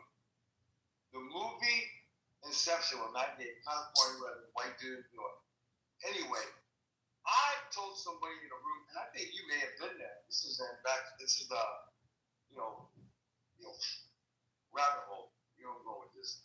And people were like, Jacob, you're wrong, this and that. I think you may have been there. It's just Sunday morning church, everything like, it's like 70, 80 people saw the rabbit hole. And I think you were there. And this is like a question to you and the rest of the room, whoever wants to chime in. So when they get to this thing they never thought they would get to, which was a black hole, they started moving so fast with this damn thing, they started seeing people outside of the spaceship. So the question is do you think we have the capability of being able, I'm not saying go to Mars, I think we already can do that. But what I'm saying is that, do you think we have the capability of moving as fast as I was just telling the room earlier, when I was in the Pentagon, we don't call them things, it's called UAP. There's no such thing as a UFO. The whole thing is called a UAP. Unidentified aerial phenomenon. That's what they call it. All right. So the idea what the phenomenon basically means. They changed the name because they changed the whole thing. That's just what they did. I'm not saying you have to read. No, I'm saying we actually understand what the phenomenon means in the reality. Well, I know, but I'm saying they want. What do you think? Should they take UFO away? That's a good question. Should they take UFO away? So what I know about these UFOs, right?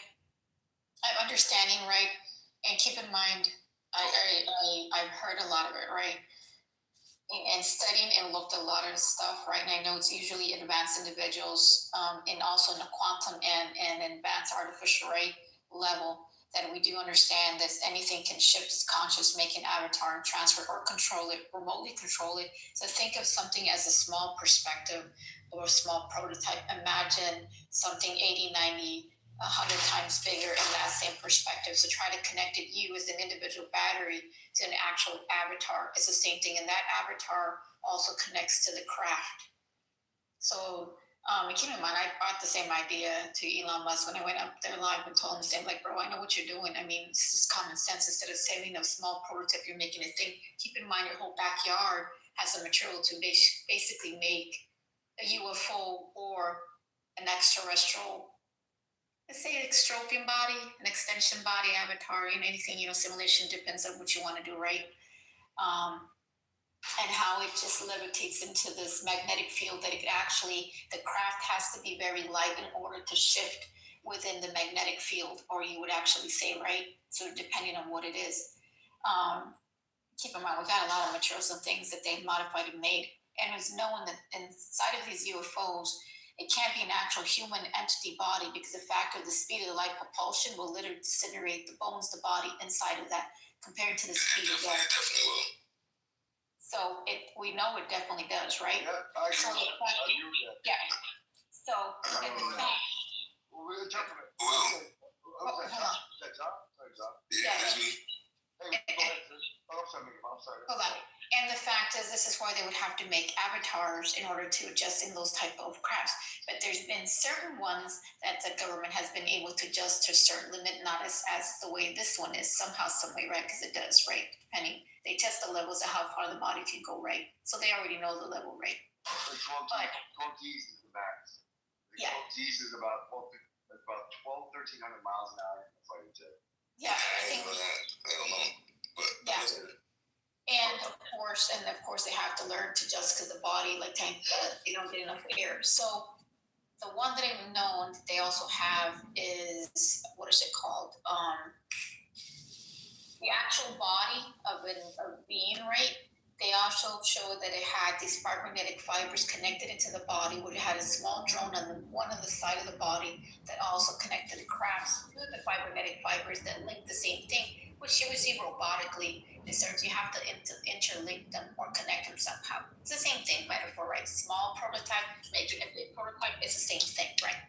But in that nano, that's also the goo in every material, like mercury. So you always try to find something that's substituted into a certain craft that can shape into anything, right? I've seen some of this stuff.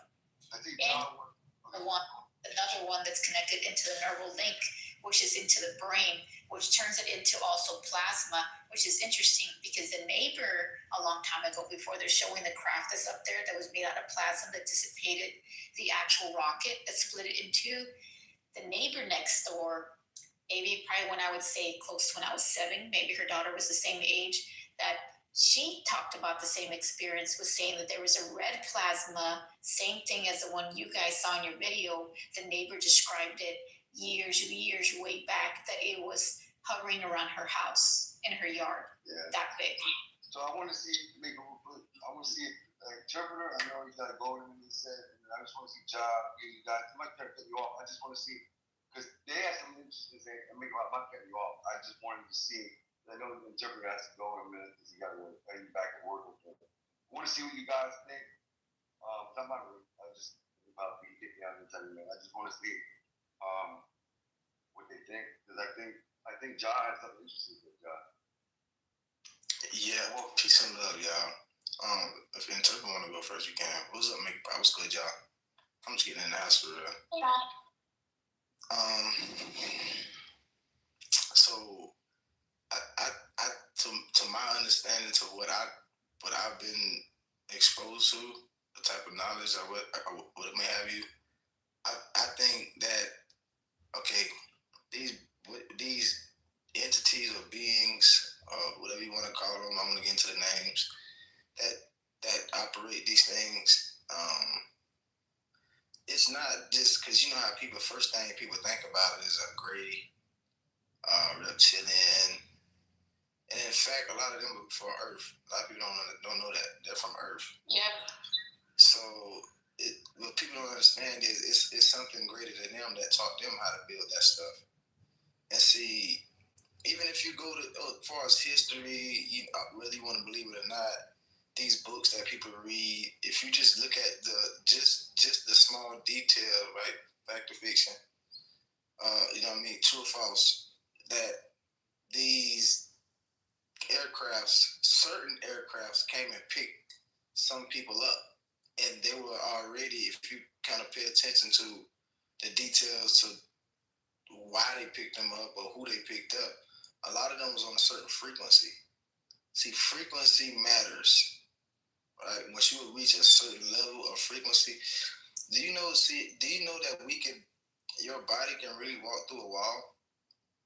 And like, did you know in a certain part of history, certain people use their solar plexus to travel? I know that might sound crazy to some people, but if you go do deep research, you'll see what I'm talking about.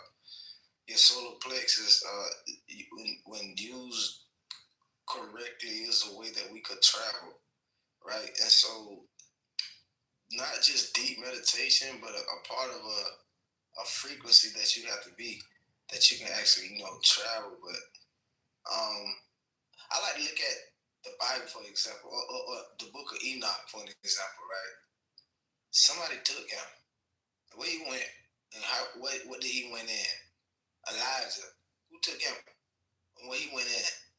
And other people, there's a lot of other people that left, that came here and just left, right? Someone came visit him and took him. I'm not talking about the modern day alien abduction type of cinema, Hollywood cinema.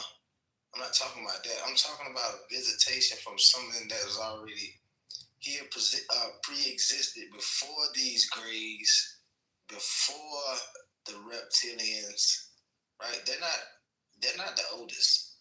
Pardon me, John, because those are the two only people in the Bible who never died. Yeah, because someone came and picked them up. Yep, scooped them up. So, but think about it. They was already at a certain frequency. John, let's talk about that. You want to talk about that, or are you going into that? So I'm going to cut you off. Y'all can break it down. I'm here to dialogue. No, I'm not. I want you to go into it. If you want to talk about it. That's interesting what you said. Yeah, so you got to be go ahead, the entities definitely are not coming from space. Like, they're through portals, or they live underground, but they're not, coming from, because the outer space, the whole concept of or interdimensional also. Mind. Like the space, you make it pop. From space. Trish, you been in a black hole? Oh, the black void. No, the black holes or wormholes they call them. You believe in? Oh, the wormholes. Yes, there is. Because isn't there a path beyond? Yes, there is. I do know that it does exist. I got an argument, and as I said, the interpreter. Well, let me just. I don't mean to talk over anybody, but I will say this: there was 2 black holes that was visible in our solar system this week. Yeah, there's one when you go past beyond the Antarctic, where there's an individual who shows the video that there is black. I don't know, it looks like space or void or dark matter or whatever you want to call it. It looks like a wormhole. But there's wormholes and warp holes, you know, and vortex and such or such. Mickey Pop, Josh, everybody, Silver, Trish, Josh, Sarah, Josh. I appreciate all you guys because I've gotten arguments, room 70 people one time when they said, Jacob, you're out of your mind. No, there is. There actually is. There's no such thing. I was like, think about when people argue with me and say there's no such thing. And John, I want you to continue. I'm sorry, I didn't pick up, but you walked into it. It's like people will argue on here with you. And Josh, since you just got on here, something you should know is like people will argue with you until they're red or purple, blue. I don't care who you are, what race.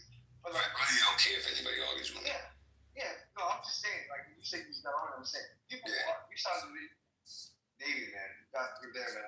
People also have the personal vortex, the wormhole wormholes, things and stuff. Yeah. Think about, you and Isis and Josh here. Everybody in the stage is on the same. Everybody's tracking. You miss what she said just now. Yeah, I mean. Yeah, they have their own personal vortex or wormholes. I've seen it. I've been able to go through one myself, so I know how to do it. And I know there's other one that's been artificially been tampered with, which is weird because it looks kind of like static noise, or it looks like, I don't know, it's like when you see a screen and it looks like the static noise, the way the screen is when the videotape is running or it's off. I've seen this individual who had one behind him, and I'm like, what? That one tripped me out. When you I went know that one has to be. So when I went into that's how I got here. That's how I got here. And in this body.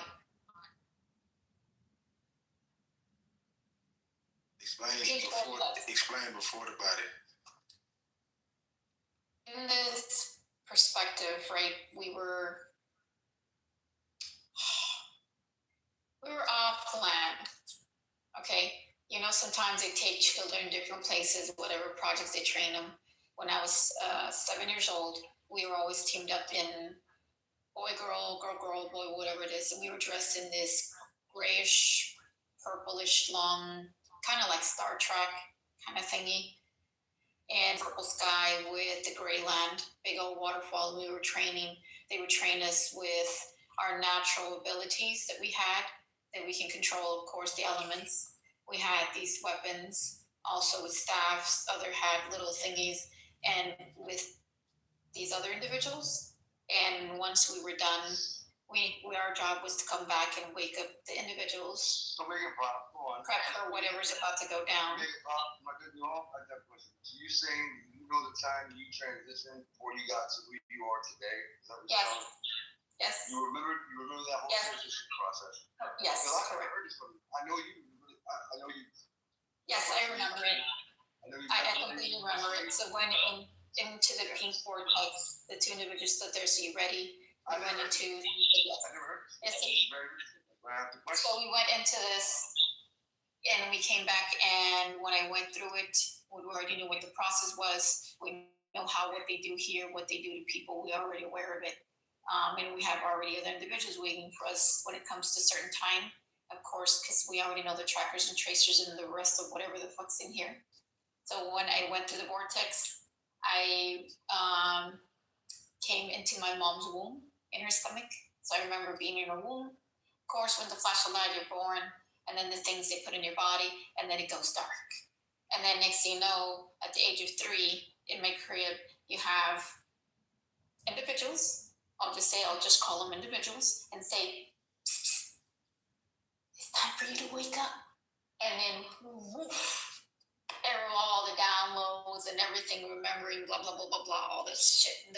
Everything raised, the volume, you can hear everything to a max. It's like if you have the speaker, your ears can hear everything, people's thoughts, smell, everything to the high fullest. Knowing, I don't know how to explain it, and that's where it went from there.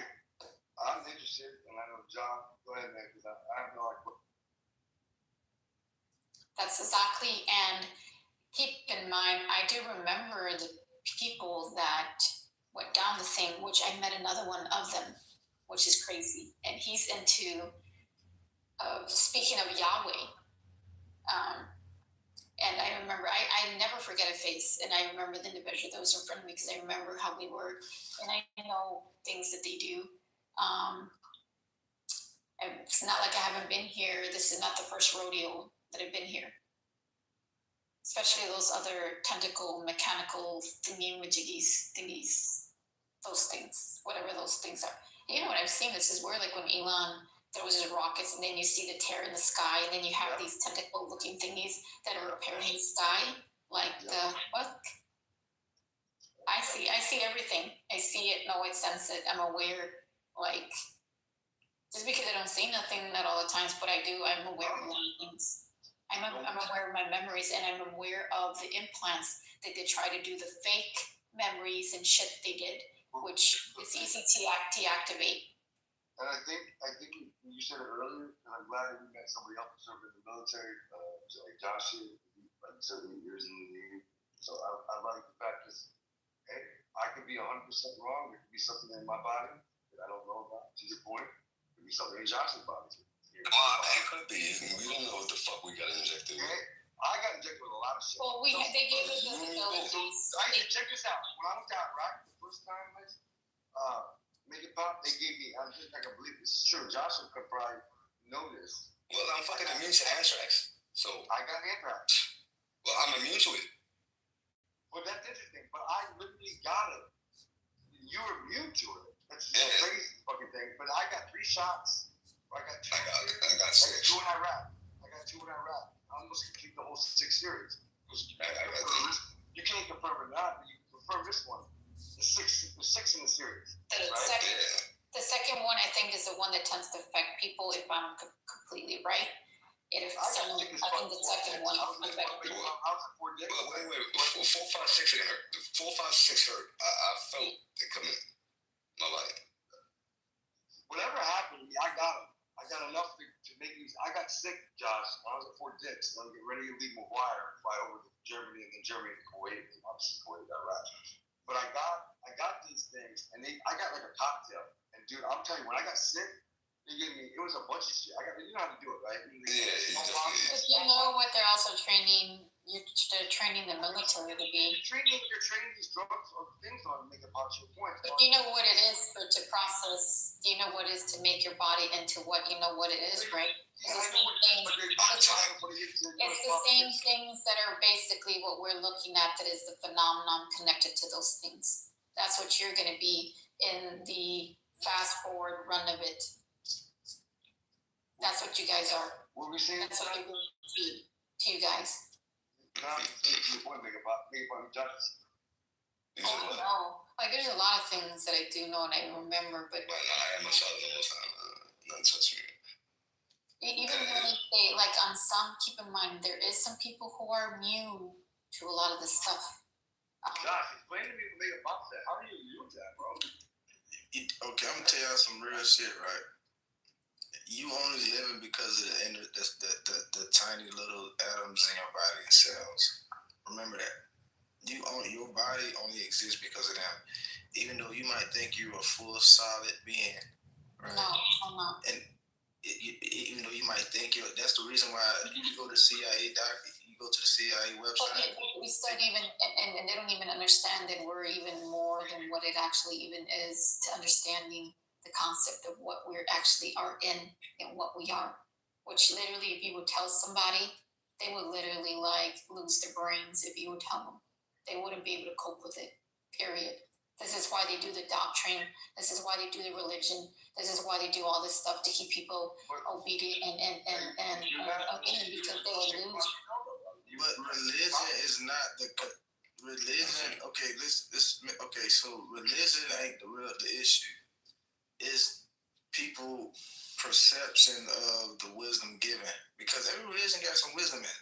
Don't get me wrong. But the thing is, they do it to keep people in how do we say it? Obedient. That's the word.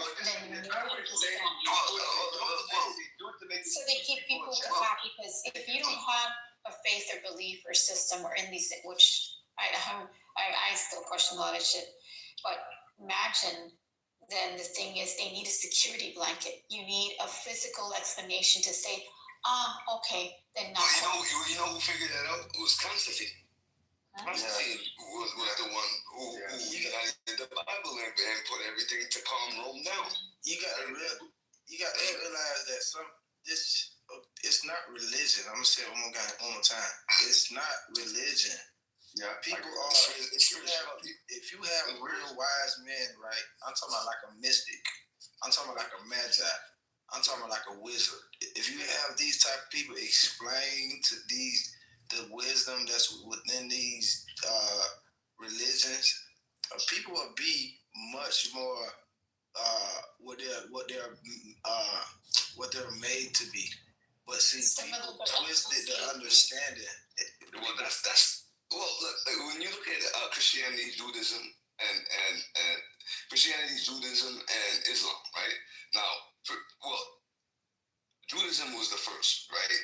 But all of them are the same story, but in different kind of text, right? That's correct. I agree with that. I'm Jewish, by the way. I'm Jewish, so I agree. It's fine, but I'm just saying. Yeah. It's contained, because if you don't have a theory structure, certain thing, you have to keep in mind, they do a duality and a balance, because if it's not, imagine the shit that people would lose their brain. I'm just trying to make a point, because like if Judaism is the oldest religion, how many people are Jewish right now, right? Christianity is the most popular religion. After that kind of comes what about Hinduism? They're all part of it. Whichever way you want to shape it. Yeah, you're right. I mean, I can go on. It's a rabbit hole. You know, how many religions are there in the world? Hinduism the oldest, right? Yeah, it is. And so, who is? It still has the story of the virgin. Yeah. You know, I mean, you could go to Egypt, same shit. But you know, Brahm. Because people don't know this, right? It's all under the same umbrella. Okay, do you know Brahm?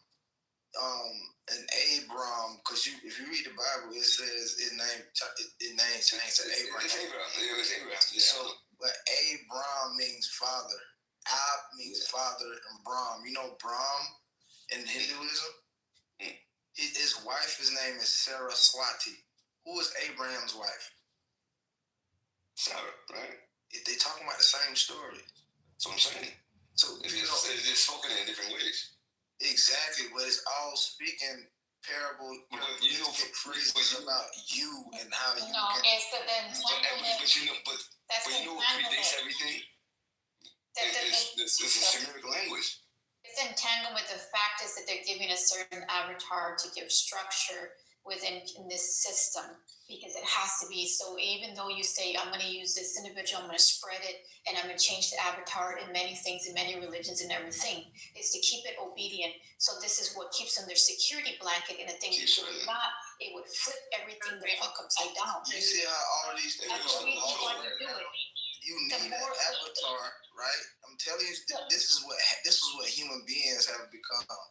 Human beings have become lost. And so, because that's why when it comes to religion and race, the more you separate yourself and not being the actual true essence that you already have within yourself, so the more you go into these doctrines and things, the more less and less and less you are who you actually are. No, listen what I'm saying. I've read it. This is what I'm saying. You can't blame religion. You can't blame religion. You can't blame religion. Let me tell you why. Let me explain why. So doctrine, dogma, that's all that rest of the shit it combined. Bullshit on mine because I don't want to. If I just take the words that I'm saying and that's a conversation. That's also. I don't want no misinterpretation of what I'm trying to say. So it's not the religion; it's the human perception. And so, it's so I can tell you, and the next person can tell you what you can and can't do in your abilities. But most people that have conversations, let's be honest, they can't do shit. Let's be honest. So it's a reason why. So it's like, would you listen to a professor and somebody that would you rather listen to someone that knows about electricity or somebody that don't know shit? You been on wire the wrong motherfucking wires and blow some shit up. I'm going to continue because you're saying something Josh and I know a lot about. We had to listen to people, and more than me, because he spent a lot more time in active duty than I do. Really honest. That's only 3, 5. Let them speak. We can speak after. Yeah, I'm gonna down my boat in a minute.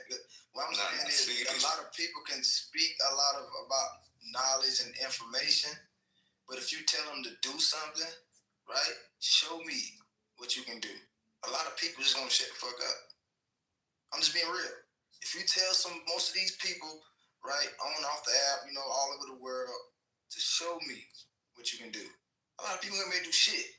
That's why you see some of these avatars that came and show you what you can do, right? But people twisted it and start worshiping them. It's not about worshiping no goddamn body. People took it upon themselves to worship these other people and beings and shit. People took it upon themselves. Nobody said worship me. Nobody said worship me. Not one of these avatars, not one of these gods, not one of these beings. None of them said worship me. So the whole point is knowing know thyself, knowing who you are. If everything you study ain't making you become what you are supposed to be, you're doing it wrong. You just filling your mind up with data and information that you can't use. That's why when it comes to all the doctrine, and keep in mind, majority of this that's going around, as you see it everywhere, it's part of that. Why do you think they're so separated? My religion's better than yours. No, you're not this and that. It needs the chaos. It needs it. It needs the distraction. It needs to distract people from what actually under. Because if you actually knew, you don't need none of that. It's always been within. Well, it works though. You have to know right now. Well, it does, because it is working. Because look at all the individuals that are looking. You see it everywhere. 2025, right? And look, everywhere. Yeah. And we open the information everywhere. That's not the religion. I can explain. It's not the religion. Religion is always going to be a distraction. You always have to. That's why I never claimed the religion. Right? It's me and the Father. Right? Now I may study every religion because I do have a Torah in my house. I have a Quran in my house, and I have a Bible in my house, and I have other books. Right? You feel me? Let's go to the evidence real quick. The religion are placeholders for our attention. Yes. This is an evidence story. Correct. Yeah. Where you put your energy as long as you put it somewhere. It's just imagine the individuals that are unbalanced, right? You got these leaders, you got these individuals, right? Because they want to send them to show the way, and they're thinking that it was going to come down in a cloud and say, hey, I'm going to come.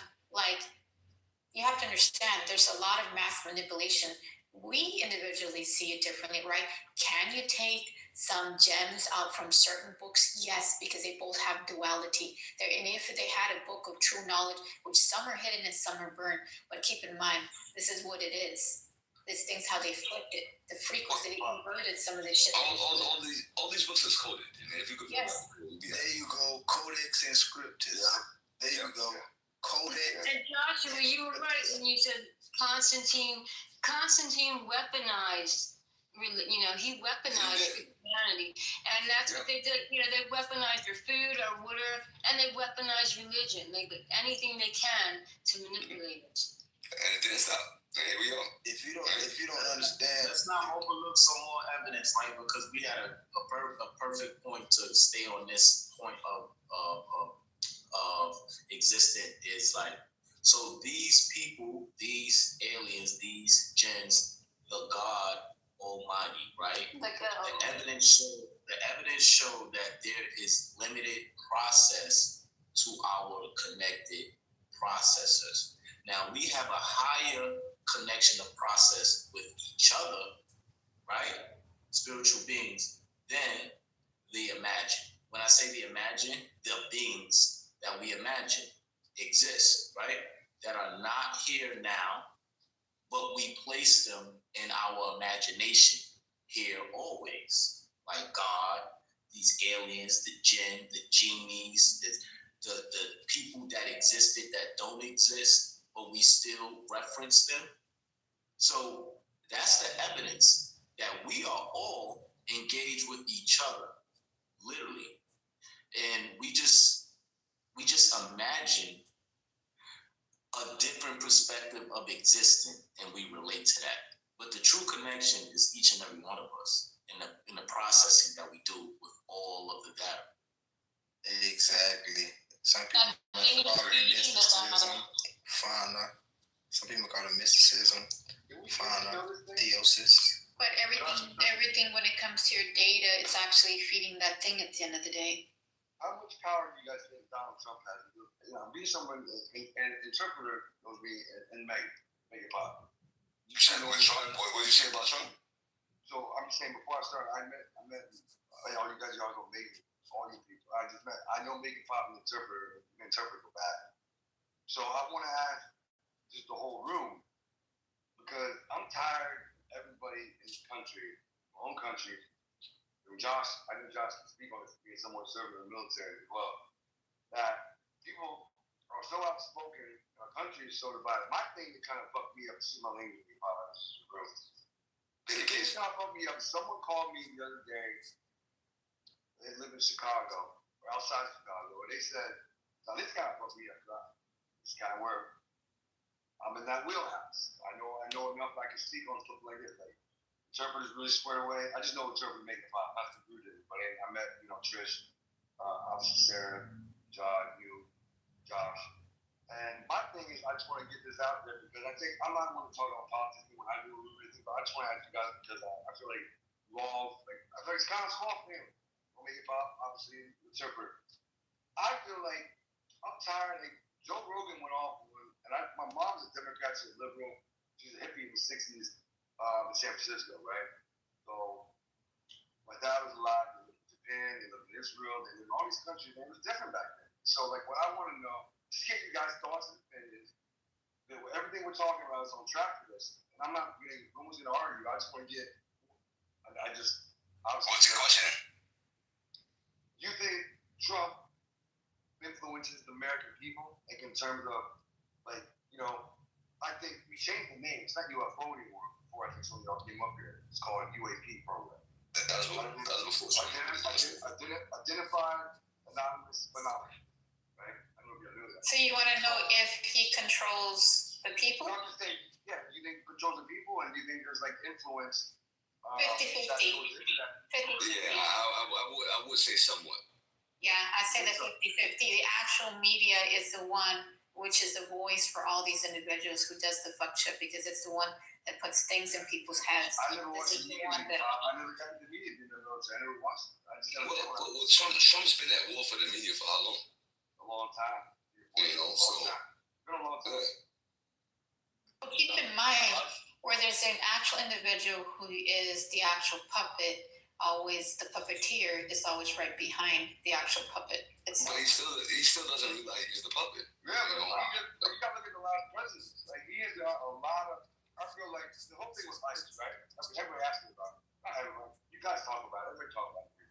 I don't understand. If someone working in America, why are we throwing out the country like that? We got a daughter. You know what I'm saying? Yeah, because Trump he misrepresented his campaign because he said he was coming for MS-13 and the bad people, but he's coming for the working people now, right? People whose mind like this. He's going to help people, throw people. Like Joe Rogan, like me. I'm not trying to follow Joe Rogan to do the podcast. Everybody knows me. Did you know that the fact is? Did you know the fact is like this is no disrespect to nobody, but I'm like, from knowing these individuals, right? They have their military, they have their troops, they have, you know, the boots on the ground or whatever, right? You got your black ops and all this shit, right? So when you know stuff that your own military or own people can't do, we know, or I'll say I know, that when it comes to these individuals where you're talking about your cartels, your gangsters, who do you think does their dirty job? When the other ones don't get it done. Yeah. They do. I'm tracking. They do.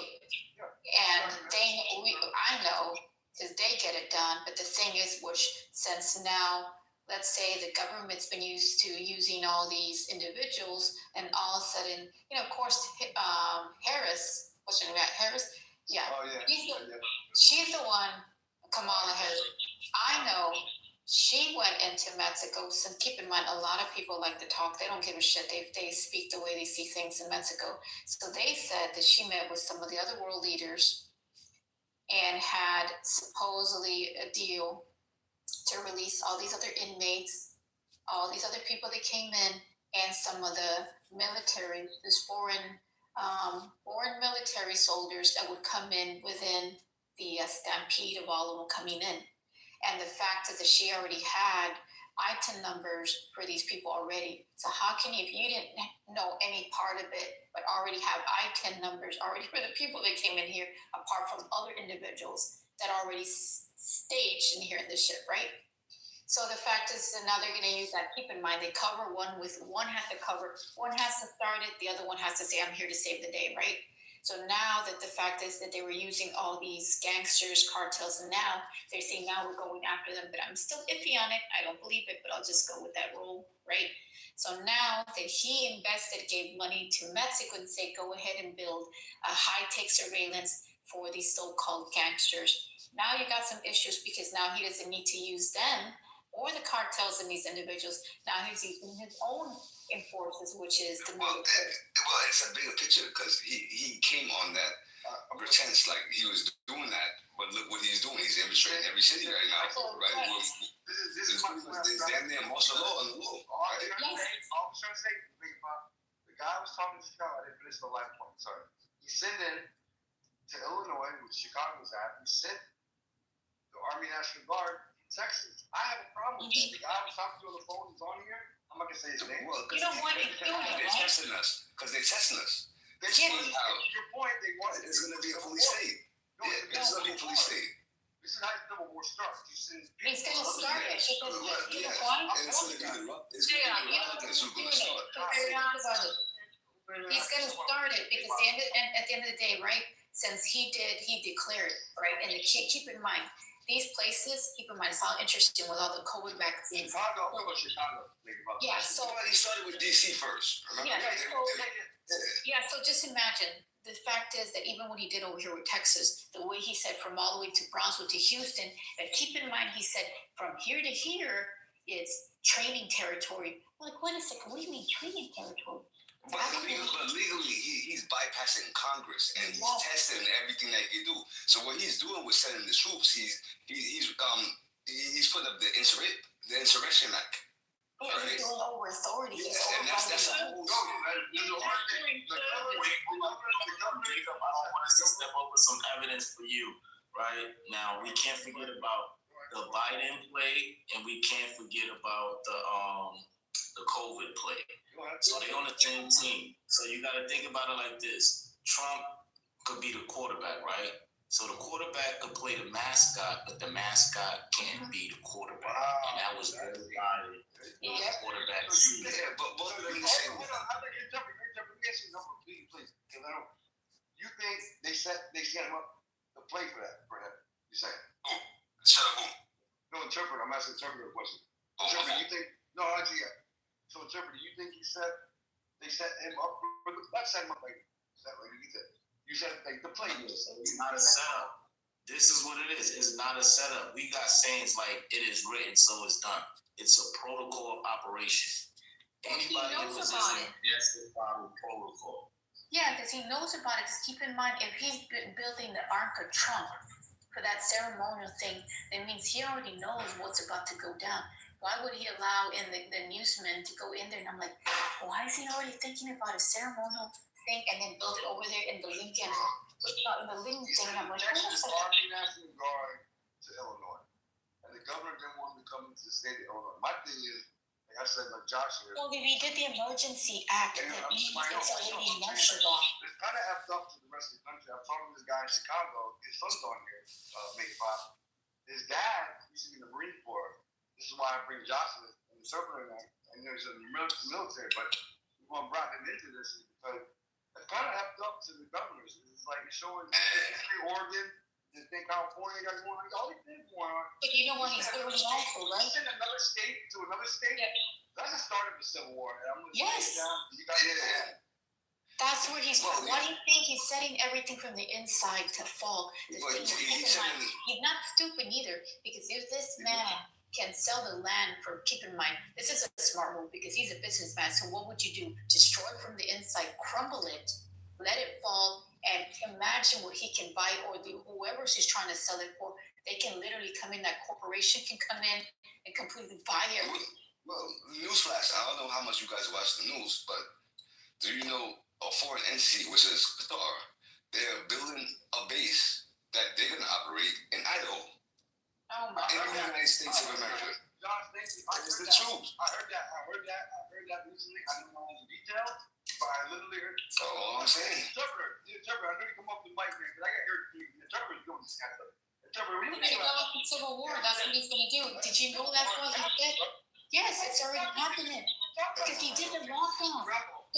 So look, hold on, Jacob. Let me say something real quick. Everybody has to talk at once. Like, everybody's talking at once. Hold on, let me say something real quick, Jacob. So the fact is that he already, of course, they did the Emergency Act. So regardless when they do Emergency Act, it's martial law or civil war, either one of those. And the way he's setting up the troops is just telling you, and how the way he's also setting up for them to attack us. We're going to be in the middle of this shit.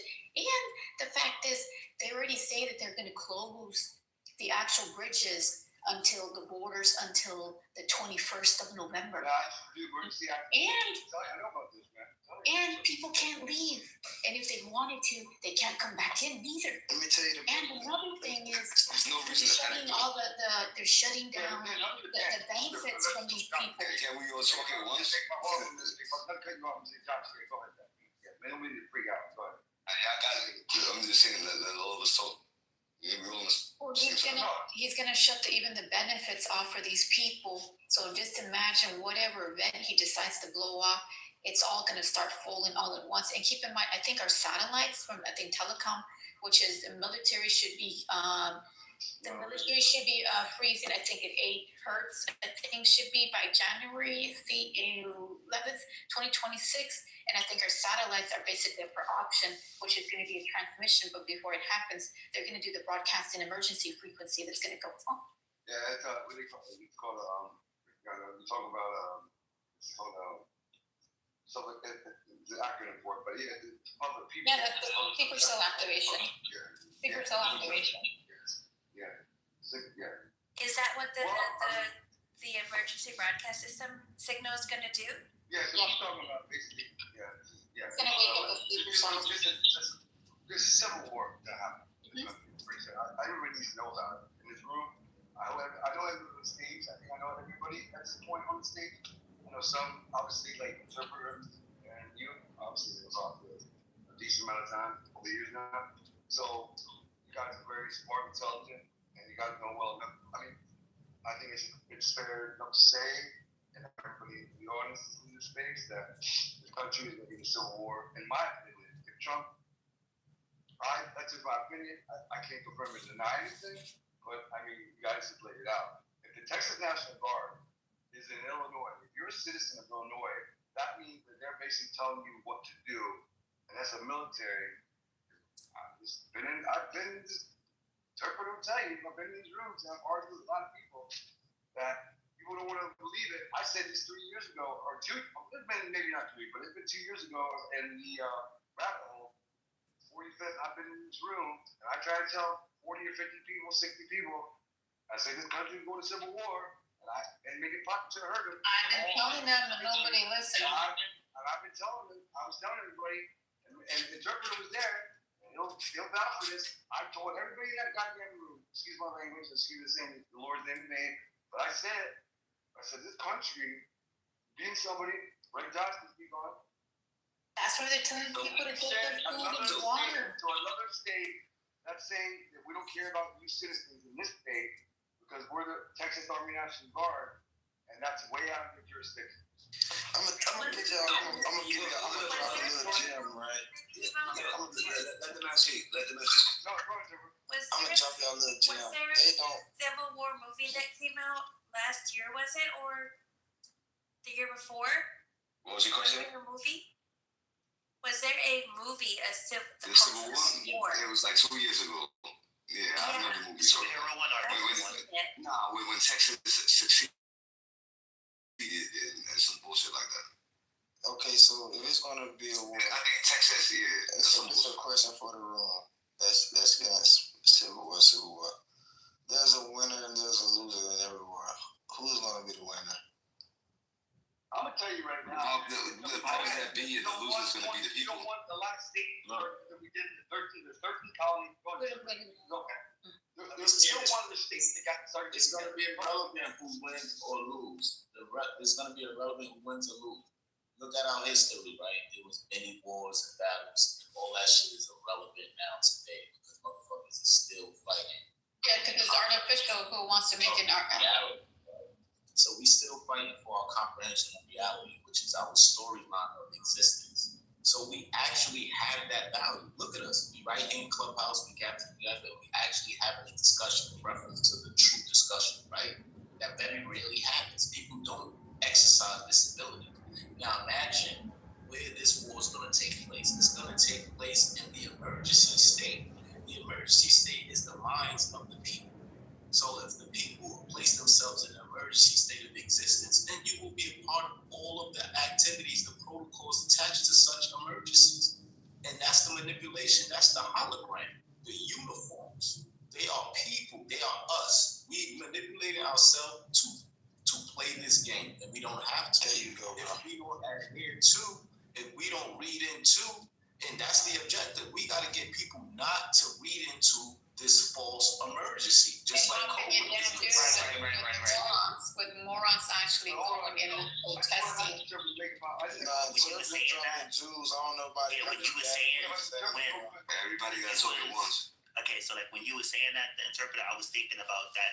That's similar to what happened with COVID. Just I guess just how to avoid it was a little bit different because it was a different mechanism being used than what we're speaking about now. But yeah, I agree with what you said.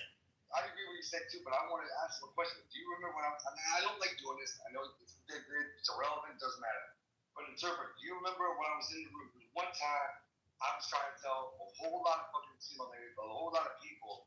I said our country's going civil. Everybody was arguing. It was out west when the border was getting. We were in 45th. We were in the rabbit hole, and I'm just asking you if you. You may have not been. I'm just asking if you remember. It's just a simple question because not against you. It was frustrating because we're here now. And so what I said 2 years ago, it's not only you. It's all of us, right? It was somebody in here. I forgot that lady, Make It Pop. You know who it is? She used to come in here. I forgot her, the heavyset lady, white lady. She used to be going. Oh yeah. Are you talking about Lou? I love her. She got no fucking chill. Were you talking about Lou? The one that she sounds like she's scream talking. It's like she a YouTuber on Clubhouse. She official with her program and her protocol, and she used to. I forgot her name, man. Y'all know her name. What's her name? Lou? I think it was Lou or something like that. Yeah, but her thing was like, listen. Basically, it's like, let's stay focused. That's where I get that stay focused from her. Like, let's stay focused. Why we can't really just stay on the now time and really focus on these motherfuckers? Like, we all got the information. Like, why we get busy and bored? Meaning, like, why do we tune back into the emergency state when we know it's not no motherfucking emergency? They just keep telling us shit 24/7. And we gotta stop. Stop it. Exactly, bro. You know what it sense.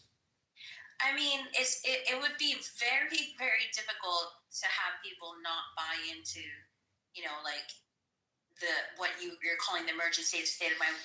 We couldn't even get people to understand what was happening during COVID or with the jibby jab. It's just like they're like sheep. It's like talking to a wall. That's why people tired of talking. It's not that we don't gotta get people to listen to us and none of that shit. We have to develop a system to captivate our attention. You see how all of our attention is gathered here is pure. We gotta make our own systems to captivate our attention, so that way people just don't read into anything that's presented as a notice. These are advertisements, and people are buying into it. They're paying attention. Exactly, and you said it. You can't even say it no better than that. You got to shift focus. Let me ask you a question though. Shift your focus on like COVID. My fault. Go ahead. Now I'm just saying, you got to shift your focus.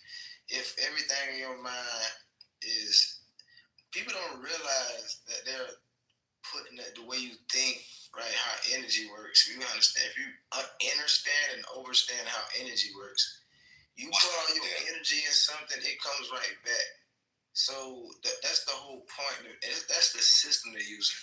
They know, whoever they is, or whoever trying to make whatever plan work out, if you talk about it enough, if you feel about it enough, and you're not even making a counteraction, right, to be like, you know what, I'm going to make some action so this won't happen. People not doing that. They're talking about it, they're thinking about it, and you let them. You know, people, gods, demons, they only got power that you give them. I'm going to say that one more time. People, gods, demons, whatever you may have, they only have the power that you as an individual give them. They have no power. Nobody has power over you unless you give it to them. So when people say, oh, these people, and you let them. So why talk about it? You let them. You can't really, you can't jump in water and expect not to get wet. You got to understand cause and effect. Like, as long as you understand that, that's gonna. It's lonely when you walk on that road, right?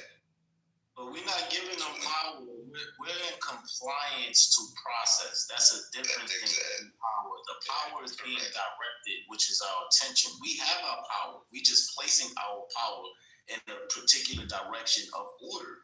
And that's what we're doing now. That's why no matter what room we in, the same people get together. You see, if we pay attention to the evidence, we can elevate the practice. And that's the illusion, not to elevate the practice. Each and every practice that we recognize as acceptable development and growth is for us to engage with each other inappropriately, to put on costumes and unite each other through plays and performance. It don't matter if it's entertainment or war. It's still a play of performance. They got signs that say no parking. Like, that stresses us out. Why are we paying attention? Why are we just not going with the flow? Because that's what we do regardless. Reality, we all go with the flow. In traffic, we have to go with the flow. You know what I mean? People are abiding by the rules, people are not, but hey, we got to deal with it. And we don't need these false referees, because that disrupts the original process. And that's what people are missing. Because if you see an accident or you see a police processing people and you go right down the road and people engage with each other, you thinking, damn, the police need to engage. No, they don't. We are the police. We just got on fucking costumes and guns. Like, this shit is stupid. I think what you were saying, Joe, about shifting focus, when you're saying shifting our focus, I think what we can do then is like shift their focus. Something that people don't like to do is like say you're at work or you're, having Thanksgiving dinner with, like family or, friends or whatever. And a topic comes up and that you want to say something and you don't. Like, somebody told me, they're like, oh, they were talking about this and that, whatever. And they're like, Sarah, too bad you weren't there. You could have said something. And you know what I said? I said, you could have said something. I think that people don't want to talk about the things they know they should talk about because they're afraid what people are going to think. But here's the thing. When I talk about the things that I talk about on Clubhouse and I talk about it to people like outside of Clubhouse, I don't give a shit what they think. And they don't care, you know, what I'm saying. Nobody's like, oh, you know, like, shut the fuck up, Sarah. You know what you're saying. Nobody says that. Nobody says anything. They don't say anything like, oh, like, you're crazy, blah, blah, blah. They don't say any of that stuff. You know, they might agree, they might not agree, but they don't say shit like that. And I think a lot of people are afraid that's going to be said to them, so they don't say the things they should be saying. And it doesn't have to be confrontational. I just say things like, it's my perspective. I'm not like, you know, shoving in people's faces or saying like, you have to do this, you have to do that. I just say, well, I think this, that, and the other thing because I saw this or whatever, and I read about this and blah, blah, blah. And don't you think that's interesting? You know, like it's just a way that I speak on Clubhouse. I speak the same way outside of Clubhouse. I think more people should do that. You know, a lot of this shit ain't not 400 years old. The law. You should always speak your truth, Sarah. These laws, yeah, exactly. These laws, this Constitution, this all this extra bullshit. It's only 400 years old. You compare that to how long the Earth been here and humans been here. Not all humans, but certain type of humans. That shit don't matter. It don't. It only matters because you make when you sit there and tell people, hey, we need a governor. Hey, we need a president. Hey, we need all of this shit. We need all of it. Well, you got to take what come with it. But to a certain extent, if you be like, fuck that, we don't need none of that shit, and you stand on business, right? They go away. Simple as that. But people don't really know that much. People just gonna let people do what they do because who gonna stop them? Talking ain't gonna stop them. They don't do shit. People been talking about this shit for goddamn years. Yo, check this out. Evidence, John. The evidence is the government shutdown. People are not going to work playing positions of order. That continues to happen if we haven't paid attention to these false positions of order. People can't put, if we don't put on the uniforms, who's going to do those processes? That's what we got to think about. What uniform we going to put on as a community to recognize the community values? That's what we got to do. Because these people, these people that put on these uniforms is going to attack the community. Now, we can't beat these people putting on these uniforms if we actually want to stand our ground and claim our territory. That's that simple. We can't beat the other team. National Guard is going into another state. So you're a smart dude. I said it to you. I'm not going to repeat myself.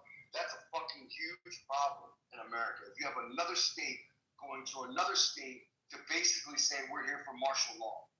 And dude, this shit, I don't know, and I'm scared to say this as an American, but like, they have had the government shut down when I first moved down to DC. Before I bought my condo back, like, I think it was like 10 years ago, they had the government shut down, like 14 or something like that. But this shit is going on past like a week.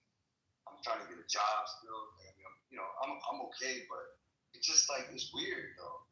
You know what I mean? Because like Josh is in the military. I don't know if anybody else is in the military here, but I just want to speak up a little bit because God forbid, like something pops off, and a lot of people, if you've never served in the military, there's no offense to anyone there, unless you have to serve, but you gotta fucking get a weapon. If you're an American, if someone comes into your state, the Texas National Guard is in Illinois outside Chicago, or excuse me, in Chicago, SST.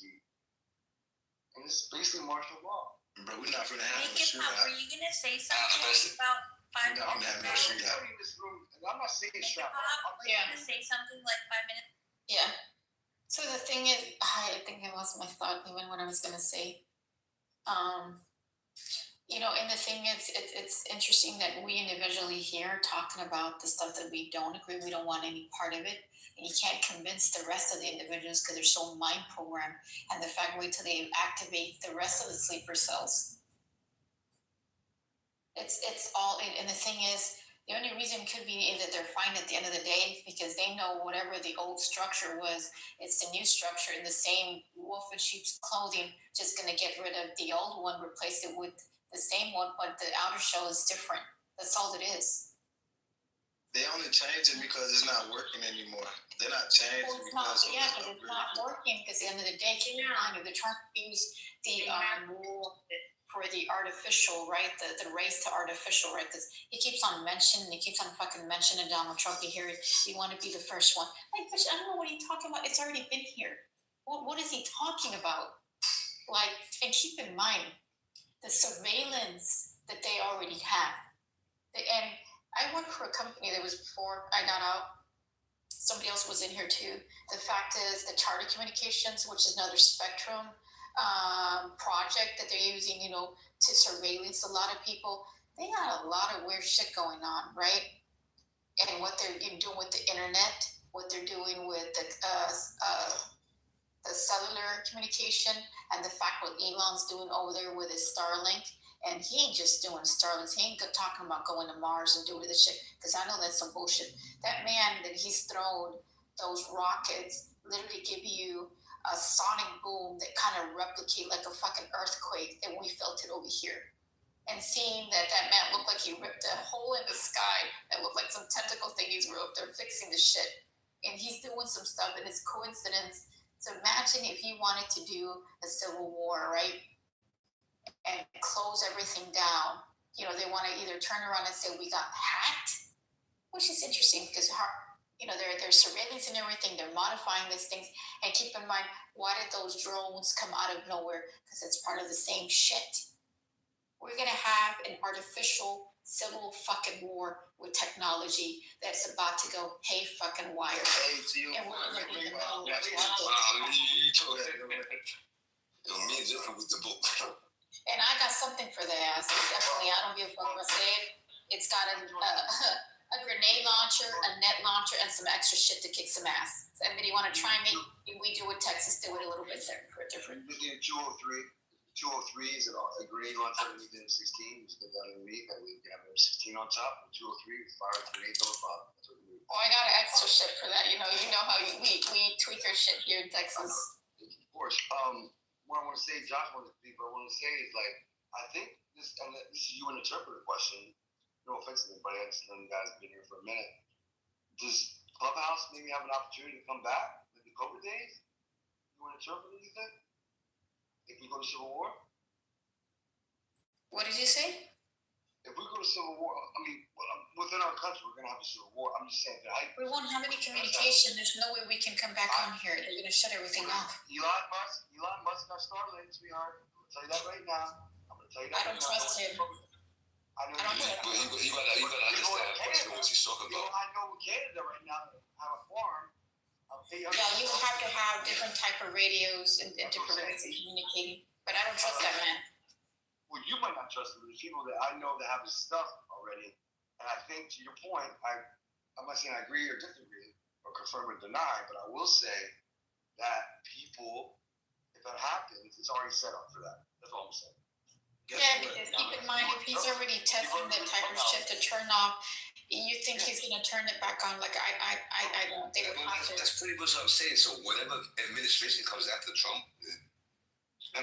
ain't no after Trump. No, because he's going to try to keep it. This is why he's doing it too, because he doesn't want another election. He wants to be the last one. Well, he mentioned that he's trying to run for a third term. It's deeper than that. He also mentioned that he wanted to shut it down, and he didn't want it to be the last individual. And he said, "Oh, Kinston, I would be." Let me think this. Like me being in New York, right? I was talking to somebody who I work with, right? We have a lot of issues with the trillions that we owe.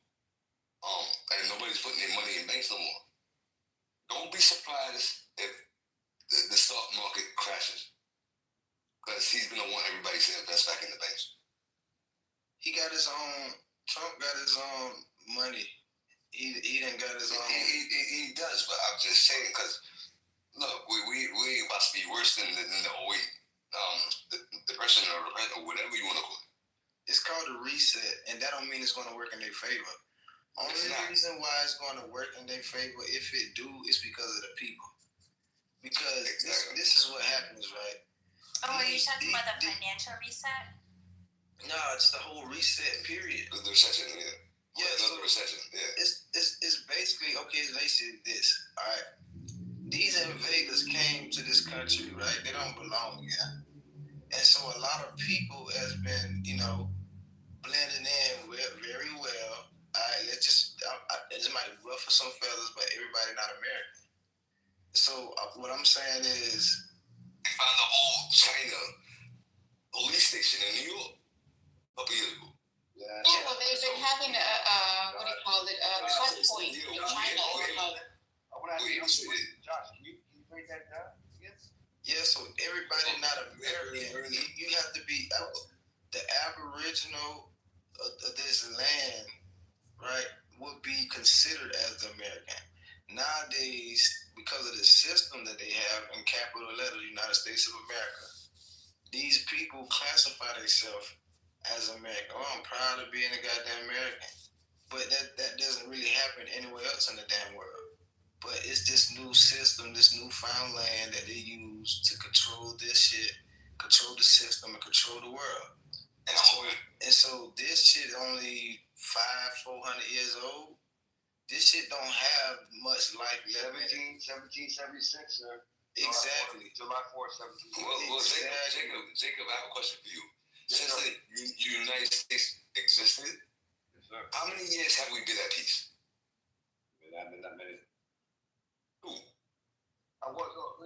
Technically, I mean, look, notably, I mean, you talking about since the Civil War, the Revolution? Since America has been established, how many years have we been at peace? I don't know the answer to that question. I mean, we're in, I think right now, I noticed the other day when I was listening to Sean Ryan's show, former Navy SEAL, CIA contractor, he is a podcast. We are in 120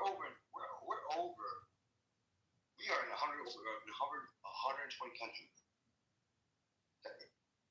So to your point, is these 14 classified? I ain't got nothing to say about that. Well, no, but everybody knows that though. That's public knowledge. Yeah, that's what I'm saying. There's no class. Well, you see Trump talking about he want to build a bridge from Russia over there to Alaska, right? Yeah. I mean, it's crazy. While he was talking to Zelensky, which is the president of Ukraine, about this whole summertime missile issue, and it's already saying that's not tracking that. That's crazy, right? I mean, you're not saying that. I'm very much aware. I mean, so you're saying we've never been to peace? Is that what you're asking? No. Hell no. Yeah. We're in 120 countries. To your point. Well, do you even know like how we formed that border over there with Canada? That shit was over fear. Like animal fear. Like manure. Shit. No, fear. F-U-R. What is that? Shit? F-U-R, like animal F-U-R, right? I'm sorry, I'll be fucking up the word. But that's how the borders got established back then. And Russia was so stupid to sell us Alaska. They didn't know it was all over there. Right. That's the point. That's a good point. These people came over here off of that Bering Strait, right? And a lot of them people, what they call the Indians, whatever the fuck you want to call them, whatever they call them. Are y'all aware of the understanding that these same people had the same bloodline and ancestors or bloodline as these quote unquote Mexicans or those people of that nature? They have the same goddamn. They do, but that's why a lot of them ran away, because I remember the Africans did that other thing. And all them persons, like, why do you think all the ghosts be haunting all of them? Yeah. Right? I mean, there's a lot of shit going on. I'm just saying, to this day, it still goes on. You got goddamn Annabelle over there in Long Island. Well, she ain't in Long Island no more. But John, you're originally from New York. Yeah, I'm from New York, from Brooklyn. No, I have a good friend, and just like the interpreter here. Interpreter, you're from New York, aren't you? He's called music. I think he's there. I have an interpreter. I got the guy, my good friend Wally Green on here. He's from Brooklyn. I got the guy I partnered with on a podcast, Smart City. I don't know if you spoke to him. Just got on here. I'll introduce you to him. The interpreter's from New York. I could be wrong, but no. I mean, you an interpreter? You from New York? You're from New York. You still on the phone? Yeah. You from New York?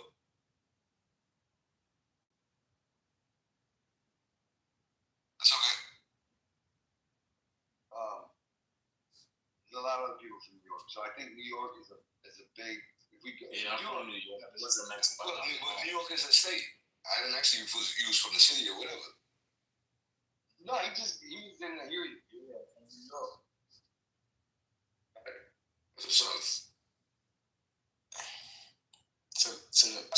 To the point earlier of the same point. Everybody, this is the greatest conquer they had in the history. This is the greatest, and it's the last. I call it the last conquest, right? Because if you look at all in history where these certain people went all over the globe, right? If you look at history and all these wars they started, the Black War was one of them. Anybody familiar with the Black War? Yeah, got rid of all the Aboriginals over there in Australia. I mean, what do you call it? Tasmanians. They went all over the world, did this shit. They did. Madagascar and all that, yeah. Everywhere. And so this is the last conquest. It is. I think it is. Well, Trump is trying to hold a last stand. Yeah, he's the last one. Yeah, he's the last one. And that's why he's acting the way he's acting. New York. I mean, New York is going to be the big place because you guys got like fucking 10 million people there. Well, they're going to blow us up. Do you know why they always going to blow us up? Because the stock exchange is over here. Of course. Right? So, I mean, they'll never blow up DC. They're going to blow up New York because it's going to screw up all our money. I just don't want to go nuclear war. I'm going to tell you guys this right now. I'm scared nobody in the room. I'm scared nobody on the stage or whatever you want to call this. By the time you see the nuke, it's a wrap. That's it. That's what my point was. That's what I'm trying to say. And so, I mean, would you rather be vaporized or you know? Well, you know, I'm gonna tell you something. I'm scared people, but we got some badass submarines in the water. It's already said. Oh, that's why Trump got all of them over there, right? I mean, he shouldn't be screwing with you were in the Navy 8 years. You know what I'm talking about. I'm not gonna say anything, but you understand. You know what I mean? Well, I overstep. Right? But so I get it. I mean, those fucking submarines are bad. Only thing I know about submarines. When I went to, I don't know if you guys know, like the 4 biggest accounting firms in the world. You got Deloitte, Ernst & Young, PwC, and KPMG. Well, I have a good confidence that in our lifetime, all of us who's on this phone, I don't necessarily see anybody attacking America because there's only 2 countries that have attacked America since they've been in existence. Can you name them? I don't think we're gonna. I mean, you think you and me? No offense to anybody. I mean, I'll ask you a question though. Can you name the 2 countries that attacked America? Well, I mean, if you're gonna consider it, I mean, technically, the 9/11 attacks was something. No, I'm just saying. Well, that's 3. Yeah. So if they're technically, I mean, if they're technically 3. Saudi Arabia. That's where they all came from. And those are the flights out of Saudi Arabia. Yeah, what? So that's what they say Saudi Arabia. Y'all ever seen Comic Slop or Space Invaders? Sounds familiar. Comic Slop, it came out in the year I was born, 1994. So in that movie, and they had a meeting at the table. I think it was United Nations. Will the folks was at the table, and then they had a meeting about some entity, some beings were coming to Earth. The Greys. Yeah. Well, I ain't gonna say Greys. Yeah, it was the Greys. I remember that. Well, they said they made a hologram and the hologram whatever and said from a spaceship that was floating over the damn ocean and said that they're coming to grab some people with melanin. I don't know why they put it in the movie. But they say they're coming to get some people with melanin and we need y'all to clean this shit up, clean Earth up, or it's going to be like a consequence. So basically, I'm saying this. People will be like, okay, the government this and Civil War this and Civil War that. Little do they know, it's higher powers. That's what we were speaking about before, but we switched to this. The higher powers are coming to stop this shit at some point. They're coming out right now. Look, there's some shit that's coming from a different solar system that's split into 3 pieces and Saturn that's pulling up next month. You know, yeah, that's why they panicking, and that's what they're trying to do. People don't realize this shit. your mama coming home, your house fucked up, you gonna be running around doing a whole bunch of dumbass shit trying to clean the house up. So, and you know the house fucked up, right? Y'all done been there before, you were young. Your mama said, I'm on the way home, and it better not be, especially black. I'm on the way home, and your house better be clean. One Atlas. Yeah, that's one of them. Okay. Yeah. So you know these individuals are doing which is called in the Bohemian Group, which some of the presidents, senators, Congress, all these high official individuals, when that thing comes, they're gonna do, which is the cremation care ritual at the Bohemian Grove, the day of that Atlas. Interesting. What is that 3-1 Atlas thing? I saw Trish, you had mentioned that in Telegram a bunch of times, but what is it? That is that so-called craft thingy. Like the thing is, if they're talking about that thing that looks like a stone structure, which is the one that was already here, that flew, you know, that one time back then, right? Because the one last decade, right? Yeah. So, that's what you're talking about. Yeah, that big stone. They say it's a crap, right? But this thing has already been here. That's what I don't like.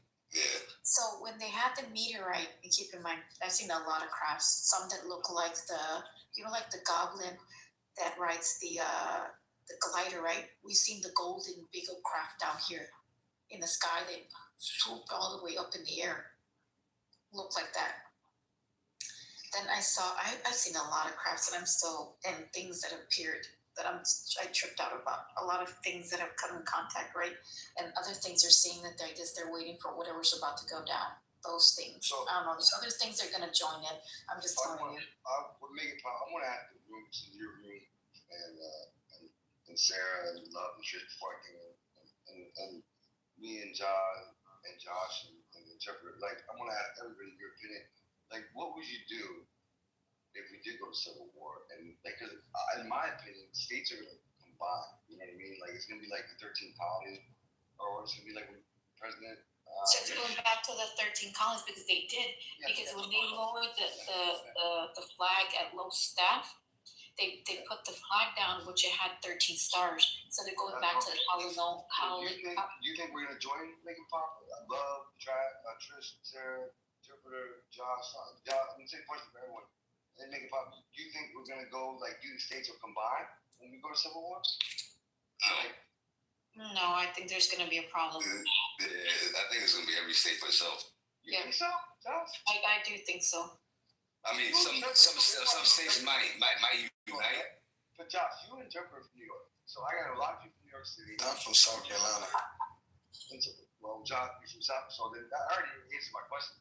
You in North Carolina, don't take it the wrong way. Georgia, Alabama, Mississippi, and Florida, and Louisiana, and Kentucky, and Texas, you're going to join together. I'm just telling. It's my opinion.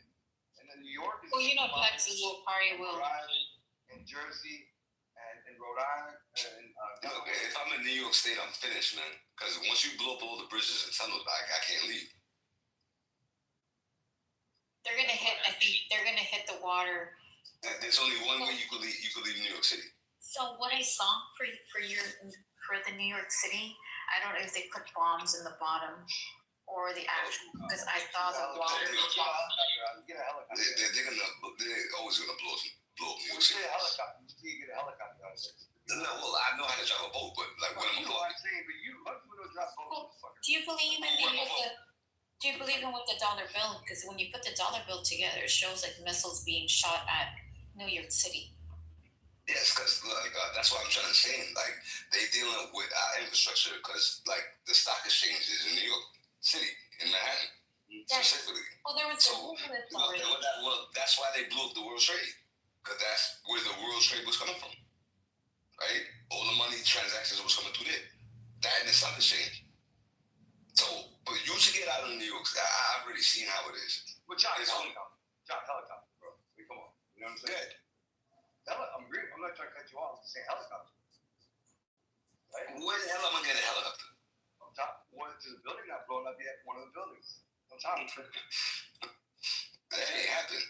It's going to be The Walking Dead because I'm not. And you know what's crazy? That once they do these things, look, I don't like to plant the seed, and I don't like it, but I saw all this shit already happening as you guys are. I saw this already, how it was supposed to go down, and I know they're gonna go after the schools. They're gonna go after the children. No. Yeah, they will. The people who's aware that yeah. So if it goes down, which it is gonna go down, I saw them. I remember seeing kids piled up everywhere. I don't think so. I don't Timeline, but you don't have to be on that timeline. I mean, I don't hear anybody else talking about this, but I really believe the timelines are splitting apart. That's why you're noticing evil more and more. Like, I feel separated from the system more than I ever have, because I feel like it's splitting more and more apart. And I think there's going to look, these entities, they got disconnected because they screwed around and they made the wrong choices. They got disconnected. They became parasites. They had to harvest off of somebody. They latched their timeline onto ours, just like a tick latches onto a dog. And they've been feeding off of our energy. But they've been running in sync, these timelines, so nobody realized it was two timelines because they were running together. But like around 2000, they started to split apart. So you're trying to say it's a shadow timeline that's about to infiltrate ours? Is what you're saying? They already did a long time ago. These parasites that hijacked us, they latched their timeline onto ours, and that's how they do you remember what I said in the time don't exist? And well, look, our poles are shifted, right? Notice that they flipping. We probably won't stick with that. That's the direction it's going. And that's why those weather's acting all fucked up right now. So it's the law of cause and effect. That shit. These human laws don't mean shit. I'm telling you, they don't mean a goddamn thing. Not even a bit. Not even a little bit. But you know what? I'm not scared of these fools. You're not supposed to be. Now, well, who's to say I haven't been in front of them? Now, who's to say they're gonna have a big head like an alien? Who's to say they don't look like just like me and you? Or anybody else in the chat. Yeah, they might. They're here. They've already been here. They've been here since before we thought about them. Yeah. You know, every president talked or had, they know about this shit. I'm gonna just say every president knew. Every president know, because this is why. You got good ones, you got bad ones. Most of the good ones are sitting back because they can't have a divine intervention. Because humans put themselves through the bullshit because they let shit happen. When you just don't give a fuck about nothing and you just want to eat what you want and do what you want. Let me ask you a question though. If you were human, why would you trust this alien little motherfucker, man? You're not supposed to, but these motherfuckers are evil. So these humans are evil. Like I remember Trump making a video, right? It's just funny to me. I seen him on the video saying that I'm not going to heaven. I don't know what about it. Well, he did say, well, at least he's fucking honest, though. Yeah. He's in New York. He's from Queens. So, he's like, nigga, I ain't going to heaven, so I basically ain't right up I'm going to hell right on with me. Yeah. So, the universal laws are the true laws. The laws here are bullshit. They're part of the fake system. And they are what governs what's happening here. We do live in a free will universe. And it is our choices. Like, these entities can only do to us what we allow through our own choices. If everybody stopped doing certain things, these entities would have to stop what they're doing to us. Exactly. All the stuff, like, I always use the animals. Everything being done to us, we are doing to animals. And and humans think there's no consequences. There sure as hell is consequences, because now they are allowed to do the same shit to us, and they are, and they're doing it to our children, because all these animals in slaughterhouses are babies and children. So believe me, and with this kind of truth comes responsibility, and most of humanity doesn't want to take on that responsibility because they're addicted, they're programmed, and they're conditioned to accept all these vile things that they're doing, and they normalize it, and they don't want to stop. Are you vegan? That is our problem. Are you vegan? Yeah, I had the same question. Get away. Are you vegan? I am vegan. I don't even fuck with that. Look, animal liberation equals human liberation, and I do not consent to our enslavement, torture, and murder, and I will not consent to it through my choices. And y'all heard of Molech and Baal? And Yahweh? Y'all heard of Molech, Baal, and Yahweh? Yahweh's God. See, this is what I'm saying, though. This I'm telling you. Yeah, Molech and I'm finna fuck y'all up with this truth in a minute. I know who Yahweh is, but what about Molech and Yeah, so these are different entities and gods, or whatever you want to call them, right? Because in that Bible said, put no other God before me. Somebody said that. Who said that? Then it said, sacrificing other gods, right? And then you see in the creation of some people, not all, right? It was a creation. You paraphrasing it or you talking scripture? Both.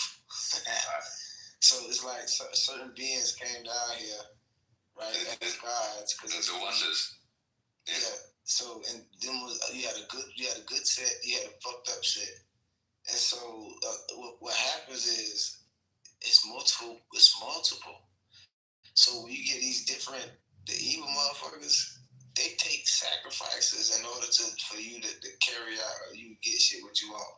And a lot of them, one of them, Baal, I think Baal did the sacrifices, and Molech did the children sacrifices. He did. And so these different, and then so you got some that did burnt offerings, meaning like they use frankincense, myrrh, tobacco, you know. Because if we follow the Bible, all our ancestors did the same shit. Yeah, they did. But it was good, and it was good, motherfucker, that you had to give a little burnt sacrifice offering to, or the burnt offerings, right? Which is the burnt offerings was the burning of herbs and shit, sages and all this extra shit. The frankincense and all that, because it's the ward off the negative energy, right? Exactly, and also oak. Yes, and Isaac was about to get killed, right?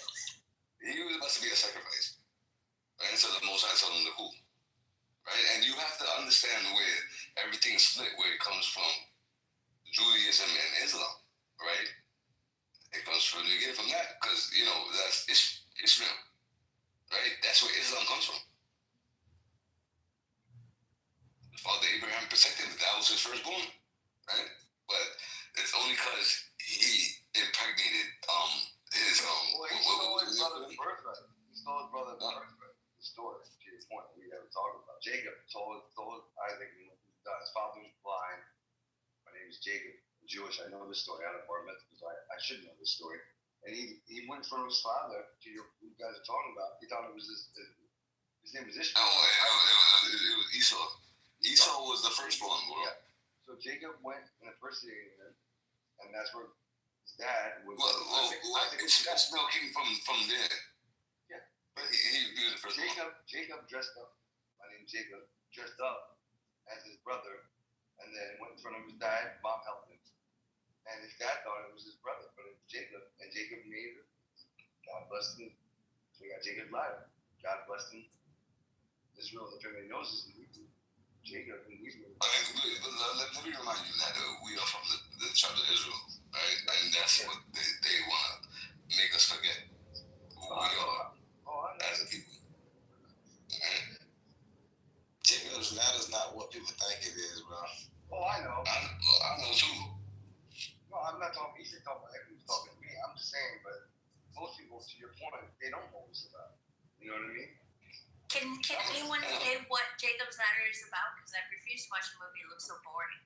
Can you just tell me what it's about? It's not a physical ladder. What does a ladder do? Mythical. You're talking about it's mythical, to your point. It's mystic. Everything is mystical. Not a physical thing. No, everything is mystical and spiritual. Yeah. And people take things literal because I can tell you some shit in mystical terms, but depending on where your mind at, you might take it. The Masonics have the same thing. The ladder, the representation of the ladder too. Yeah. So what? The Masonic individuals have the same thing, representation of the ladder. Yeah, what do you mean by that? Different interpretations, but see, the Masons, the Masonic order and shit, a lot of them kind of know what's going on. I'm just being real. A lot of them, like, it's different orders, right? It's different ancient orders, Kemetic orders, right? And you got the York, right, and the Scottish, right, and all of them. Those are not the same. Like the Kemetic orders, right, and the order of Melchizedek. All of them is different orders. But you got some orders, right? It stop at 33 degrees, but you got most. Like, you got to think about this shit. Knowledge is 360 degrees, not 33. So the people have a limit to their understanding and knowledge and wisdom, which means they've been taught and they took from something else. They have full understanding, right? And so these high priests, right? We got high priests, griots, and these priestesses, right? And they had connections with the celestial, right? It's a difference between terrestrial and celestial.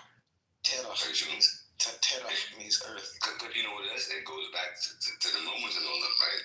Because they tried to downplay how strong women are, right? Exactly. And women are strong as hell. But see, the priestesses was very powerful. They had connections through, because they got an internal womb, a portal. And so the intuition of a woman that's pure, like what Mary had to be, right? She had to be pure. We can never understand that, bro. Huh? We can never understand that as men. You know? I grew to understand that. That's why I respect women. Well, I always said it, and I sit back and, you know, this ain't my place, right? As we should. I'm going to do my place as a man, right? So basically, these individuals made these little contracts for the secret teachings and knowledge when it came down to everything that came in there. So this is why they have all secret things. They all have an order to do within this duality of place, which majority tap into the duality, what is below, above, below, the sun and the moon. It's just how they connect right into the 33. Some also practice, which is the dark, what is it called? The dark PP 33 ritual, which is the same thing as they did as Jesus Christ. What is that? Which also means the resurrection. So they go into the higher of, what is it called? The anointed, or the, and you hardly, only the deep ones do it. They bring back forth the actual individual back, born again. It's a different crucifixion, resurrection, and ascension. Yeah, resurrection, whichever way it is. They do it a different process. But they bring something else back, their knowledge. They think because that way they can be done, right? Some people just naturally, it goes to, and these people try to force it into their practices, right? This is why they practice the Book of the Dead. They take certain teachings to divert it, the duality in that certain thing, right? That's how it is with these individuals. Can I ask you a question? You answered it, but do you feel like you've been here before? Yes. How many times do you think you bought? Can you put a number in it?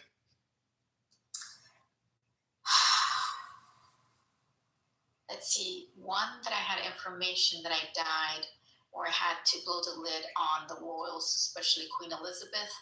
That's one. Back into Salem, 2. Back into the Jesus thing. That's one. What's the other one?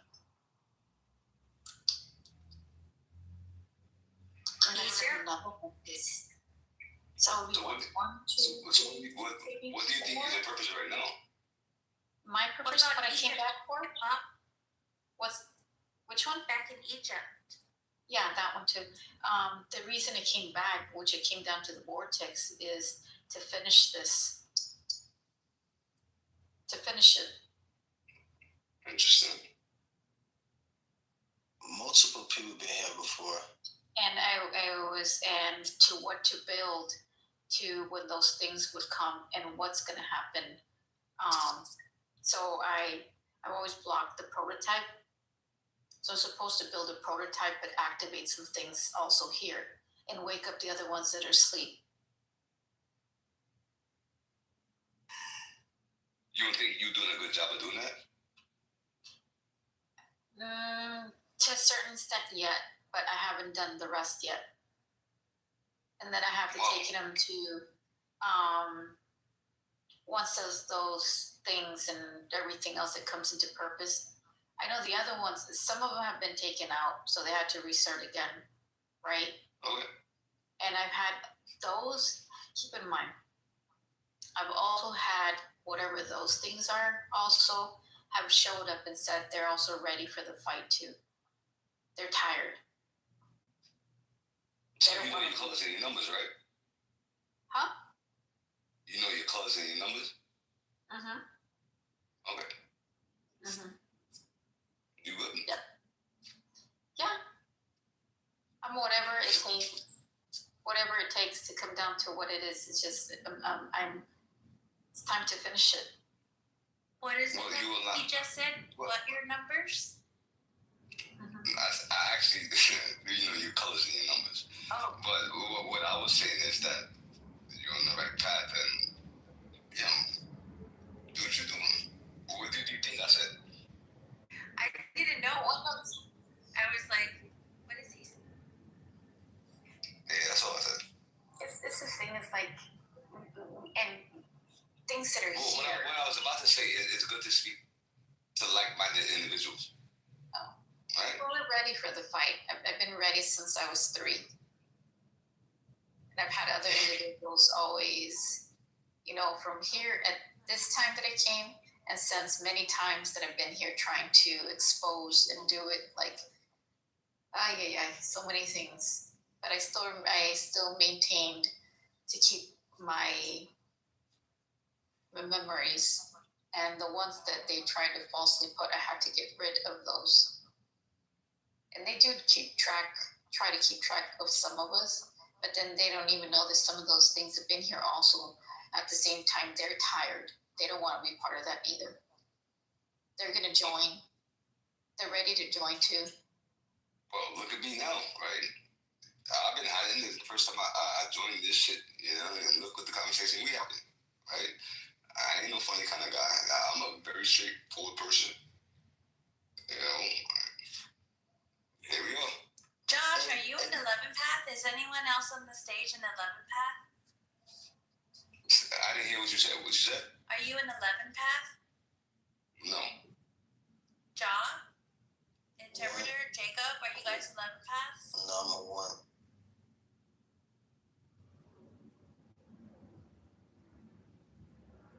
I'm still waiting to see what my mission is in this, or my purpose, or whatever. But I don't. I would tell you that you find out when it's time.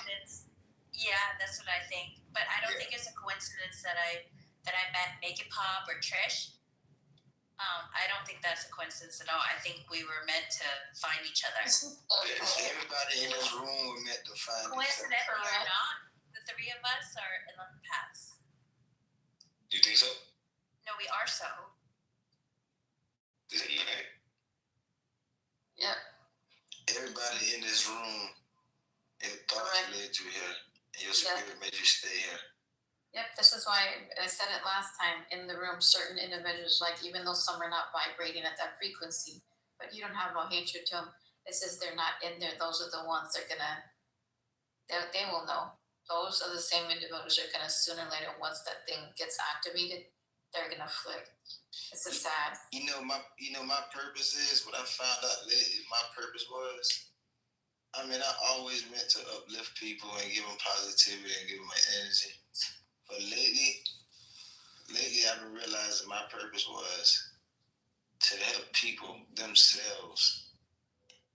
Be careful with this word now. Activate.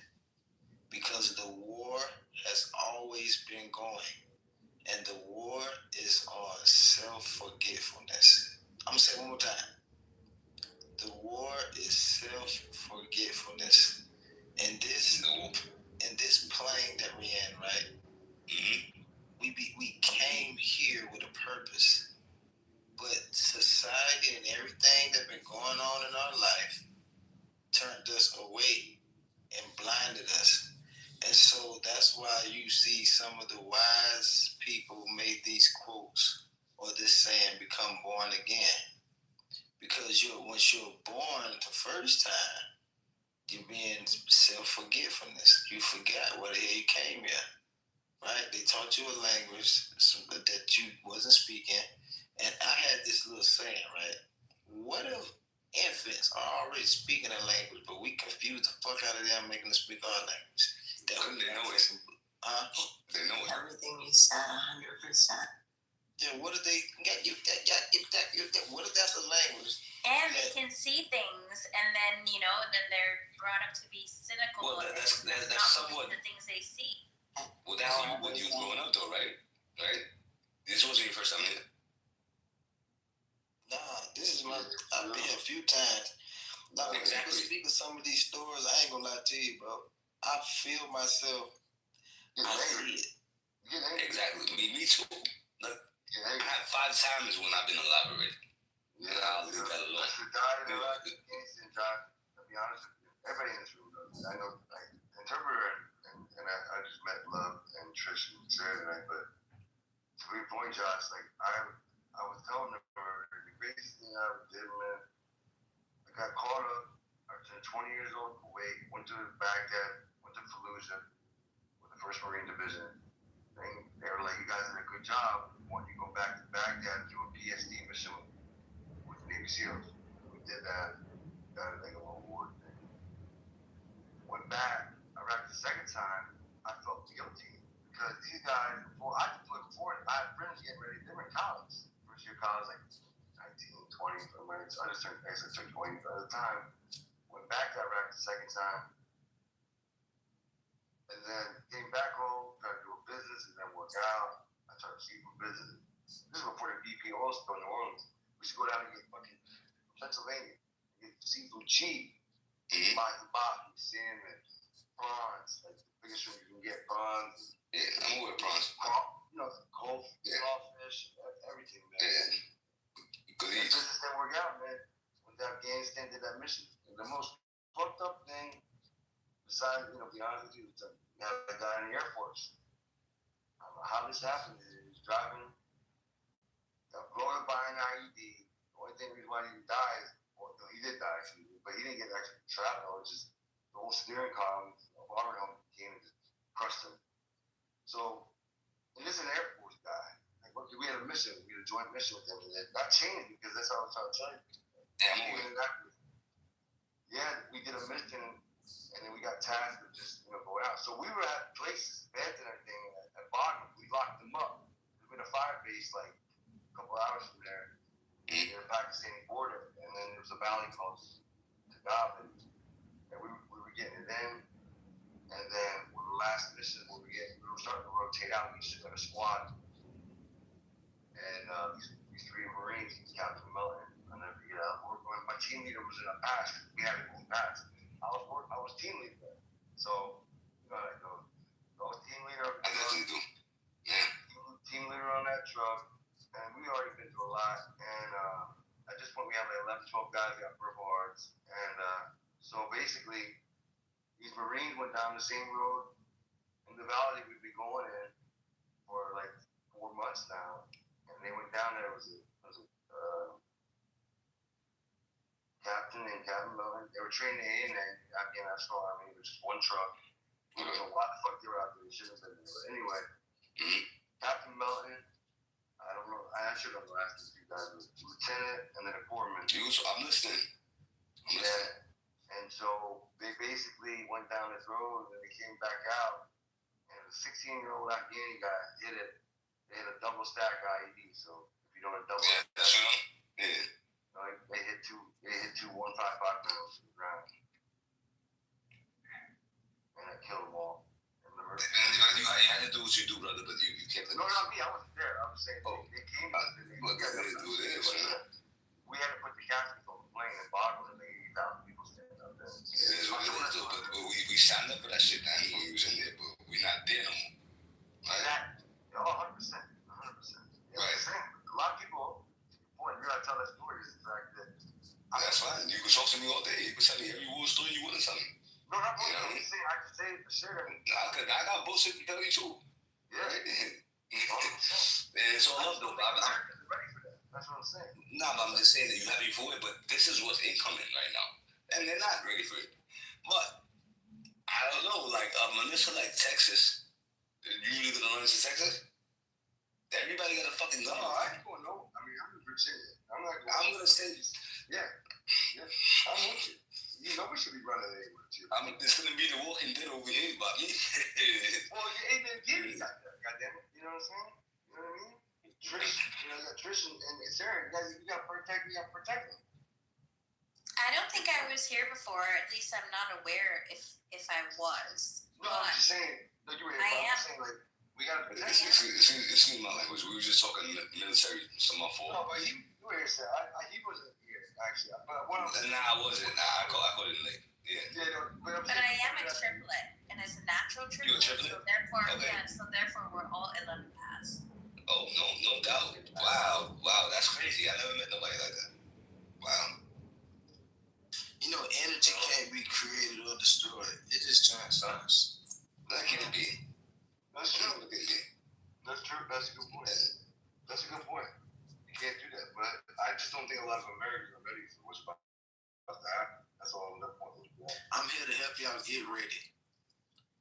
I'm not going back. I've done my share. I'm just here to watch. Y'all I'm gonna tell you, okay, in history we studied a lot of people, we studied a lot of shit, right? How did you guys find out that you were here before?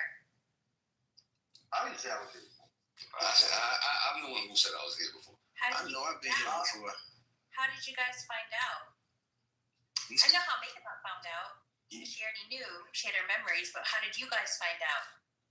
Me personally, I have conversations with the Most High, and I've been asking for that since I was a teenager, but I didn't find out about that till now, like a couple months ago, which is like 30 years after.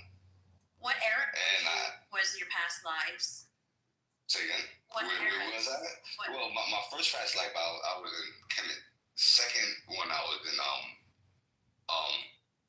where Genghis Khan was at over there in the Himalayas. They killed me when I was praying. Third time, I was in the Americas. And the last time, I kind of forgot right now. I think I was in Asia somewhere. Something with that. Hey, how I figure out I was here before when I started, because when I was young, I wasn't really into no Bible, no religious, even though I used to go to church. But I was never hooked up to religious system. I just was going to church, and then over time, I started actually reading it, because I still ain't never read a full Bible. Yo, brother, let me just say this real quick before I forget. Now, to come to the end of it, it was another version of me who visited me and reminded me of this. That sounds right. To Sarah's point, Sarah, I don't know. I'm not saying I don't believe you in Make It Pop, because I had this conversation with Make It Pop.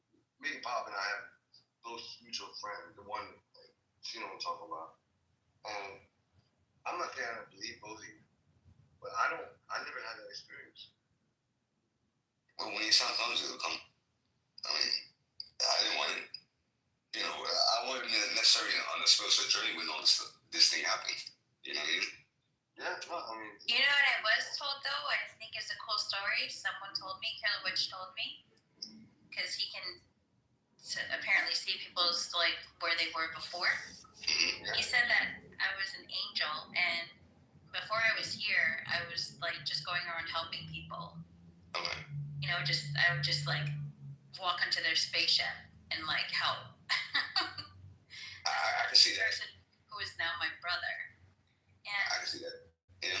And then he said that I was impatient, and I came here a little bit earlier than scheduled. And I came here to help people, but that's what he said. He was like, "You're an angel." It was the story's funnier. He was like, when he was describing it, it's like he was in this place and there was a Dyson sphere. That was where I was before I left. And he said, you know, all these feathers floating around in his face. It was so funny. But yeah, he was like, "You're an angel." So do you believe that?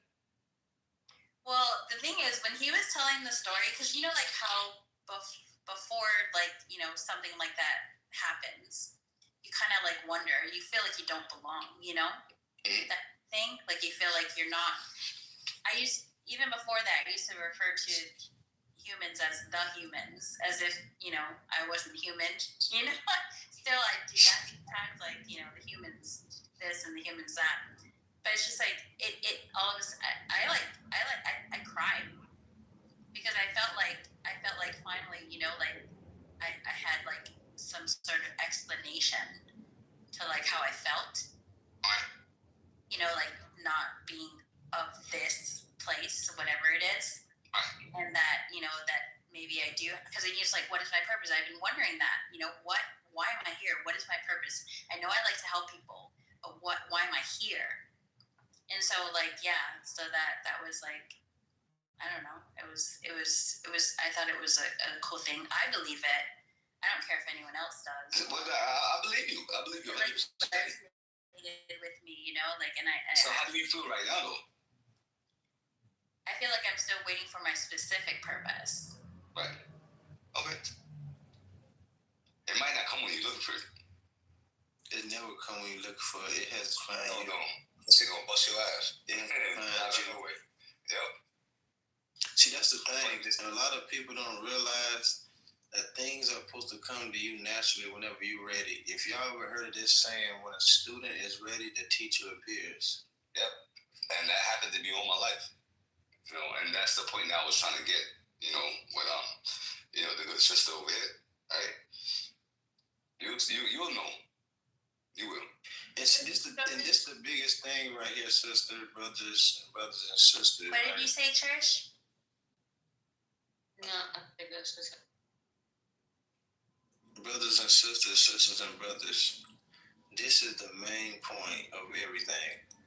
All right, everything you ever learned, every thought, every action, every part of history, right? Everything, right? I'm not excluding anything.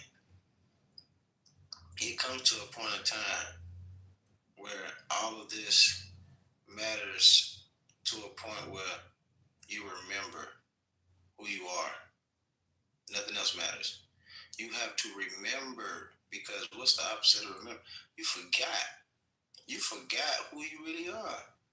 You really forgot. You truly forgot that these elements that is within you, right, is also without. You forgot that the sun that you see outside every day, you also have a solar sun. What they call it, the solar plexus, the place of the sun. You forgot that you have air inside of you.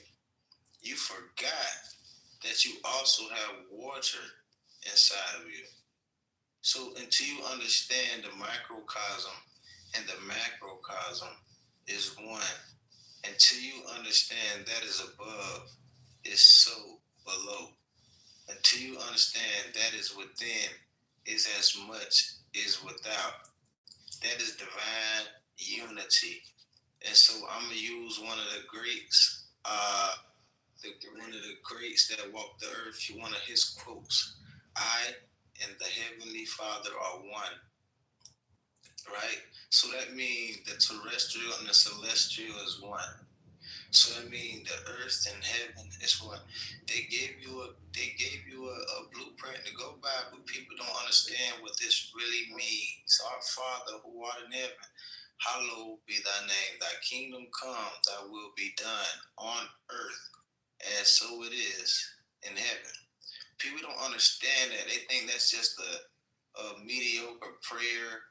They think that's just that. People still to this day don't understand what that really means. They don't understand what that means. And at some point of your life, ladies and gentlemen, it's time to walk in purpose. Not walking just, just being cattle, being full of information, being full of data, and you can't use it. You communicate with your brothers and sisters, right? So you also have these L's, these elements, right? Elements, mentals, these elementals, part of your mind, it's part of you, right? You commune with them or communicate with them. So until you realize that you have the power over your whole universe, you have the power, your fate. No demon, no God, no man has power over your fate but you.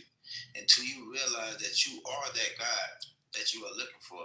Yeah, Until have you heard realize that idea that the kingdom, whatever they said, the kingdom of God is within you? You know how they, remember Jim Carrey was describing it, kind of made the idea of mainstream, the crystals oil, the clouds, the Santa Claus, the manna from heaven, so on and so forth. Do you know what I'm talking about? It's all those body parts within us. Yes, that's what he got that from ancient history. That's what these religions. That's what they're telling you. That meant, look, that's why I said it's not the religion. It's the people that's telling you what it means, and they using it to worship and do other things with it, whatever the case is. And that's why I say religion ain't. It's the wisdom within it. Like I'm putting for an example. Well, I heard people that's Christians, they talk bad about chakras and all that shit. Well, the chakras are in the Bible. They're in the Bible. They talk bad about the what do they call it? Astrology. Astrology is in the Bible. The gifts are evil, and you're getting them from a demon or an entity. Instead of maybe our Creator gave us abilities so that we had the ability to fight off these things that you're saying are giving us these abilities. Yes. Well, part of the programming, right, is to mislead people, and so they're misleading them away from like knowing who they truly are. Yes, because it's within you. Everything has you looking outward. Everything. Everything in this realm wants you to look outward, because inside of us, I mean, you know, I didn't come here to learn. I came here to remember. And that is what I'm trying to do. Because I know I already know inside if I just remember. That's all you have to remember, is that you're only trying to remember. Because everything that you listen to, everything that you learn is supposed to ring a bell within your spirit or within your being. It's supposed to ring a bell like, oh, okay, instead of just using it as knowledge and just information and just passing it on, regurgitation. Oh, yeah, we all heard of this. But can y'all do anything that y'all talking about? No. Until we reach that state, we're always going to be behind. Until you reach that state where you can go outside and say, wind and blow for me. Until you reach that state when you create fire with your bare hands because it's fire within you. Until you reach that state till you can touch somebody and heal somebody. Until you reach that state where you can say something and command everything to happen. Right? You said what? That is not legal except for me. Yeah, if you can't do this, then we have a long way to go. And then there are people who are giving away, like intentionally giving away their gifts in order to make deals for materialistic things in this world. Like there's this guy who made a deal to give away his gift. It was like something like he could move objects. What is that, telekinesis or something? Yeah. He gave that away for material wealth in this world. Right. There's another woman, and she gave her gift away. She could I think it was also kind of telekinesis, like, you know, dissipate clouds and things like that or whatever. She still kind of can do that, but she had more gifts. She gave that away to save her son, who she thought was going to die. You know, like all these people, they have their gifts and they're giving away for this world. You all can do that. You can do greater things than those that you said. You all have gifts, all right? These same gifts. I might be sounding like another being. I might be incarnate. But all these things you can do greater. You can do way much more than that because it is within you. The science of all of this stuff, telekinesis, aerokinesis, everything, right, healing, everything exists first within you, right? The kingdom of heaven, right, is within you. So all of the base science of it all is you being one with everything. Okay, that is the base science of it all, that you are one. Because when you are practicing, when you're really practicing this stuff, I'm telling y'all some real shit. If you are really practicing this stuff and learning how to do this stuff, you only going to be able to do it when you come to a self-realization that you are one with everything. There is no outside sort. There is no outside, bullshit. It's once you. I'm actually. If you go actually learn, if you want to learn for yourself, or if you go to a mystic, or you go to someone that actually knows, they're gonna tell you what I'm telling you. You are one with everything. So in order to do this stuff, you have to come to a realization that you are one with it. I meditate and I talk to the wind, and I use one of the affirmations that I found in the Dead Sea Scrolls, and I found that to be intriguing when I first walked into that, and I realized, oh shit, like even in the Dead Sea Scrolls where they talk about the Tree of Life, and they talk about one of the affirmations of meditating with the cosmos or the Heavenly Father, right? One of the affirmations that you would say during meditation and contemplation is, I and the Heavenly Father are one. That is no coincidence. And then when you use it, I'm telling y'all some shit I'm really not supposed to tell y'all, but Are you a vegan? I'm a pescatarian. Because I was gonna say, like Trish talks about, like when you stop eating animal products, and then like it's sort of, and then your mind sort of clears. Yeah, my whole life changed when I stopped eating animals. My whole life changed. I ain't gonna lie to you. I wasn't even thinking like this. I'm just being real. I wasn't on this type of path until I started. Let me tell you some real shit. I had a dream before all this happened that I was going to get into a wreck. And my dream was like I was driving down the road and I was on two wheels. And lo and behold, 2020, I got in a fucking wreck on two wheels. And I survived. I walked that bit with a scratch on my lip. People are like, damn. You said what? No, I'm telling you a true story. I know how fast you going. You said what? How fast were you going? Probably going pretty fast. I hit a pothole on the side of the road, or not in a pothole. It was one of them. The road was fucked up on the edge, and then when I hit it, I was in the country, so I hit the edge of the road. Like, it was kind of chill, and it's crazy because they fixed that shit like a couple weeks later, a month later. It's crazy as fuck. But like that, they you said what? They fixed it? Yeah, they fixed it. That was bullshit. So like, I hit that going on the way to work, and mind you, that incident, me going to work, right, actually opened up me being an entrepreneur, because everything inside of me was saying, damn, you wake up early in the morning to go to give somebody else your life and time and energy. Yeah. And that really led me off of that. Changed my whole life. I'm telling y'all this for a reason. That incident changed my life because I was already being told in my dream, right, what was going to happen, and I knew that was going to happen. Like, there was no doubt in my mind because I was always connected. Like, even when I was a kid, like I was a kid, like in high school or middle school, when I was in my room and I was playing the game, or either on a computer mixing and mastering and doing something. And I was in there by myself when the door cracked. Now, let's be honest. When the door cracks, you probably going to be like, oh, it's the wind. Most of y'all not even going to pay no attention. I'm just being real. A lot of people not even going to pay no attention. Oh, it's the wind. Something in my mind told me to get the hell up and go take a peek.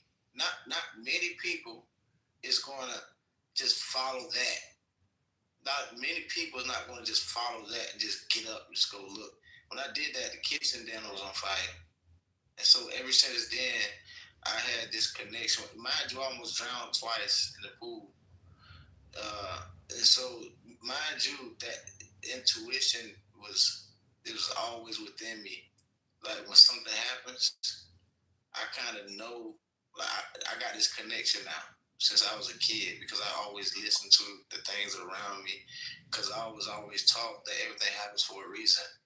So when you realize that everything happens for a reason, cause and effect, then you'll start to get in tune, and it's called awareness, self-awareness. And when you become aware with the things that's happening, you're gonna see signs, you're gonna see things, and it's up to you to pay attention. And once you start to pay attention, it'll speak to you more, and then you'll grasp things more clearly. And then when you see things, you'll know from what to decipher, like, okay, what this means. You can also learn how to interpret dreams. You can also learn how to, read energy. You also learn how to do all this because you're becoming aware. You're listening. You're listening to the source telling you that you listening. So they're gonna talk to you more. When you're not listening, it's hard to talk to you. To answer Vicky's question in the chat, those two people that I mentioned, they each made a deal with a demon in exchange for what they asked for. What happened? You made a deal with the prosecutor. The prosecutor can't look back.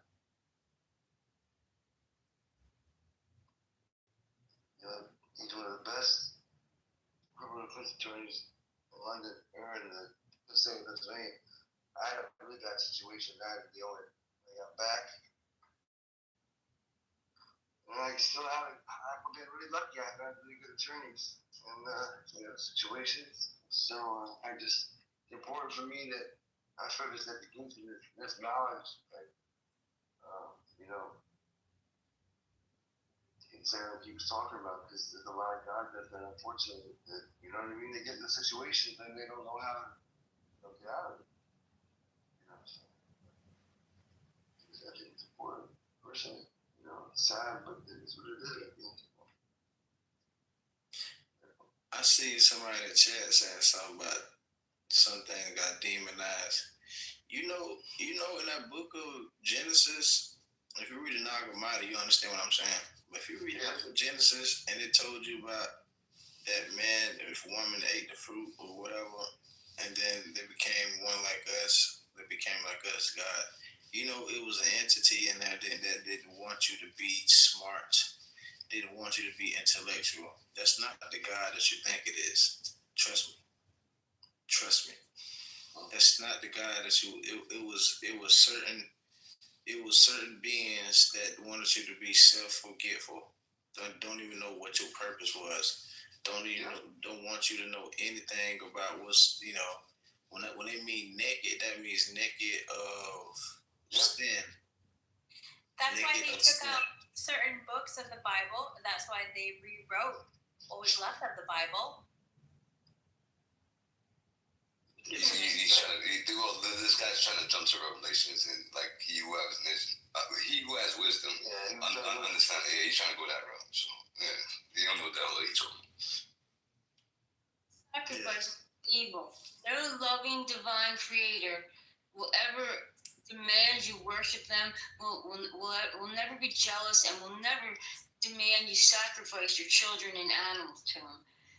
And I mean, I know my creator internally, not through any book, and I know my creator would never be demanding blood sacrifices. That's just straight out evil, period. And you couldn't tell me any justification that would make it not evil in my eyes. I was killing people, but they weren't. I'm not a person to judge. I'm not the most high, but no, you're right. Yeah. No judgment. You're right. No judgment. Yeah, but I move my way. Yeah. We're judged though. So we're judged. Yep. You're righteous. There's righteous judgment. If you just talking, because you're right. If you're living righteous and you trying to help people, become, to the a better version of themselves, hell yeah. I'm all aboard with that too. But for a lot of people that's not, they're judging people and they all fucked up. That's the wrong part. Judging somebody you fucked up. But you know what, the enemy is gonna be around you, so you have to be prepared for that too. It's bad, man. Not good. Hey, y'all know know what? Hey, and this I know it might sound random, but it's just because we on the since we're throwing some gems on the table, some food on the table. Do anybody know what the because I've seen people use this and use this in terms a lot, and I just want to see if people mind that the morning star. Anybody aware of that? What that is? That's Lucifer. But I thought it's Lucifer, the sun in the morning. Okay, so it's the sun in the morning, and you have the bright morning star.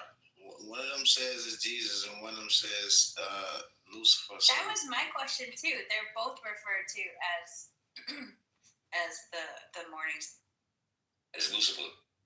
But guess what? You know what the morning star actually really is? The morning star. Get this, and go look it up. The morning star is, drum roll please, Venus. It's in my pentagram. You could have done the drum roll that's one of the options. Oh, it is. Oh, I'm start over. The star, the sun in the morning, the morning star is.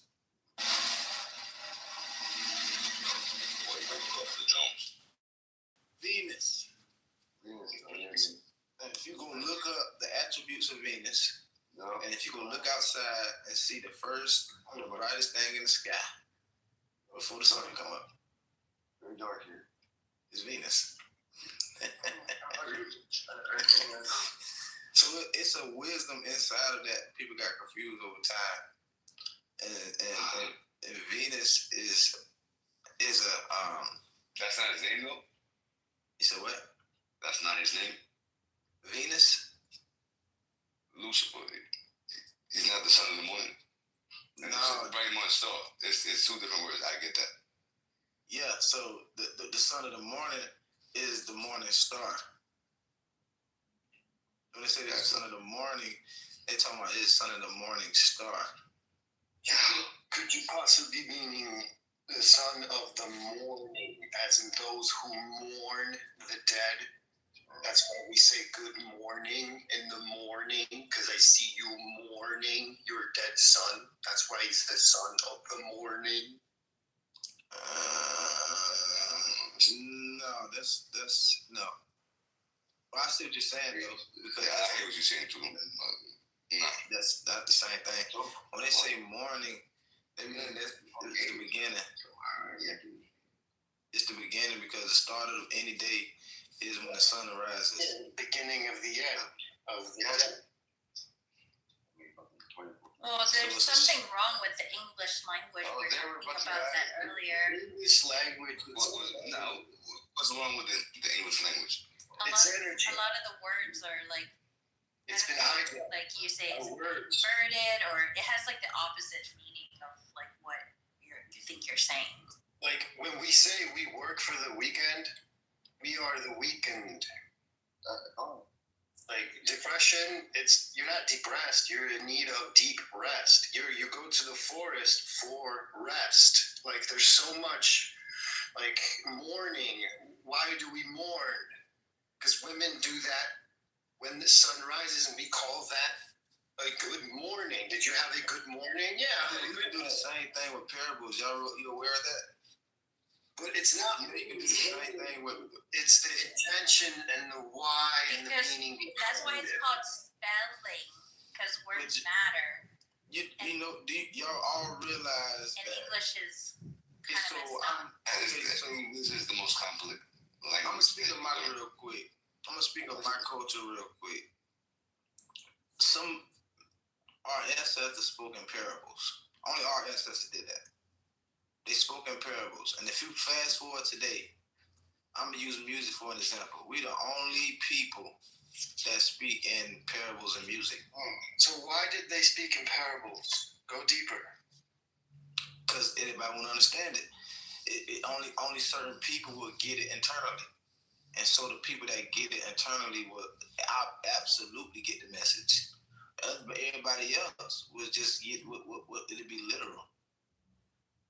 It's a way to give us the knowledge without it being obvious, knowing that you should hear it. Yeah, some people just gonna think, just take out face value, like, oh, they meant this. So in other words, you're saying is one must qualify first to be able to comprehend what is being put down. Is that what you're saying? You mean knowledge is actually protected and guarded so that it wouldn't be bastardized by the idiots like it is today on YouTube? Exactly. My skin crawl. Let me tell you why. Let me tell you why. Because, brother, it's a different. Remember this. Always remember this. If you don't remember nothing else, it's a difference between secret and sacred. Two different things. Correct. Everything is energy. Can I chime in for a moment on the language?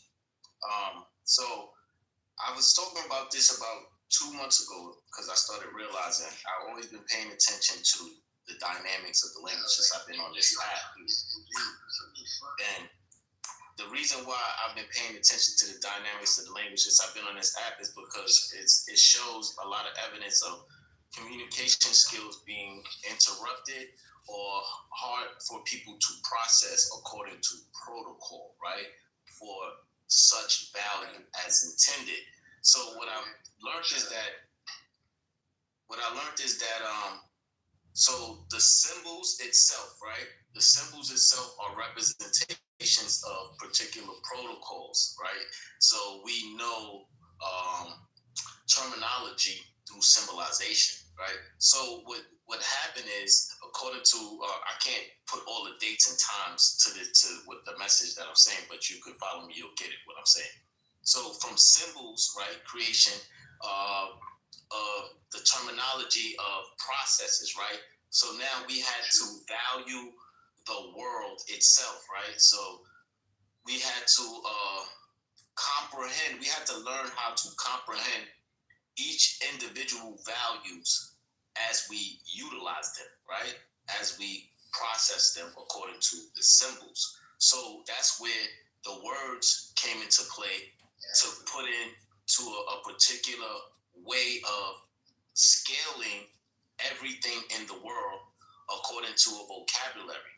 So we use these vocabularies to weigh out everything of process according to the symbols. So that's why each and every symbol is a letter which combines to a particular word of value.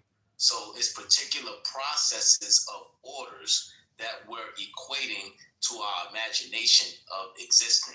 So now when it comes down to mathematical equations, that's what's actually taking place when we start communicating, because the words are symbols combined for particular processes of our imagination. So it's a heightened state of existing processes, right? That's to see what we speak, for these words to equate a value right now of messaging, right? So to end it off, right, what happened was poetry. Poetry, we implicated fucking poetry into the official dynamics of our comprehension, and we birthed confusion. So now, instead of having true value, the sacred word, and trading our values of process, right, effectively and honorably, we have illusion. Because now when we speak, we can easily confuse each other because the values are intended for poetry instead of the weight of the world. Exactly. I hope that makes sense. Yeah. A whole lot of sense.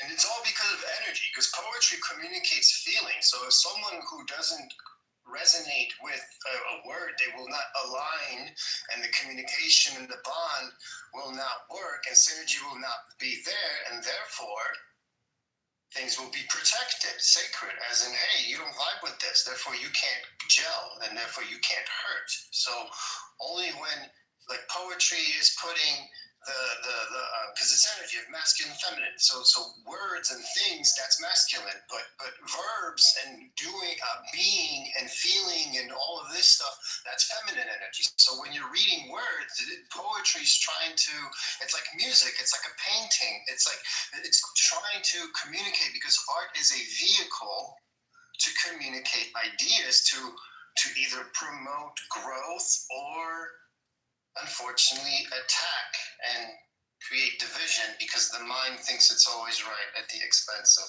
the heart. That was beautiful, interpreter. That was a great share. Thank you for so much. Thank you so much for that. It added so much to my mana. And, I was just thinking of that, and you just brought it out. When people say eating, right? I eat the fruit. I eat the manna. I eat this. That is depending on where your mind state is, right? Somebody might say, "Oh, I ate an apple." What fruit did you eat?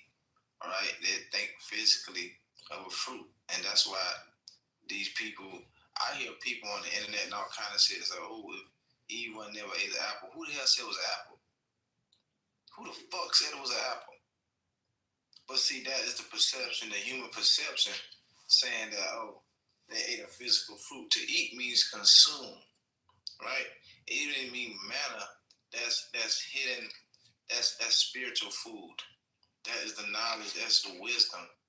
And so when people, that's a perfect example of how parables are used and can be misconstrued, and it's different between sacred and secret, because people might think it's secret and it's really a sacred, meaning it's meant to be protected and not twisted and misused. Like your sacred, what do you call it? Sacred, sacral chakra. That's what they call it. It's your sacred energy. Your sacred energy. And we talk about sex. It's sacred energy exchange. Some things are meant to be sacred because once you open that door, it don't become sacred no more. Once you let anything in and misconstrue and misuse it and use it for different purposes, it's not sacred anymore because it's a power in sacred, being sacred. So what? Yeah, everything not meant to be, just thrown out there. Everything is not meant to be, and that's why certain things were kept and held until he who has an ear. Well, I never seen a human being without an ear unless he got shot it off. You know what I mean? I ain't never seen a human being without no ear. But that's one of another parable. Let he who has an ear understand, because you might listen to me physically, but to someone else, it might be an inner hearing. It might be a internal dialogue that's going on, an internal hearing to the spirit where you adhere, right? When you adhere to what's being given, that's a difference. That's a whole difference. That's why you got to be some type of, you have to be elevated mentally, right? And to understand the universe. And when it speaks to you, whether it be through physical words, whether it be through symbols, or whether it be through that, once you get off this app and you still hear shit, whether it be that ear right there, that once you just close everything out, you still hear something saying don't do this or do this, and then you do it, and you're like, God damn, something told me. Who was something? What was that? And why did you listen? Because you wanted to fuck around. That's why. Remember? I'll look it up. I'll just see. We live to fuck around. Fuck around, find out. Those who find out are doing the work for others so that they don't have to suffer. That's essentially the name of the game. The ones who go all the way, become whole, ascend down from ego, the whole nine, do the Jesus thing, get lost for 20 years. He's a mystic. They call him Isa. And he came back and he tried to reveal everything that the Pharisees were doing, that they were kept getting secret. So anyway, what I'm saying is those who go all the way are in it not. What is their intention? When you stare at the abyss long enough, it'll stare back at you. What does that mean? That means you think you're this holy. Oh, I'm enlightened now. Now I have this duty to save others and write books and create and help the world. Help. You think you're helping, but then you find out, holy shit. What the fuck have I done? I was high in my ego, and detached from my heart, and a lot of people suffer. So a lot of it is just knowing, and sacred is known, it is uncovered. Secrets are created, secrets are used, and so that you don't share the evil tactics you're using against your own man to elevate yourself while stepping on the shoulders of the peasants below you. So it's all power game. It's all energy. And the fear right now is that truth is going to expose all of it. That's why we are experiencing what we are experiencing right now, because religions exist for reasons. It's to establish order. Because before religion, we were fucking savages. We didn't know. So religion was like that. Bibles and books and stuff, those are like strategy guys. It's like handing you a rope down, like, hey, I'm up here in my cloud and one with God and oneness and I'm everything, I'm pure. I'm trying to help you, but you won't listen because you think you know better. Well, here's a fucking lifeline. To help you, to guide you out of your own crap, to get yourself out of your own way so that you can finally realize the mystery and the wonder of everything of the all that is. In this garden of organic design, of generators, organizers, optimizers, and destroyers. Thank you. You said, say that one more time. You said what? Generators, operators, and destroyers. God. In the garden of organic design, we get to design these generators that create organic. Just click on my Instagram. You sound like that's some Morris knowledge. That's some Morris knowledge. Because I understand what you. I understand what you. But when you said that generator, I automatically knew where you was coming from with it, because what you know about that. What you know exactly. I've stepped into that Shadowland part and integrated a lot of my ego and figured out and seen. I have the universe making me to see the world for what it is instead of how it should be or whatever. This is oneness. I'm a Gemini, so I see duality. So I'm dark and light. So once you know these things about yourself and you awaken like Neo from the Matrix, you get to go back into the Matrix and operate as if you have magical powers over all that shit. But that's all just fantastical allegories for what we really are. And soon as the fear of the controllers of the powers that were is that we will find out like this. We will find out about this, and this is a fear for the intelligent as well. This scares the shit out of me. Because I'm already thinking like, wow, if I was evil, I would have done this already by now. Now I'm watching what's happening, and my peers who aren't as equipped with the ancient wisdom, who aren't grounded in heart, brain, gut coherence, Trinity consciousness, they don't do Christ or anything like that. They don't know what they do. So what do they say? It says, Father, forgive them for they not know what they do. So what do? We create something better to prevent war. That's what we're doing. And that's why I say, with this so much wisdom inside of this, when people don't realize that when you read about, and this what led me on to that, when people was always saying Jesus never had a whole life in the Bible, that always raised a red flag to me, because I'm like, I can't be one of those people that study somebody and just say fuck the rest of their life and then teach to reappear again. Yeah, they were talking about the 17 years he was out in East, hanging out with the fucking Eastern philosophies and the Hindus and the mystics and learning all that shit. They don't talk about that. Yeah, he went everywhere. He went to Himalayas, went to Egypt. First of all, we know he went to Egypt. He went to Egypt. He went everywhere. Everywhere. The dude saw the whole thing for what it was and came back. This is the hero's journey. He came back with the elixir. That's how we think we live. So we have a flower. And just imagine, right? You learn, and that's my purpose. I've been on the same path for a few years now. But just imagine everything you learned was a part of of your being.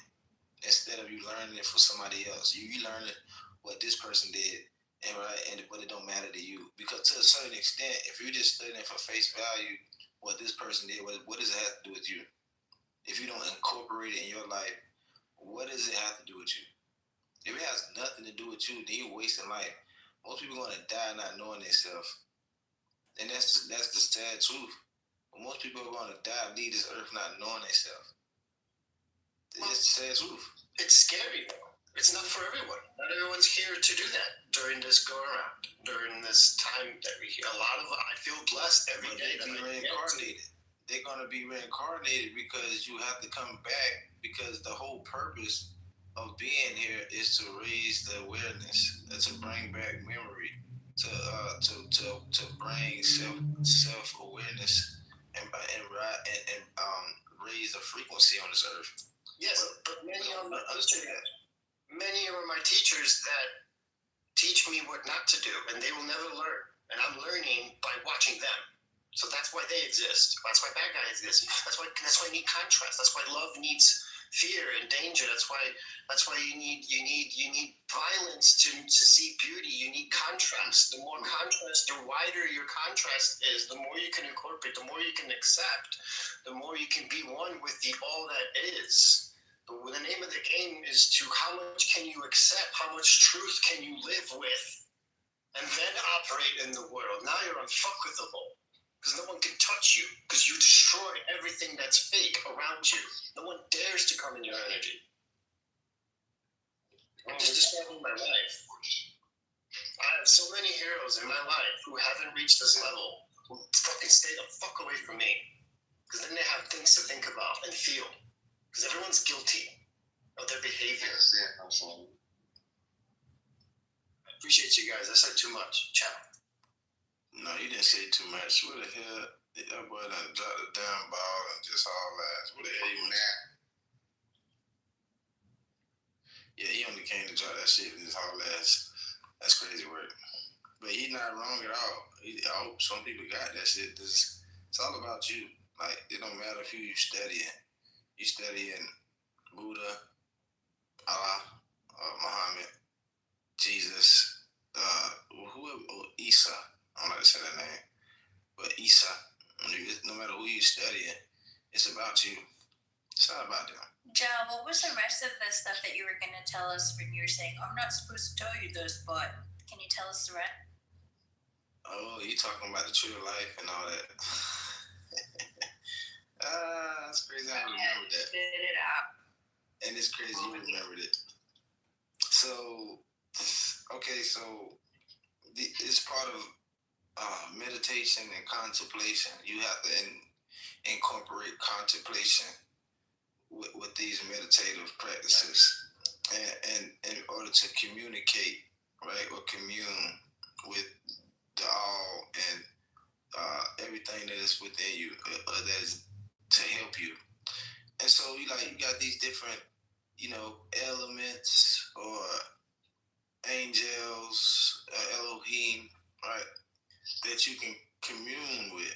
And so I was saying about the different days and the different times as far as the tree of life that you would meditate as far as the Dead Sea Scrolls go. I was using an example as the Heavenly Father, how you will sit and contemplate, meditate, and affirmate, right? Affirm that you and the Heavenly Father are one. It's fucking bad. It's not doing that shit. Huh? That is fun. You said what, bro? The third thing. You got this motherfucker back. I think your mic hot, Jacob. Jacob, your mic is open. Yeah, Jacob, your mic open. Yeah, I was saying that one of the affirmations was I'm the Heavenly Father of one. And you can find this in the Dead Sea Scrolls. But you will have to contemplate, sit there and meditate, contemplate after you affirm that you and the Heavenly Father are one. And so you will go into deep meditation and contemplating that the all-encompassing, or the universe, or the ocean, the cosmic ocean, should I say, right, is within you, right? It's one with you. And until you are one with it. And you do the same thing with what the angel of the air and what affirmation they use. Angel of the air, enter into my lungs and give the air life to my whole body. And you would do breathing exercises until you are one with the angel of the air. And then when you are one with the angel of the air, you can commune with it. That's the real definition of communion, right? It's not no bread and wine and all that shit. But the real communion, right, is communicating, right? Becoming one with it, all these elements. You can do the same thing with the angel of fire. Same thing with angel of love, angel of joy. This is the tree of life. And this is in the Dead Sea Scrolls. But once you actually do these practices, you will really feel the difference. And you will see that you really are one with everything. But you have to meditate and communicate and commune and go outside or go inside and step outside of this body. Yeah, so you can see that. And then you will have like these different abilities. I'm not saying that to be like, are you gonna be Superman and like that, the superhuman, or whatever the case is, which might be true. But it's just connecting and communing yourself to that which that is a part of you. Just don't forget that you walking on this earth and you got to be a worthless human being to go to work and all that extra shit. No, you got to realize all of these things are within you and they help you and guide you and whatever. Just like you can tell the rain to stop if you wanted to. Just like you can, tell the air to calm down or come together. And you've seen the movie Avatar. That's where they got this wisdom from. You've seen these cartoons Avatar. That's where they got this same type of thing I'm speaking of. That's where they got that from. Airbending, fire bending, all this, and being one with the all.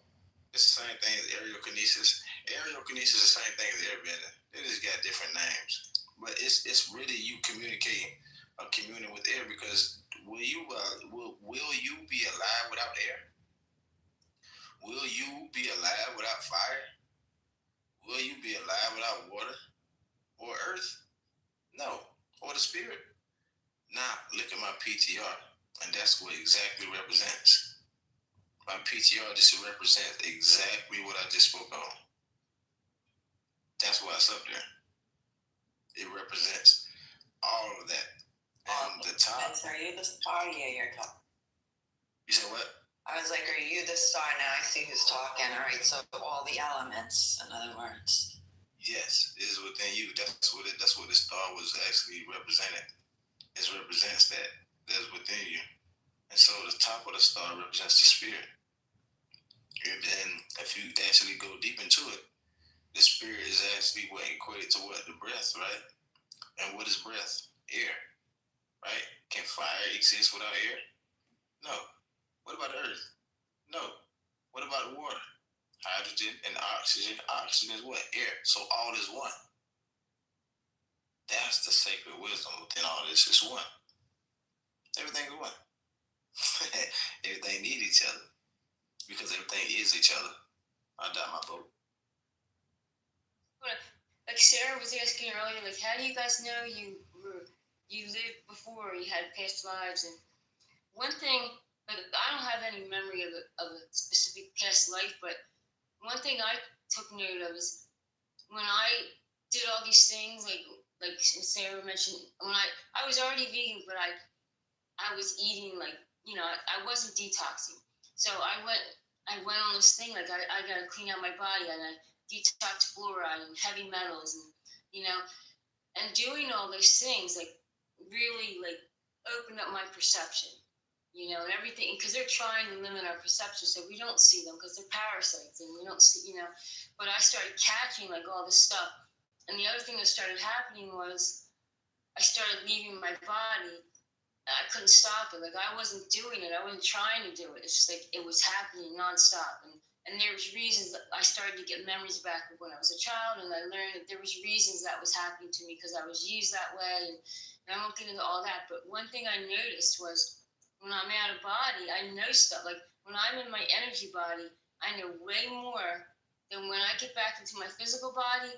Like, I don't know how I knew that's like, I'll be like, I don't know how I knew to do that in that, because like I would get attacked or something and I would know exactly what to do. But when I would get back to my physical body, I didn't know how I knew that, or I would experience something and I knew it wasn't the first time. I had experienced it many times, even though as far as I knew when I got back to my body, it was the first time type of thing. And some of these entities that I was battling, I knew them. And they knew me. It was like, this wasn't our first go around. Like, I started to realize I've been fighting these guys. I mean, I'm some type of fighter because I know them and they know me, and I know what to do to fight them. It's weird stuff like that. So that's one way I know, like, this isn't like new to me type of thing. When I'm out of body, I just have this knowing that I don't have when I get back into my body. You know, I'm gonna put y'all on the game, right? Use sleep as intended, right? You rest because your body need rest. Your spirit don't need rest. Your spirit don't rest. Worth a damn. So your body only need rest, right? So once you realize your body only need rest, then you realize that sleep is just a form of meditation. That's all it is. So when they got things called guided meditations, right, on YouTube and all that shit for people that's beginners. Because if you don't know how to guide yourself, right, just use that. But a guided meditation is you asking questions, contemplating. Remember, I said contemplation is the most important part of meditation. You contemplate something long enough, you'll start dreaming about it. You contemplate on these things in your conscious world, right? Right? You think about eating before you go to sleep. You probably dream about eating. But if you use dreams in the right way, or you use sleep the right way, you get all the answers. Like if you go to sleep reading the Bible or listening to an audio book, and you contemplate at the same time, and your eyes are closed, and everything that you hear is almost like a visual, you will drift off into that place that you actually see this stuff. I'm telling you some real facts, because I do this sometimes. Not purposely all the time. I know sometimes I catch myself, on certain videos, I fall asleep and just sometimes it just be me being bored, right? But sometimes I do it. Sometimes I just be, catch myself just being tired, and I'll just be watching random big stuff and whatever the case is, which is not too much healthy, but whatever. But once you actually contemplate on certain things, like Abraham reading, or so many people reading books before they fell asleep, and then, they just going into this deep meditation, they having like a vision or prophecy. Most of the time, it's because of what they're contemplating on. Because you contemplate long enough, you'll veer off into the all, right? You land into, you're visiting, honoring our mother and our father. You walk with the mother by day. She gives you, herbs and things of the nature, right? Pun intended, things of that nature to nurture you, right? Because matter and mother is the same thing. But then when you sleep, you visit the Heavenly Father, right? The cosmos, right? The universe, the cosmic ocean, right? In the etheric world. And so once you learn how to commune in that sense and connect in that sense and not just be sleep, then you will get a lot of your answers. That's where prophecy comes from. That's where visions come from. That's where, all of this shit comes from for the most part, as far as like seeing into the past, present, or perhaps the future, either using cause and effect, or either you'll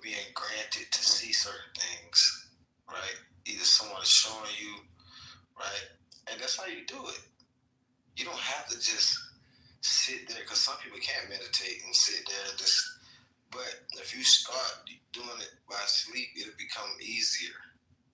Like to sit there and just sit and meditate. But if you use it while you sleep, have questions, contemplate on questions long enough, get into some audio book which you can hear and try to use them words as pictures, like the hieroglyphs. So you're using words as symbols of actually you translate the words into pictures. All right, and if you can start to contemplate this shit, you'll dream and actually see this shit. Literally, try it. Next time you go to sleep, contemplate on something and try. You will see exactly what I mean. And then when you do that, you'll start to remember your dreams, because you can fall asleep and just have a dream, not knowing that it could be something that can help you out, but then you'll wake up and forget. But if you contemplating beforehand, and then you before, during, and after, if you contemplating before, and then you start to see during sleep, after is not gonna be hard, because before and during you was already at the same spot. The same. You keeping your contemplation, you keeping your purpose of what you're trying to do. You're trying to figure this part out. You're trying to figure. And you got a question, and you contemplating on the question. Hey, why this? Why this? And you just dream on it, and you just keep thinking about it, contemplate. Yeah, you're gonna get an answer. Somebody gonna show you your dream. Somebody, something, some entity. Right? Whether it be the Most High, angel, something. But if you just concentrating on bullshit, you got all kind of bullshit ass dreams. It's dreams that don't even make sense. Some of them might be nightmares. Just in the clubhouse, you have dreams with all the people that are in the room that's still playing while you're sleeping. At least that's happened to me. Yeah, exactly. Yeah, because I can't meditate. Like, I'm one of those people. I have permanent nerve damage in my neck, so I'm constantly like trying to move around and be busy, because when I'm still, then it's like the volume, it's like somebody turns the volume up on the pain when I'm still. So when I try to like just sit still and meditate, it's very hard for me. You can heal that, right?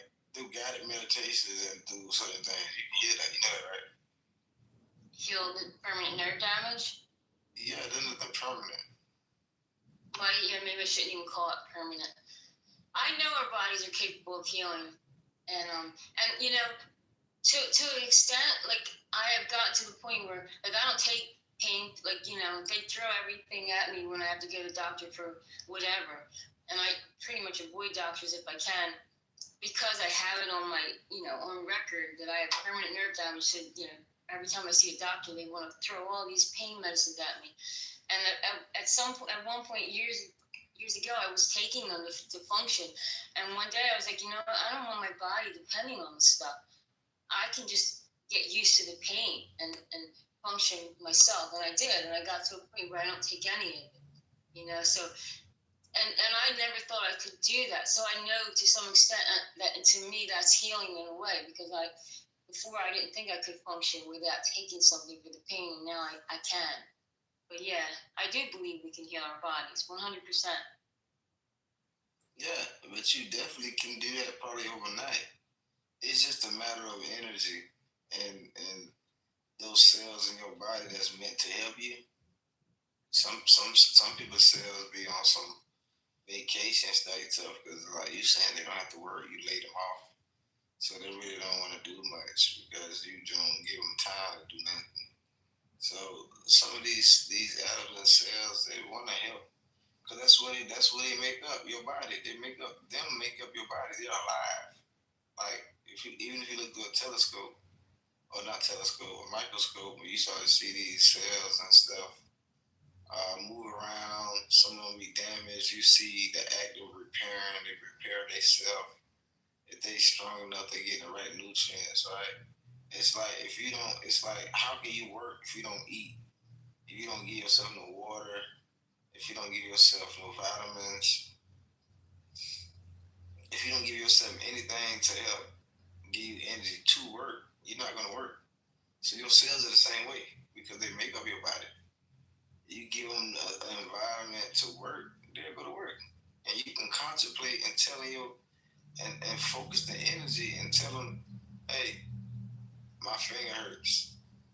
All right, whatever's done with my finger, go down there and fix it. And they will. I know this might sound like fairy tale, but they will. With They myself. definitely will. It's like fight or flight sometimes.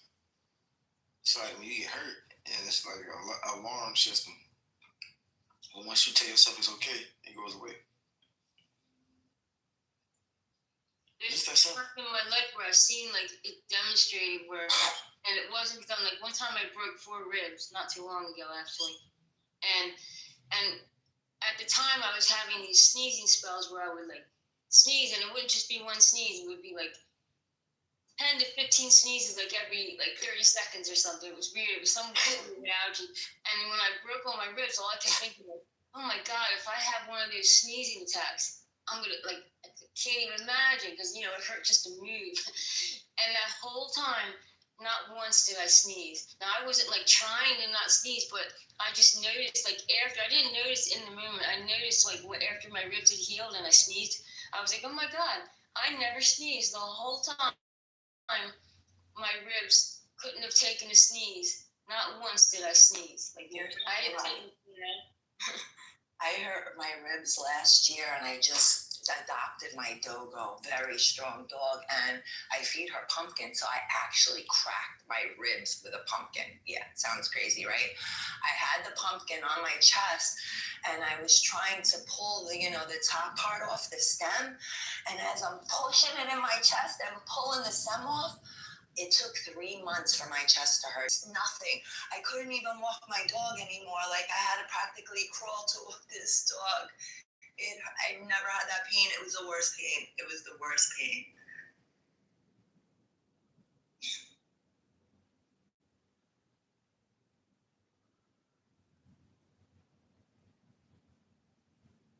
And I can't even imagine if it was worse. So I imagine those pains could be worse. Like the injury could have been worse than mine, and it could have even hurt more than mine, someone's chest pain, but mine hurt so bad. Like I couldn't breathe or cough. Everything hurt.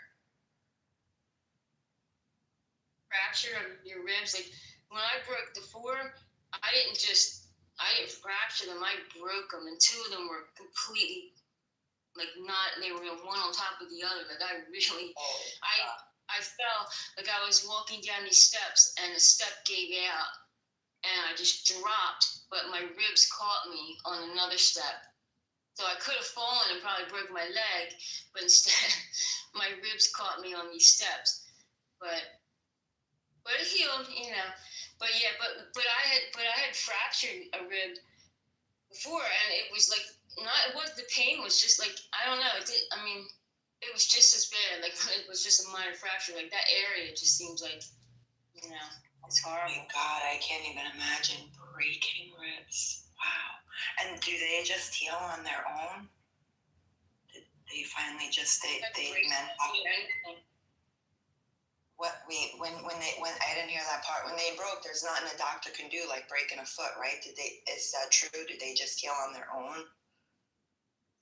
Well, they check you like they check to make sure none of your organs have been punctured or anything like that, and as long as nothing like that's happened, yeah, they just send you home. Like some places I hear will give you like something to wrap, but they didn't give that to me. They did give me something to breathe into, because what can happen is you don't breathe normally, and then you can get pneumonia and stuff like that. So they gave me this thing that I had to force myself to breathe like a certain amount, throughout the day to keep pneumonia from setting in. But that was it, and pain pills. Wow, God bless you that you healed from that. That sounds awful. Yeah, is that breathing machine with the little ball that you blow into and you got to practice your breathing? I remember having it. Yeah.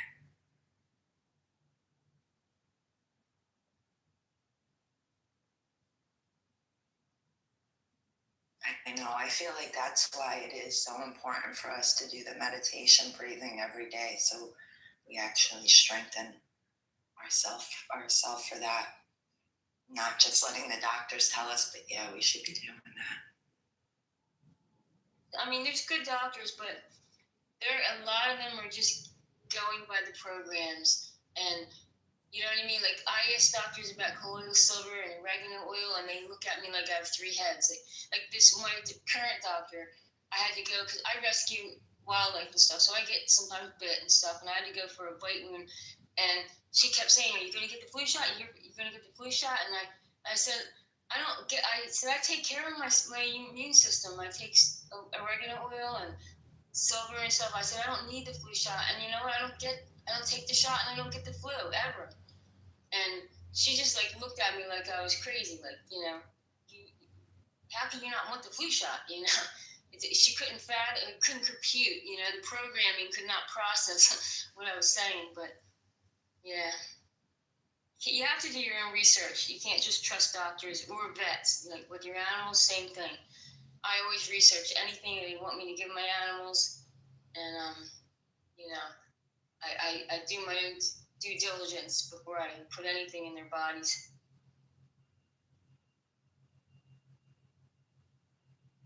Yeah, the doctors hate when you go in and you say, well, I read I shouldn't be doing this. What do you mean? What are you reading for? I got you. That's what my doctor used to say. And then the pharmacy would get so mad when I would go to my father-in-law to always do all his pills.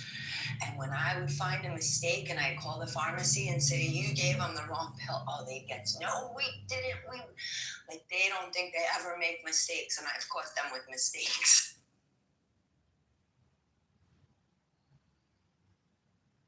And then my best was the gynecologist.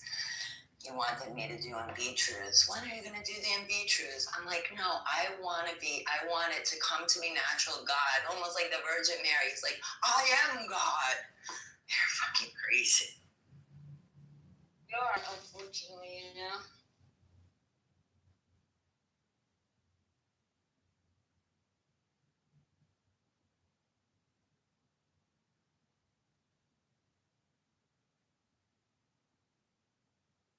Not fasting, and that's true because animals in nature, they will fast to heal, like for certain things, and and I watch the animals, and I learn a lot from watching the animals, and because they operate on their instincts, and sometimes and they're a lot of times they're doing things that we wouldn't think to do, and it is the right thing to do, because they're not following any programming, they're going by their instincts.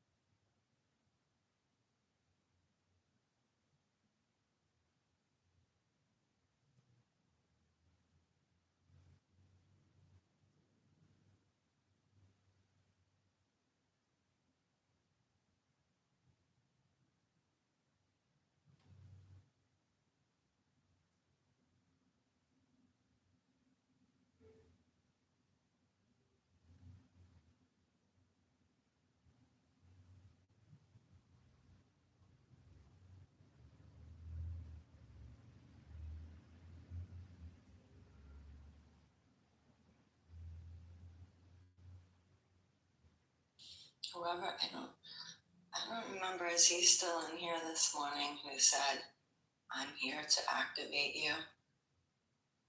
When he said that, like, I woke up, I'm like, oh my God, please let this be my activation. Like, I'm waiting to get activated. I know it's going to happen. I feel like I'm partially there, but I know I'm not fully there. Or maybe I am and I don't even know it. Like he said, you will know when you're ready, when the time comes. I do know that.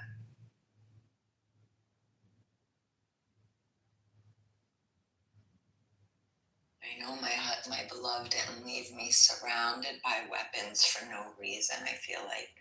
But I hope it's the other thing he would always say, have and not need.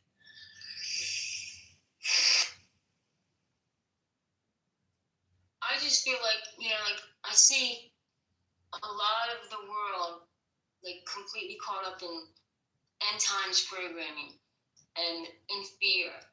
And oh my God, look what Trump's doing, martial law, and Planet X is coming in, like all these things of fear, and I don't know exactly what's going to happen, but I just have this I just feel like I'm not fearing it. I just feel like I'm going to know what to do. Whatever happens, I will know what to do. That's just how I feel. Like I don't, and I don't know why I feel that way, but I just have that feeling like I will know what to do. I've been through this time, and I will know what to do. I don't know exactly what's going on, but I know that I've been waiting for this time, and I'm just going to trust that it will come back to me. My memories will come back to me, and I'll know exactly what to do. And every time I start to fear again, I could just hear, because that was his big thing. Don't be afraid, don't be afraid. And every time I start slipping again, I could just hear him saying that. So it's really it's meant, I guess, for all of us in here, because a lot of people are so afraid. And yeah, I'm not. And I do, like I said, I almost slipped back into it because I was a scaredy cat little kid, but my beloved put that into me, and he put things into me like, if somebody comes in this house, you don't just shoot them, you kill them. And I can't even kill a bug, so I know that instinct will kick in. And I've been watching The Walking Dead just to get prepared for that. And yeah, we'll be ready.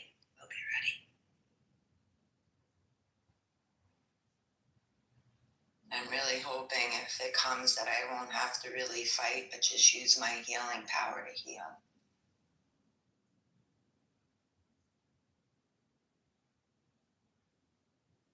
Your fear, I can only say from when I was saying earlier, all of a sudden I kept ending up out of my body.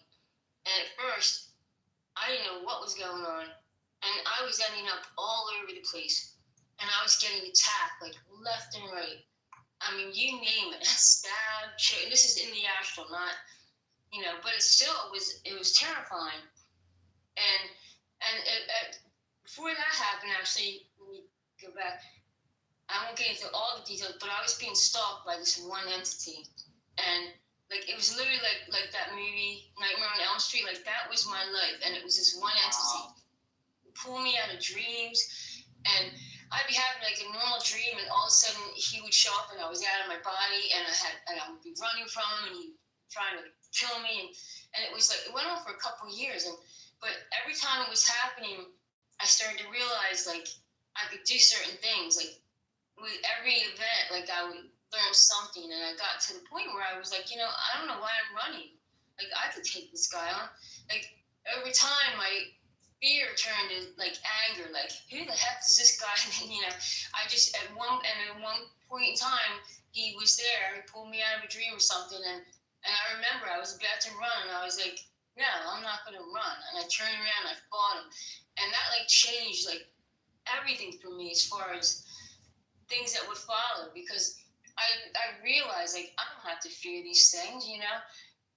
They're afraid of us because we are a force that can fight them back. And we just need to realize that. They don't want us to understand that we can do all sorts of things. And once I lost the fear, it just changed the whole game. It changed, it just changed a lot. And all it was losing the fear. Because the fear feeds them. And it gives them power over us, when we fall prey to the fear. And it gives them consent, So yeah, it changes the game, and that's in the spiritual realms, but or whatever you want to call it. I think the astral realms are part of the system myself, but yeah, it does. It changes everything. What helped me start to that point when he was still alive? I was watching Dead Files, because I used to walk down my hallway when he was alive, and he would be sleeping, so I would be afraid to walk down my hallway while he was in the house. I used to think, I'll never be able to be in this house at night alone, and in 20 years he always came home. I never got to experience that, but him sleeping, I'd be afraid, and I know it was because I saw a soul. I could feel the souls behind me watching me, and I wasn't sure who was watching me. So the dead files, watching that, made me put in my head that I can't be afraid of anything. I don't care if it's the ugliest spirit, whatever comes to me. Like, I started preparing myself, and I knew I wasn't going to be afraid of nothing. I don't care if they were 20 foot high with long fingers and gross and crooked. So that prepared me. But I was still afraid to walk down that hallway. When he passed, and he passed right on the floor where I'm sitting in the bed, when he left Earth, now I'm in this house alone for almost 8 years every night. And I'm not afraid of spirit anymore, because I know for a fact I feel his spirit so hard. I've said it before, like when I put the rose in the sunflower on his coffin, we were in Resurrection Cemetery in Staten Island, and lightning hit that spontaneously. There was more than 50 people there lined up. I put the flowers first. The guy was like, the guy who ran the funeral, he's like, "Are you sure you want to go first?" And nobody told me that I was supposed to wait till the line. So in my mind, I look at all those people, and I'm like, in my mind, everything's saying, you're never going to see these people again. These people don't care about you. Like, I just looked at them real quick, and then I put the flowers down, and lightning, everybody got to see lightning struck his grave as my hand hit his grave, and it started torrential pouring. Everybody said nobody ever seen anything like that. But he became so powerful, and I knew he was here. The first Airbnb I had here left this little doll, and I'm like, what's this little doll with a blue eye and a brown eye and blonde hair with an axe in his hand? And they're like, that's Thor, lightning. And I'm like, I know, Patrick's lightning right now, helping God, he is fighting. And then one of the dreams I had about him, he came to me in this kitchen.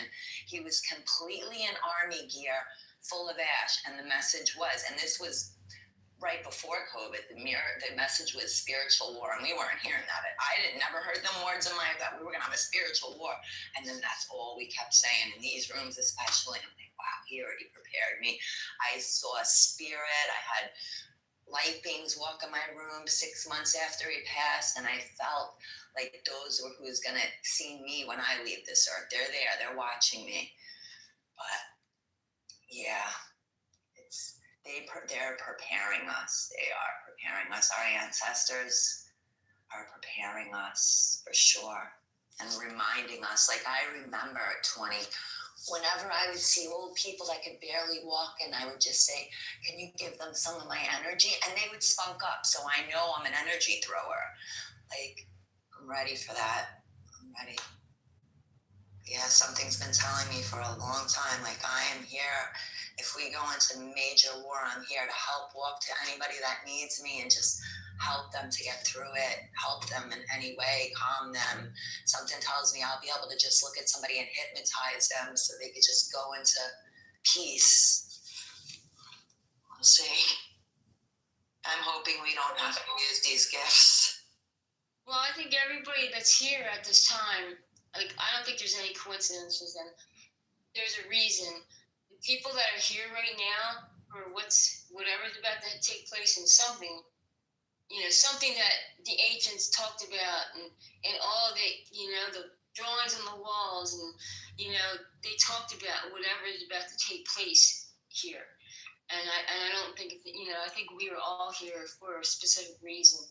And it will come to us in probably not all at once, like, I'm sure you guys have experienced, like, download, people call them downloads, like, where you go to bed, like y'all was saying, you can learn in your sleep, and I've had the times where I've just woken up with knowledge that I didn't have when I went to bed, and it was like, how did I never see that in my entire life? But now it's clear as day, like, it's like it was given to you. It's somehow, you wake up with it, but you know that it's something you're meant to share, and so.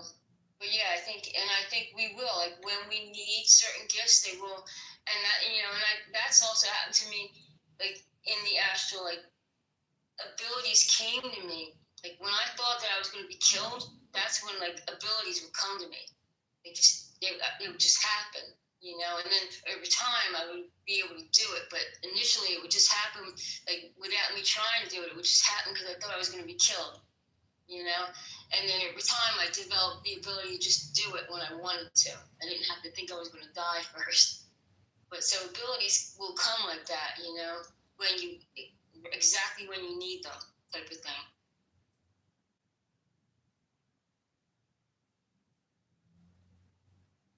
I know that now.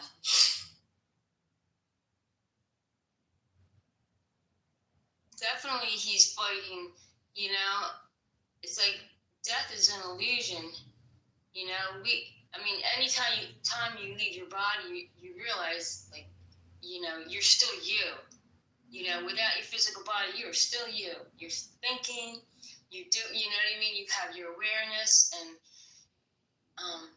these bodies aren't who we are. They want us to think it is. They want us to think, like, you know, this fake realm and these bodies is everything, you know, but in the scheme of things, we are so much more than these bodies, you know, and we are ancient. We are so much older than this fake realm that we've been stuck in, looping over and over. We existed before it. We are ancient beings. Our creation, we carry the original creation codes, and we do have the ability to overwrite these fake codes. We just have to get it together and remember and do what we got to do.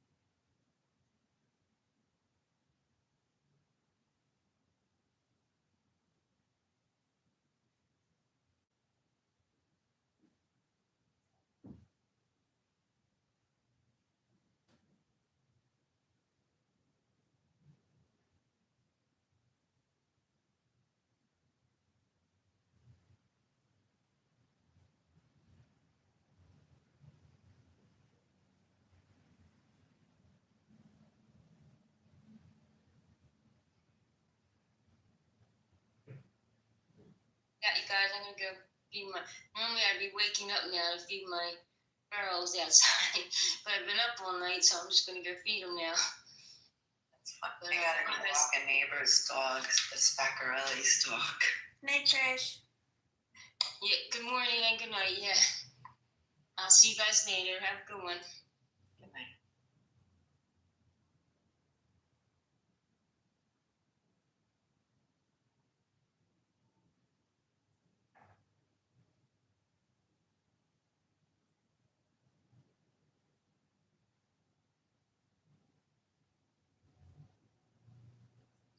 Did everyone fall asleep? I think I'm the only one that woke up now.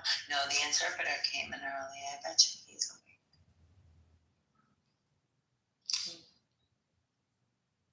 Or he might be at work or something, I think. Oh yeah, you were talking all night too, I think, and you're still up. I remember you coming in last night. You were up all night, huh? Sarah. Hold on. Yeah, it's morning. I'm awake. I know you're awake. Good. But I was on the phone just now, so I wasn't tuned in. Yesterday we missed you in the room all day. Your name came up a couple of times, like the interpreter should be here.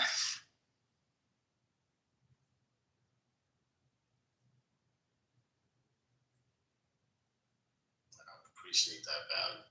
I'm just gonna keep saying the same thing, just like we all saying the same thing. But my whole thing is like we don't have to stay on their narrative. We don't have to stay on their frames of time, and we don't have to adhere. Right? We said why adhere? We don't have to adhere to their jurisdictions. We could set up our own dynamics, and it's don't be afraid of the uniforms. If we don't put the uniforms on, then we won't have to go against the uniforms. That's how it's playing out. So, because that's what the story shows. It shows we're not going against the people that's not in uniforms. We're only going against people in uniforms, and we got our uniforms on. So, if we don't have on uniforms, who are you going against? You know, that's the evidence that we got to look at. Who are you attacking? Who's the enemy? How are you classifying us? What's the branding method that you're using? You know, so then we can avoid it that way. But if we keep thinking that these people in the uniforms are not operating according to protocol, then we don't realize that we are the hologram as well by participating in these hideous acts and performance daily. Because without them, there is no us, and without us, there is no them in the storyline. So if these people don't put on a uniform, it would be nobody going against us. You know? So I don't know. People got to see it for real, you know, and just start questioning why are these people putting on uniforms?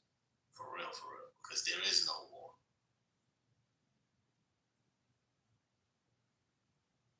Do you guys remember how easy it was for that? I think it was the Venezuelan gang to take over those apartment buildings, and I think it was Colorado. I kind of remember hearing about. Yeah, I do remember hearing about that. Yeah. Venezuelan gangs you're talking about? Is that what? Yeah. Do you remember what happened in Colorado? No, not. If you could refresh my memory, if you were. So it was like these Venezuelan gangs took over at least 2, maybe more apartment buildings, and they took it over as in like they threatened the staff, and then they were extorting the residents for like, you know, like money and or other things or whatever. And it wasn't until someone sent in or posted their Ring camera footage onto like the internet that people found out about it, and it was like it had been going on for maybe like a month or so. And even the management company, people from the management company confirmed that, you know, it was true. But in the press, the governor kept denying that it was happening. But then I think the local police were saying they've been asking, you know, like the government for help, and being denied. And then in the press, the governor was, you know, saying it's not happening. It's a figment of people's imagination. It's not happening. It's not happening. And then, you know, like what was like a few days later or something like that afterwards, and then the governor released a press release saying that they were aware of the situation, you know, and they had offered to assist. They're waiting for, you know, like someone to ask for help, you know, like just total complete like bullshit. You know, he went from like denying that it was even happening to like saying that, you know, they're aware of the situation, they've been aware for a while, they're ready to assist. It was just so fucked up. Like, can you imagine living in an apartment complex, you know, and it gets taken over, and then like these gangsters from, you know, like Venezuela who like came into the country, probably illegally, are like knocking on your door trying to extort you for money. There's no help, and it's like, where are you going to go? What if you have nowhere to go? And then, you know, just like the management company is not going to help because they were threatened, so they're no longer managing, you know. And then the police can't help because they're asking. Sarah, wait for one moment. I think I remember this. Can you tell me if I'm correct, real quick? Was it something about the apartment complex not being under management at the time. Like the tenants was like squatters or some shit like that. No, it was actually here, right? I think it was actual. We did the paperwork or some shit like that, and then they basically took it over and threatened the management, the people from the office, the management company, and there's nothing.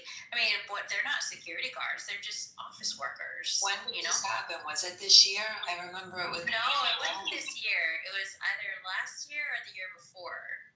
Okay. It was definitely under Biden.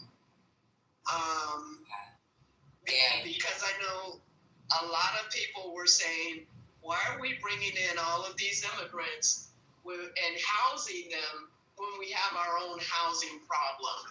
And not necessarily housing problem according to the ones that are too mentally ill to maintain housing, but housing for the working poor, whereby, and people in shelters who are working but just can't afford a place to live or got displaced for one reason or another. And that is what had, most American citizens up in arms, that not only were they importing, if you will, these immigrants, but they're immigrants whereby that are wreaking havoc, right? And like the gentleman said before, let go from other countries and they were coming here. We were taking everyone's prisoners, basically, or ex-prisoners, criminal. Okay.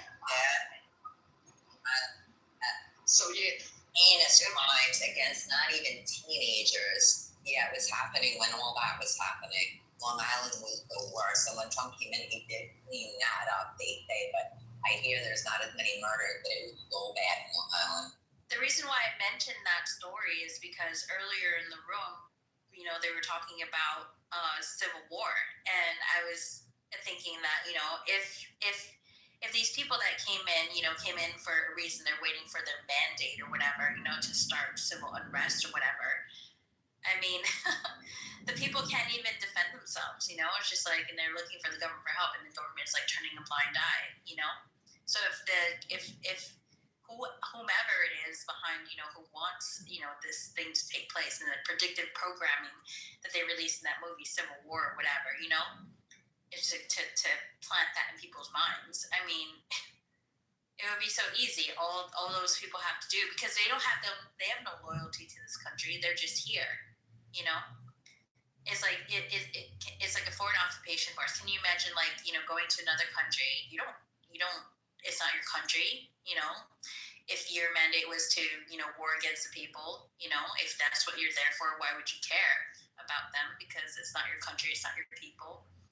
But anyways, yeah, that's why I brought up the story, because I was like, look how easy it was in just one town.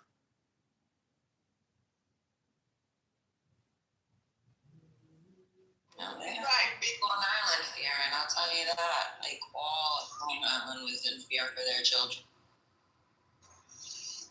I mean, your average citizen really isn't gun-toting. You know what I'm saying? Your average citizen is hardworking. They go to work, they come home, they take care of their children, go to church or whatever, and then do it all over again, right?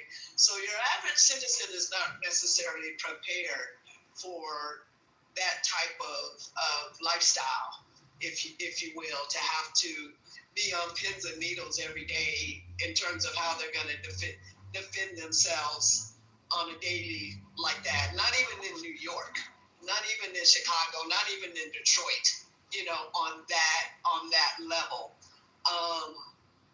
So it is definitely, problematic, especially now in whereby we got ICE, acting all crazy and just deporting people willy-nilly, as opposed to setting up some sort of amnesty program and figuring out who should stay and then who really needs to go and come back. You know what I'm saying? I think that there are better ways that we can handle this situation. And I think that those people with committing those crimes, they need to be first on the list to be exported. It's scary now. Like, yeah, but some of the military could be worse than the MS, like you said, ISIS, because they all got that vaccine, and who knows if they're gonna, be for us or turn. So that's the worst is coming. If this, I hope not.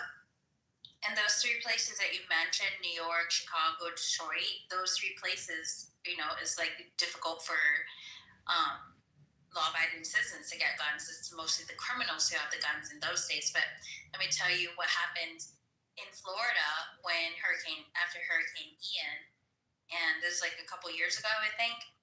And it was kind of hilarious because like there was people had placed signs, like on their lawns and stuff, because it's like when they evacuate, it's like they know like it's a target for looters normally, houses.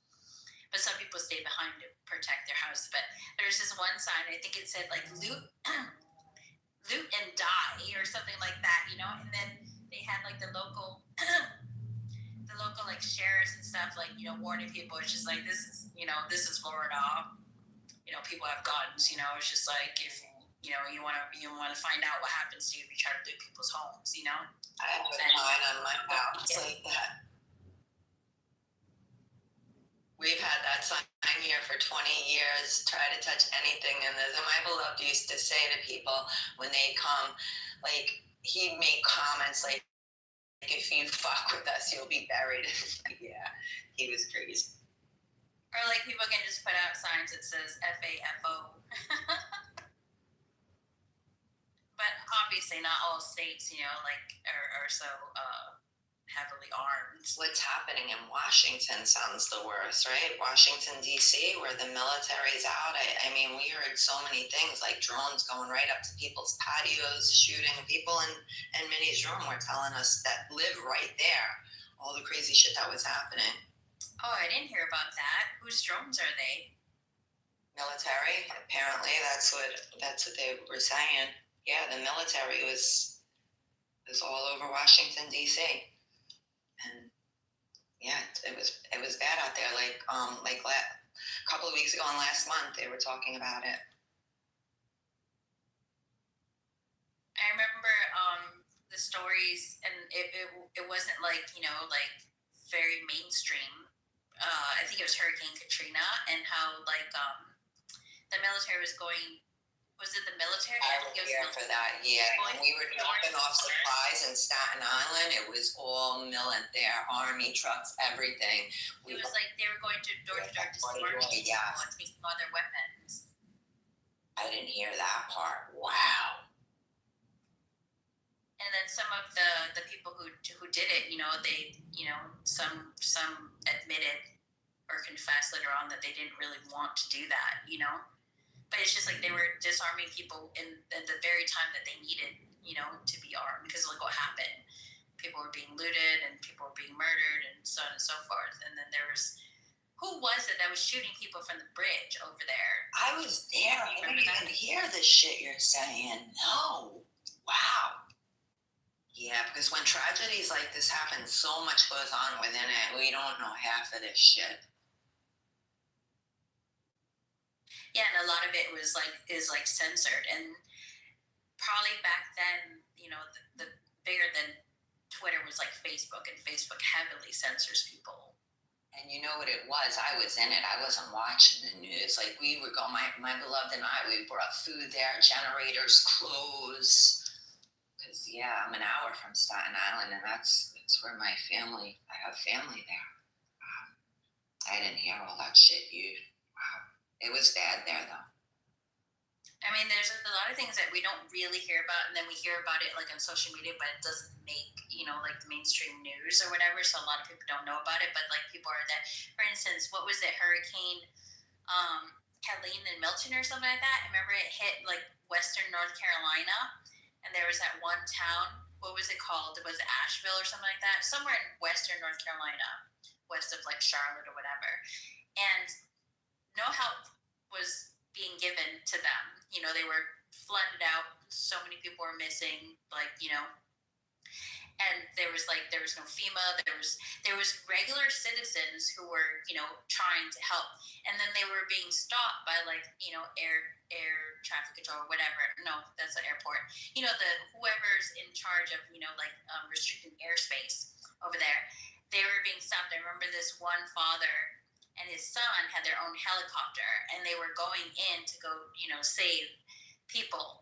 And they saved I think it was a couple, but they saved one person. I don't know if it was the husband or the wife, whatever. They're gonna go back to save the other person, and then they weren't allowed to go.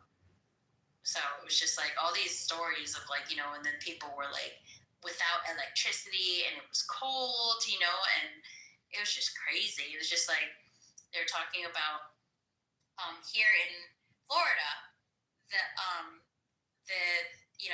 FEMA was going around helping people, but I guess a supervisor had told the workers don't help anyone that has a Trump sign on their yard. And this came out because somebody I guess whistleblew on them. The person was eventually fired. But can you imagine not being helped due to your political beliefs? By a government agency, that's supposed to be helping you in your time of distress and need and despair or whatever. I don't trust FEMA at all. FEMA will put people in concentration camps to run from those people, is what I hear. Well, the thing that's interesting about that supervisor saying that is that Trump is trying to make FEMA defunct, right? So when you vote for something that is designed to help you in your time of need, and I'm not saying I agree, and I'm not saying that it's right, but I really wondered, what is the thought process of some of these people, especially because I lived there for 24 years, right? And I got tired of battening down the fucking hatches, right? So why would you support someone, especially when you live in a high hazard area, and they're trying to make the very agency that supports you or that provides you assistance defunct? Because even when I was living there, I was a first responder, right? Having to do all the fucking FEMA paperwork and this, that, and the third. I didn't work for FEMA, but I worked for the government, and so we supported FEMA. So I think that people just really need to understand who it is that they're supporting and have a more comprehensive understanding of why they're supporting those types of ideations, which are helpful to no one, but the cabal, if you will. I think I know what you're talking about. The whole FEMA thing was they were threatened with cuts to their funding. I think it was because they had spent all their funding on housing illegals. That's the reason why. So they didn't have any money left for when the actual disasters hit for the people. So it was FEMA didn't have any money anyway because it was already spent. But anyways, it's kind of messed up. It's kind of like going to a hospital and somebody's like, "Oh, you're a Christian. I don't want to help you," because, for whatever reason, it's it's really fucked up. If you think about it. It's fucking bullshit. If I saw somebody lying in the street, and I even did that in the 90s, in my 20s, there was someone lying in the street corner on 125th and 3rd Avenue bleeding. And I remember I jumped out of my car to run, and everybody was looking and running away from the guy. I was the only one that ran up to them. And there was a pharmacy on that corner at that time. And I ran in, I opened the door, and I yelled to them, "There's a guy outside bleeding, help him." And everybody else, and that was in the 90s. Everybody runs from that shit. I remember being in a car one night. I was with this paramedic, and he wasn't on duty. And we were driving into New York City. He was showing me all the crazy shit back then, how 42nd Street was. And this motorcycle freaking crashes right in front of us. And he jumps out of the car. He's like, "Dawn, I have to go help, but that's it. Once I'm on the scene, I can't leave it." Jumped out to help that, and I got to watch all that, and they do everything, some of these people, to help, but some of these people, it's fucking crazy. They just run the other way. It was so good to see that day. Like, I know now when a paramedic's on the scene, that's it. He's on the scene till the end. And I learned that day. But it was a good experience. I remember seeing a meme that was based on, like, something that happened. So a lot of firefighters or first responders, but especially like firefighters were speaking out about being losing their jobs or something because they didn't get the jibby jab, which is what I call it. So I saw this meme that's it was like there was a house on fire, it's like cartoon house on fire, the firefighters climbing up the ladder, and the woman's like, "Wait, are you vaccinated?" It's like, does it matter? He's trying to save your life. But yeah, it was I wasn't vaccinated, and I will still, see my friends that were. At first, I remember thinking, am I allowed to be friends with them? They're going to shut on me and everything. And I'm like, you know what? No, they were my friends my whole life. I'm still going to, do everything I can to be there for them. And there are a lot of things that were against me. Like, one of my girlfriends was going to get another shot. She's a dentist. I begged her. She listened to me for the second one. I'm so glad. She's like, Dawn, I'm so glad I listened to you for that. She was one that I got to save from.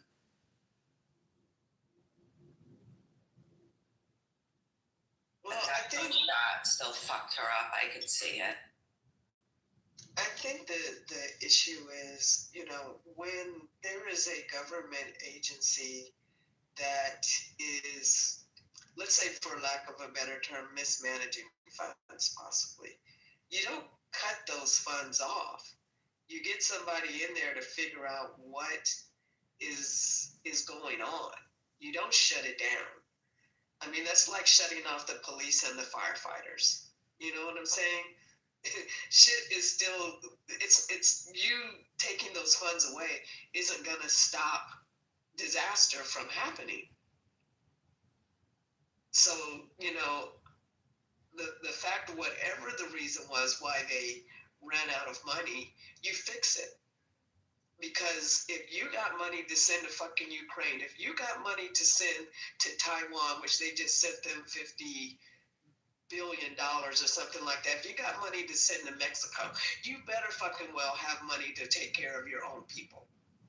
And you shouldn't worry about money when it goes to running and helping people. Like I said, that guy, he wasn't even on that day. He wasn't on call. We were in a car hanging out, and he took his time off to go rush and help somebody. Same thing with me. I don't work in anything like that. I was delivering beepers that day. I used to pick up the broken beepers in New York City. This one. Yeah. And I just jump out to help somebody. That's the way we're supposed to be. Do you remember how Doge, that government, I don't know if you call it an agency, went in and found where all our taxpayer money was going? Well, not all, but a lot of it was going overseas for different ridiculous reasons, NGOs and so on and so forth. Do you guys remember that? And then Elon Musk proposing, that each taxpayer gets what was it, 10,000 or something back. But when you think about how much of our, how much in taxes you paid over your entire lifetime, 10,000 is a joke compared to the billions of dollars that was going out of the country. It's just why don't they just give it all back? And I suggested that, in a conversation with someone, because I was talking about, I like this and that, but, I was that the administration was doing, but I was that part about, let's give them $10,000, every taxpayer $10,000. Some people have paid a lot of money in taxes. If everybody gets the same amount, why don't they just give it all back? Everything we've ever paid to the federal government, give it back, because obviously they weren't spending it wisely. And then the guy, he was just one of those people. It's just I can differentiate between what I like or dislike about, whatever, it's I can say I like this is what Trump's doing. I like it. This is what, Doge is doing. I like it, but I don't like this part. It was just one tiny criticism, and it was partially a joke. Just give it all back, not, 10,000 is like an insult compared to like, like how much we've paid into it throughout our entire lives. And then the guy, he was like one of those people, and surprisingly, he was just like, he was surprisingly like, not nice. He was like one of those people where you have to agree with everything, that the Trump administration is doing. And I like Trump, by the way, I don't like everything that he does, but I don't dislike him, like some people. I disagreed with one thing to do with Doge and, Elon Musk's proposal. And the guy goes, he goes, why don't you just go back to where you came from? And I was like, you're very rude, and he's like, I was like, Brooklyn? No, I'm just like, here. I was like, I was born here. And he goes, oh, really? So I was just like, I just stopped talking to him. It was a driver. I don't know if it was Uber or Lyft, but it was a driver. And I was just like so taken aback because we were having like good conversation, like I like this, I like that, or whatever. And one tiny like criticism / like, like half joking, half serious or whatever. And he just went off on me. It was just crazy. And he just automatically assumed that I'm not from this country, like it was just so insulting, So anyway, but I really do think they should give all the money back because that's just ridiculous. Even before we were paying income taxes, the government was funding itself off of, other things like tariffs and so on and so on. Well, and in addition to that, what's really criminal is, the whole Social Security issue. You know what I'm saying? That we're paying Social Security for the generation ahead of us, and then they keep on pushing back the age of retirement. That I think that's one of the most criminal things that has ever happened, because there are a lot of people dying either before or right after they retire because they've had to work so long. We're not really built to work like we do into our 70s and 80s. It really shouldn't be like that. What is the age now for retirement? I think it's 67. What didn't it used to be 65 or was it 60? It was 60. That's crazy. Let me Google it. Let me see what the age of retirement is. They probably also keep pushing it back because it's like a Ponzi scheme. Like, it's just like there's not enough money. I think that China, places like China, and probably the U.S. as well, and this is just, a theory. One of the different so-called benefits to the government coffers of the the whole pandemic thing was the deaths of so many elderly. Do you remember what was happening in China before it was happening in the U.S., when they started locking down? And then they were locking the whole like apartment buildings and chaining the doors. You remember that? What they were doing in China? And then what? They were doing what? Yeah, that was before shortly before we locked down in the United States. Oh, you're talking about for COVID? Yes. Oh, okay. So what was? Yeah, they were locking the apartment. I'm just like randomly. What? Yeah, okay. People were screaming from their balconies. It's just like maybe they weren't, they didn't have enough food and water or whatever. It was like without warning, they were just locking the doors to the apartment buildings. People couldn't get out unless, I guess, you climbed down or jumped or whatever. But these were like, high rises. And then here in the United States, you heard the stories of like, them putting even infected people into the nursing homes with non-infected people, and then the whole nursing home getting infected. There was this one was it a mayor or governor, I forget which state, who took his mother. Oh, I think it was the governor of New York. Was it Cuomo? Andrew Cuomo? Anyways, took his mother out of, I think it was him, took his mother out of a nursing home, knew what was happening in New York. That was one of the big stories, was the nursing homes in New York, where, like all these old people, because the people that were most at risk were the obese and the elderly. And the elderly were dying in droves, because it's just like, how is their body gonna defend itself against, like for some people it's like, you know, a bad cold / you know, like flu-ish type thing, and for the elderly it was deadly. And so it was just like, you know, and a lot of people died, and that was like a burden off the system of Social Security and whatever else kind of, you know, like financial help or assistance that the elderly gets or whatever. But it's just me. I think, you know, they got rid of a lot of the elderly on purpose. They did, and they're still trying to. That's crazy. They're gonna change Social Security to 70. Like, what are they gonna? Of course, they want to wait till you die, so you never get this money. And these elderly, like, they're already having a hard time keeping warm, eating, and you're gonna take that money and make them freaking go back to work at 63, 64? Like, they're absurd. It's pure robbery, right to our face. Or in Canada, there's their program MAID, MAID, and I don't know if you guys have heard of it, but it's their like legal suicide assistance program.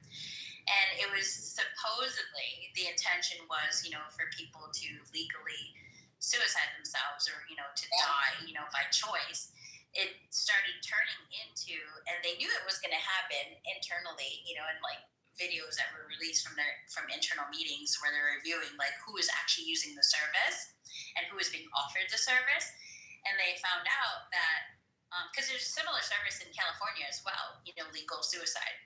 But in Canada, it was being abused because even people who just needed money, you know, like, or, you know, like assistance for food, and they don't have it.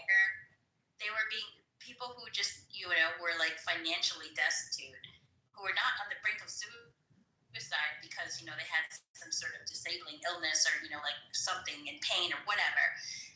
These people who are financially destitute were being offered the same, you know, choice. Like, they're asking for money, you know, for help, and then they were being asked, well, would you like to die? You know, like, not like that, but, you know, like, would you like, you know, to end your, you know, to end it all or whatever. Instead, being helped, they were being offered, you know, like suicide. So a lot of people were legally, you know, like suiciding themselves due to the program, which is what they found out, you know, after they were looking at the numbers and, you know, who the people were that were actually.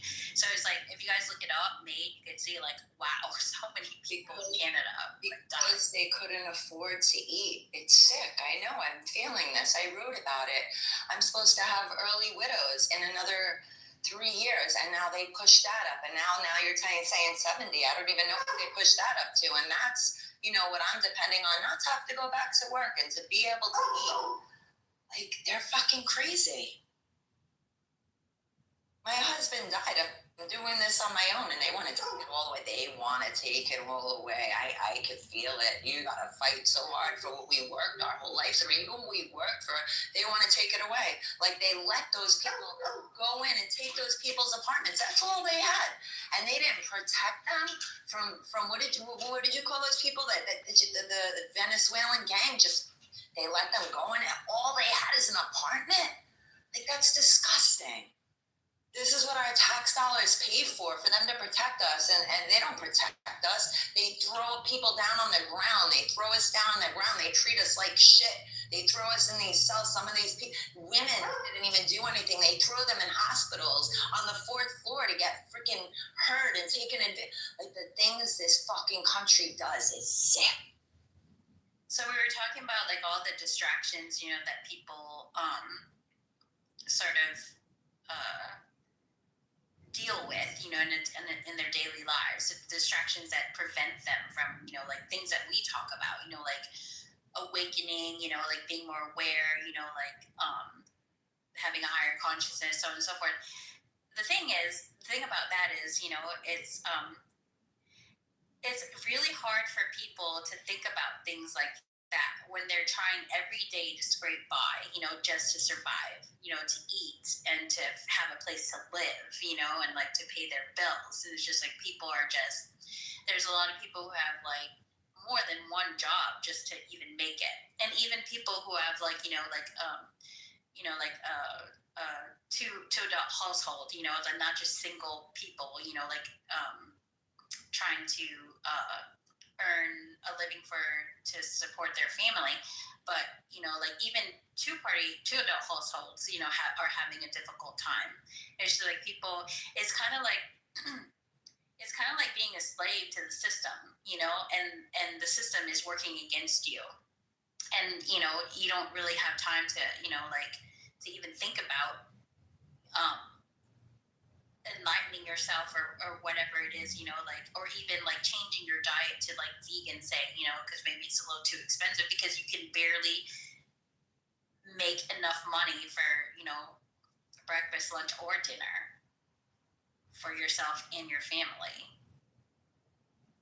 And the worst is they tell us that we have to eat 3,000 calories a day. Meanwhile, we're not needy. We were never meant to need to eat when a fruit dropped off the tree, or like I know people that can go. I know breatharians that go a month. I've went weeks without food just on juicing, and I felt better than I ever did in my life. Like, we're not even meant to eat like that. So they make us believe we have to eat all this food to get sick and die. And it's bullshit. It's bullshit. Like, we don't need that much money for food because we don't need to eat that way. If you look at the Tatarians, it was buildings that had hundreds of people in them, and there wasn't one bathroom in there. So what is that telling us? Well, they're trying to switch people over to bugs, remember? Yeah, the crickets. We don't need it. We can live off of the herbs right in our land. I live upstate New York. There's 400 varieties of mushrooms. There's everything on my property heals. My whole lawn, it's dandelions. It's one of the best foods. There's lettuce. The roots make coffee. The flowers, everything is edible.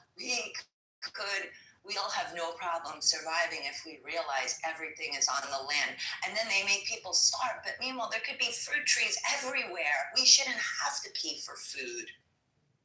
Yeah, there are some states where it's illegal to have a garden in your, you know, even if you have a home. Isn't that crazy? Or there are some states where it's illegal to collect rainwater. I mean, all of these, you know, these types of things is meant to keep people, you know, like in need. And in need of assistance, and it's crazy. Someone asked earlier in the room, they were saying, like, if there were to be a civil war, who would be the winner?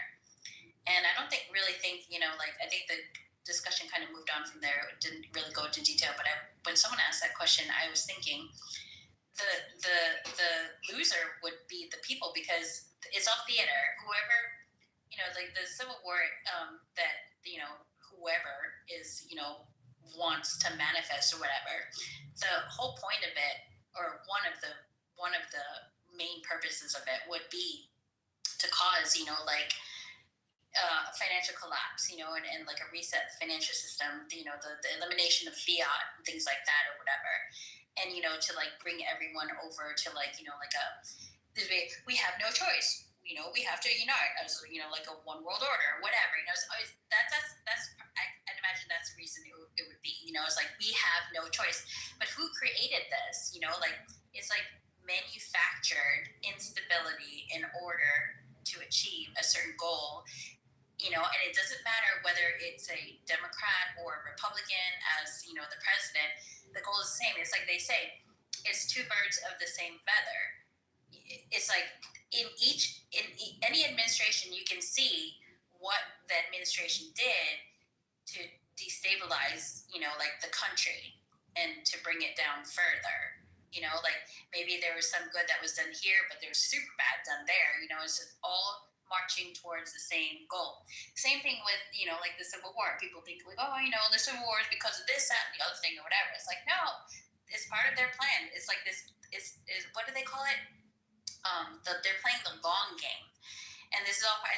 This long game didn't start, you know, like within our lifetimes. It started before our lifetimes, you know, like, and look, very decades and decades ago. You know, it's just like it started before we were even born. This is the long game. You know, it's all towards a new world order type, unified government type of thing. They started this process of the horrible story when they equated a particular process, illusion, that we attend, right? That we apply, not attend, that we apply, right? and that is that we create waste and we produce trash. We don't create waste and we don't produce trash. We process waste and we process what is known to us as trash, right? Useless products, right? But there is no waste from us. What is happening to us, we are processing improper product for our system, for our sensory system. And that's the illusion there. Because if we're not putting in the proper tangibles, right, to equate, we will never be able to equate such a value. And we get that out of simple practices of how we equate our everyday life to get a satisfaction of process and knowing, existing, etc. Right? Everything's systematically equated for particular existing value. So how did we come up with this illusion that we create trash or waste? You know, it's like, that's not what's happening. We're just processing everything.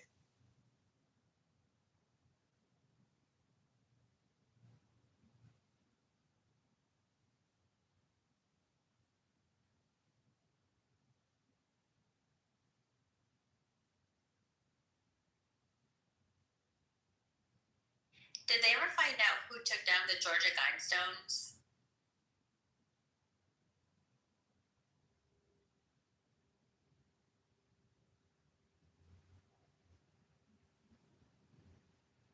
I think I remember them saying that they figured it out, but I don't remember them getting into detail of who, what. Just more like a when it happened.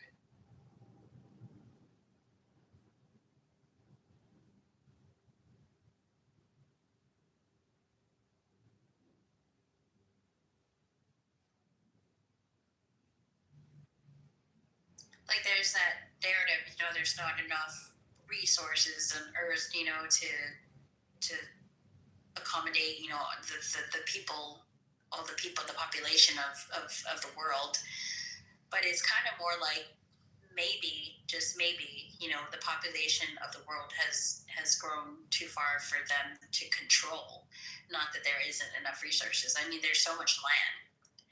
There's so much land, you know, that's fertile land that's available, you know, to support like many people. But, you know, it's just not being used in that way. It's more like the population has become unmanageable for, you know, who. Correct.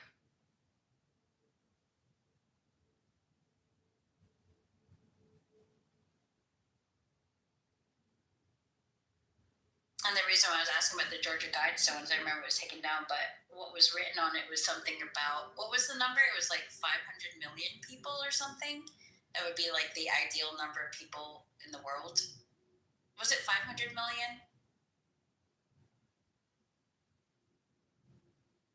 I definitely remember hearing something like that. Yeah. So there's like millions, billions that they need to leave Earth. Do you guys remember that one website that would predict the population of the Earth, you know, and into the future? I forget what it was called. I think they have since taken down the page that it was showing, you know, like by country, you know, how many like millions of people, you know, the population would decrease by the year, like I think like 2030 or something like that. It was like in the millions and like hundreds of millions, you know, across the world. It's like, but what would precipitate that? Like, what would be the reason for that? It was like, obviously they're anticipating something would happen, you know, to decrease the population by a lot across I'd the world. seen it when they came out with COVID. I knew it wasn't COVID. I knew that they already got these people so sick all these years, feeding them, telling them all the things to do, giving them the pills, that they knew that the minute any little thing hard hit them, they knew they were going to go falling. And then they throw something into the air that's worse than the flu, that man-made shit, and it made so many people die. And Brooklyn alone, more people died than anywhere else from COVID. Staten Island, they were putting hundreds of people, mass graves. I remember that part. They knew that it wasn't from COVID. They knew people were going to be dying from the lifestyles they taught us to live. They knew that, so they were ready to blame it on something. They knew it was already going to happen. We already had a lot of seniors in America and a lot of people that lived a bad lifestyle. They knew this shit, so they went that. I knew it when 2020 came. I fucking called everything that's happening right now. They knew.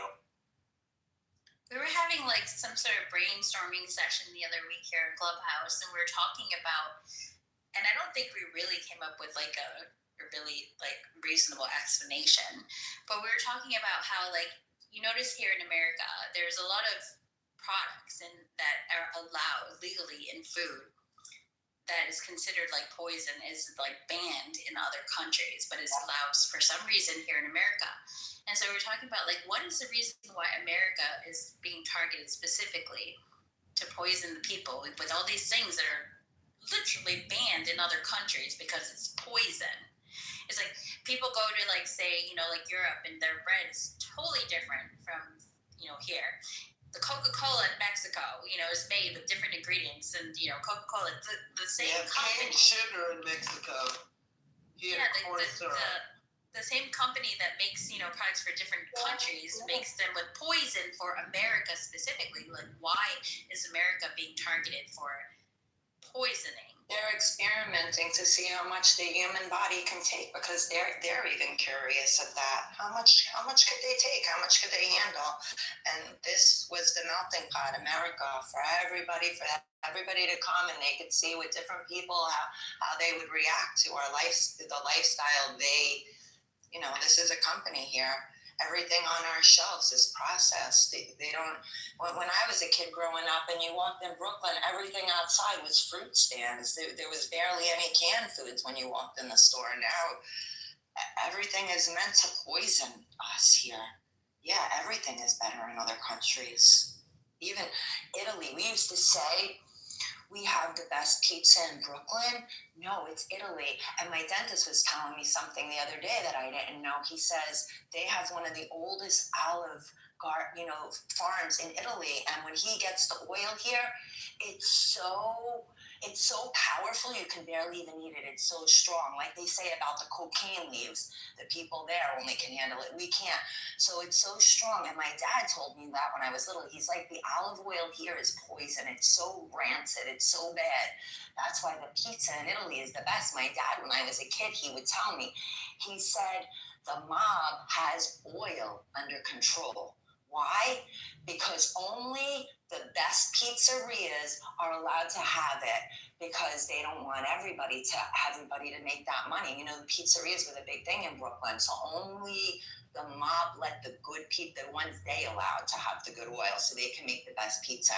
And I remember there was this one pizzeria, if I can remember the name of it, in Coney Island. He would only open on Sunday, and if you went in to ask for a slice of pizza, he'd tell you to get out, and there'd be a line of people lining up for that pizza every fucking Sunday. That was the only time he would open. But that was how it was. So any oil we eat is so rancid and poison. It's poison, and if we cook it, it's more poisonous. So that alone is one thing, and that's the thing everybody thinks they need to heat their food. And the minute they put that, it's carcinogenic. Or something like the eggs. Like, people wonder, well, how come in Europe they can leave their eggs out? They don't have to put it in the fridge. We have to put it in the fridge here in America. Why?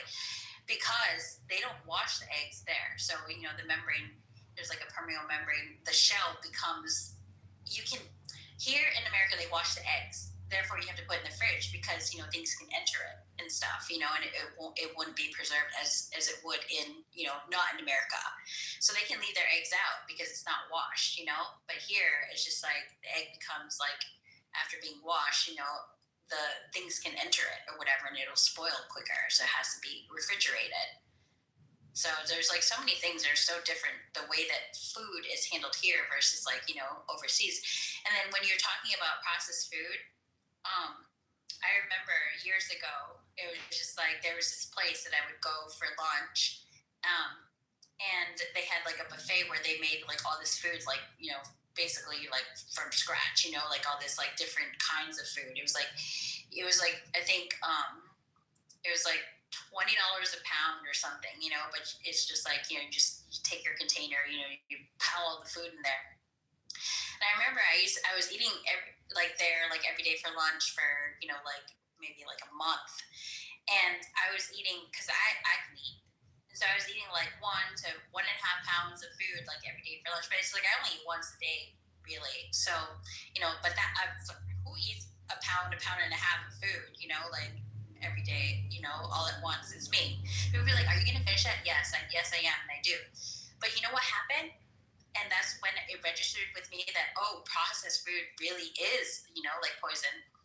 I didn't have much weight to lose, but I lost like 10 pounds, and it was like still noticeable, you know. And people ask me, they're like, you know, how did you lose that weight? And I was like, you know, what's strange? I've been eating like, you know, like a pig from this buffet place, you know, like a pound and a half of food every day, but the food is like, you know, like made from scratch or whatever. Like it's kind of like homemade food or whatever, you know. And I was like, yeah, and I lost the weight, like 10 pounds in a month I lost because I was eating there every day, you know. It's just like, I guess I was eating healthy. I eat not processed food. Yeah, processed foods will kill you. It has such an effect on so many different parts of your body. I just had a longtime friend pass away of pancreatic cancer. And so I looked up what causes, you know, pancreatic cancer, and a lot of it has to do with processed foods. Processed meats in particular. So I was going to get hot dogs the other day, and I could hear her saying, "Don't get those hot dogs." She used to love hot dogs. She and her husband used to entertain and cook out all the time, and she would always have a hot dog. Yeah, and so, and then, you know, obesity is also a part of it, and obesity ran in her family. So yeah, particularly her mother's side. Her father's side of the family was rather, you know, on the slimmer side, but her mother's side of the family, you know, everyone was relatively heavy. So, you know, I am moving more and more toward veganism. I'm moving that way. I'm not going cold turkey. We were talking about veganism earlier in the room. I don't know if you were here in the audience. I wasn't here. Yeah, and they were talking about a lot of people say that when they become vegan, or even like, you know, who was it? I think John's pescatarian. When you eliminate like meat from your diet, you know, your mind becomes clearer. You become more aware. You know, you start to. One person, her experience was that she started to become more aware of like, you know, like things that people don't normally see. You know, like seeing things that, you know, like I guess remain hidden, so to speak, or whatever. You start to see like things for what they really are. And then, but besides that, you know, like supposedly your mind becomes clearer. You know, you become more, I guess, aware and a higher state of consciousness, and so on and so forth. But I was gonna say, Pierre, you're talking about, you know, like obesity and like, you know, all these like, you know, pancreatic cancer and so on and so forth. Do you guys remember the food pyramid scam? Before absolutely, the food pyramid, yeah. Everybody like look at like people walking around in the streets, you know, like old footage from like the 70s or, you know, like Woodstock in the 60s or whatever. There was not an epidemic of obesity in America, you know? And then all of a sudden people start to get super, like unhealthy, like super, like, like obese, so on and so forth. It's like they're telling you, you can't eat this, you should eat that or whatever. They're replacing. And there's even things like, oh, stop eating salt, or like, like, don't eat butter, eat margarine, it's just like they're pointing people in like the wrong direction on purpose, obviously. And everybody started to get sick and fat. And then you go back and forth. One day it's poison, one day it's not. I've been 8 years now on all fruit, and I saved my life. I was dying at 40 from things too. So at my blood, when I did the first 6 months on all fruit, my blood finally came back perfect. And the first thing I did the first year was on Karen Mayo's book, Mindful Eating. She's actually a friend of mine. She's on all the talk shows, but I did her book first, and I lost my first 20 pounds on that. And my endocrinologist was writing notes, yeah, what did you do? Because they were telling me, don't lose weight. You have hypothyroidism and you're not allowed to lose weight. And I'm like, I'm losing weight because I gained 10 sizes. I went from a 0 to a 9, 10 with my husband. He went from a 34 to a 44. I'm like, I'm losing weight. I don't want to be this way. I'm bloated every day. And when I lost the first 20 pounds, she was writing notes. When I lost the rest, my husband was getting worried, but I wasn't getting like a pancreatic cancer patient. I watched my friends die. Couple, he died first. He turned black and skinny, and then she died. So they, because of what they were eating. You're right. And I was getting skinny, but I was getting cut because I was working out, Tai Chi, yoga. I was doing everything in that mindful eating book. Then when I went to Dr. Morris's and Sebi's style and lost I lost another 20 pounds in only 6 months. And my blood work finally came back perfect. No borderline, my thyroid, all these things they were saying that they cause, because the thyroid gets caused by all the shit, even your breasts. Like when they do those x-rays, MRIs, everything that causes what they have to tell you have next. I read about it. I found all this shit. And yeah, I was totally healed after 6 months of fruit. And now I'm when my beloved died, I went back to some bad foods, and now I could really feel what those bad foods feel after being so clean. But this is the way. Like my beloved left Earth, dropped in front of me at 54. I'm 55 now, and so because I stopped eating all the foods we used to cook. Our company, the 5 boroughs, all our friends would come invite themselves to our house. We would have 5 women in this kitchen cooking everything, all the Italian foods. 12 o'clock at night, we would put hot dogs on the grill, like all that shit. And I didn't eat that way before I met him. The 20 years I was with him, I ate that way and almost died from his eating. Before I met him, my dad lived on the streets in Brooklyn. My mother was a single mother. We barely had food. We didn't have food so many days. And when I look back to that, when I think, oh, my mom didn't have money, we were starving. No, I look back, those were the best times of my life, fasting, that little skinny. That's why I'm still alive today, because I didn't eat that way my whole life. And I see that now. Like the fasting is the best thing we could do for ourselves. We will get healthier. They say 72 hours of fasting can regenerate cells in your body, regenerate to a cellular level. Like you can heal yourself, you can get younger, quit all the white stuff, the flour, the sugar, and the salt. Those are the worst. And now all I eat is whole food. If you look in front of me right now, my table is full of butternut squash, spaghetti squash, delicata squash, tomatoes. And even that, you could eat all those raw. You can eat the squashes raw. They're all fruit. You shred them and marinate them, maybe in some, whatever. Like, I don't know. I put a little oil and lime on mine, and it's you feel so clean and healthy when you start eating this. So when you cleanse your blood, right, you get to that pure state, you have to introduce at that point positive stress. So positive stress is the recalibrating of your cells, right? So you have to destroy and build, right? That's the positive stress. You got to stretch and rip and tear those muscles, those particles, and then rest so they can rebuild the new version of you, which is the old version of you, which is the natural version of you. And that's how we turn it back we won't be able to do that until we reach that pure state, like Dr. Seeley was saying, the alkaline state, right? But what Dr. Seeley didn't build on was the fact of, like, a lot of people want to build their muscle mass and get their physique back and stuff like that. He just was on some, I'm gonna cleanse the blood. The building part is life. That's the journey. You know what I mean? And that's where we should be. When we start, we start with our pure blood, right? You know, so, and we keep introducing the positive stress from a child to the adult stage, and we got to get back to that. So when we cleanse ourselves, we have to introduce the positive stress, which is the daily schedule processing, like how you function for your daily schedule is the positive stress, because that's the excitement, that's the enjoyment, that's the journey, that's the life.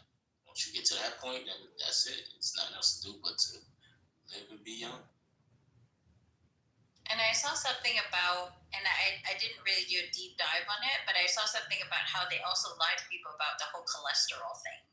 You know, like how they say, oh, it's too high, you have to bring it down, and bringing it down makes people sicker, you know? It's just, I mean, just from my own experience, and maybe it's genetics, who knows? You know, they say it also has to do with genetics, but I remember my doctor would ask me, like, what do you eat? And I would tell him, you know?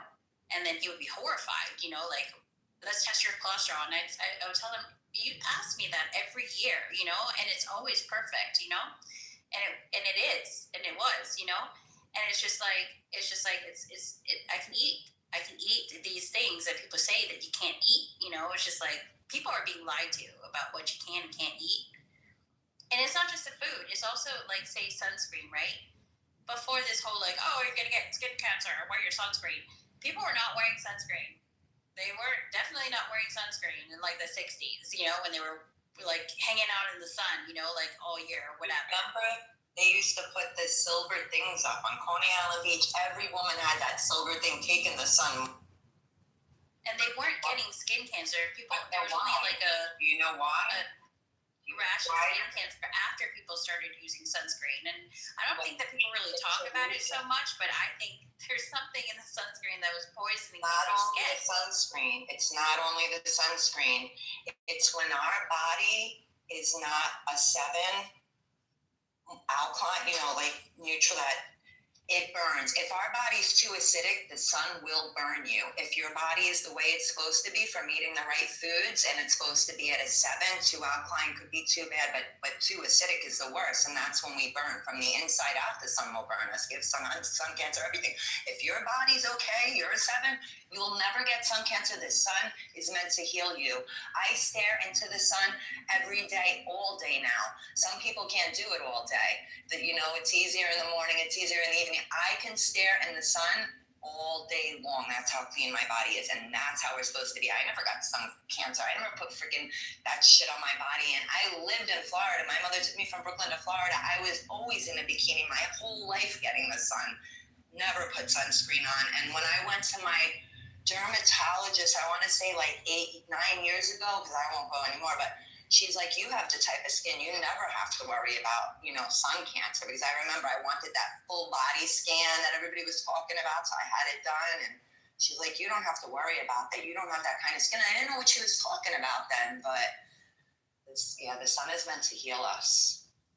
And Minnie talks about that all the time. Do the sun gazing and the grounding, because that's the best healing for our body. Once you get your body clean and you start, you know, doing the right things, stand on the ground barefoot and stare into the sun. And like he says, anybody can do it in the morning and the evening, get used to that. But when you can stare in the sun all day long, man, that's when you know your body's clean inside. And yeah, he's one of our most powerful healers.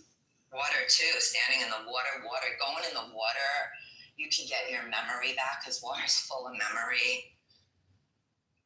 That's what And the sun is also a way that people get their vitamin D, right? And so when they were walking for getting the sun, they were getting sick and stuff. And also, you know, during the lockdowns and stuff, people were inside not getting their vitamin D. I actually broke out in like acne during that time because I was like indoors. Not because I couldn't go outdoors, which I did, but I wasn't spending as much time outdoors as, I should have been. And I broke out in acne, and I found out that for some people, when you're not getting your vitamin D, like you break out in acne. And then so I started taking like vitamin D supplements as well, and then it stopped. But it was just like, yeah, I was one of those people that got acne. You know why we break out also? Another reason that we can break out in rashes is did you change your diet? No, your it was food? acne. You eat cleaner. Acne. I know, but acne is toxins coming out of your body. Any bumps are. So when I did my first 6 months of fruit, that's what they told me. Your whole body will probably break out in a rash, and it did. And I remember forgetting. So right away I ran to the doctor. But what it is your body's pushing all those toxins out, because that's all toxins are. That's when we got like cancer, any of those bumps. Remember when we were little, they'd say if you eat chocolate, bumps come out, because that's the poison coming out. So when you clean your body, you'll really see it all come out until it stops. Do you do a parasitic cleanse as well regularly? All the time, because that's what everything is. In the cancer, that's all it is a bunch of parasites. So you got to starve them, and then the cancer will go away. Like Dr. Morris will put somebody on stage 4 pancreatic cancer. He'll tell them to just eat grapes, and if they just do grapes for 6 months, it will pull all those poisons out. It will starve the parasites. You don't even have to do parasite cleanses if you're not that urgent to get healed quick. Fruit will starve them to death, and they'll be out, and everything will shrink. Everything will be gone. To the point where now, when I haven't had eczema, nothing, and since that day, since 8 years ago. Like, I don't get a pimple anymore. I used to get one pimple every month, none of that anymore. My skin is so clear, and so healthy, and my hair is so healthy. Like, I won't even put poison. I won't use perfume anymore. I won't put those lotions on my body. You want to dry brush, let the sweat come out, let the poisons come out, let them pour. You don't know, right after my beloved passed, with all the poisons coming out of my body and going into menopause 6 months after he passed, I was drenching 6 robes at night. I had to keep getting up and putting these big LL Bean, those big terry cloth robes, switched to another one. And I was glad, because I knew the poison was just coming out of me. So yeah, glue for your skin, dry brush, open your pores. Don't put creams on to clog them back up, and let those poisons come out of us. Personally, I do think that a lot of diseases are caused by parasites. Don't forget this part, right? That the natural dynamics, right? This is very important. The evidence, right? So the natural dynamics is the temperature is pressure. So the heat breaks down molecules and shit. It breaks it down to the smallest flow of energy. And when you cool it down, it starts to stitch it up. It starts to rebuild the process, and it starts to reanimate our matter, the cooling. So the temperature is the pressure that breaks and builds inside of us and outside of us, our entire reality. And these methods of practice are adjusted with how we ingest and what we ingest, how we digest. I also think that cancers acts like, it's like a parasitic, and I think a lot of diseases are. Like, for instance, I was reading these studies about how anti-parasitics like ivermectin was like, eliminating cancer in people. Personally, if, to prevent ever getting cancer, like my regimen is like, regularly, like every once in a while, doing anti-parasitic like ivermectin, but also like vitamin C. And then I still need to get my hands on fenbendazole, but I will. But those are the 3 things that just like, I'm never getting cancer, And there's this one with the sunscreen. I remember it was years ago, before I even knew that sunscreen was like, there's something sketchy about it. I had purchased this Neutrogena brand sunscreen, and it like basically burned my skin. Like it was acting like Nair on my skin. I almost lost my eyebrows. And then I looked it up like later on, it's just like, what is it? There's some sunscreens have an ingredient where it will burn your skin, or try to take the hair off your face. So yeah, it's just like, I did, and then so I kind of like try to stay away from. I do use sunscreen every once in a while, only just like not to burn on like certain times if I know I'm going to be in the sun for like a long time. So it's just like maybe like once a month or once or twice a month, but not like every day like I used to. Our skin is our biggest organ. Anything we put on our skin goes directly into our bloodstream. That's why if we can't put it in our mouth and eat it, we shouldn't be putting it on our skin. And the toothpaste we use, all the dentists are like, you need fluoride. No, we're supposed to get the toothpaste without fluoride. We don't want any of those poisons. We don't want to inject or put any of that. Our shampoos, like when I detox, I made sure organic shampoos, but even a lot of the organic shampoos have sulfur in it. So that year, when I did that first year of fruit, I washed my hair with organic apple cider vinegar every day, and the conditioner I use, because my hair is down to my ass, so I always thought I had it. Now I don't even need conditioner, but the first conditioner I used, I was making living water, which was the Kitover, but I was making the bubbly one to make it like soda for my husband, but I didn't want to drink it because these grains, you make them grow, and so my girlfriend was like, use it for your hair. So I used Kitover that I was making for my hair every day to condition it. And my hair was softer than it ever was. By the time I turned 50, my hair was better than it ever was. My skin was better than it ever was. Because my first year, I was 46 when I did Caramel's book, 47 when I went, and now I'm 55.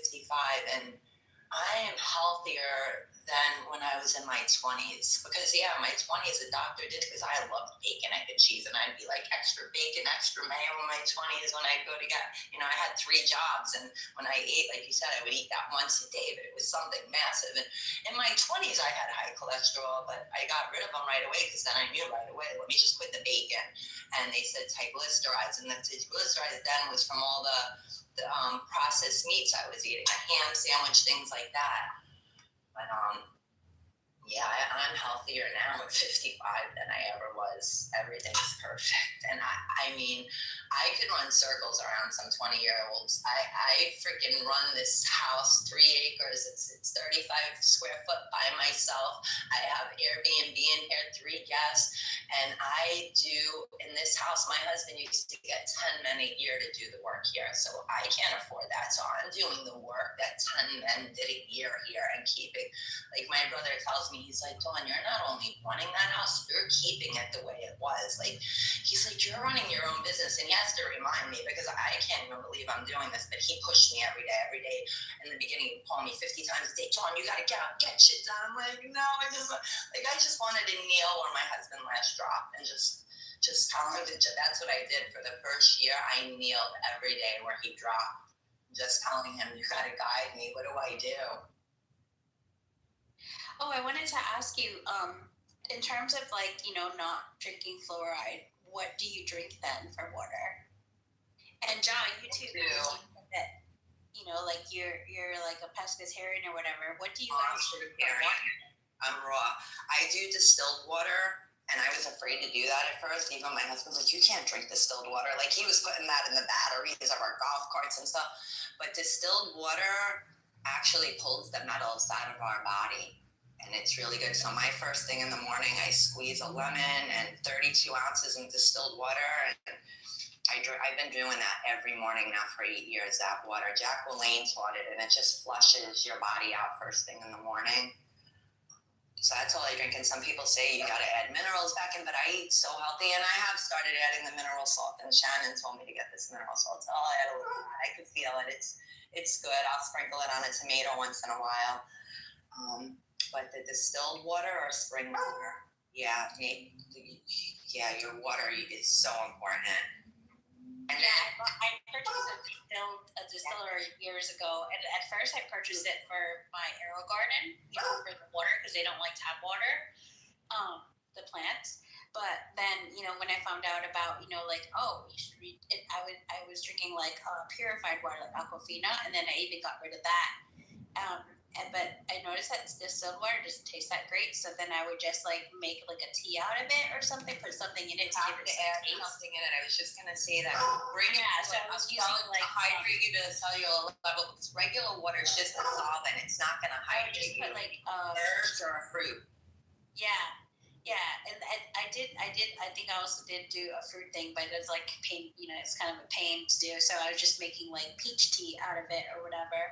But then when I don't make distilled water, then I just drink like, and I know it's bad because it's a plastic bottle or whatever, like, but just like distilled water. You can get distilled water, but it's in a plastic bottle from the grocery store, but also like mostly like smart water.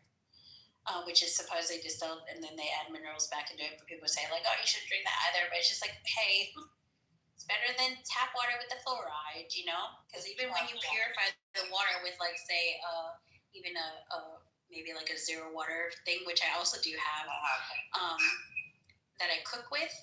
Zero water is like a purifying system for water. It's like distilled water. It's zero distilled water. The zero water, it's just it kind of filters it, but it filters it better. I love it, but once it's zero, I stick the thermometer in. Once it gets to a 6, you're supposed to get rid of it. Yeah. But that zero, that's what distilled water is. Nothing is in. If you put your thermometer in the same thing as distilled water, it's gonna come up zero. So that's what it is. Like, I did all this stuff, and I read the book, Dr. Morris, Dr. Sebi. Like, I don't have a degree in this, but I know this shit healed me. Like, it made me a better person. Do you use that to cook with as well? Because that's what I use it for. The zero water, I use it to cook with, like to boil pasta or cook rice or anything that requires like. But I don't cook anymore. But yeah, even to shower in, they sell these filters even to shower because we shouldn't even put, putting it in our paws. But I haven't got the shower filter to shower in yet because my water actually is great. Our water gets tested and we have really good water luckily here. I get the water. I heard about that too, like the whole shower thing. You can get like special like showers with the filter in it, so that because it's like I understand most people don't even like change out their shower heads or whatever. I keep forgetting about that. The whole like change your shower head thing to the one that like filters out the water and stuff. Some people buy like whole systems, right, to provide supply water for their home. I just put a new one in. I have a whole water softener system in my house, so everything goes through salt first before it even touches our body. And if I didn't have that, we do have hard water with a lot of iron in it, so the hair wouldn't be soft. But because I have that system in, your body gets soft and you can feel the soap lathering up. But I'm right on the block of the deepest lake in Dutchess County, so that water gets tested every year. It's really good. My well is right on line with that water, so I'm lucky for that. Oh, I meant to ask you when you were talking about shampoos. Have you ever heard of avapupi? That plant that's like a natural shampoo. Yeah. So, did you ever see like people just squeeze the the sap or whatever out of it and just use it right there like as a shampoo? And they put that in like expensive products, like salon products or whatever, but you can just grow it, right? And then use it as a shampoo. Anything you do like that is better. Even using lemon in your hair to wash. Anything natural is better. There is one. Let me go look for. There is one good organic shampoo that I buy. She also had an organic one called Olive, but it did have sulfur in it. But wait, there's this one shampoo that's really. I'm gonna tell you in a minute. Hold on. Well, if Trish was here, there was a shampoo that she said is like all natural or whatever, and then I looked it up. I forget what the name of it was, but I looked it up and I looked at the ingredients, and guess what was in it? Avapupi.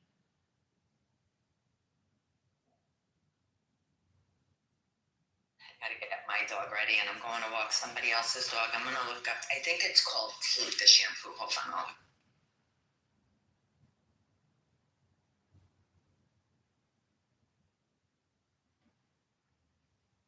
Oh, speaking of acne, which we were talking about before, and then I totally forgot about what I was going to say. So I don't really get, no matter what I eat, I don't really get like zits anymore because when I learned about colloidal silver from Trish, you know, because it was just like something that, you know, she was using to heal her raccoon's like injuries. Just like spray the colloidal silver, you know, like a raccoon had like a serious eye injury, and then it was like nothing ever happened after it healed or whatever. And then and it's also good, you know, to take when like you're sick or whatever. But I have those in my shelf. I have the oregano oil. Colloidal silver. Colloidal silver. Hell yeah. You know what I use it for also, besides like what people usually use it for. I also use it as a mouthwash because it's better than and it's more effective than coconut oil. And then I also use it as I just put it in like a little tiny like glass spray bottle, and then I just spray it on my face, you know, like at night, and sometimes in the morning or whatever. But I just spray it on my face, and I because you know the idea that they had this one product, and it's since the company has since got out of business. I think it was called Nerd, but it was like the idea behind their product, which was so effective. I never used it, but the idea was that there's good and bad, you know, like microbes or whatever on your face. And when people usually use most of the products that people use for their face, it eliminates both the good and the bad, and that's why they still break out. And to me, when I was thinking about that, I was thinking, well, colloidal silver, you know, it's supposed to like, you know, it's supposed to like get rid of like the bad stuff, but I think my theory was that I think it might leave behind the good. So then I just on a whim, I just started spraying it on my face. And the thing is, it's safe because it can get in your eyeballs, you know, and it's fine because it's colloidal silver. And you know what? One time, my eyes were like irritating me just recently. And I was like, oh yeah, I'll just spray the colloidal silver into my eyes. And then it got rid of the itching. It wasn't irritating anymore. I don't know what was wrong with my eyeballs. But, you know, it just like maybe like an hour later or whatever, everything was fine. Because I was just like, what is wrong? It felt like, you know, like allergy itch or something like that or whatever. But yeah, I rarely ever break out. But if I do get like it's probably because it's something that I ate and I didn't drink enough water. But yeah, as part of my like regimen, not just like moisturizing my face and, you know, this and that or whatever, I will spray colloidal silver all over my face and neck, you know? And it really does prevent like that. I have to go, but I'll tell you quick, the Tate shampoo, and my friend, when his teeth were falling out in the worst pain, we let him do the colloidal silver every day, swishing it, and it helps. Even with that, when your teeth are in so much pain, it will help to heal. But the shampoo is Tate's. I was trying to copy and paste it and put it in there, but if you look up TATES, it's all natural shampoo. It's a really good one. You'll see it right away. And they have the conditioner too. Yeah, I think Makeup Pop might be asleep. Somebody asked in the chat. And then there's also castor oil, which I actually use because I learned that there's so many different uses for castor oil, and one of them, and you put castor oil in these expensive products to like regrow your lashes or whatever. I actually use, you know how like as women we like pluck our eyebrows a little bit too much. So like in my 30s, I think it was, then I was just like, my eyebrows are looking way too thin. I use castor oil. I just like put it in my eyebrows, and you know, before I go to sleep at night or whatever. And I took about, I don't know, maybe like a month or so. That's for my eyebrows to start regrowing. And then you can also use it for like, say, you know, like a lot of women have like thinning hair on their temples. And then so you can put it there, you know, to like sort of like regrow the hair. Because the idea behind like, you know, our eyebrows not growing back anymore is, as a lot of you women might already know, is that it weakens the hair follicle. So then the hair doesn't grow anymore because it's too weak. But then, you know, using castor oil and just like, you know, just like bring it back to like brand new or whatever, and your eyebrows will grow back. And your temples, you know, like where it's thinning at the temples, which a lot of women also experience, you put castor oil there too. And it'll like, you know, it'll grow it back there as well, like grow it thicker, you know, when it's thinning.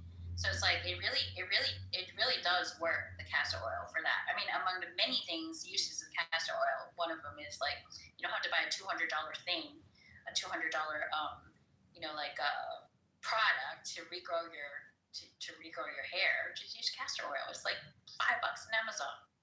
Thank you for that. I'm gonna do it. When I was little, I cut my eyebrows and my eyelashes. I cut them so they're so short. I'm gonna try that.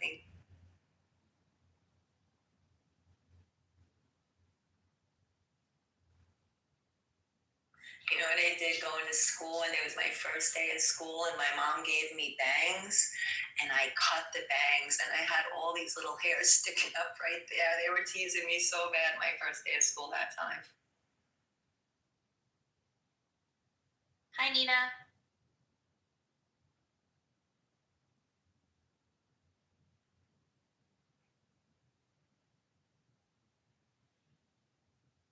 Hi, everybody. Hey, Nina. We've been awake all night. Really? I didn't see you guys, so I was in the wrong room. I'm here. I think I joined this room. They already had it going. I joined this room around like 10, I think it was like 10:40 maybe. And it's now 9:30 a.m. Wow, I heard you go in when you came, and I started to doze off.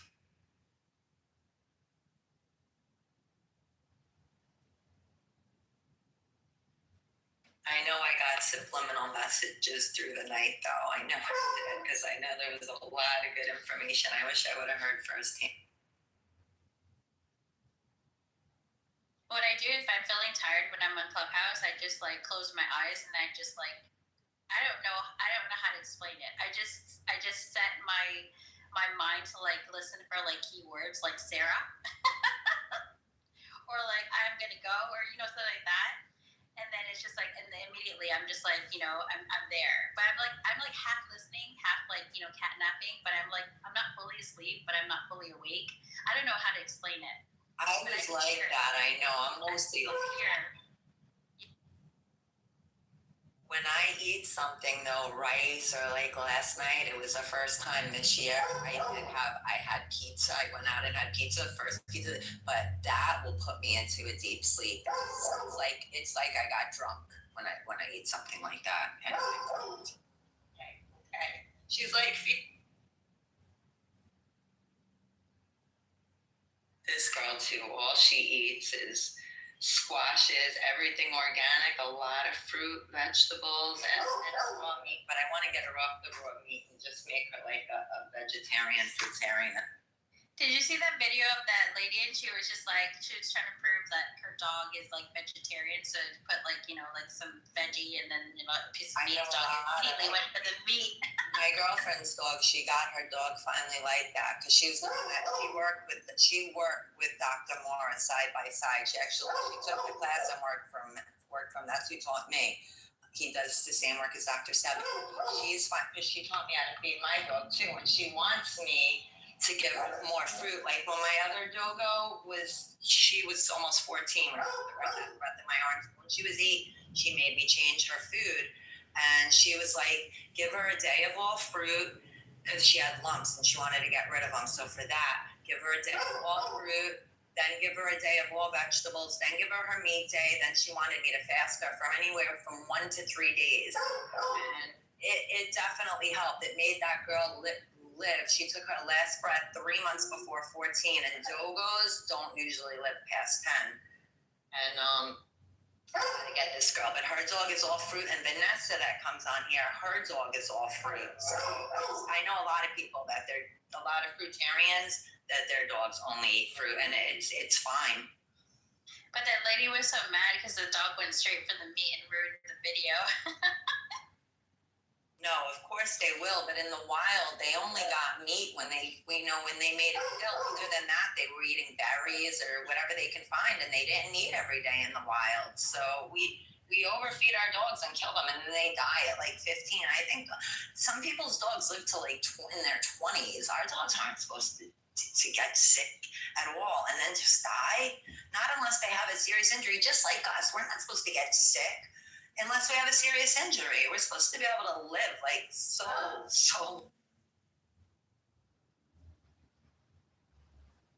I mean, that shit's real. People can live 1,000 years. That's what we're supposed to, and more. Well, we're never supposed to die because we never die. There's no such thing as death. We know that.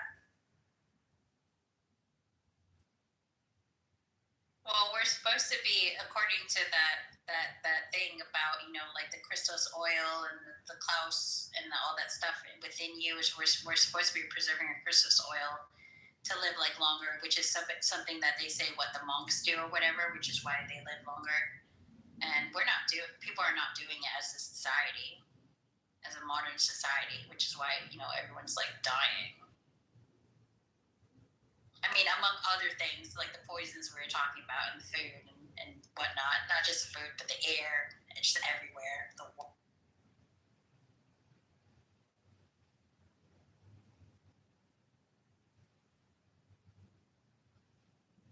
Now they're putting the nanobots in the air. We were breathing it in. So if we're not detoxing it every second, that vaccine is just spreading into everybody. What was that thing that people did? They was it red wine or something like that? And they basically is like swish it in their mouth and spit it out in a container, and then you can see like things moving in it. Do you know what I'm talking about? No, but I wish I would have heard you say that yesterday. I went to a winery yesterday, and yesterday was the first time I had wine all year. If I would have known, because I'm swishing it around and ready to spit it out. So if you spit it out, you'll see things. Wow, I'm gonna try that. Just look at videos. I've never tried it, and I don't like wine. I don't really drink it every once in a while, but it's just like maybe I should go out and get a red bottle of red wine, and then supposedly just look at the video. Something like you swish it in your mouth. You put it in like a container or whatever where you can see, like what's in it, and things are like moving. It looks so gross. It's like, what is that? They say it's like, oh, those are the nanobots or whatever. Yeah. Oh wow, I'm gonna try that now. Wow, I think I have. Whatever it is, there's something really gross.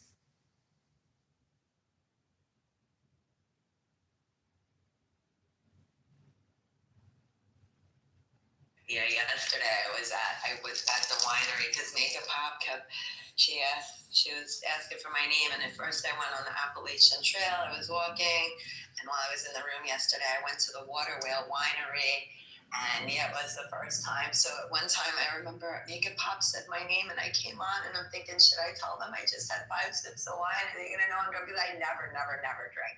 But I felt it for a few minutes. I took like a walk, and then I didn't feel it anymore. But usually a sip will make me feel drunk because I don't drink at all. Yeah, I don't drink anymore either. To me, there's no point. I don't want to lose control of my mind. Yeah, we need to be awake when we're yeah. You know, like how they normalize drinking in like movies and television shows. Every time there's a crisis, what do? They go to the liquor bar and pour themselves a drink. And I see that, I'm like, they're so stupid. They're supposed to be like 100% alert. They're in a crisis, and they go for the alcohol, and they're normalizing, like, what do you do in a crisis? You drink alcohol. No, you don't. You do the opposite of that. You keep alert.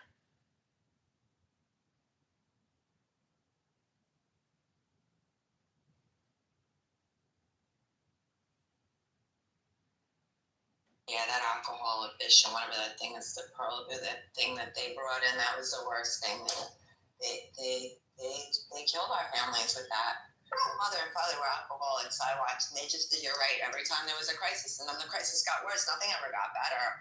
Their lives got worse and worse and worse. By the time I was 8, my mom was going to, Salvation Army to get a bed sometimes, or a mission, because they just fucking put themselves into such a crisis. I've gotten to the point where I can't stand like people who get themselves to the point that they are obviously, like shit-faced. It's just like, who wants to be in that state of mind ever? I mean, when you're in your 20s, I get it, or even before that, you're in college or in your 20s or whatever. But it's like at some point, maybe after 40, like stop, because it's pathetic, to be that wasted. I don't know. I don't know. I'm being judgy, but it's just like I look down on people like that, because it's just like, what's the point of getting wasted like that as an adult? Like you're past the point of experimentation and partying. Like, what are you doing? There's people that love you, and you're just killing yourself. You're not even being strong for the people that care about you. That's what they're so selfish. They get.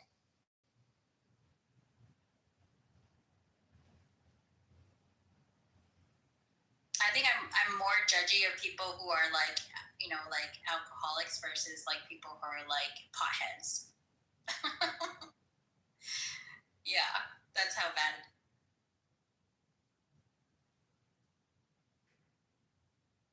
I remember one time I was hanging out, you know, like after work with like, you know, people, and as the night went on, I wasn't drinking because I was sick, you know, and so I was just like, I was drinking, you know, like cranberry juice and the tonic water, or club soda, whatever they call it.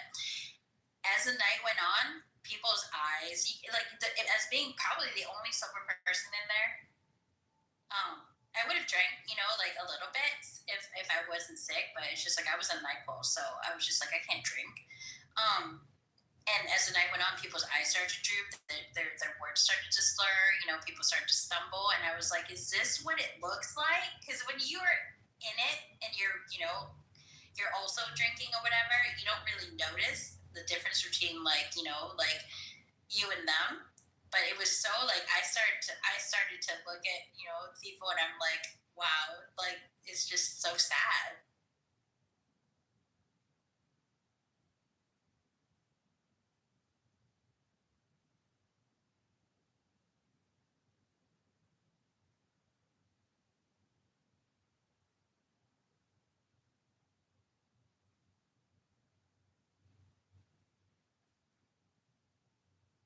Also, I don't want to babysit people. It's like we're on vacation. If you're an alcoholic, you're not coming with, you know, it's like I'm not babysitting you on my vacation. That's crazy.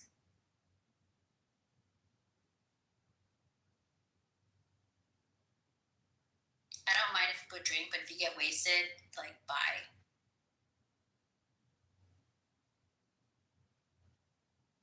I'll tell you, it's a hard thing I've seen for people to give up.